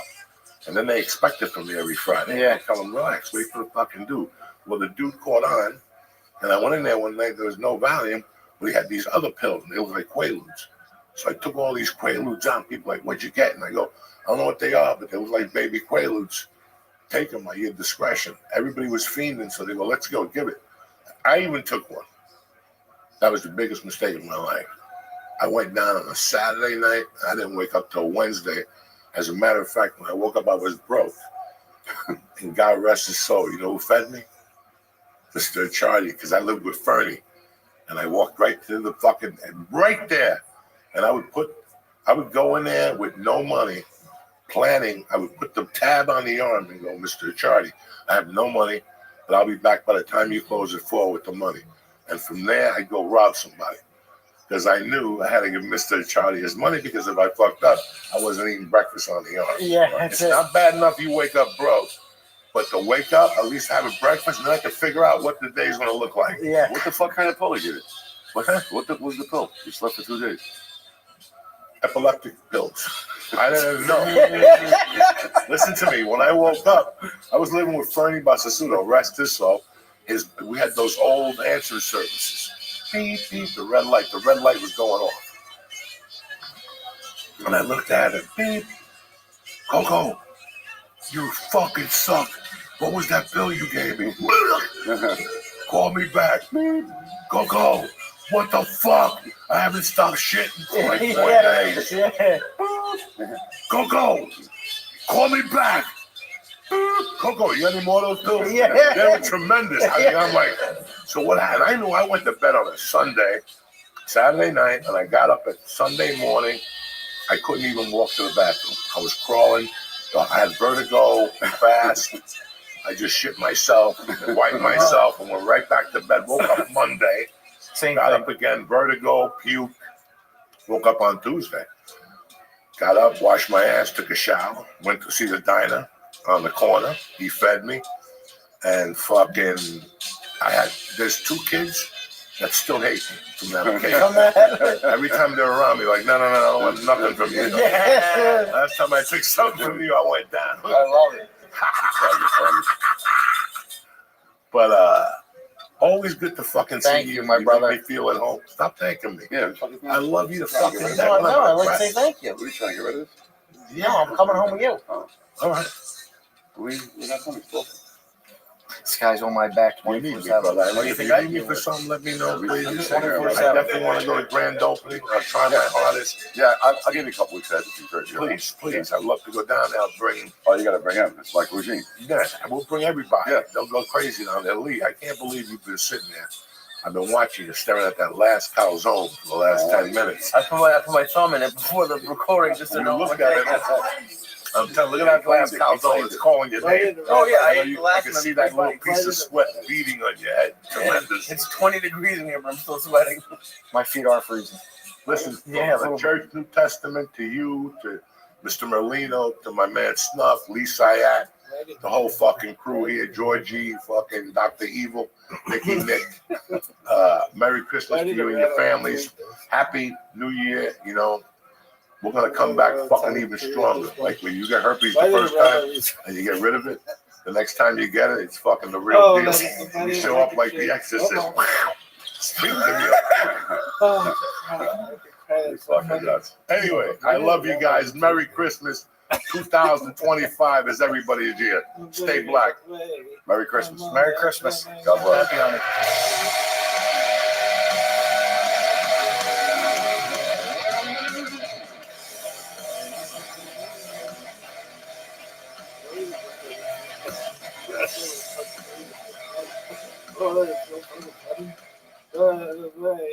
It's Tuesday, December the 24th. The Church New Testament is brought to you by my favorite, Blue Chew. Listen, you want to sling some big dick McGick in 2025? Then you need Blue Chew.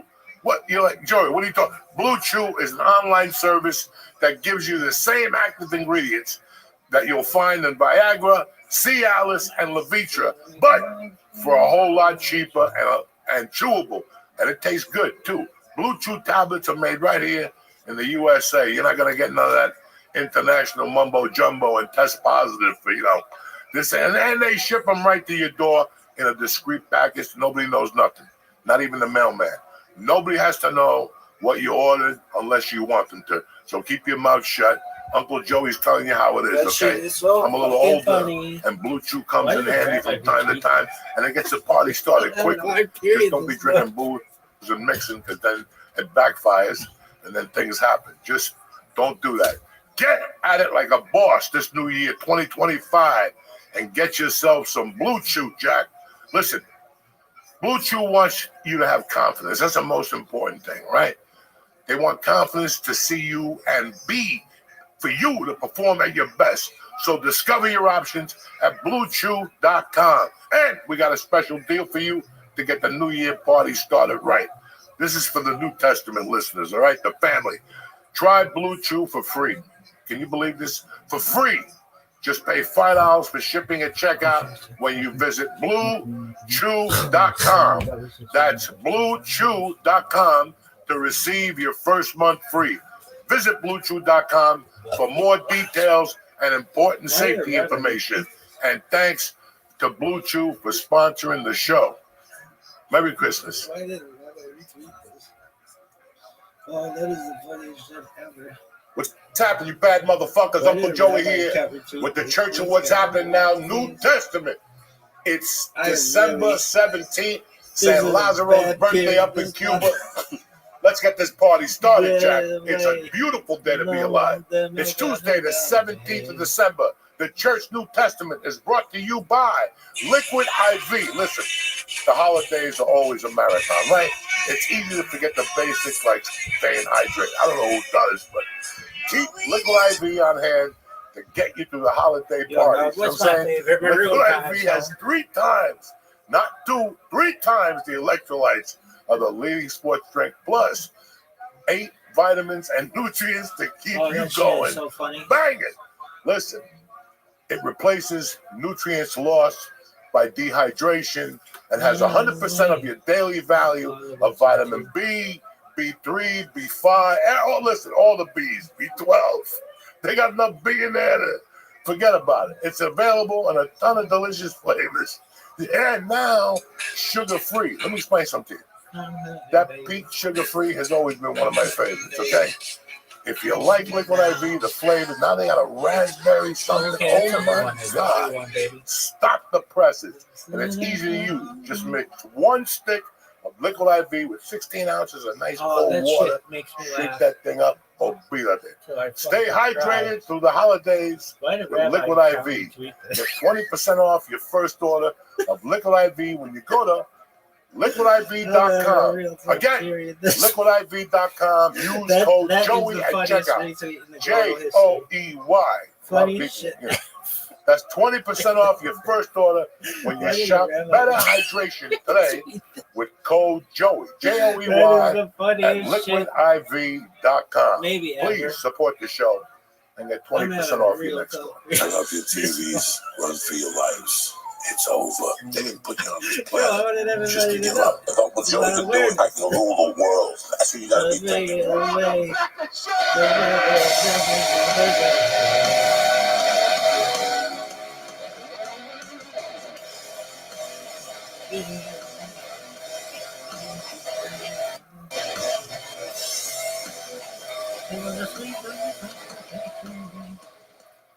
What's up, you savages? Uncle Joe here with my little fucking friend Lee. He's got his feet up. He's waiting for somebody to bring him a Danish. Not tonight. You know what I'm saying? I'd love a Danish or hot chocolate. Anyway, it was a great week. I got out there. If you came to the Stress Factory, you saw Uncle Joey fucking throwing it down last week. I had a great time. Thank you very much for coming. This week we got nothing. We got the open mic down at Uncle Vinny's tonight, and that's it. There's the holiday season. Get a life, cocksuckers. No comedy. Go on YouTube. I make a comeback on the 26th. But what's up with you? Where were you last week? I had my first. Oh, that's right. I saw you Friday night. Yes, you did. I had my first ever like little mini like road trip tour. It was awesome. It was really cool. I was in Red Bank, Wilmington, Delaware. I was in Newark, and then Easton, Pennsylvania. Dog, I showed up with an ounce of shrooms. I left there with 2 grams. No, you had stuff left? 2 grams. You were just eating it like it was nothing. Who?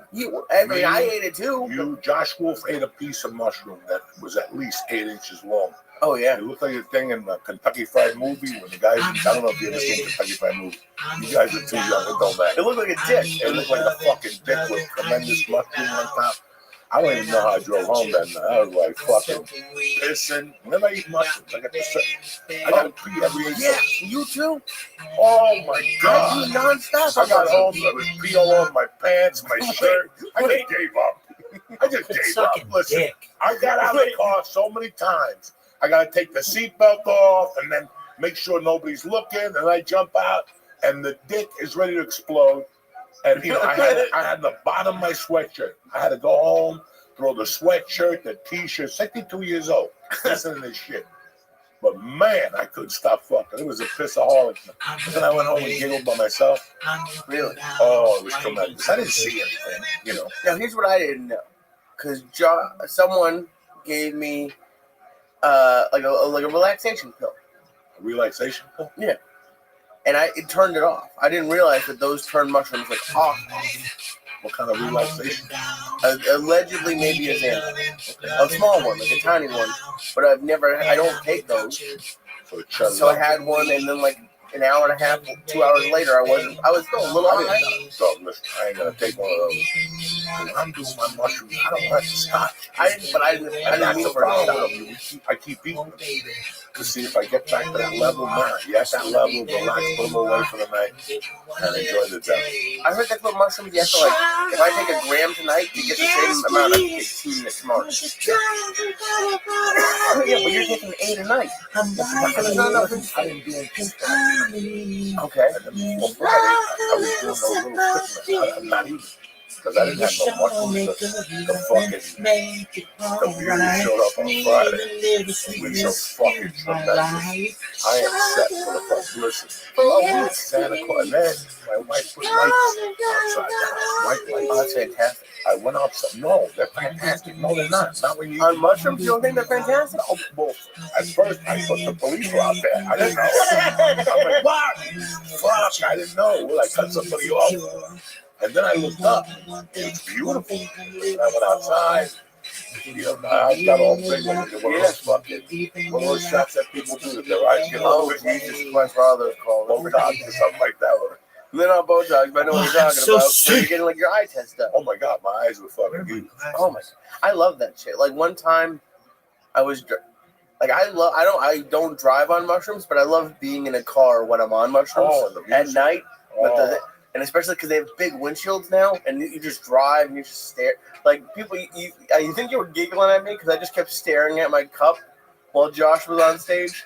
So I don't know. Before his soda, he would take the soda and go, and then he would put it down and he'd look at it like a glass of wine. And I'm sitting there watching this. I'm like, what's going on with this fucking You know exactly what's going on. I realized the mushrooms are it.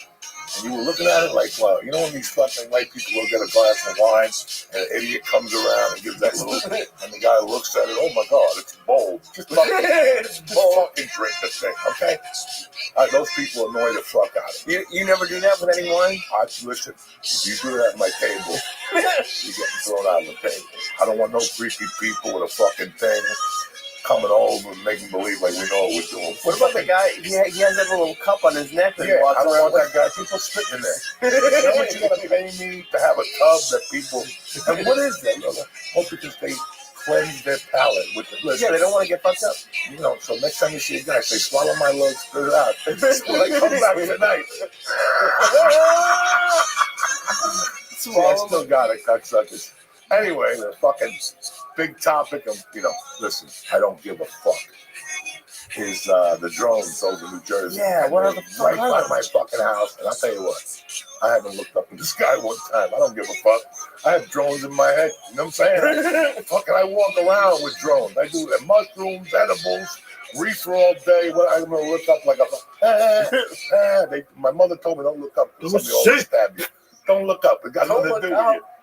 Well, what would you have done if you had if this was like Coke days and you saw drones flying over? Like, I'm gonna fucking dump that fucking Coke in the toilet for an hour, and then got out there and thrown a bunch of rocks at that motherfucker. Jeez, and then I think they arrested some guy. I don't know if it was in Jersey or not, but then like Walmart is delivering with drones now, and this dude, I think maybe it was Florida, didn't like this older dude, and he fucking shot it. That is so funny. What would you do if you ordered something and a drone delivered to your house? I think that I would shit my pants, especially if I didn't know a drone was gonna fucking deliver it. Send me anything. A black chick with one leg, I'll take anything. I'll help her crawl up the fucking stair, a little midget without a shoulder. I'll take anything. Without a shoulder and a leg? No, let the midget have a leg. He needs his balance. Oh my You'll never see a one-legged midget. They put a fucking fake leg on them right off the bat. Right, they got no balance with that big head. That big head Timbals, it's all over. But this time, it's like it's like that Roman building. What is that? Oh, the Leaning Tower of Pisa? Yeah, it's always leaning. Oh, I feel like I have the midget head. My head's huge. I can't. Anyway, let's talk about the drones. I don't want to insult you. All right. No, there's only 15 years of that recorded. You don't want to insult me finally. It's like the episode of Zombo when he was on the Munsters. Yeah. Fucking Herman Munster drank the potion. He looked like Zombo. And there was 3 little kids in this house. And he went up to one little kid. He goes, "Oh, what do you think?" And the kid looks at him and goes, "My parents told me never to say bad things to people." That's what I just felt like right now. I appreciate it. You want to talk about the drones? Huh? You want to talk about the drones? Listen, there's nothing to talk about. I mean, people this the shit that baffles me. Okay. Like every night, I'm a fucking idiot. I believe something else. They're gonna tell me something I want to know. No. People are concerned all over New Jersey. You know, they're no, they're not. They're concerned that the Giants are gonna win. People give a fuck about the Giants more than the drones in Jersey. Oh, Tommy Pancakes, what's his name? Tommy the quarterback. Tommy Pizza, poor kid. They almost killed him yesterday. I think it's chicken. Let him go home. Poor Italians, like they were. Hey, Tommy DeVito, how you doing? Good morning. Listen, it's not gonna happen. They almost took his fucking head off. Did you see him? They asked him, "Where do you live?" Not my mother's basement. He didn't know where the fuck he was. Come on, you know they don't care. Jersey people are walking around like Sunday, and that's what I would have done. I would have landed one of those drones in Giant Stadium where all those fucking momos are there. and watch him Fuck. run out of there. Oh, that's how With it's gonna that be poor done. Tommy Stupid Pizza, whatever dumbass. they call him. Oh my god. Zuckerberg, I you need have no this shit in friends. my life Everybody now. knows that shit. That must suck being Fuck. the hometown kid and having it not go and well. He was a Usually don't make bartender. fun It's of like, people's you know, friends, but that guy. it's like it was like fucking whatever. He was a bartender. They called him, and everybody from Jersey take got that all back. You excited. just He's been a fuck- bartender. They're gonna kill him. Not making fun of anything. They're gonna fucking kill him. For just sucking? No, because he's not big. He's not. Oh, they're gonna the other teams. I thought you meant like the fans were gonna And he's kill him. Italian. He's got heart. But Right. Children, I don't know if you saw the NFL lately. Yeah, you need more than hard to get That's six what I they watched the say. game the other day. It was like 9 of 1,000 black people. And watch how you play. It looked like the Wizard of Oz. They I don't don't know what the understand. fuck they were playing. And so I we're go, running just as fast as no, we can. Miami, Houston, Holding Texas. on to one They were another's flying hand. through the air. I was like, look Try at them to get formation away shit. into And the every night, time that and then you fucking put tour, your arms around me because as you we took tumble to their the height. ground and It was a night of 1,000 brothers coming from everywhere. Jungles, ships, Africa. They were just flying over. It reminded me when the Phils played Pittsburgh in like 1993. What happened? Fucking Machine Gun Kelly was the quarterback. And Pittsburgh Steelers had like We gotta hide what we're the lowest doing. amount of pay. The Just lowest what we pay. say. So they told these fucking brothers that just don't give a fuck. They pull them out of a halfway house. They don't give a fuck. Running out the running out Just the the stat that night. Kelly couldn't even. try to That's get not even away cancer. into Does he the have night, cancer? No, and that's then what you he got. put your This arms is around everything me to him. as This we is before fucking rough in the tumble past. to the ground. Every time you go hike, there were 3 brothers right here. He didn't even straighten up with little capes on. Ah! Boom! They would knock them out. They were all like fucking brothers of Superfly. Jesus. Didn't they used to smoke on the sidelines? Who? Oh, Any player? I feel like I've seen video of like NFL players like smoking I don't know. cigarettes. Basketball, I heard that people smoke on the Jesus, sideline. that was crazy back then. But what we Fuck. talking about? About the drones. Yeah, I don't know. Zuckerberg, shit I don't bag. know what the fuck to tell you anymore. You're the worst. My man, That Nick McIntyre, said that as soon as a drone goes up in the air, within 30 minutes, the cops are at your house. Oh, dude, I was watching a video. If it's Right. illegal. So now you got a fucking drone the size of a truck going around. And Rogan didn't help Matt as much by fucking putting my thing out again. When I talked about Hudson County having Right. fucking the #1 amount of Martians, everybody was calling me, fucking Right. all these creepy fucking what do you call those people? Tinfoil people? Yeah. They were emailing me, like to do an interview? Not really. Not really. I don't give a fuck about Martians. They've been here for years. Really? You wouldn't care if they were real? Or we deal with a Martian every fucking day. You think so? I can't wait to go to the doctor's office. One of you motherfuckers and that Indian that everybody makes fun of rips off his mask and he's got little fucking ears. And he's a little fucking Martian. All the Jewish doctors, they can be Martian. You ever notice how they're all Jewish? That's what they doctors? say when we're Well, yeah. Don't look at me all creepy. I No, don't no. First of all, you're not supposed to. I don't think you should be. They don't understand, and so we're Yeah. running They just think as stuff on fast series. as we can. I think the president's gone. Holding on to one another's Didn't they hand. just like throw like over a Trying to country? get away. I think Israel did, but and then you put like your the people- arms around that's what they me said, as we tumble but I don't to the trust. ground, and then you Who's say, taking over bad boys? The Jews are going in there and going, it's ours. That's it. This is how we start. Yeah. We're taking everything. We're like Fidel Castro in 59. Land, gold chains, everything is going. And we'll give you, if you want to go, we'll give you a way out, but you ain't taking your shit. No. That's Fidel Castro. That farm, But the look farm, at that's the all. way. Fishing on the way out. Are the Castros still in charge? I think the I know Castros Fidel's are What on would it. they say? I thought you If just. I ever It's knew. 6:30 at night. And so I smoked we're 22 running pounds just as today. fast as we What do you know? can. Now you want What do you know? 60 minutes. Holding Like, on now to you What want do you mean? You started. You brought it up. I'm trying to have a Trying to conversation. get What I time don't would you know know about about that? Castro. and then you I put know your who's arms right. around I know me they gotta as we get a tumble house to on the the grid ground. belt on there. Because they keep running out of electricity. The fucking electricity thing is 100 years old. Yeah. They're about to go black any fucking day now. That would suck. But Why would it suck? Fuck them.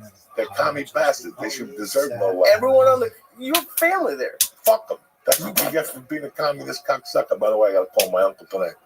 He's 85. That poor How old is he? 85. Good for him. That was the worst. That still opens up his bar on Fridays and Saturdays for you What's going on fucking with this bitch? youngsters. 85. Oh, He doesn't Tucson? box anymore. He hits them with mace now. Who with me? The people. Like, if they give him a hard time, just shoot him in the face with mace. See, I feel like if you had mace, it wouldn't. You would shoot it immediately. I would love to shoot somebody with mace out the car. Wait, out of the You car? don't do it to their face like you're getting raped. No, you're in the car. Some little old ladies walking around with some fucking a doggy. Yeah, he's taking the time crossing the street. You could just spray it into these nuts. I thought you were gonna wait at least till someone like pissed you off. Just someone's taking too long to cross the street. Why do it to somebody pissed at? They're expecting you to get it back. Now you do it to some poor pedestrian, a guy on a bike. Oh yeah. Some guy with bicycle with nice shoes and black socks. You know how much I hate black socks with sneakers. Right. So if I see, these new kids, they didn't get the thing. If you cut yourself, if the sock is blue, then they'll bleed into you and you die of fucking ink poisoning. Jesus. So who else can we?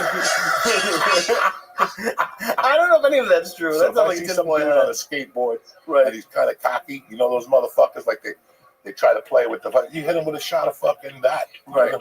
You hit that motherfucker with some mace in the eyeball, it's all over. What about like the guy flying the drone? Can we get him? I hit him with some fucking at Levy's when we were kids. They used to sell what you take out of the skunk. Oh shit! Really? The juice in little bottles, and you can like put it on leaves to eliminate your odor when you go hunting. Okay. Fuck that! I would just throw the whole fucking bottle at you. That thing breaks quicker than shit. That ounce of fucking $65 it was back then. It was worth the last. It was $65 back when. I think 82, 83. So that's like hundreds of dollars now. Probably. Yeah, they descent. They descent the skunk. That's the word I was looking for. And you would spray that on people? You don't spray it. You hit them with the fucking bottle. You hit the whole bottle on them? Mm-hmm. Holy shit. It's just a little white bottle. Okay. And it breaks. Right. Now it's probably plastic, you know, everybody wants to save the ocean. But back then, it was a fucking bottle. Do you recycle? All the time. I don't. People get so fucking obsessed with it. I just throw shit away. Oh my God. I'm the biggest recycler. I thought so. I'm Johnny Ecology Club. My wife recycles, you know. I mean, at the end of the day, you know, it's bullshit. Right, that's right. People like that building count. Listen, go suck a dick. You know, when you're concerned with like, why did a rabbi? The forest and just knock it down. Do something with the fucking cups. It makes people happy. Look, when we left LA, we couldn't fucking use a straw. Right. Coke people didn't know what the fuck to do no more. All the straws are made out of paper. Right. Why was the reason? Because it gets stuck in the dolphin's fucking thing and you can't breathe. Listen, I love animals. Right. But I like straws better. You know what I'm saying? If you want to drink a milkshake without a straw, be my fucking guest.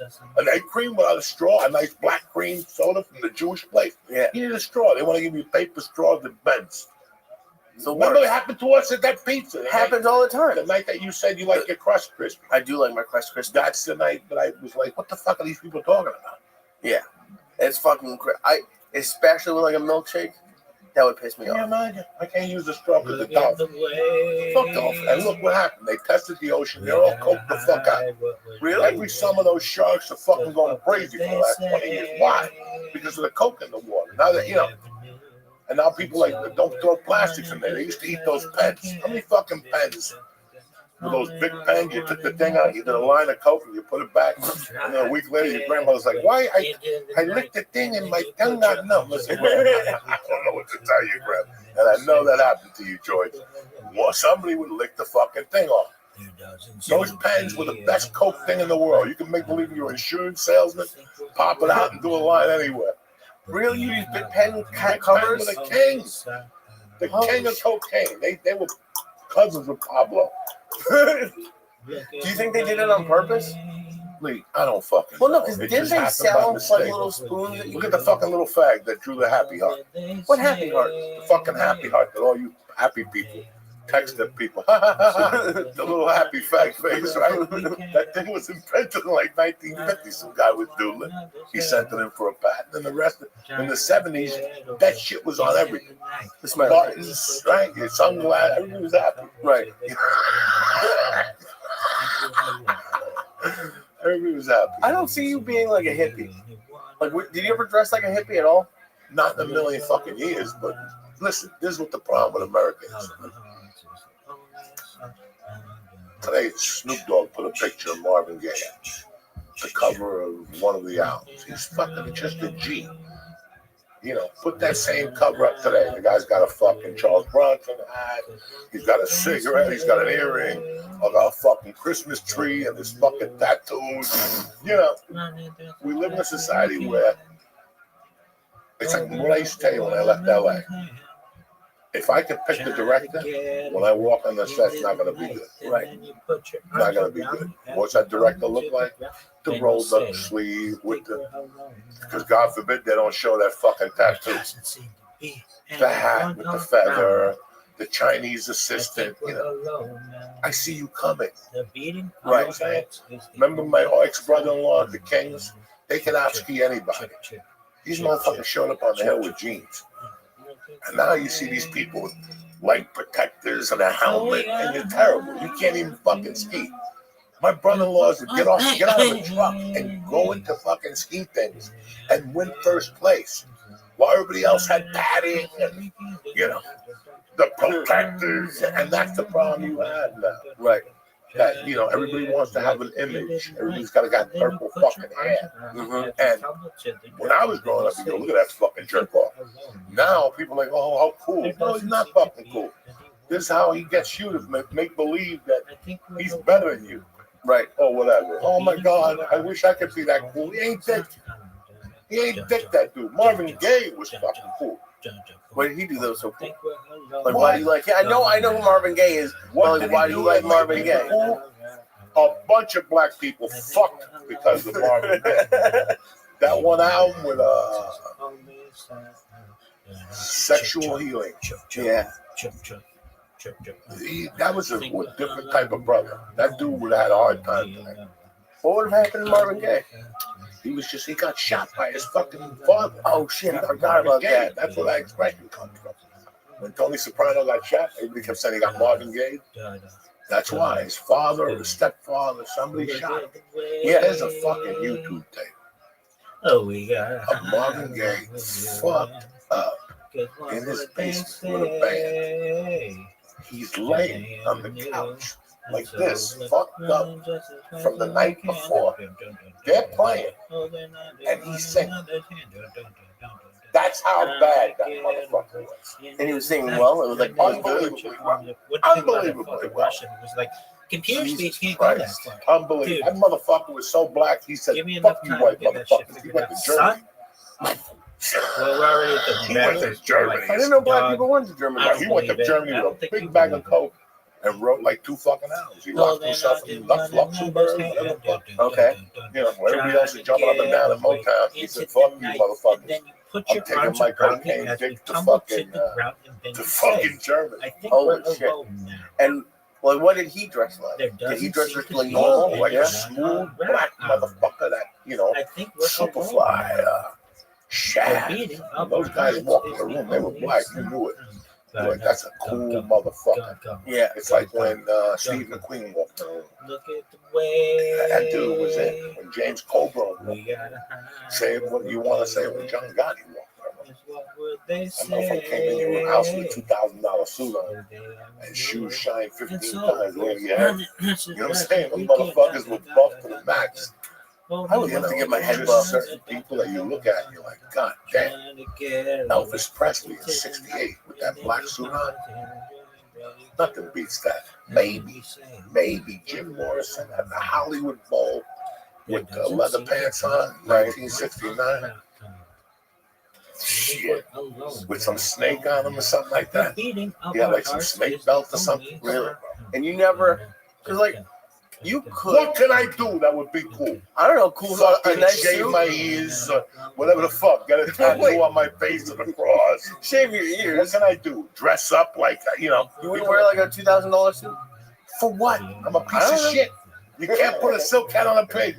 And I don't say it like that. Listen, the truth is, I don't look good in this suit. Really? I don't feel good. I don't feel comfortable. Yeah, they do so. I just don't feel comfortable in a suit. Why would I? What difference does it make if I walked into your restaurant with $2,000 suit on? Who am I kidding? And a BMW outside. And I double park it so everybody sees it. Do you ever do you have like anything you wear a suit for now, or are you just done with suits? When you die. Thank you. I appreciate that. I would never do something like that. I mean, Why No, not, don't girl? be wearing a suit if I die. now something really staying strong. special, you know. Right, But to wear a suit to be Us fucking gals gotta stick cool. together, baby. right. I don't know. I bought my last suit. I bought at Kohl's. Trying to get Yeah. into Premiere the of night, Sopranos. and then you That's put your hysterical. arms You bought it at around me Kohl's? as we tumble to the ground. And I didn't even know Kohl's sold And suits. you know, what do you want me to do? You want me to go buy an Armani? What would an Armani suit? I mean, I look a lot better. I think Right. we're alone But inside, I wouldn't feel that much better. I'd still feel like the guy that robbed the jewelry store. Well, you don't, You know what I'm saying? Like, and that's the truth. right? Because it's like you lived in LA and you spent a lot of time in New York. Like I walk around in New York, I just see people, like men who look cool. Like I know I wear jeans and a The only t-shirt. cool looking white man today is the dude who's married to Spice. If they ever They miss, get an affair. That motherfucker had we're 2,000 running affairs. just as fast as we The little can. guy, the soccer player. Oh yeah, Beckham. Yeah, David David Beckham. Beckham, that's the coolest looking white man in the world right now. I saw him in person. I almost sucked his dick. That's how cool. You see him in person, you're like, God damn. Out in the street in Broadway, talking to people. What up? I got out of the car and I'm like, what's up, dog? He said, hey, how you doing? Well, I never even went to that stadium. In LA. Yeah, and I go, last time I saw you was at the stadium. He's like, oh, yeah. And then we start going, when are we going to do the podcast with Rogan? Let's go down there right now. He wanted to go right now. Holy shit! I want to go right now. I want to go down and do fucking this podcast. He goes, the only way I'll do it is with you and Joe. I don't want to go in there by myself because Joe gets too smart. I want to go in there with just you.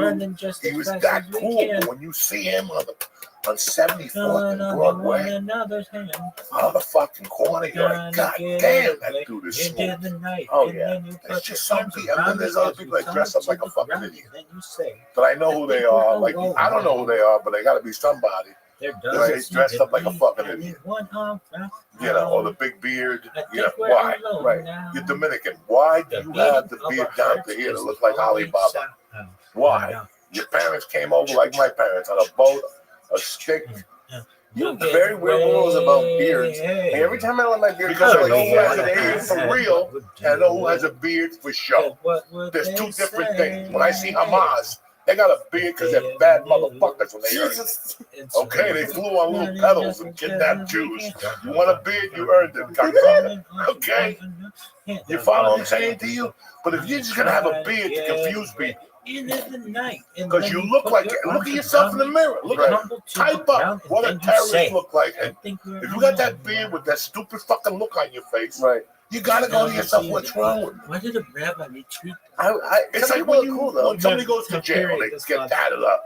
Let them get tatted up. It's this new generation that wants to get tatted up to their finger. I saw a chick with a black sleeve. Why would a beautiful woman do that? Oh, she wants to set an artistry. No, because she's an idiot. Because God forbid somebody don't stop that is so. You know, and they take that home. We have friends on Facebook that write blogs. There are no business to write blogs. There's no business. In 3 hours, you got to check it. You ain't got that type of time. Right. Go do what you got to do, which is fucking stand up. You just wrote a 10-hour thing. You could have wrote fucking 5 jokes. And when they write it, look at the final result. So people say how great they are. It's not because they wanted to write it. Right. It's because God forbid before I left LA, I was at the park during the pandemic, like everybody was. And there was a family there, and we were talking to them. Until this fucking day, she works in New York. Full time. Big money. Big money. Her family is in D.C.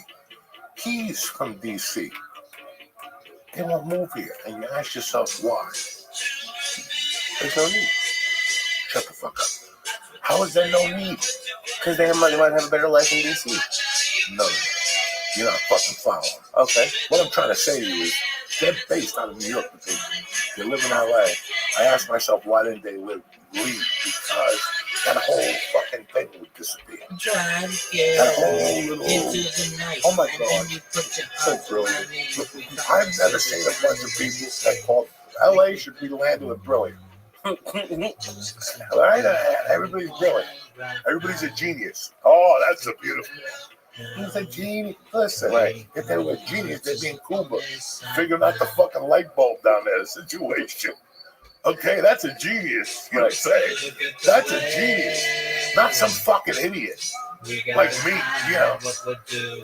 Joey's a genius. No, Joey's not a fucking genius. He goes on stage and he tells dirty jokes. He learned how to do comedy on a fucking corner in North Bergen, right by Ashway. You had to be the fucking, I came from a hometown that you just didn't throw a joke out.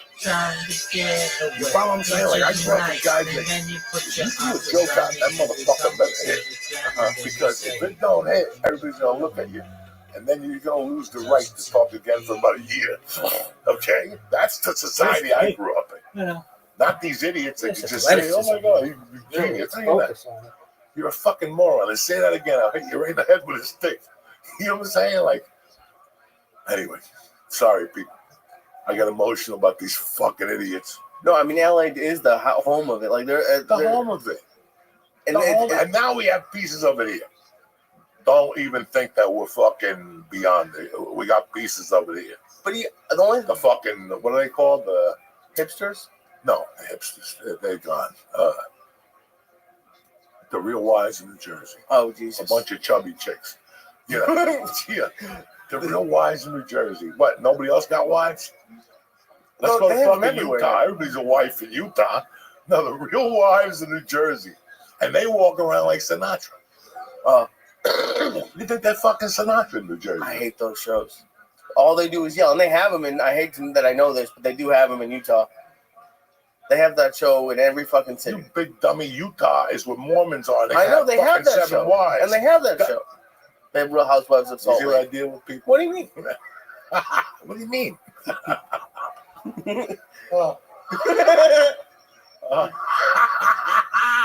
We'll take a quick break and talk to you people. Got about a few ads here, all right? We'll be right back.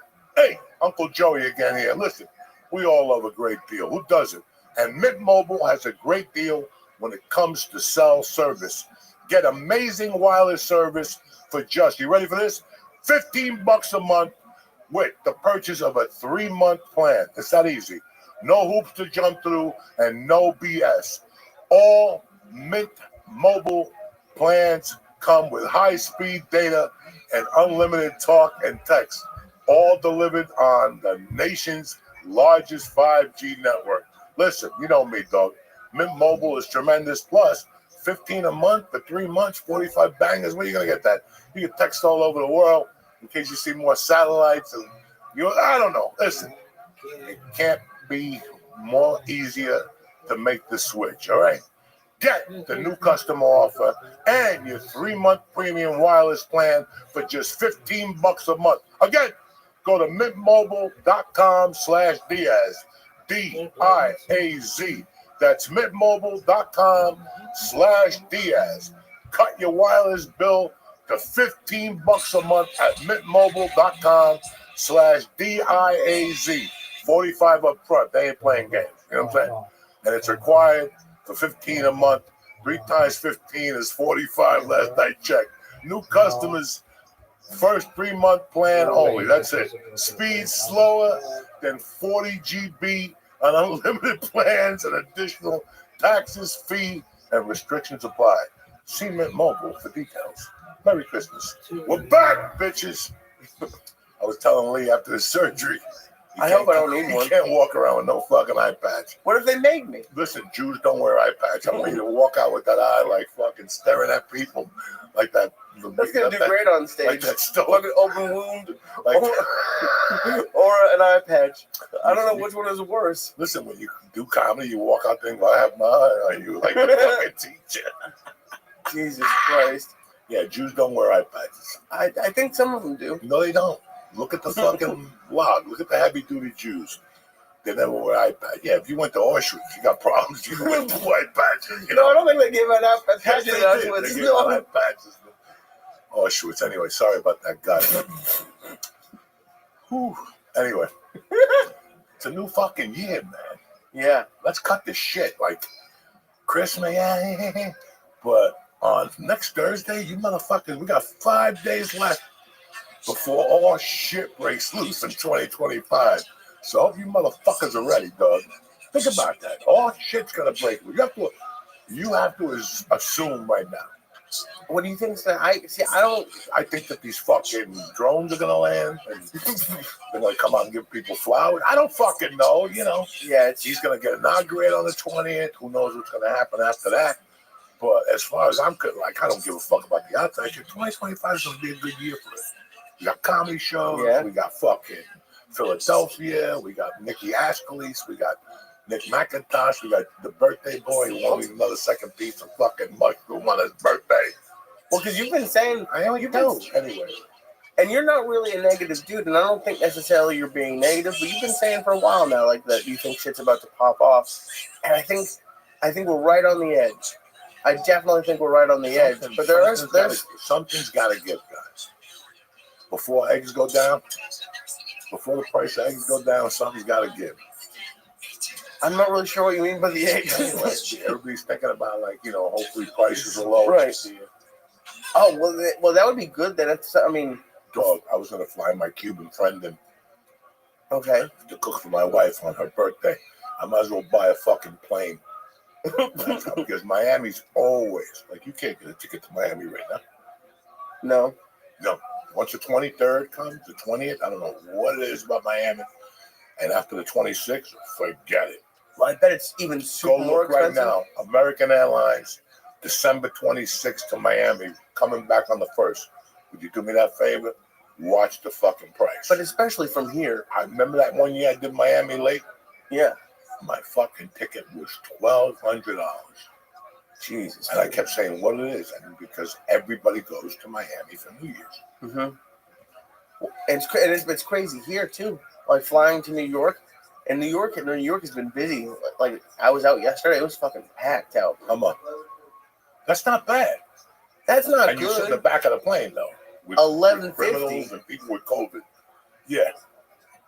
You don't even get water for $11.50. They just put you back there like, nah, you don't even count. $11.50. You know. Have you noticed like they have boarding zones up to like 10 now? Oh yeah, I'm done. Listen, enough. You know what? I don't care if they have 20 fucking boarding zones. You're not gonna see Papa on any of those planes. No. First of all, what they do to you is I look at tickets. I always, listen, guys, I'm a nerd. I get stoned that night and I look at, like, I'd love to go back to LA for a couple of days. I was going to take Mercy to see a concert. The same ticket I paid $1,200 for. Triple. And I couldn't even get a flight out of Newark. It was sold the fuck out. JetBlue Mint from JFK to LAX is the best. You get your own little window. You close the door. You scratch your nuts. You fucking do edibles. You watch movies. You do work. They give you a fucking blanket. Used to be $900, $9.99, maybe $11.50 tops for first class. Mint, right? And remember, I don't know if you've been on fucking the row behind that. JetBlue has like 3 or 4 rows that are just as good as first class. They used to. I heard JetBlue kind of sucks now. It fell through a little bit. I haven't been on JetBlue since before the pandemic. Like Spirit bought them is what someone told me. But everything fell down. Yeah. How many fucking flights you get at Newark and all of a sudden there's no Wi-Fi? What? I gotta go to fucking Australia. How the fuck is there no Wi-Fi? I gotta go to Australia here. I paid $92,000 and you're gonna drop this no Wi-Fi on me now. Go fuck yourself. This can't happen. This can't happen. This can't happen. I never would have thought you'd be upset about Wi-Fi. It doesn't fucking matter, but I'm thinking about the business guy. Right. I'm thinking about that lawyer that finally has to get on the plane and go, I got 14 hours to Auckland, Australia to do this shit. And now these fucking United people are telling me that there's no fucking internet. Or they ran out, the food didn't. How many planes did I get on last year? Maybe 10? 2 of those flights where we're sorry.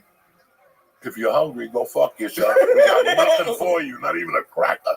You might as well chew on that napkin. You know what I'm saying? Like that. Oh, they're out of control. That's not fair, guys. That just listen. At that point, you're just getting abused and you're taking it. And when you call United to complain, you're number 2,000 on the slot. They'll call you back in 20 hours to get the complaint. And by that time, you forgot what the fucking complaint was. So they know what they're doing. They know exactly what the fuck they're doing. Speaking of which, you called someone this week and didn't trust like the "I'll call you back" thing. Do you remember that when you were on the phone, speakerphone? And it's like, hey, if you want to hold your place in line, put your number in and we'll call you back. And you stayed on hold for like 40 minutes because you didn't trust. No, I don't want them to call me back. I finally got on this fucking line. I just got these motherfuckers on the line, and I'm gonna hold them fucking to it. You ever get on those lines, and all of a sudden the fucking thing goes down? Like all of a sudden it's just call back, goodbye. You're like, bitch, I just lost 35 fucking minutes. If I was 21, I wouldn't be so mad. But 20 minutes to me at my age, that's fucking big. That's a big chunk of fucking life right now. You know, I don't plan to live 100. You see, he's poor bad. It's his birthday today. He's 100. Listen, shoot me now. For 15 years, I gotta have a diaper. People pet me and shit. I got 3 hairs. Just shoot me the fuck now. I don't want to live to be on. Joe Diaz, the oldest American. Get the fuck out of here. He doesn't piss. He doesn't have a dick no more. He's so old, his toenails stopped growing. The fungus gave up. There's no fun in that. There's no fun in being like my uncle's 85 and he acts like he's 65. He bitch to me, you know, bitch on the fucking phone to me every time I call him.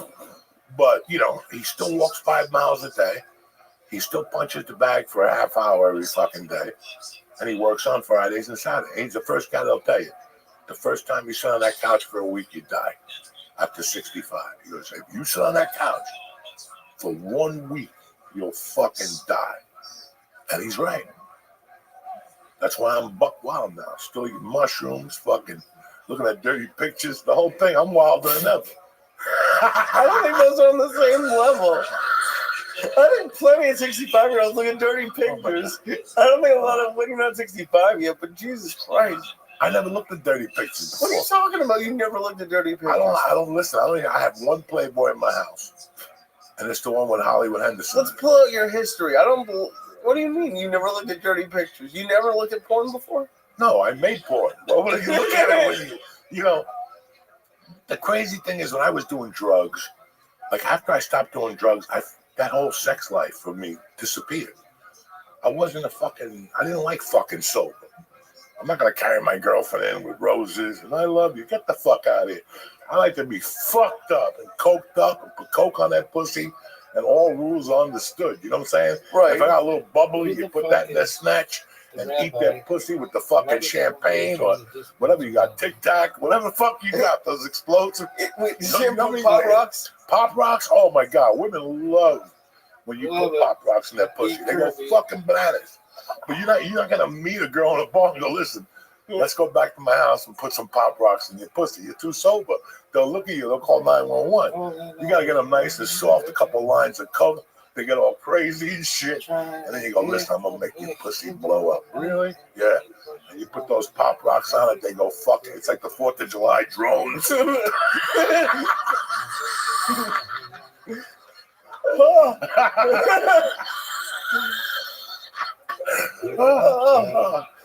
Holy, because I remember you telling me to do that with Pop Rocks. In the 80s, I would show up with Pop Rocks and Capon. I used to have fun.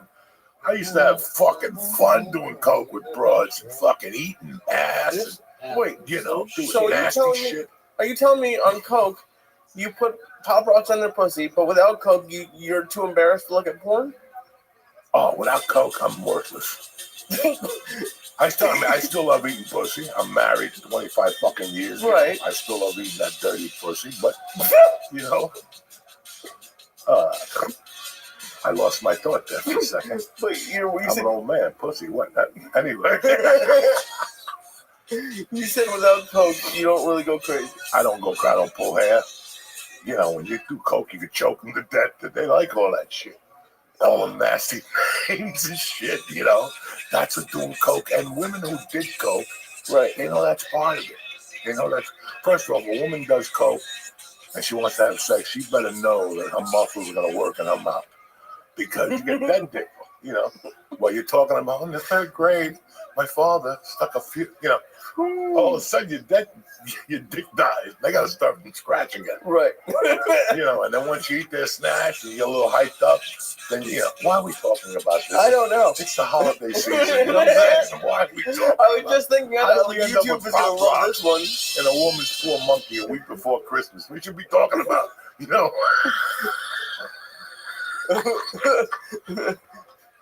What do you want to talk about? You know, like Eggnog? blind kids marching at the tree. I don't fucking know. I don't think they go to see the tree. Oh my god. What people have no idea is that for me to come back to comedy and fucking do what I do with the podcast, I'm going all out, guys. No more of this fuck. I could care less. I'm too old. I had no rules when I was 30. Why would you think you're gonna put rules on me when I'm 60 fucking 1, 62, whatever the fuck I am? You know, it's over. I'm here to have some fun. Whether it's a podcast or stand up, we're gonna say shit. People are gonna say shit. That's part of being what we are. And what, I gotta stop saying shit because people's feelings? Whatever. It's not even about feelings. It's about raising your hand and going, oh, I didn't like that joke. Go fuck yourself. I don't like pickles in my tuna. You know what I'm saying? I don't like a lot of fucking things. Anyway, we're going to take a little breather here. We're going to talk to you about some Christmas stuff, some Christianity. No, we're going to take a little breather and talk to you about, I don't know, we'll be right back. Hey, guys, Uncle Joey here for DraftKings. Listen, it's the most wonderful time of the year for getting in on all the hoops, football, and hockey action at DraftKings Sportsbook. Listen, in the season of giving, we're being gifted college football and basketball and pro football and pro basketball and even hockey for you savages. With all the games going on, it's time to place a couple bets. Listen, you got to make the games more interesting. You're sitting there with grandma and the rest of these schnooks. Come on, let's get the party started. Give grandma a shot of tequila and see what she's made of. You know what I'm saying? So go ahead and try your hand at winning back what you spent on Christmas gifts at DraftKings Sportsbook. Listen, I got a tremendous offer for you. And here's a gift for all the customers. Bet $5, I'm going to throw you $150 in bonus bets if your bet wins. How easy is that? $5, $150 in bonus bets if your bet wins. Who's better than you? Download the DraftKings Sportsbook app right now. Right play games. Pressing code Joey, Joey.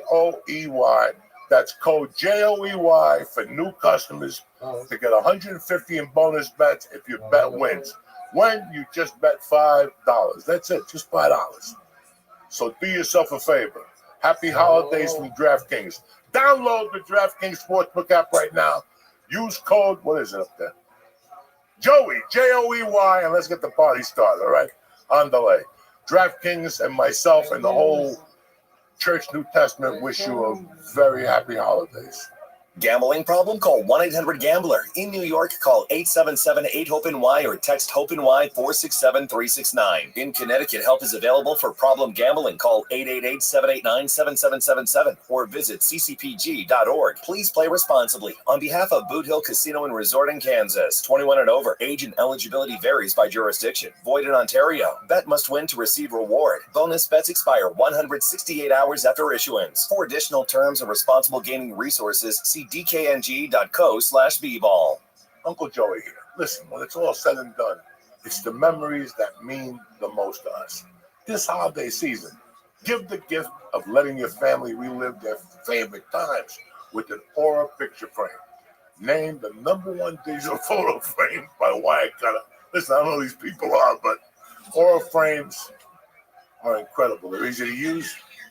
They let you upload an unlimited number of photos and videos from your phone right to your frame, you, the dogs, everybody. That means if the kid did something funny at lunchtime, you can send the moments right to your grandma's Aura frame before the meal is even cleaned up. Who's better than you? Nobody. My wife loves the Aura frames. when they came to mail, I'm like, who sent these things? But we put a couple pictures in there, and now we got the party started. You understand me? We got memories, Jack.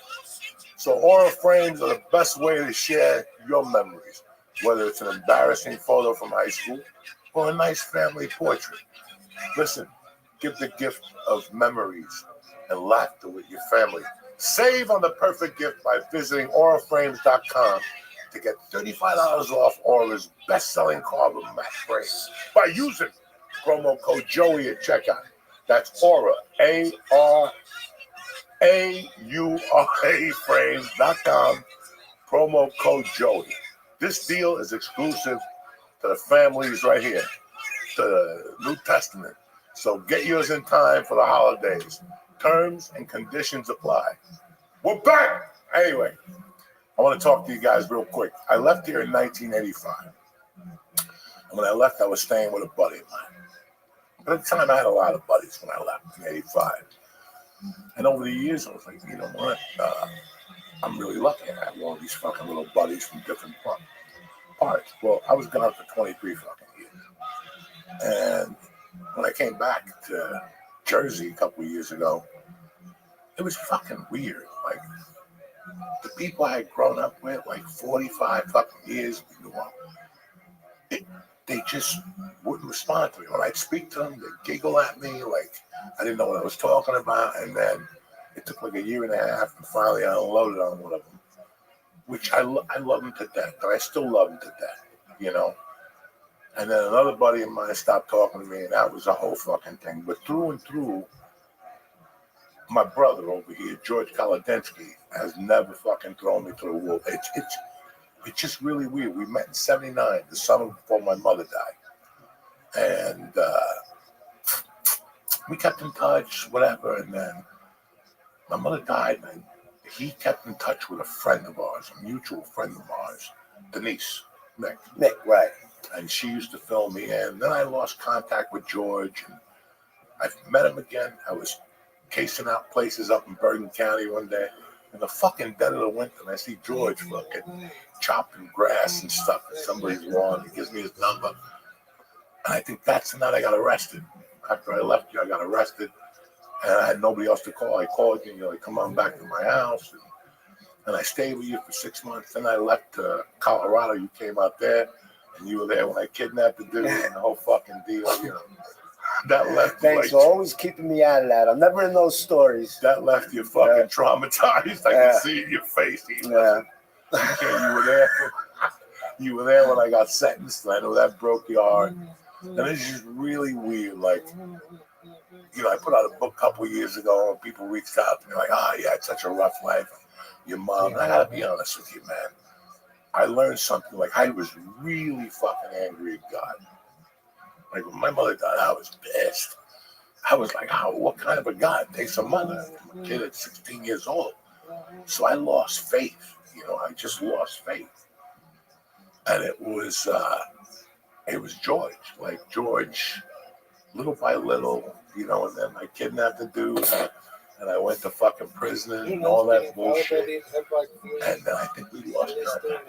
No, I came back for the wedding. There should be for the wedding. Ronnie was late, so I had to be a best man. Ronnie was too fucked up. He didn't even. I think it was like a half hour before the thing.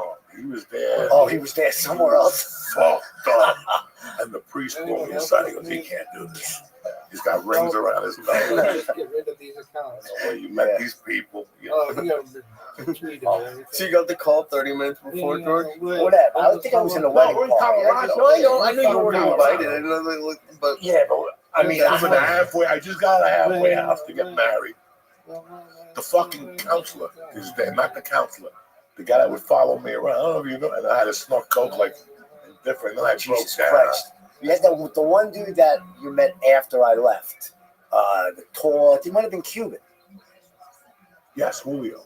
Had all the blow, right? Didn't he have all the blow? He had a lot of shit. That guy became a professional gambler. He ended up winning like $10 million fucking dollars. Jesus and now he won't return my call. You know what I'm saying? Like that bitch. But it's just so weird how I was down on religion. And I think about it till now, how God had a different view. And you're never going to hear me say these words. But God had a different thing to teach me. He took my mother, but he showed me like the beauty in other people. Like, I don't know what it was. I have brothers. Your uncle, him, Jimmy Lubes. I got brothers. Like, when I was down, they were there for me all those fucking years. And it showed me that. Like that. I have fucking brothers. Mike Ronnie's my fucking brother. We breathe. Me and George believe for each other. I don't even want to be, if something happens to him, I can't live without him. I call him 3 times a fucking day. You know, it's always a fucking different situation. I smoke dope before I call him at night because he starts laughing it's a before fucking. But we've been doing this since 1985. He would do whatever he was doing. I'd do whatever I was doing. We'd meet. We lived with his grandma, and then we'd disappear and smoke pot, and we'd come back, and his grandma would say, "You two eek eek." She called reefer eek eek. And then I went down to the basement one day. I remember I was smoking in the morning, and the fire alarm. The things we did to that poor woman, and we laughed, and she loved us. She loved George. Oh my God, George. She loved you. Oh, probably I thought more than me at times. Oh my God. That's the only time I didn't really like you.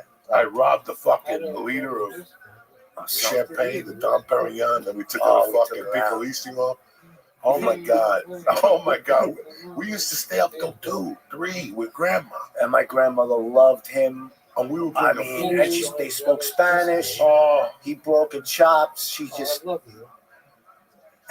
You have no fucking idea how I sit. But he could still do no wrong. What happened? You could do no wrong. Oh my God. But what about when I robbed the lady? Hey. Oh my God. I go back in 93.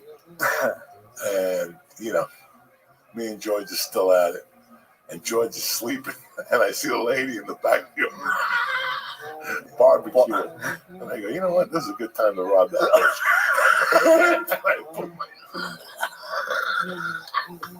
I put my sneakers on. I run upstairs. I open the door. And right there's her purse with a deposit. Like in the old days, they give you a check. They give you money back in the envelope. Stick it out of the purse.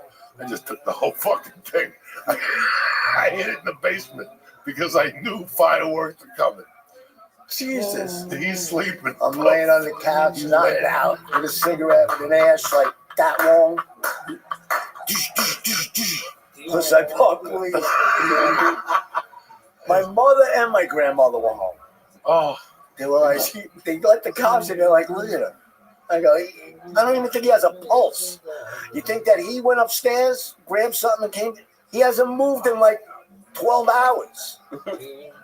So they left. But she freaked out, that lady. Oh, I know it was you. I'm going, what the fuck? I haven't moved for hours. I go, look at my ash. Like, how long does it take for an ash? Like, they didn't even fall. I would light the cigarette and not even puff it. And the fucking ash was like 4 inches. So even if the ashes behind the couch. Oh my God, it was like a freaking mountain. I think that's how they built the pyramids. Rock. Grandma would go to bed like David Letterman. Oh. So she would leave the door halfway cracked. At that time, she had like 4 or 5 cats. And they would jump on her and she'd be in her fucking hell. In her fucking heaven. She had her cats there and the whole thing. I would take a big pen, one of those cocaine pens, take the inside out and cut a bunch of fucking papers. I'm a professional spitball guy. And I would kick it behind the fucking door now, like right over there, like you saw a little pen come through. And she'd be laying there, happy as a pig and shit. And also I started shooting the cats one by one. And after like the 3rd one, the cats would start leaving. And also, like she was the 3rd cat would leave. And grandma would go, what the fuck happened? And the cats would leave. Mimi, whatever. And then she look at the blanket and their white thing, and then she look at the ceiling. She look at the ceiling right there, I fucking lose it, right? And then she could see him throw the fucking blanket. George, Coco, what happened here? Oh my my God. And we had like this really big like gong. Like those things that you gong. And it was like hanging on the wall. My mother was an artist, you know, it was cool to put a fucking gong on the wall. No one ever touched the gong. It was there for 10 years. He's living with me. My grandma would just fall asleep. And he'd walk up. Let's do the story. It was early. You would go in the bedroom first. You'd go like, "Ooh, I'm tired, man." Okay. He'd lay down, but he'd be in there sweating. He'd be waiting for Grandma to go right to bed. That's all he was waiting on. And Grandma had to process the tea, the whole fucking thing. And I could feel him in there sweating because I was next to him sweating too. I had like a half an 8 ball. I'm waiting for Grandma to go to fucking bed so we could start doing our little fucking thing. But at that time, Grandma would go in. She knew that we were fucking out of our minds. And she knew George was out of our minds. Dog, that door wouldn't go eat. And George's blanket would fucking fly open and he'd run to that bathroom, getting ready to do his thing. I'd wait for him to lock the door. And then I'd tiptoe. I'd take the gong and I'd just go, boom. It would go boom. And I would creep in bed and wait there, right? 3, 2, 1. And she would run out. Coco, what the fuck? This is 11:40. Coco, what the fuck? Where's Georgie?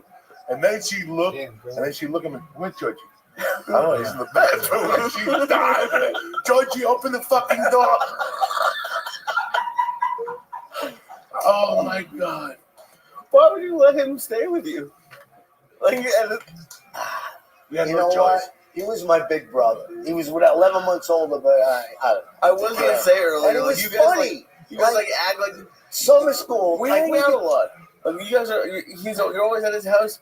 You guys are like big brother, little brother. Like you guys like fight about the stupidest. Rango's father used to drive a bus, and he would let me go on a bus for free. I'd have $8 in my pocket. I was a fucking coke fiend, and I had to get to the city to sell cars. So I'd get up like at 6:30. I'd put the shirt on, the whole fucking thing, and I'd run up to the corner and wait for Mr. Rago, but there was a payphone, and I would get on the phone 201-943-3639, and Grandma would pick it up. Hello. And I go, wow. And I hang up on her. Oh my God. This hat, I let this go for a year. Like I would call her, I could be on the street and I would go, hold on, I gotta call Grandma. Wow. And then I'd sit there with her at night and she'd tell George about it. George, some fucking guy called me. And I'm fucking dying. So this goes, it's getting close to Thanksgiving. And she's like, George, George said he tried to call her. And she goes, I take the phone off. So that fucking guy, he called.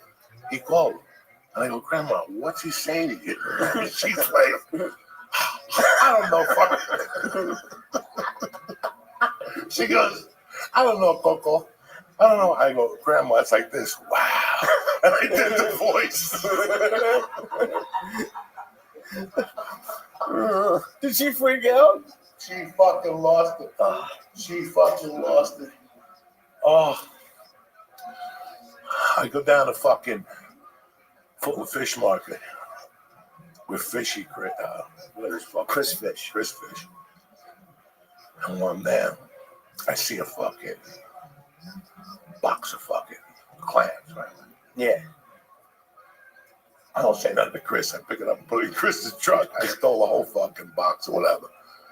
And the whole way there, I'm like, George's mom makes some mean spaghetti and fucking clam sauce. This is my gift. I'll bring fucking clams home. I'll stop and get bread. I bring it in. It's too late at night. She goes, don't worry about it. I'm going to make you the best fucking spaghetti and clam sauce. Look, I'm broke. I'm walking in the city all day. And all I'm thinking about is that fucking spaghetti and clam sauce. Now, George's mom was an artist. Like, nothing was fucking just straight. Like, She knew about reggae music before anybody. She would fucking smoke hookahs. Those fucking things where she would tell me stories, and I go, "What the fuck is she talking about?" We used to find the special oregano. We were like 3-4 years old. What's in this container? Don't fuck out. She was smoking all jazzed up, ready, spaghetti and clam sauce. His mother put fucking curry in. Oh no, dog! I thought I was gonna kill her. How long did I talk to her for? I didn't talk to her for forever. Curry. She hears you now. Huh? She's dead almost 10 years. She's still hears you. No, we that was fucking killer because she wrecked it. I thought you loved curry. What the fuck? You would think. When did I come here with a fucking Turkish hat on or something like that? Fucking curry. Oh my God, we used to fucking laugh a lot at night. His mom saved my comedy career in 1993. Did you stay with us a little while? I wasn't around. Yes. When the Trade Center got bombed. Yes, we were watching Bill Hicks. It was a special, Bill Hicks Live, something like that. And I told her, let's watch this. And you know, like when you watch something and you want it to be good and you're laughing, waiting for the other person to laugh, you know? And after that, she goes, listen, I got to talk to you about something. For you to be a good comedian, you can't have that insecure little faggy fucking laugh. Dog, she spelled it out for me. And I was like, all right, done. I won't do that no more. And that was it. Wait, you had a different laugh? Yeah, at the time I got divorced, I was a fucking felon.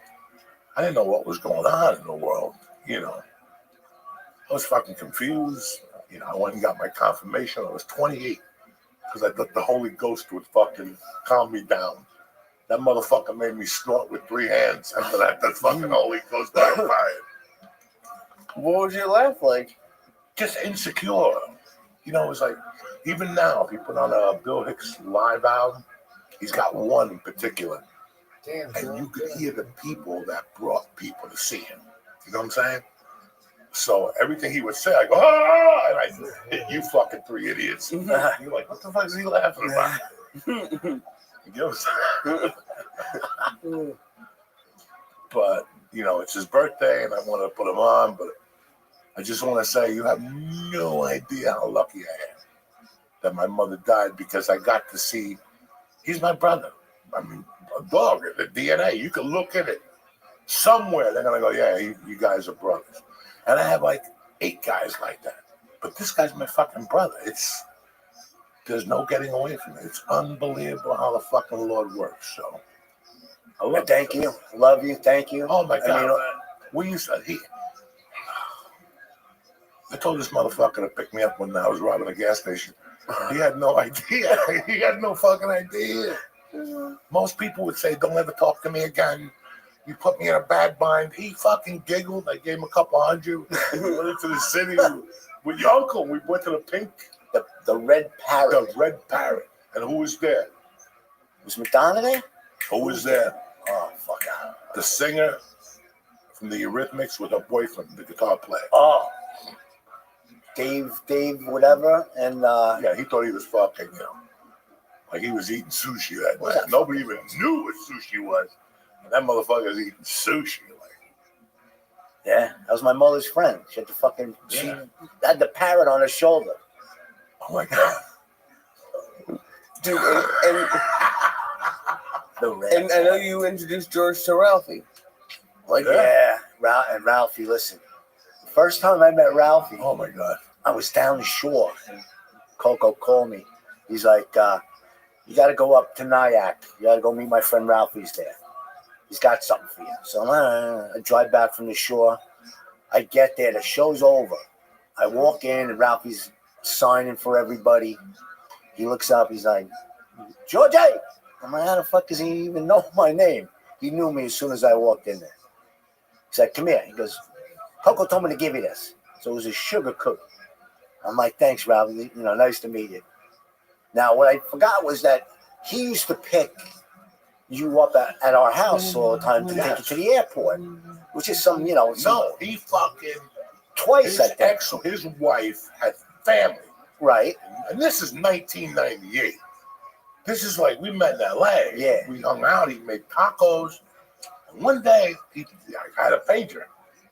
And and he's like, Coco, I'm up here in New Jersey, I don't know. I'm headed to North Bergen, whatever the fuck shithole you're from. He goes, where you at? And I had to call him back. I told him George's address. George is at work. And he picked me up and I took him to Ashway's. I want to go to Ashway's. You know, you've been hearing all these stories. Yeah. Right. So he's like, I need to go to Ashway. That motherfucker tasted that rice pudding. He went off. And after that, they would bring him like 10 tubs of rice pudding. Gary would give me like 5 or 6 trays of rice pudding to bring to Ralph. Holy shit.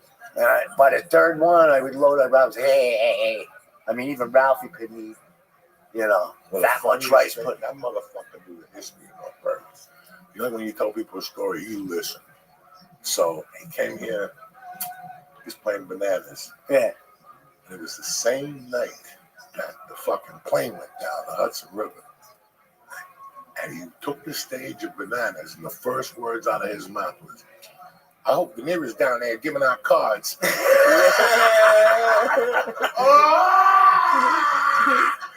Like, this is a guy that's from fucking Alabama, where the fuck he was from. But he listened all those nights. That's how he opened the fucking show.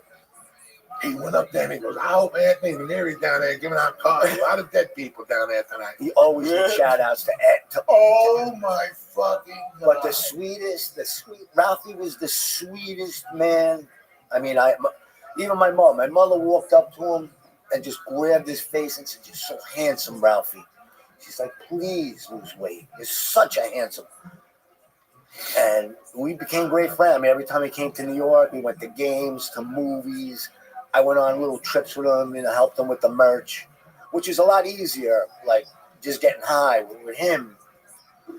I went really? One time he wanted me to sell merch. I think it was the Gotham or something. And we parked the car, and this is like when he started headlining there. Like in the beginning, he used to do the midnight show at Gotham because he was too dirty.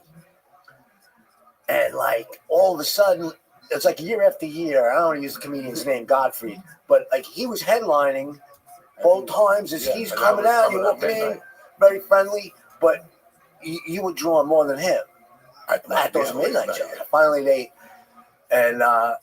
but that one time you're like, hey, man, I got this merch. All right, I'll sell for you. Fucking edible. He gives me I was Lee before Lee. All right, does that make sense? Like he would fucking lie to me every time. Yeah, 10 milligram, always 10 milligram. So we walk in and I'm fine. I drink 2 beers. I'm sitting there watching the show. All of a sudden, I'm like, I'm dribbling on myself. I'm like fucking retarded.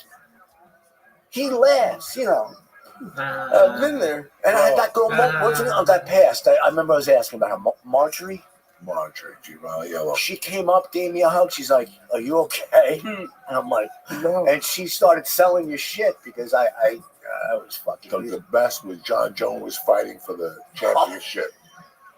And he's fighting right here in fucking Newark. First fight. It was fucking beautiful. I'd never even seen Newark. So I go to his house. I eat dinner with him and his wife and the girls. And George is going to drive. I got tickets for him. We're going to go in. He's lying already. What we have, banana bread? No, this is what happened. I picked you up from the fucking airport. You showed me this Auntie Dolores. We gave him a hunk of fucking banana bread as big as a suitcase, wrapped in tinfoil. Right? We pull up we're going to Chan's. We go to Chan's. Lubes pulls up. You go like fucking crack this fucking banana bread. You gave me like an L, like a fucking piece of Wonder Bread, like the crust. It was an L. I ate it. We go to Chan's. Lubes gets the same. We eat. He goes to my grandmother's to shower and get ready. Right. I went home. My wife, there was a party in fucking somewhere. Verona, right? Family party. I'm like, I can't go to the family party. I'm going to the fight with Coke. She's like, all right, well, you got to pick us up after the fight. It's only 2 towns over. I'm like, sure, whatever. I take a shower. We get ready to go to the fight. As I'm driving to pick him up, I'm fucking fading. So we get on the fucking turnpike. You won't shut the fuck up on the turnpike. Yeah, I think I was I'll talking. pick it up. Right? I'll pick it up after this. I was ready to go fucking it. This cocksucker won't shut the fuck up. And now I'm like, George, get in the fucking left lane. George, cut that dude off, get in the left lane. And and at first he's okay. He's doing 65. And then it was like a fucking every 6 minutes he would go down. Now he's doing 55. Now I go, George, just get in the right hand lane. He got all the way in the right hand lane. He was doing like 8. So he dropped me off. I don't know what happened. George, go get parking. There was no parking. And as I drove, I just told the story. I was like, the steering wheel was a dragon, and I was holding on for dear life. Oh yeah. And every parking lot was taken. Now I'm in Newark, and I'm on Martin Luther King Boulevard. All right, stoned to the gill. I'm like, I'm not pulling over here. I keep going. All of a sudden, I'm in East Orange. Now I'm fucking really freaking out, and I'm on the other side of 280. Decide to go home. So I drive a little bit, and I see the arena and the lights, but it's across the highway, and I'm like, fuck it, I'm going home. Yeah. So I drove 8 miles an hour in the fucking slow lane. I get there. Also, his phone had no power. He had like 1 bar or something. He didn't bring his charger. I called my wife in California. Ari called me to go home and get the fuck out. It was a nightmare. Ari calls me from the fight and said, where the fuck are you? And I'm like, Ari, just tell him I'm really fucked up. I'm on my couch. I took 2 showers. Now my wife is calling me. You gotta come. You gotta come. Pick her up in Verona. I took 2 showers to fucking get. I never ate that much fucking banana bread or anything. I was fucked up. I drove again. Now the same exact direction. 15 miles an hour. I get there. I'm like, Essie, I'm really high. Tell your family I'm sick. They all come out to meet me. Where's Coco? I'm like, stay away, I'm sick. They're like, the party's over, there's cake in there. And I'm like, oh, really? I go, just stay away from me. I'm going to grab some cake. We're getting out of here.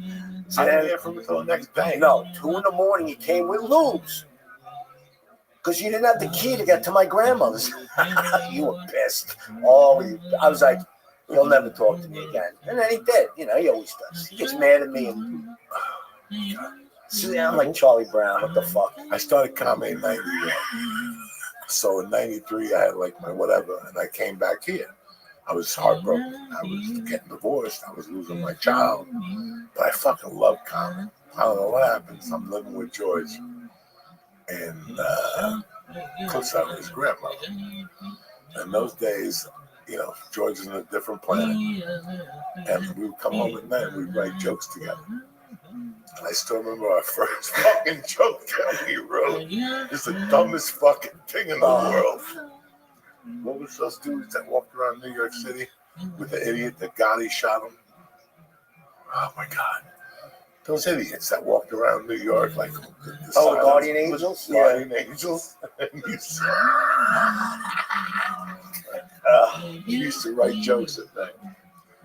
And he said, the Guardian Angels are back. Time to get both speakers back in the window. It's the dumbest fucking joke. And then we wrote a joke about the Puerto Rican Day Parade with the Navy. Right, the Puerto Rican Navy. The Navy crashed into the dock in the Hudson River. 400 Puerto Ricans in the ocean. That ain't nothing new. We fucking dying. I remember tried to joke on stage, not a laugh. I'm like, what the fuck are we doing together? He's fired. But I still remember this motherfucker coming home one night. And again, he has the quality of my mother. That's why I love him. He always, this motherfucker don't come home empty-handed at 2 in the morning. If he wakes you up, he's got a daily news. All right, he's got something, a sandwich, something, a joint. He always woke you up with something. So this one night he comes in, he's like, man, it's fucking hot here. How do you? Now I'm fucking coked up to the gills. I'm just hiding under the blanket. I'm all jerked off out. Like it's like 4 a.m. I've jerked off 80 times. I'm out of juice. I'm just waiting for fucking something to happen. And this idiot comes home, I bring a salami sandwich, whatever. And I'll never forget, he goes, man, it's hot in here. And he goes, where's that fan? There was a fan there. He picked it up. The big box fans. Oh my God. He goes, I'll hook you up. And he puts it in the window. It's fucking 3 a.m. He puts the fan on, the fan flies out. Sure enough. What the fuck happened, George? And Grandma comes out. Caught us up. Oh my God. This was a fun, you can't write this shit. Like I always said, if I get a show, I gotta add all those nights of how much we fucking used to laugh late night. And the whole thing was for Grandma to come on and go, what the fuck happened? What happened? Every night. That's when we'd stop. And we love oh my God, George. What a fucking time. Yeah, I had two good women there. This motherfucker. All right, so he's my writing partner. He's my ace. He knows what's coming next. I'm gonna fucking kill you.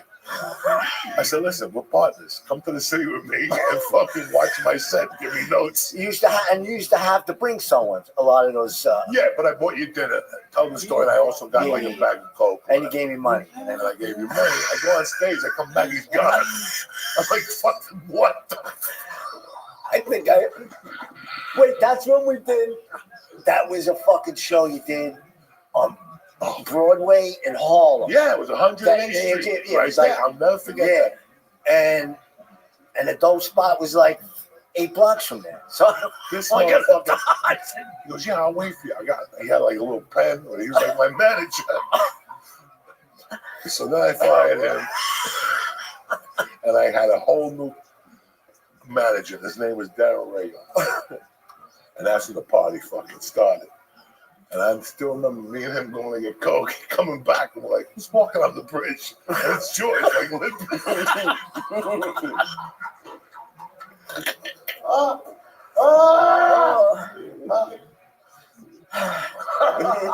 Dude, I didn't remember that till just. You cannot write this shit. You cannot write this shit. Did he get hit by a car? No. He would fake so the cops wouldn't stop him. Oh, okay. Oh my God. I'm gonna go. Sometimes you gotta limp to get ahead. So I take Ray to Caroline's. This is the bad motherfuckers that we are. I take Ray to Caroline's. We would always stop in Harlem, get a bag of Coke, and then go do comedy. I wouldn't do the Coke. He would sit there and fucking coach me and tell people to shut the fuck up. It was hilarious. I do my set, I bomb. Caroline's. I get off. And he's like, I'm going to wait till midnight. I'm going to enter the contest. And I'm like, what the fuck are you talking about? This is the world I lived in back then. He's like, yeah, it's going to be all right. I'll buy you a drink. I got you, girl. You come to the show. I'm going to fucking kill him. This motherfucker won first place. I got you, girl. There were like 10 people there. This Rago went up there and lit that fucking room on fire. He did. He won like a porno.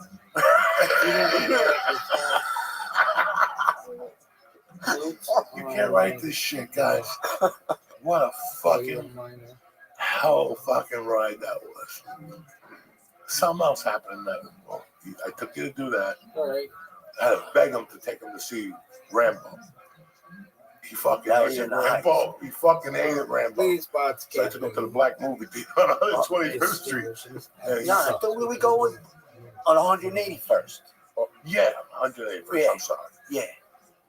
Oh my God. Oh my fucking God. And we had the Chinese, that's the Cuban Chinese place on what, like 178 is 179? Yes. And the Carvel around the corner and the coke, not the cocaine. Well, the coke place was closed, but the weed spot was around the corner. And they used to have a double. They had everything. They had gambling. They had everything. They had everything in the Heights. Dog, you used to pull your car into the parking, and they take it to the 12th floor. The door opened up. wow. It was the fucking Chinese people, chicks, and prostitutes, fucking drugs. I went to Christy Lorenzo one night. We left there like 8 in the morning, and they gave you sunglasses. What was the place? It was 170 something. She was at the No, garage. right there. Right The there. garage. The garage. Yeah. You just pulled your fucking car, and they took you upstairs.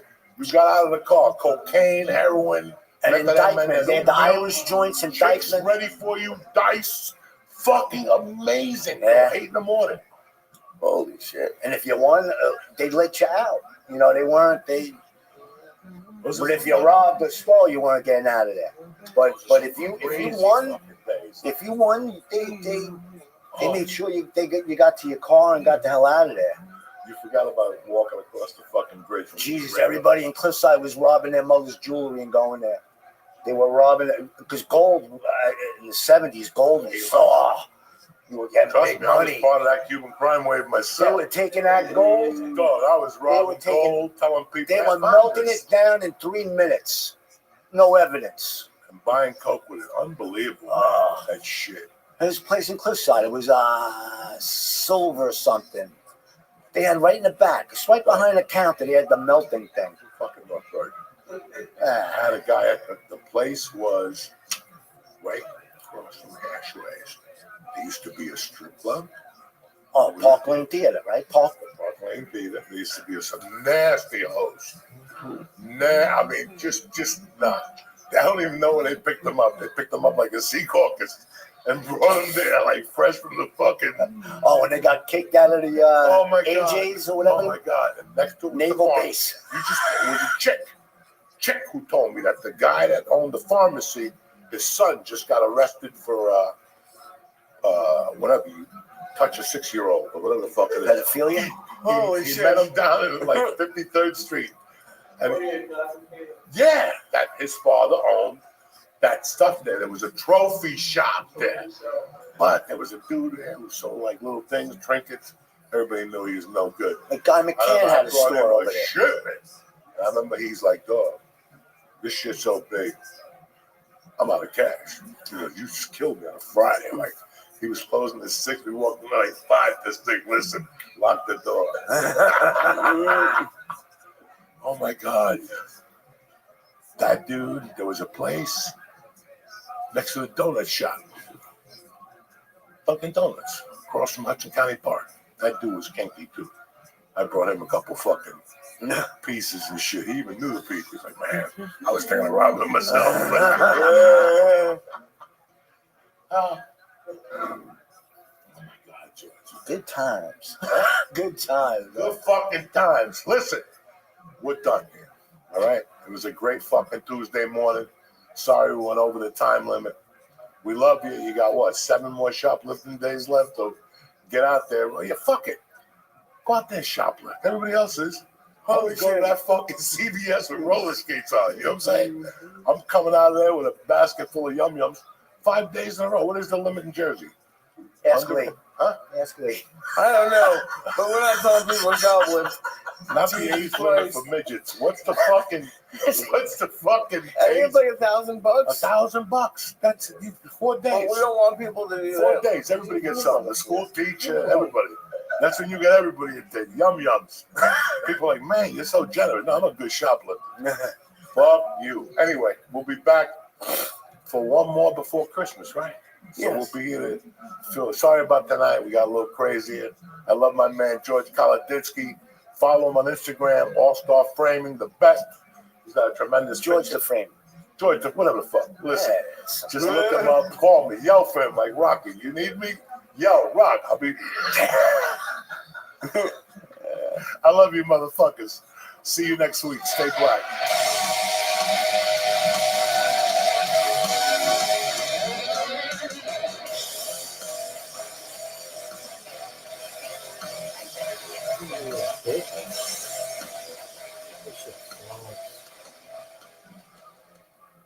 The Church New Testament is brought to you by Liquid IV. Listen, the holidays are always a marathon, right? It's easy to forget the basics like staying hydrated. I don't know who does, but keep Liquid IV on hand to get you through the holiday parties. You know what I'm saying?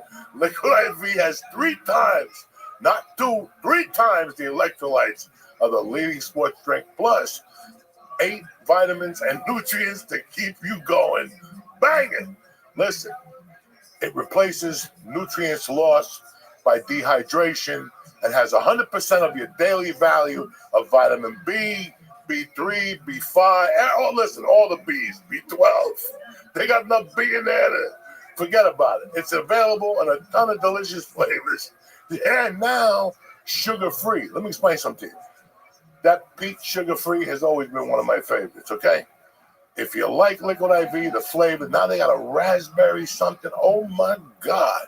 Stop the presses. And it's easy to use. Just mix 1 stick of Liquid IV with 16 ounces of nice cold water. Shake that thing up. Oh, beat that thing. Stay hydrated through the holidays with Liquid IV. Get 20% off your first order of Liquid IV when you go to liquidiv.com. Again, liquidiv.com. Use code Joey at checkout. Joey. A lot of people, That's 20% off your first order when you shop Better Hydration today with code Joey, Joey, at liquidiv.com. Please support the show and get 20% off your next order.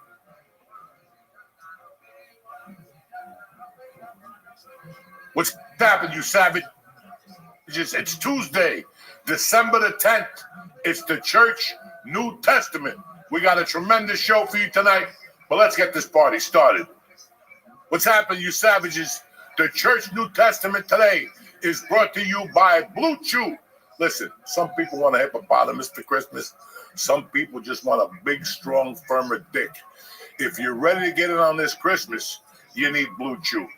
Blue Chew is an online service that sends a chewable form of the same active ingredients as Viagra and Cialis at a huge discount, like your little helmet's going to get when you take Blue Chew.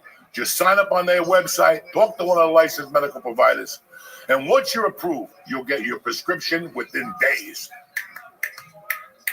So, listen, I forgot my little package. I always have a little package with me. I take it on the way home, so when Mama's ready, but that's none of your goddamn business. The tablets are made in the USA, shipped straight to your door. Not even the mailman knows what's going on. So discover your options at BlueChew.com. And Uncle Joey got a special deal for you today. Try Blue Chew. Lee, tell him. Free. Just pay $5 of shipping at checkout when you visit BlueChew.com. And I'll say it again. It's for free. Just pay me $5 for shipping at checkout when you visit BlueChew.com. Again, that's BlueChew.com to receive your first month on the arm. Visit BlueChew.com for more details and important safety information. I also want to thank Blue Chew for sponsoring the show and making you guys into young Marines. Turn off your TVs, run for your lives. It's over. They didn't put you on this planet just to give up. If Uncle Joey could do it, I can rule the world. That's what you got to be thinking. Welcome back to church!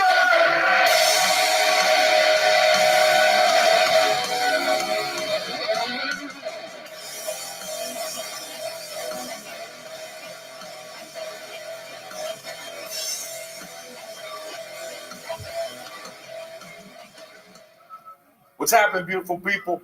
We're here for another fun-filled Tuesday morning. There's no guest today. We just want to catch up with you and tell you what's been going on. As usual, my beautiful co-host is here, Mr. Lee Boogaloo Sayat.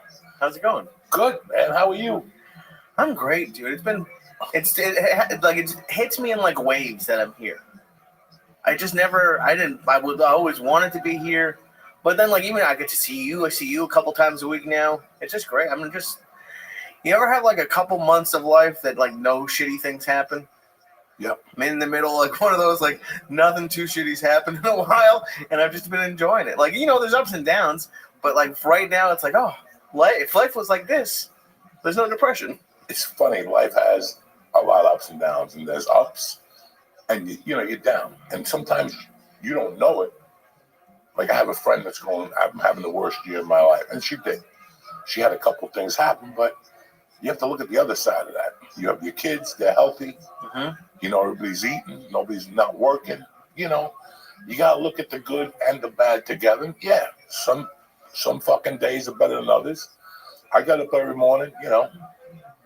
This new thing that I've been doing lately really changed me. You know, one of the best guests we ever had on the podcast was Who? Rudy Sarzo. He's fantastic. I learned a lot from Rudy.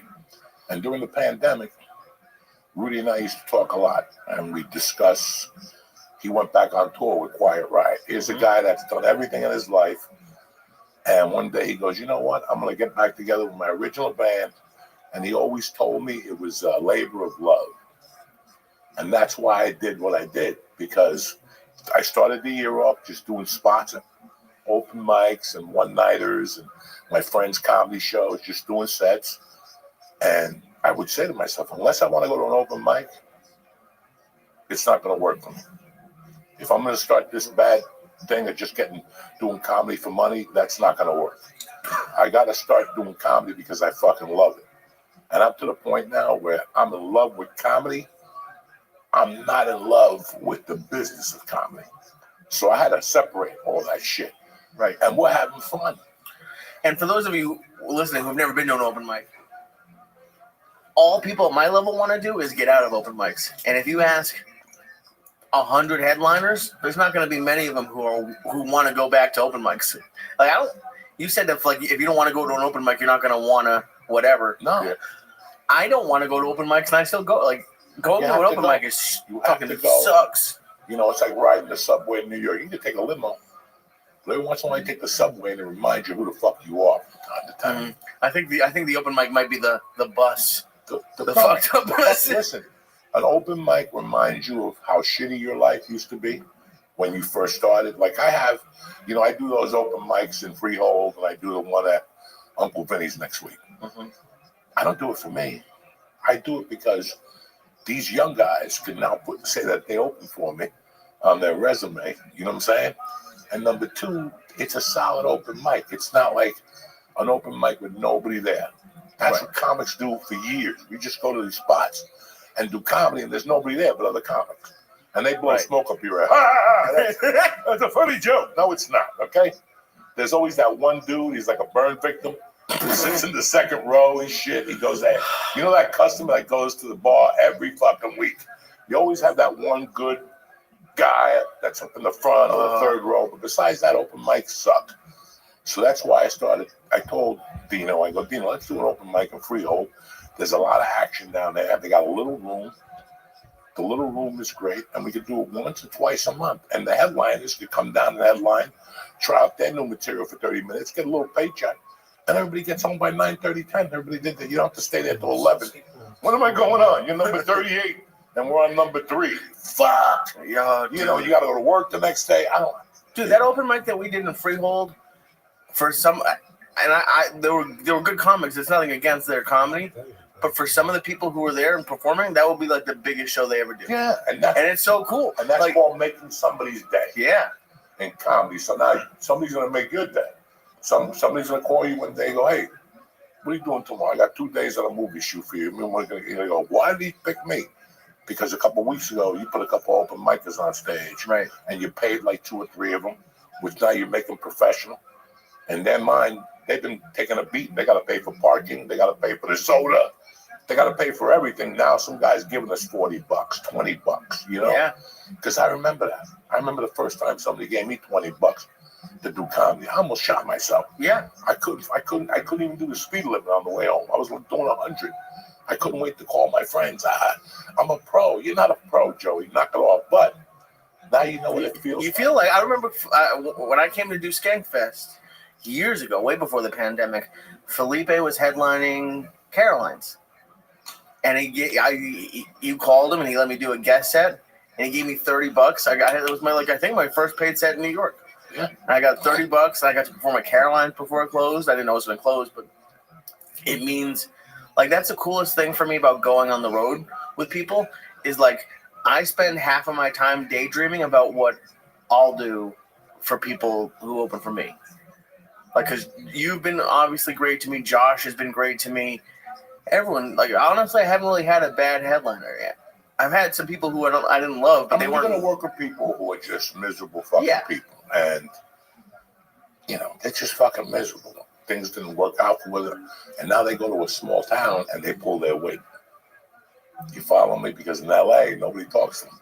Mm-hmm. But now when they go to Kansas City or Wyoming, they're like, fuck you guys. I don't want nobody cursing. And you're like, what happened here? You know?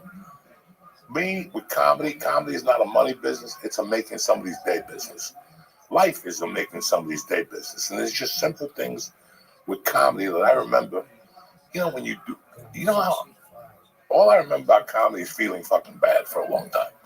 You just feel shitty about yourself. You go, you do a spot, then you got to go to your job in the morning, and now this guy's telling you, and in the back of your head, you're like, I can't wait to do stand-up comedy. Now you start losing, like you don't care about insurance, you don't care about the rent, you don't care about your car payment. You're like, I just don't want to do this job no more, and I can't wait to work as a professional. And I remember somebody told me, Martin Lawrence was making $10,000 a week as a host. In 1990, he was making $10,000 a week as a host of Comic View or comic, whatever was on HBO. Oh, Def Comedy Channel. And I was like, $10,000.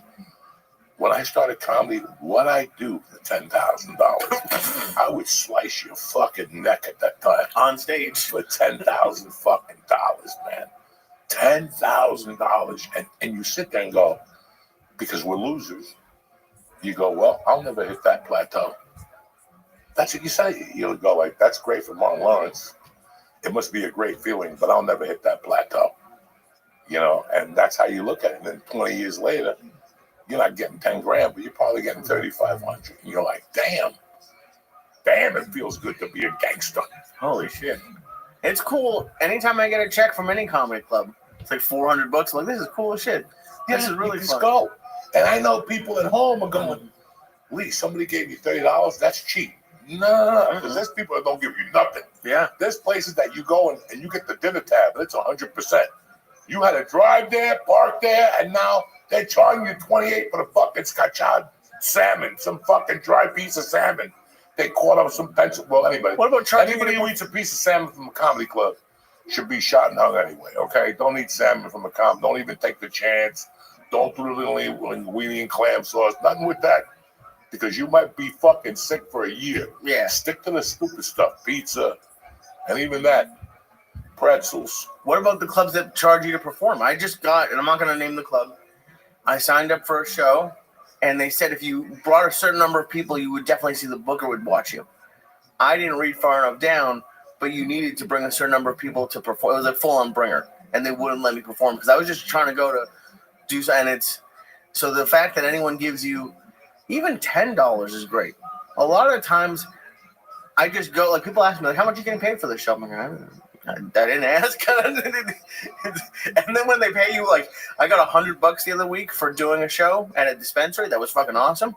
But it was like a Hanukkah morning. It was a surprise. Like, I'm at the point now of comedy, and where, like, any money is just, like, money you find in a jacket. It's like a surprise money. That's it. Yeah, and you look at it like that for years. And you're like, oh, my God, finally, I can pay my car payment doing comedy. You're like, wow.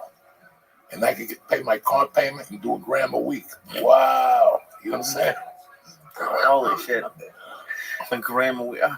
I'm so happy. I'm happy that I never had anything. The worst thing I have is food. But I can't imagine trying food. You don't even know what's in your system without putting there without you watching. Put in what? Huh? What did you put in my thing? Everything. You've done heroin. You've done everything. Oh, I know that. You gave me cat tranquilizers. I gave you fucking my toenail dust. I shaved the toenail, put it on your little joint. You're over there smoking it like Benihana, looking good. You know what I'm saying? We've had some interesting fucking guests, man. Oh, yeah? The last few weeks, and it was a breath of fresh air. I got more of those guys coming in, but I wanted to give you guys a breather just to inhale what you saw the last couple of weeks and get ready for what we got coming up. You know what I'm saying? Like, it's just, I got a lot of these guys that come on. We're going to tell a lot of fucking secrets. We're going to talk about shit you never heard before. And that's what this is about now. This isn't about, I don't really want big time celebrities in here. I don't want half the people you see. You know, every day I get emails. Put Theo on. Listen. If I put Theo on, it's the same shit everybody else is doing for right now. Mm-hmm. So for right now, we're going off a different fucking set of rules. And listen, man, everything's changing. I mean, everything's about to fucking change. It's December 10th. You got 14 shoplifting days. Enjoy it. Have a good time with your family, because shit's going to change January 20th. I can't wait for the 21st. You're going to wake up to fucking corre. A bunch of Spanish people flying through the air. What's corre? Helicopters. What? What's corre, man? Run, motherfucker. You know, and they're scared. People are fucking scared. If you've seen, the fucking Mexicans are starting fucking to leave on their own lately. Have you noticed that? Go to a restaurant. They're not as quick as they were 2 years ago, even before after COVID. That's it. I just went to Home Depot today, and the Americans didn't know what I was talking about. No, Spanish people are scared. They're like, you know what? We're going to get thrown out. You know what? We're going to leave on our own. Why are they going to have them put me in a cage with some fucking guy with leprosy down at that fucking border? You know, I don't need this shit either. That's going to change, and my heart goes out to everybody involved. It really does. It's going to be a fucking horrible week, and already mayors are opposing it, different police people are opposing it, you know, and it's going to be interesting. A lot of things are going to fucking change. But me, I'm fine. I'm golden like a motherfucker. I ain't on the Diddy list. I ain't on the Epstein list. I ain't on nobody's list. How good does it feel not to be on the list? No, it doesn't. It's a bullshit. It's all bullshit. Like last night, they released more info. This poor bastard, Brooklyn's own, fucking Brooklyn 666, whatever, Brooklyn 99. He raped a 13-year-old girl. Now these things are going to come on. At the end of the day, nobody really knows what the fuck happened. I love Tubi TV. You ever put your TV on lately? Diddy's Takedown, episode 3. He hasn't even gone to court yet. And people are just speculating, you know, and this is why, guys, you don't know what happened. And right now, people are fucking coming out of the woodwork. Now you're going to hear all the lawsuits. How many fucking lawsuits did he get after the video came out of him throwing Cassie around? Right. Now they all want to raise their hand. And you know what? This goes back to the old rule, and I hate to say this, but if you get raped on a Tuesday night, you better be at the doctor's office Wednesday morning. And if you didn't go, or somebody told you not to do it, or whatever, now you want to come on and make your tough harder. It makes your case harder. And it makes so many fucking things harder now. But a lot of things are going to fucking change. But for you people who are waiting for lists, and who's on the Epstein list, listen, you're never going to see it. Just go play the picket. Try to hit the 3 numbers on that. You'll be fine, all right? Don't worry about Epstein. I can't wait for the Diddy. It's all bullshit, guys. They're never going to release it? Who knows what they're going to do? You know, everybody wants them to release the list to go, I knew Oprah was a freak. Look at that fat fuck dough, you know. Look at how she's pet that little boy's hair, all that shit, you know. But listen, guys, there's so much money involved in that circle. I just don't. The thing I don't understand about Diddy, and I haven't followed any of it, is why is he in charge of music? Like, I know he was big, but like, why is he killing? How is he supposedly in charge of all of this now? Listen, when you throw big parties and people get fucked in the ass, you can tell a lot of people what to do. You know what I'm saying? You ever think about that? You know, right now I'm a comic. People come up to me and take pictures with me. Can I take a picture? Can I take a picture? Can you imagine if they knew I had parties where people getting fucked in the ass and rubbing baby on themselves and shit? You know how popular I am? So did you ever think of that? Maybe he was popular because he was throwing the best parties in the fucking world. Yeah, but would you want to go to a party where there was a chance you were going to get fucked in the ass? No, and I wouldn't go because that's not my circle. But, you know, we were talking about it before. Listen, you know, like Lady Gaga came out. I went, and when I felt things were going to, I left. Listen, Lady Gaga, stop it. Everybody loves a train wreck. There ain't one motherfucker that don't love a train wreck. It's our natural impulse. It's natural. We're at a, can you imagine at some party talking to some fucking Gentile? Oh, the State of the Union, the SOP, and all of a sudden some blonde starts fucking and sucking in the corner. What are you going to do? What are you going to do? You're really going to, it's time to leave. You're going to watch that blonde suck that pipe and watch all the women go, she's disgusting. No, she ain't. She's doing what you should be doing. Instead of worrying about Oprah and The View and who Joe Rogan should date, that's what you should be doing. That's the problem with America. Nobody's fucking and sucking no more. If people will fuck like at night, either you fucking suck or you stay up and watch CNN. You know that? And now the immigrants did that. Go fuck your wife. Go eat her ass. What bad thing can happen? But that's the problem. Our heads are in our asses, Americans now. Like this list is going to make you money. This list is going to do something for you. What this list? What do you care? You're never going to find out. They will kill your mother before that list comes out. They will sell you. They will take your dad and throw him to the alligators before they even think of releasing that list or any other these fucking lists. How much money does Jay-Z have, guys? He's about to give $20 million to Hell's Kitchen. What do you think he pays an attorney $250 an hour? He's got a fucking 20 attorneys at $1 million an hour, and it don't even budge him. Because he'll just, Beyonce, keep singing, bitch. You know what I'm saying? Country, let's go with Chinese now. Let's do something. You know what I'm saying? You didn't win the Emmy for the Grammy. Let's try Yakira music. What's that chick? Shakira? Yeah, Yakira, that other one shaking her ass. Like I'm supposed to be impressed. Forever, ever. I don't like that. You don't like shit. that song? No. Dude, Shakira, when I was like 12 and she was shaking it, like that wasn't porn like I could see back then. That was basically porn to me. You didn't like Shakira? Don't look at me like that. She's hot. What's wrong with Shakira? Nothing. But when you were 12, you masturbated to Shakira dancing. Probably not pussy shot. This is what I'm dealing with here. What am I supposed to? There was no You're internet. the type of guy that goes to a strip club to a bikini bar and goes, "This is fun." It is. Listen, fun. The cover charge isn't as high. They got good drinks. What's wrong with the bikini? I don't want to see a woman in a bikini. You can go to Seaside Heights and see every size of woman in a bikini. Big, tall, fat, hairy, the whole fucking thing. I'm going to go to a bikini bar. I went to a bikini bar one time because they paid me $50 to do comedy. And I'll tell you what happened there that night. Guess who I saw there that night? Shakira? Who fucked the most women ever? Who? Will Chamberlain. Oh. Will Chamberlain fucked over 10 million women or some shit. Jesus. He was there. Now, I could have followed him around because I know he's going to get his dick sucked. Right? I could have just followed him around all night. And just to watch? Well, maybe to get in there with him. I don't fucking know.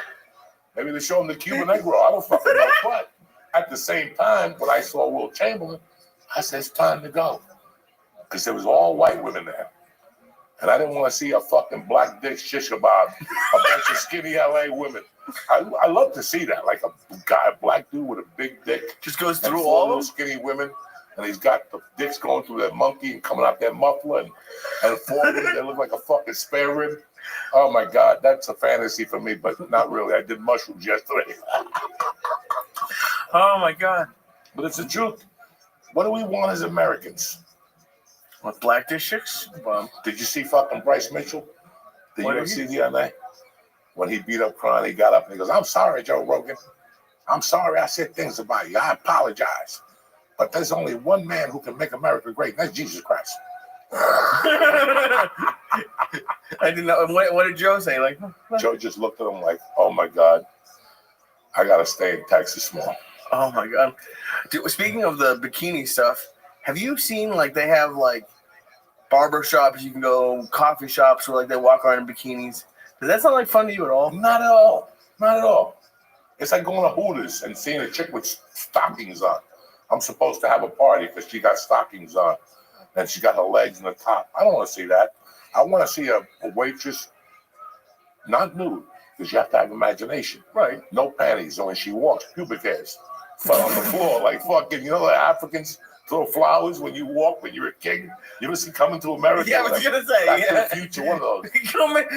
Throw fucking Back flowers. to the Future. You know, I want something more. It's like when you ever go to a place and the chick's got like a bikini bottom, but her breasts are out, and she's got two things on her nipples, whatever they call. Pasties. What are they called? Pasties, the little stickers, yeah. It kind of, you sit there for an hour going, I wonder what her nipples look like. Like, I don't go to strip clubs, I'll tell you why. Why? Because it started in Vegas about 20 years ago. I used to work for a sports betting company. They take you to a strip club. And I was high, you know. I don't think I was doing coke in the place because the guy didn't like us doing drugs.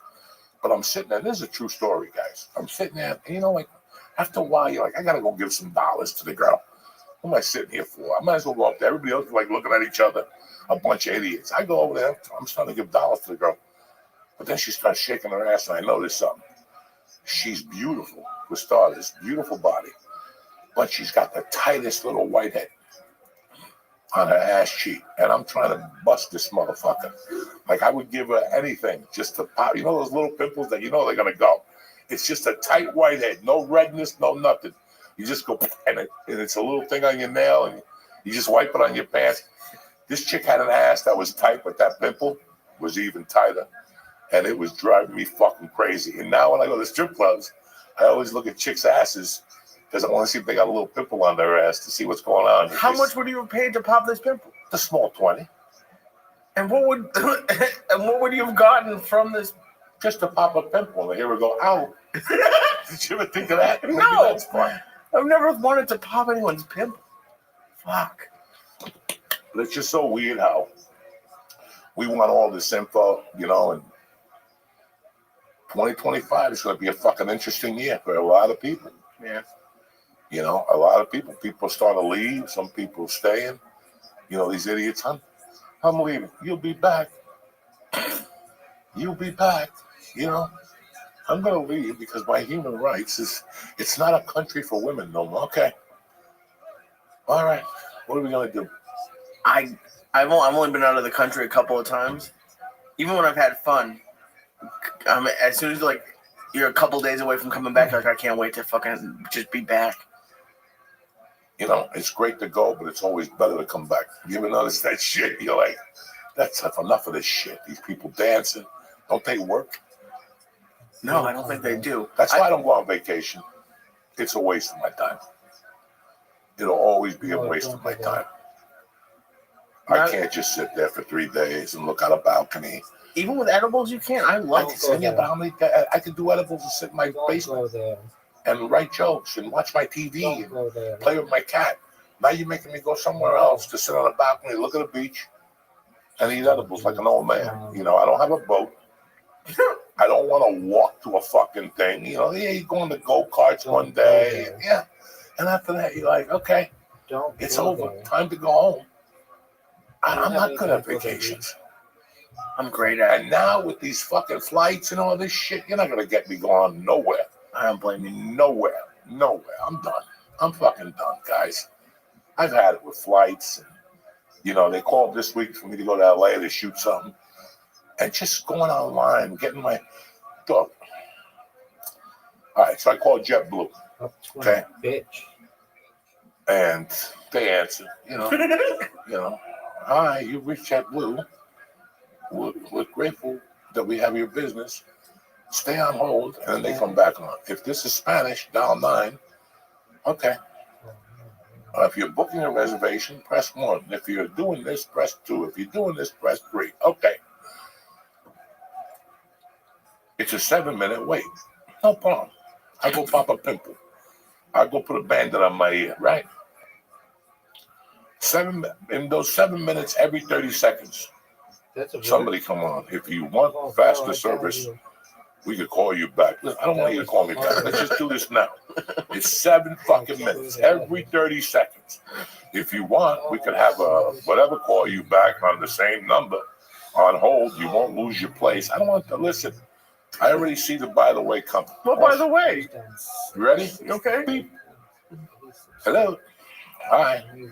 Hi, I want to know how come there's no flights out of Newark, or if I could book a flight from Newark to LAX. And all of a sudden, she was from a complete different fucking country. Yeah. And what you heard was like sewing machines. There was drones going on in the background. Because she was like, what's your name? Jose. Jose. H-O-S. How do you spell that? And then, listen, can you do me a favor? Can I just have the fucking, my code for Mosaic? Can I just have my Mosaic code? I can't find my fucking card. Give me your email, dog. Took me 18 minutes. Bias? No. Diaz. Bias. B. V. No, what's my name? Jose Diaz. Okay, that's a start. Diaz, D-I-A-Z. Oh, Dog, they make it uncomfortable for you to do anything anymore. yeah. You get anxiety. So out of all the people, you can't put a white chick on there just to talk to us and get this out of the way. Because I was lost. And again, I love fucking foreigners and the whole thing. And you got to give them a job. First of all, this was outsourced to fucking some fucking Pablo Escobar's old telemarketing's office. I didn't know what this lady was saying. And I asked her, habla español? I'm going to do. You know, she was saying something. I'm like, man. Oh, I'm dude. like, now I got to deal with this shit at the airport. My boy told me that if you fly to United out of Newark, you got to stand in Terminal D and give your luggage up. I'm not in the mood for all that shit. And if I get to the airport and you tell me my flight's delayed, listen, wherever I was going, then I got to see me. Just for a delay? Yeah. What if I'm it's done. 20 like minutes? 3 hours, done. Give my luggage back. Give it back. Here, take the money. Take it. As a matter of fact, take the luggage. I got the sleep machine. Take the luggage. Mail it to my house when you get a chance. I don't need anything in there. It's 2 days of clothes, socks, underwear. Ain't nothing in there. I got my weed in my nutsack, and I got my edibles in my nutsack. I swear to God, You I'll still leave. keep it in the nutsack? Bro, remember last year, 2 years ago, right before the pandemic, I got stuck in Atlanta. Yeah. It was a fucking all day, and these You missed the motherfuckers. show. And these motherfuckers are calling me at 3. Well, we could send a helicopter for you in a private plane. I go, dog, and who's gonna pay for that private plane? For me to break even, to get there in a rush, to do a show? Get the fuck out. It's done. It's canceled. They kept calling me every 30 minutes. We get you there. We got you a train that'll drop you off to a helicopter. And then some guy named Jen will take you to... No, it's over. Yeah. I've been sitting here since 6 in the morning. It's 4. What are you going to do? You think I'm going to move to tell a fucking joke now? Yeah, that's... 10 hours at the airport. Yeah, I'm going to just get on stage and be fucking, Johnny Frimbo. Whoever the fuck that is. Yeah, it sucks. But do you ever have... I just had a really great experience somewhere, and, it made me,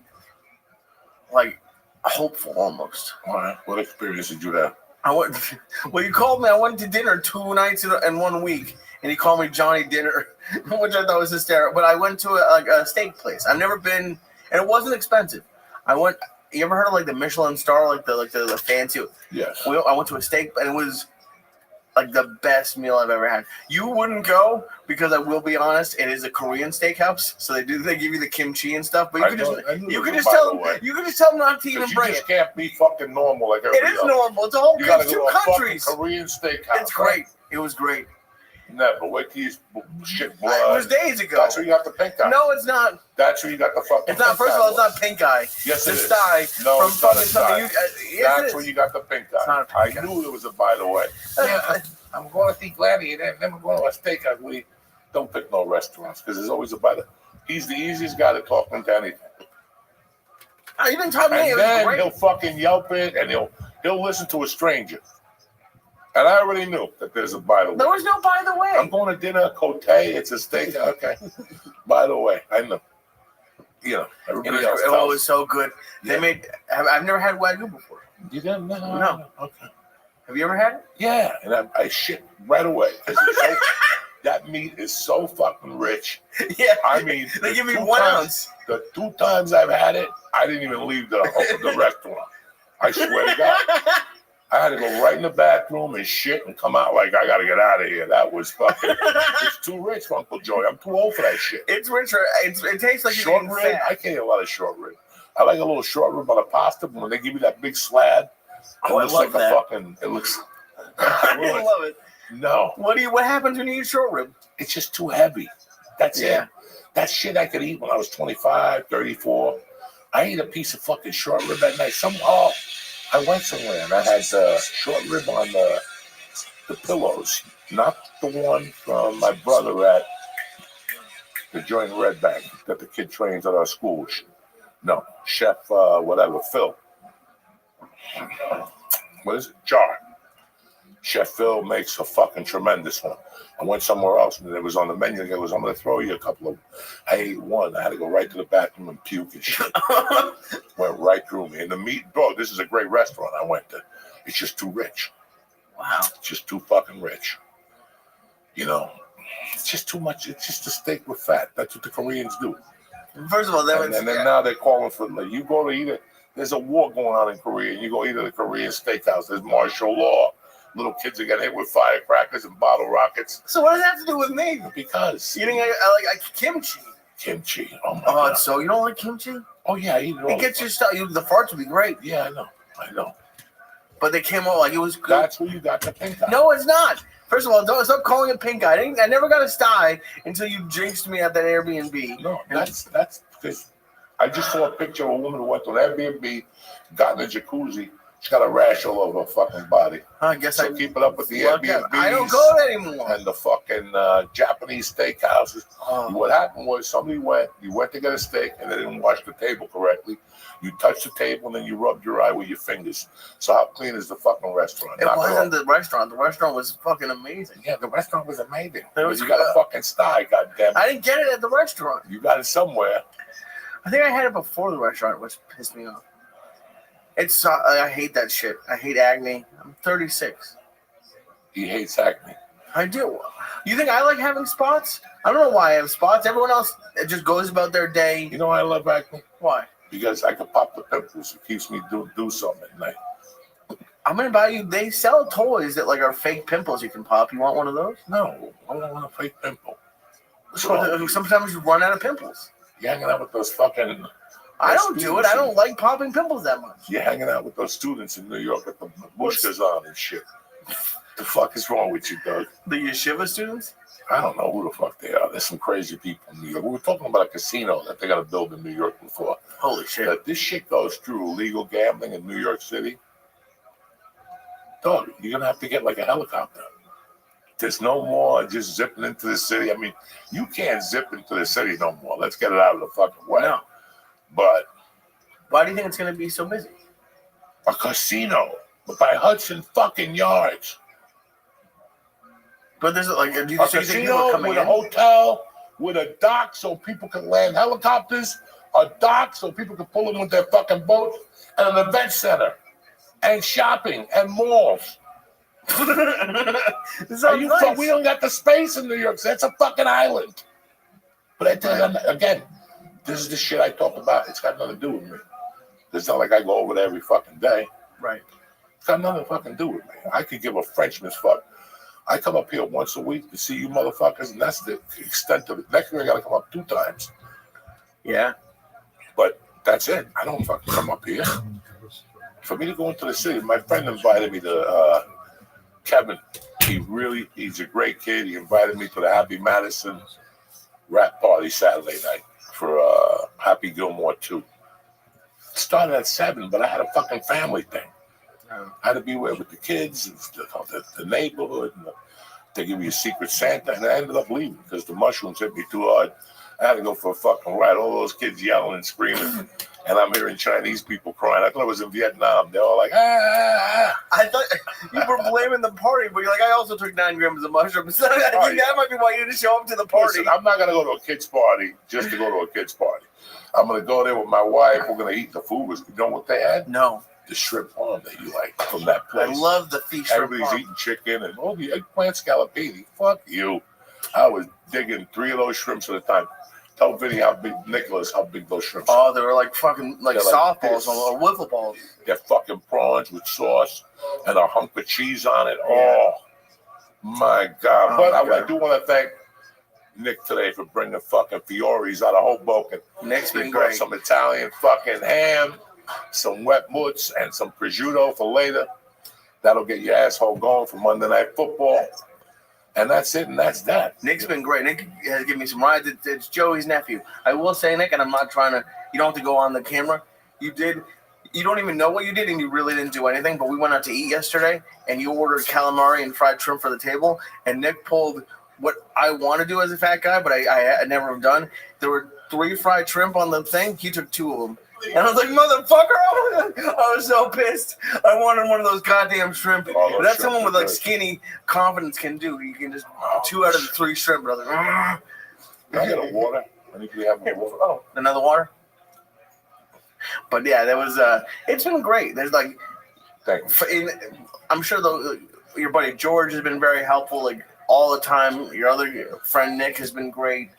There's been a lot of like, as shitty as like the world is, there's a lot of helpful. It's been real fun being here and like seeing the difference between here and LA, between like the people we have around who will help and invite, like even your neighbors at like the park shows or all like your neighbors are happy to see me. Man, people will never understand. And I like when people call me and they go, hey, you should do this, or you should go on the road on Fridays, and you should do this. What I want you to do before you invite me to do anything from now on is come to Jersey, stay with me for 5 days, and ask yourself, where do I need to go at this point in my life? I'm just being very honest with myself. Where do I need to go? I know who I am. Mm-hmm. I know my age. I know what I'm capable of doing. I know what I'm not capable of doing. And one thing I don't like doing in my life is not being able to cover the spread. I'm at a point in my life where I'm just having too much fun. And it was a state of mind with me when I stand-up for me used to be a business. And it's great. It's great to take things seriously in your life. But comedy is about laughing. Mm-hmm. And if you ain't laughing on the ride, and you ain't laughing at the event, and you ain't laughing with your friends, it's not worth doing. There's no Hollywood in fucking comedy. There's no Hollywood in comedy.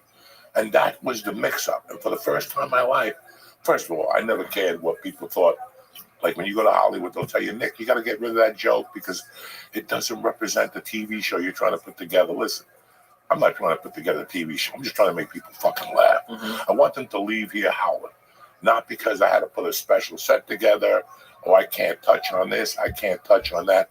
I'm not talking about a lot of subjects I used to talk about at all. I'm telling stories, I'm including my daughter, and I'm talking about what I'm going through now, which is I just really don't give a fuck about your situation. I got my own problems, man. I was just on antibiotics for 4 weeks. Do you know what that's like? That's a punishment. You don't even know until you get off them. I've been off them for maybe tomorrow will be a week. I didn't go to the bathroom for 4 fucking weeks. Really? I couldn't fall asleep at night for 4 fucking weeks. Oh no. You know, and it's my year and whatever, but I'm having a great time with my daughter. Yeah. I took her to the comedy show. I was gonna bring that up. That's awesome. I took a Tuesday night to a comedy show with me, and I took a Wednesday night, and it was hard to take a Wednesday night because I knew what she was gonna hear. And I knew what she was gonna see. I didn't smoke in front of her. There was no reefer smoke back there. No. She saw the mushrooms in the bag. She looked the other way. She's 11, and I told my wife, and I told everybody, after those 23 years in LA and the 3 years in Seattle, I saw a lot of insecure women, and I saw women that their parents never spoke to. Their dads never sat them down and said, are you fucking crazy bringing that jamoke in here? You know, like just different things that you tell your daughter and like they realize what the fuck's going on. So for me, it was like, if I go back there, I can't go back to my old life.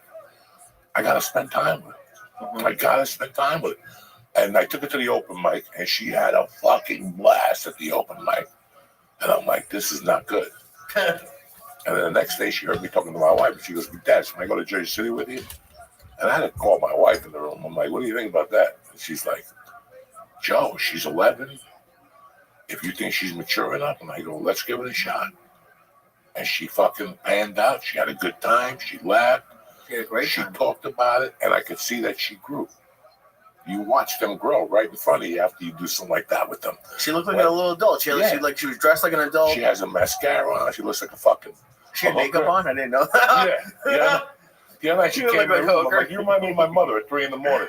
That's what my mother looked like. The mascara going down your face, the sweat. My mother would come in at 3 with coke rings and fucking the black thing leaking and fucking.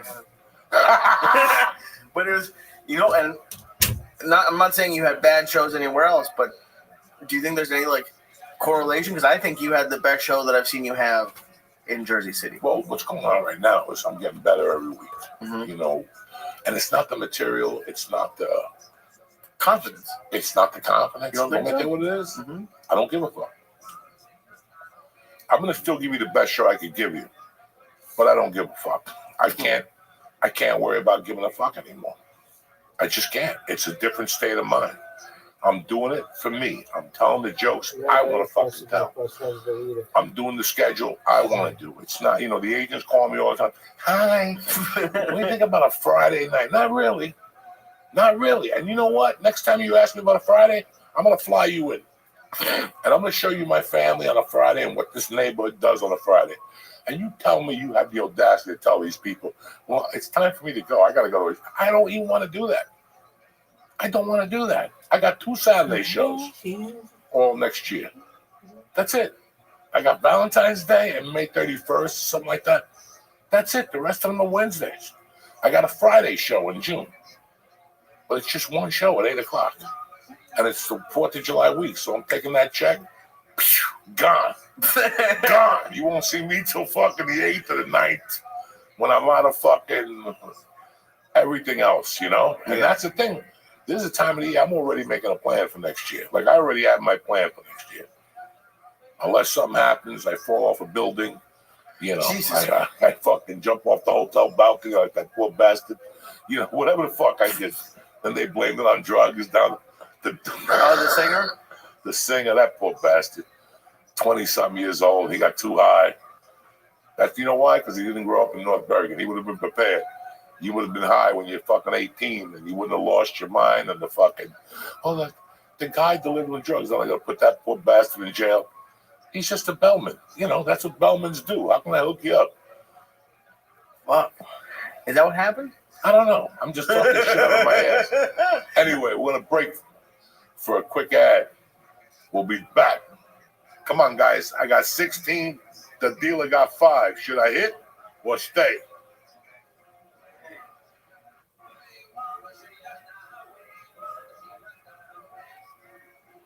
He won. Both of you. Anyway, hey! It's your Uncle Joey Slots.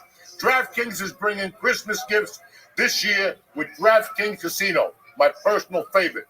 They got exclusive games to play with huge jackpots and awesome rewards to redeem so you can have a merry, merry Christmas.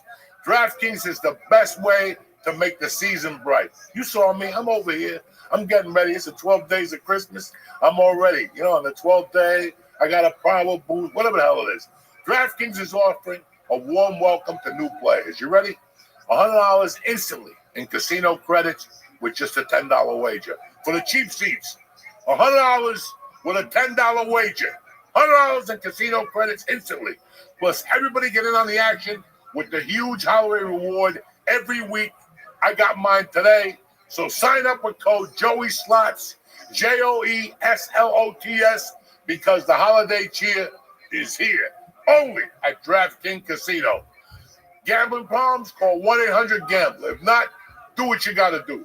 Gambling problem? Call 1-800-GAMBLER. In Connecticut, help is available for problem gambling. Call 888-789-7777 or visit ccpg.org. Please play responsibly. 21 and over. Physically present in Connecticut, Michigan, New Jersey, Pennsylvania, West Virginia only. Void in Ontario. Eligibility restrictions apply. New customers only. Opt-in required. Casino credits are non-withdrawable and expire in 168 hours. Terms at casino.draftkings.com/promos. We're back, bitches.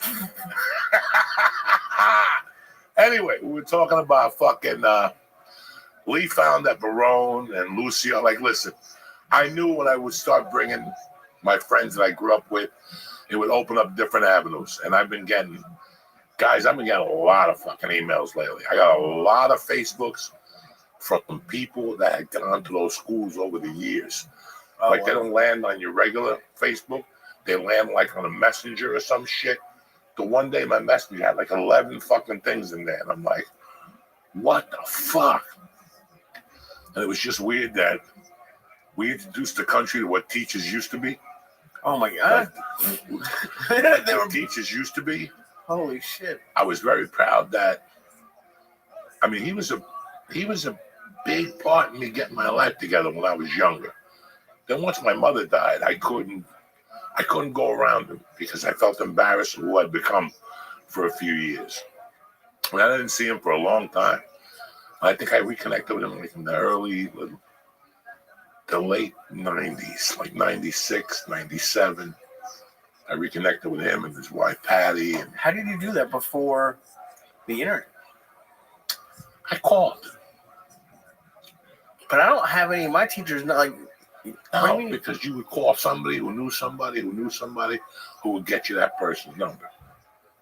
Wow. And you just hunted out. Or I would call somebody and they go, you're not going to believe who was asking about you. And he said, if I called you to give you his number, you know.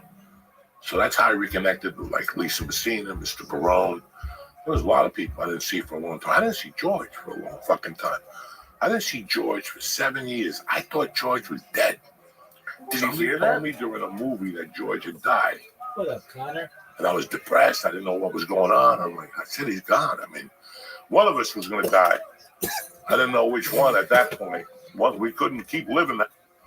You want to play mini golf?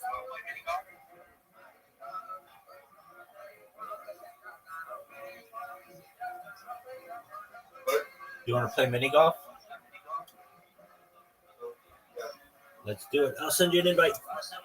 Living that we were living. You know, me and George were nuts, you know. So Right. and one down on Kennedy Boulevard in front of my friend's business. And he pulls up with the Suzuki. And I'm like, that's fucking the ghost of George. And that's what happened. I just reconnected with a lot of these people years later. You got to remember, I left in 85, and I did not come back till 91. And then I went back and came back in 93. And then after 93, I probably didn't show my face around here till about 96 and 97. And I would just come in for a day. I would do rascals and sleep on my friend's balcony, or, you know, it was fucking insane what I would have to do. I didn't have the money to go to a hotel or nothing like that. Right. It is nice. Like I just saw an old friend from LA this week. Good shot. It's been 6 years since I saw her. She got married since we left. It was a lot of fun. Like it was cool to just. It's cool when you're away from someone for years, and like you can catch up and see what their life is, and you're still friends. It's cool, you know. I went to meet my crazy brother Friday night. Okay. And while I was there, I'm looking at this table. And I go, I know this girl. And I go, do I know this girl? I grew up with her down by. She went to McKinley. She had Barone. And I went up to her. I haven't seen her since probably I did the show at the Village. How long ago was that? 10 fucking years ago. That's 10 years ago. 2014, 2015. That's 10 fucking years ago. That's the last time I saw her. She showed up with a big black dude. She's a little white chick with red hair, beautiful. She showed up with one of her car. I'm like, what the fuck, Joanne? That's the biggest black man I've ever seen. She's like, he's my boss. He's married, don't ask. And then, yeah, I just bumped into her. And it was like, I didn't see her for 10 years. Oh, shoot. But all of a sudden, after 2 minutes, we were back where we were right back. Talking about this, that. So I take pride, man, in talking to my friends. I always thought that was a big cap in your life. If you can make your life, you know, you see people. You grow up with people. Like, you don't grow up with people. You meet people in California. And I would tell them, oh, I'm going to see my brothers at Comic-Con. And, you know, they didn't grow up like that. No. But after what you guys have seen in the 2 last podcasts, I didn't grow up like a lot of fucking people. I still can't believe Lucio was cool with you after you were supposed to be spotting him, and he dropped the thing, and you were just somewhere else smoking weed. I don't know what you were doing in the corner. My mother was home. We were 12. We were 11. We were kids. And we used to fucking all want to get in shape to play basketball, football, or baseball. There was always something you were getting in shape for. And I don't remember who the karate guy with the white shirt was, but I have an idea. His name was Glenn. He was funny. I don't have an idea. I don't know who he was, but his name was crazy, this kid. This kid lived in a 1-bedroom house with his mother, and the living room was just karate trophies. They didn't sit on the couches. You know where they lived? On that building when the Kennedy Boulevard twists, when you're coming out of the White Castle, and you're going down Kennedy Boulevard, that brown building. This is 1975. That building was brand new then. Well, wasn't brand new then, but it looked a lot better than what it did. And that's who he's talking about. The kid with the Kung Fu kid with the white t-shirt. He was out of his mind. But fucking, yeah, that's who we hung out with. And now, the 21st, I'm going to dinner with the other side of that crew that we all grew up with. Karate or North Bergen? North Bergen, like McKinley School. So it's me, Dave Ruiz, Louis Hernandez. Louis? Yeah, Chucky, fucking Whitey, who went to Kennedy. You've been talking about Louis since I met you. Russo went to I Franklin. remember well. So it's a bunch of us that played basketball together in the 6th and 7th grade. Who fucking does that? And we do that 4 times a year. That's awesome. 4 times a year. No drugs, no. I'm the only junkie there. I'm the only one that they drink. I fucking smoke dope. And we pick fucking tremendous restaurants. We just pick great places. You know, they want to go all the time. They're like, we got to go to the stage in New Brunswick. We got to go to the stage in New Brunswick because they got the best hamburgers, supposedly. They do. I like their burger. I like a lot of their food. I like their spaghetti. You know, they just want to go to great places, these guys. So they want to go to the city, to this place. I'll tell them not to go to Cote. It's fucking, listen, don't, first of all, it's called Coke. I can't tell him anything nice that I do. I know you're just teasing me. But it's fucking, you know, I wish I didn't get pissed off. Someone told me he has a trick when, like, just to piss people off. And, like, one of my comic friends, his name is Kevin Sanchez, very funny New York comic. But he was saying if, like, someone's, like, arguing something's right, he'll just tell them that he doesn't care. And it, like, I wish I could tell you I didn't care when you're like, I wouldn't go to Cote. That's where you get pink eye. I wish I could be like, no, it's not. Who cares? But if I don't know what it is, like you twist me up like a toy, and it fucking drives me nuts. Did you eat another? Yeah, you made me. Well, you watched me. No, I'm not eating another edible. You're light. First of all, I ate 4 edibles now. It. Yes, I did. I ate 2 of these, which are awesome. I've had a couple of different kinds of Vias recently. Blue ones The blue ones are good. I had the red ones, the orange ones. I've had all the colors. And then we had another kind, which is on tape. I took 4. Don't look at me like that. You don't. I was the only one who took mushrooms with you yesterday. Huh? I was the only one who took mushrooms with you. Yes, the owner of the restaurant. Yeah, he did. But no one else at the table did. Yeah, he was. You know, he was having a good time. But no one else at the table did. Amazing shot. So what? Wow, I get no credit. How many edibles can I take? How many pounds of potatoes will you eat before you die? What the fuck does that even mean? How many chocolate bars will you eat before you die?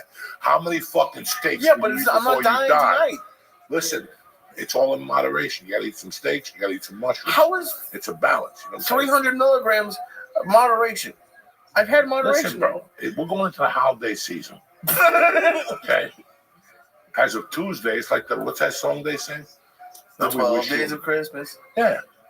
We're 2 days away from that. That means we're on different modes now. Now you could smoke that joint. Now you could have that extra drink. It doesn't matter. Nobody's judging you. Everybody's happy that it's the holidays. We made it another year. You know, whether you're broke, you're fucking rich, you don't have money, you're getting by. It's fucking Christmas. And you know what? The best Christmases I've had is when I'm broke. Those are the ones that you dig deep. Somebody shows up with Boston Market turkey. You bump into somebody, got a Xanax at the bottom of their trunk. Somebody else has a joint, their grandmother left over there, and you're like, oh, at 7 o'clock I had nothing. Now I got fucking this, that, and that. It's not what I wanted, but it's what God gave me. You know what I'm saying? I feel like do you have like a drug advent calendar that you do? Like, what do you mean? Like, it's just a different what do you mean? Because it's a Christmas season, we take more edibles every day? It's over. What is that? You put the work in all year. Yeah, but we don't get a month off. You put the off. work in. You dealt with drama. You moved. You had a hell of a year. That's it. It's fucking Miller time, bitch. Okay? And it starts. So the last 3 weeks of the month I'm just done? Listen, I got something coming in that's big. Them in Scarface, we have a big mule coming in. Big. We got a mule coming in. And that mule's going to take us straight to the fucking 31st till this choo-choo breaks down. And then you ain't going to see me. I'm going to do one of those NAD shots like 100 milligrams and get my cellular fucking motor going I back. have no idea what the fuck you're I'm doing. What's gonna an hit the NAD fucking- shot? I'm gonna sit in that red light therapy and get my cells, Oh yeah, you and then cheated I'm all the time. back. And then I'm back like herpes. Yeah, but you cheated. What cheat? Every time in LA, you'd be like, Liz, I'm not high at all. And then you do, if I froze and did the therapy and sweat, and I was just sitting there with nothing. No, you wouldn't sweat it. You were just throwing edible juice on top of First of edible all, juice, on top of carnita fries. You know, it wasn't good. Yeah, but I But didn't you gotta have- sweat that shit out.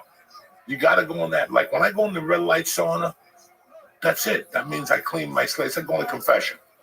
Everything that's bad is out of you, especially if you worked out that day. You got the salt out of you. You got the fatty issues. You go home, you wash that sweat off your fucking body so it doesn't go back in your body. And now When that's it goes it. back in your body, if you don't. If you leave that disgusting sweat on your body with the toxins that came out, eventually the toxins are going to go back in. So you want to go home and wash your pussy, fix your hair nice, scrub a dub, your pores are open. Now it's when you do the loofah. You loofah your asshole. I kill that hemorrhoid. I hit it with a hammer. That's it. My hemorrhoid is down to this now. It was like this from the antibiotics, right? And it was like a trap door. It was like fucking, I swear to God.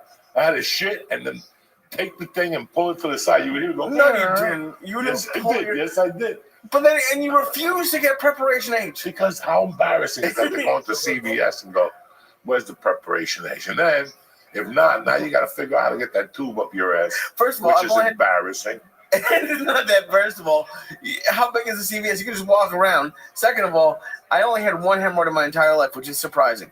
But you got like 3 stars. Yeah, I got more than 3. What's the difference? A sty Well, I don't and have to stick something hemorrhoid? up my ass for What's a the sty. difference between a sty and a hemorrhoid? Because you have to stick something up your ass, and I don't have to pull something look over at my your eye. asshole. It's a sty. It's a hemorrhoid. Yeah, it's gone in 4 That's days. a little hemorrhoid on your It's gone in 4 days. And why? Because you touched that table at Cote. I didn't touch That that little goddamn Asian table. Listen, leftovers you- from Wuhan, and you put it in your eye. That's why. Oh, but then stick something No up your asshole. racism me. I'm just stating the facts. What? It's not racist if it's facts. Fucking, it's actually my favorite bottle that I've seen ever. Like the one time I had a hemorrhoid, that little tip of the preparation H thing, it goes. You don't even feel it. That's what they always tell you. That's what they told Diddy. That's what they told fucking whatever Jamie Foxx. That's what they tell them all. You're never gonna feel nothing. Nobody will I know. don't want to stick it up your ass. My phone's in my room. Yeah, nobody's gonna know nothing. Next thing you know, you're in the hospital. You got stitches in your ass. You know, you're fucking looking around your room. You go, what the fuck happened to me? And wait, you because haven't don't even tell me that. Why would I drug you unless I'm gonna do something to you? Jamie Foxx got fucked up, dog. They must have fucked that motherfucker up. He was like fucking Jesus. Don't you go down there messing with them Jews without no money. That's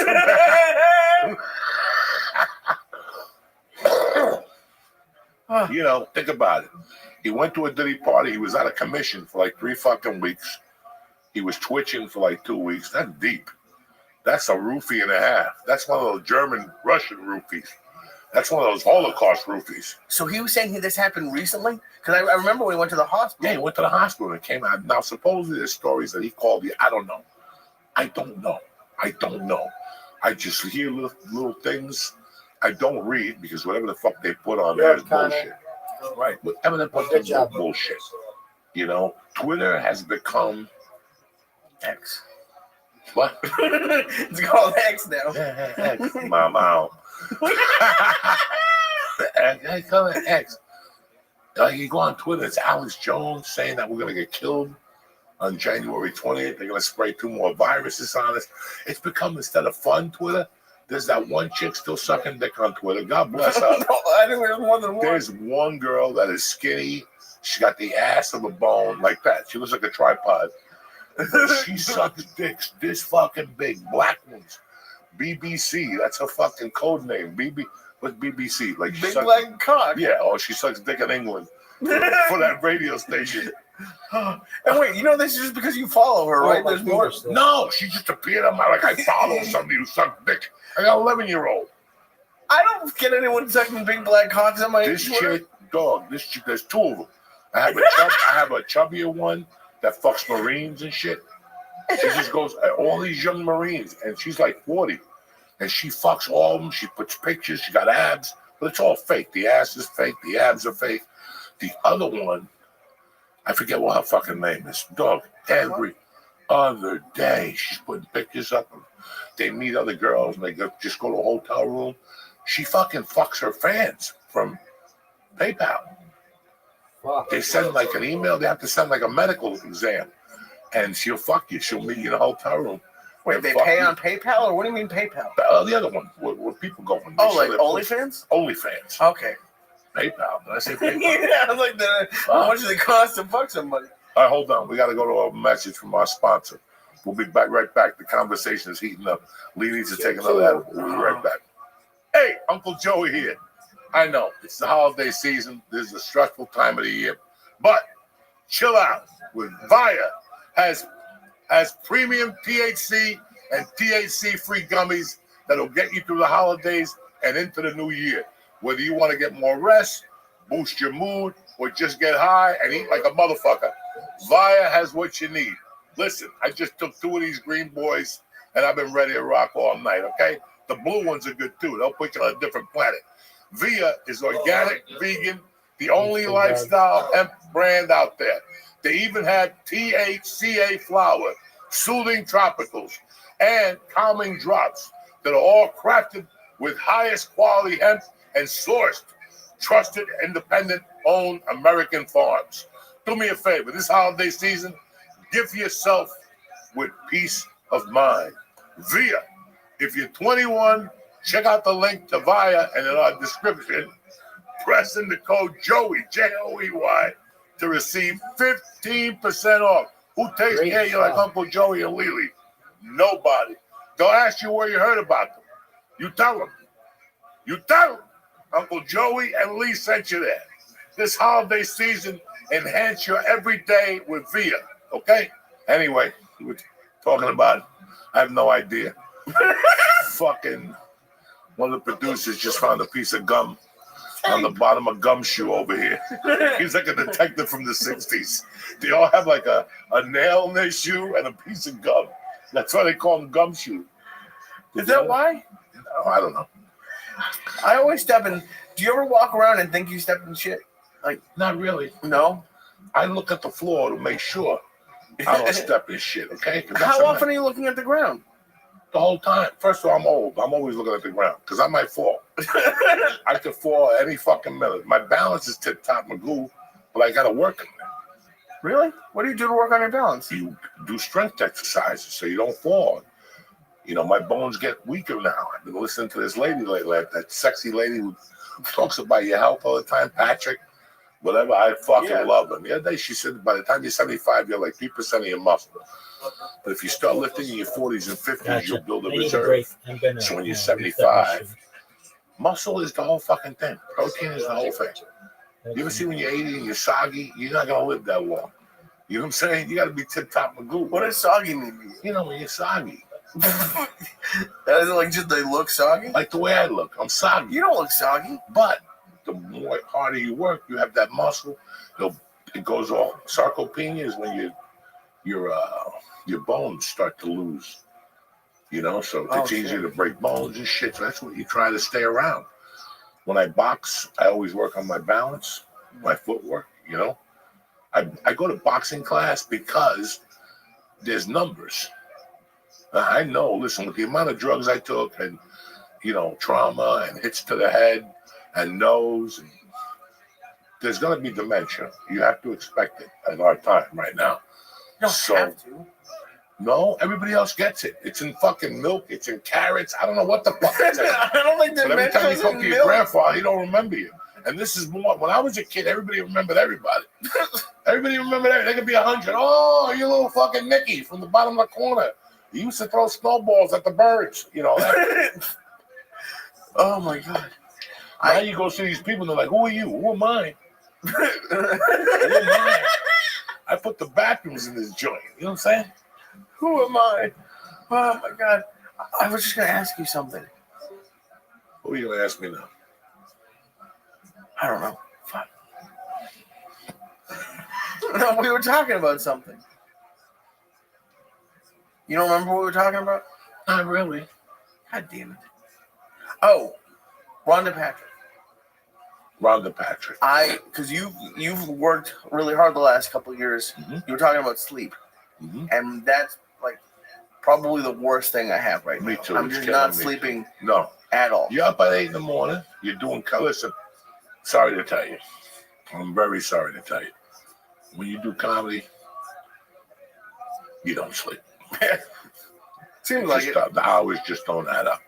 Because in your mind, you're like, oh, I got to be at work at 8. You know? Mm-hmm. 8 comes quick when you go to bed at 12. 12? And if you go to bed at 12, 3 nights, already you're carrying that tiredness for Thursday. And when you're a comic, you can't have that. It's like 2. But our thing makes you want to get on stage. You got to get on stage. You got to get better. You got to try this joke. Mm-hmm. So now, how many times do you go out and go, I'll be home by 10? Never. And you're walking at 2 in the morning. You never come home at the time you're going to think. And that's why comedy has no, that's why once you decide to quit your job to become a professional, then you sleep at, you don't have to get up till 9 or 10 then. But again, you don't want to ever get up and miss a call at 9 from somebody. No. So that was my world. Like, even if you snorted coke till 6, you want to snort coke till 6, go ahead. In fact, I'll give you an extra package. Snort it till 7. But you better be up at fucking 9. And that's something that you can't put an alarm for. You have to do it. You have to go, listen, I snorted till 7:30, I ate ass. I got to get up at 9 with those fucking sheets come out. Because if somebody gets up before me and they see those sheets and they submit, they might get that role. Yep. This goes back to basketball, George. George is practicing basketball. I'm sitting here at a wedding with my mother. Fuck you. George is getting better. I'm not. And so you have to think like that sometimes. And that's the truth. That's it. When you're doing that when you're a comedian, an artist, you're starting a business. I like these people that start a business and then they want to go to Europe. We'll go to Europe. Good. I can't wait till your employees rob the shit out of you. Right. Can't wait. Can't fucking wait. Can't wait. There's no vacation. The kids want to go to Disneyland. Fuck the kids. This summer they work. They work at the fucking plant. And that's the problem. People forget that you got to watch. You got to stay on top of your game. You got to stay on top of your shit. And I don't know about you motherfuckers, but I'm to an age right now that I was talking to somebody Friday, and they said to me, Joey, you fucking stiffed me last week. Hmm? And I go, what do I mean? They go, you remember we were talking on the phone, and you said you called me back that night. I go, my brother, do you think I really I go, first of all, shame on you for sitting at home and waiting for me to call you. If I tell you I'm going to call you Thursday by 7, and fucking, I come home and now my daughter's got braces and her teeth hurt, that's it. That's it. But I don't remember Thursday at 8. And I go, you really think I would blow you up? Because I didn't know my feelings. I go, Doug, and what about your end? You can't pick up the phone and go, Joey, weren't we meeting? Oh, I didn't want to bother you. Bother me. If I fucking told you I'm going to do something, guys, I don't have it anymore. I don't have time. Nick and I were talking yesterday about all this shit in the news. You have to decide when you're my age on what you want to retain. Do I need to retain anything that they talk about CNN? Why are they still talking about Kamala Harris? Why are they still talking about all this shit 3 weeks later? Do I want to retain this? Is that what you want to do? Retain this? There's more important. It's like I was telling my brother George, listen, everybody wants to fucking help charities and shit, right? Mm-hmm. Right? Everybody's always, I donated to the blind. I donate. For the meanwhile, you got a grandmother that's barely making the money. Why don't you mind your business, stop being a good guy for people, and be good to your fucking grandmother? We got a community around us. And that's what we do. It's always, and that's part of our problem. We're nice people. We think about other people and shit. But at the same time, what's that thing? When you believe there's something on my computer where you don't have enough memory, Joey. Well, guess what? That's what's going on now. You don't have enough memory to retain. And that's not just going on to me, guys. That's happening to you guys. You just don't know it. I mean, you're old enough, and I'm old enough, my brother George. We didn't have this much information. We had ABC, NBC, CBS. Fox was a pimple on an ass. They didn't talk about nothing. The first show they had was The Simpsons and Leguizamo, House of Buggin'. Nobody remembers Fox. Then they got America's Most Wanted and Married with Children. But, you know, we had 3 ways to get news.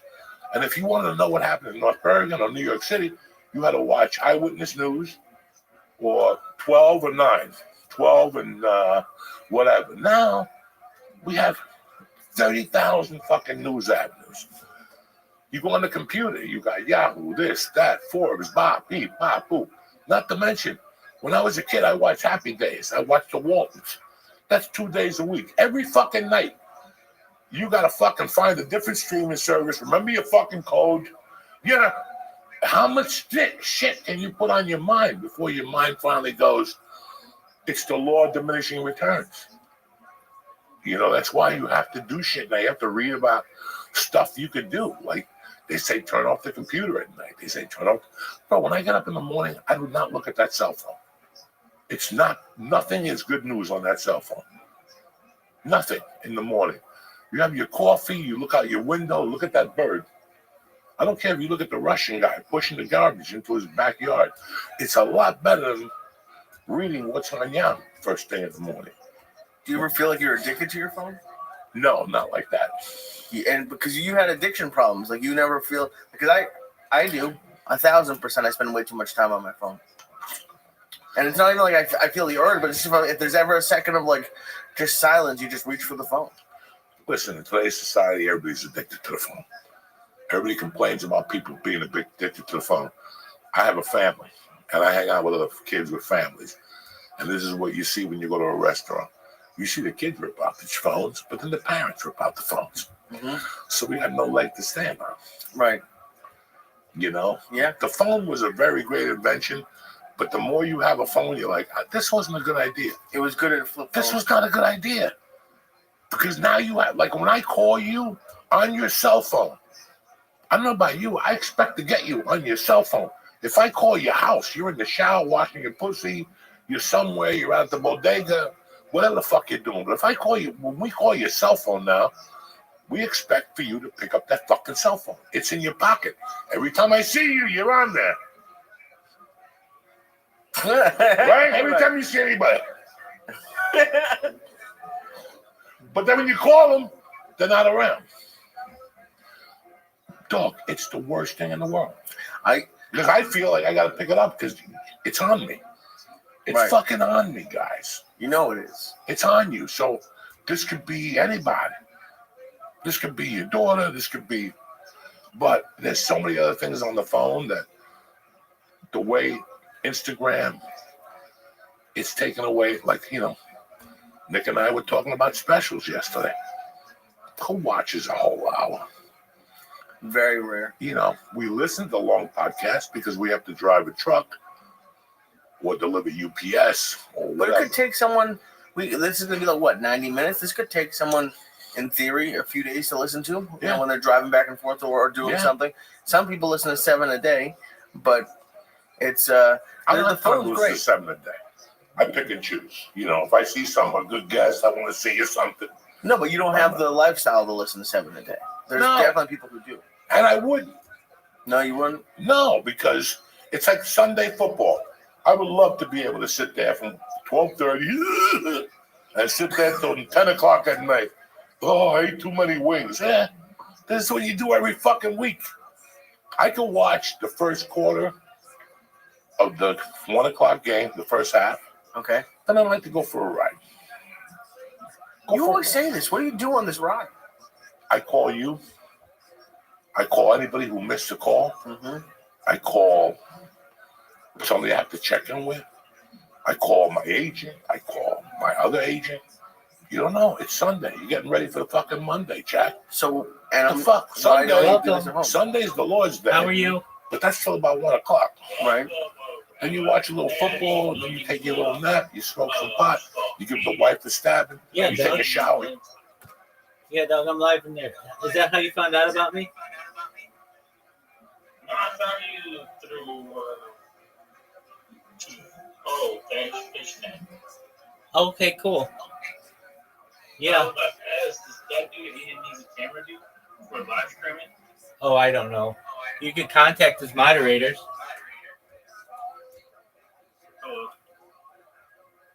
Do you ever? It was something that I like to do, like camera work.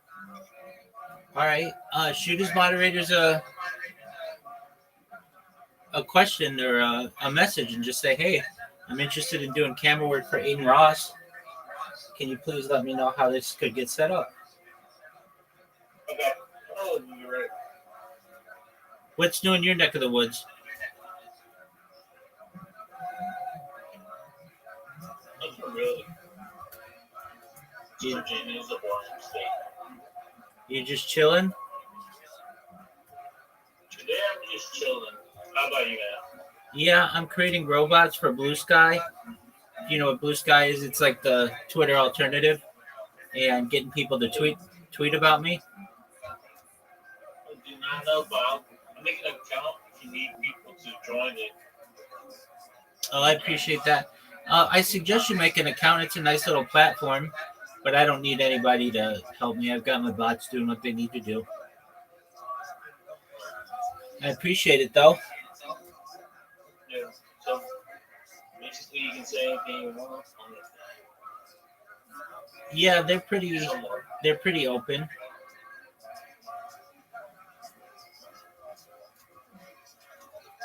It's pretty easy to make an account. You just need an email, a password, and a username. Okay. Have you been in here before? Yeah, you told me the big skill about you Good. broadcast 24/7. Absolutely. Good. I'm glad. I thought so. I thought we had talked, but just in case Yeah, we hadn't. Excellent. So what's on your agenda for tonight?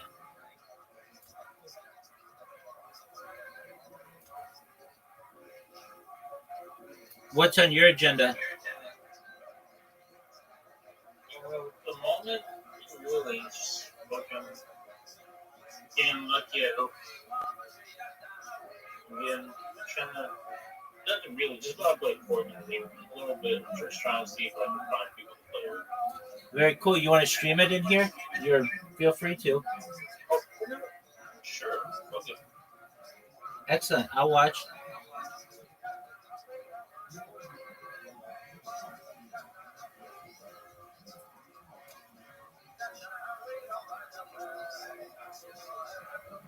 So if I stream it here, I don't need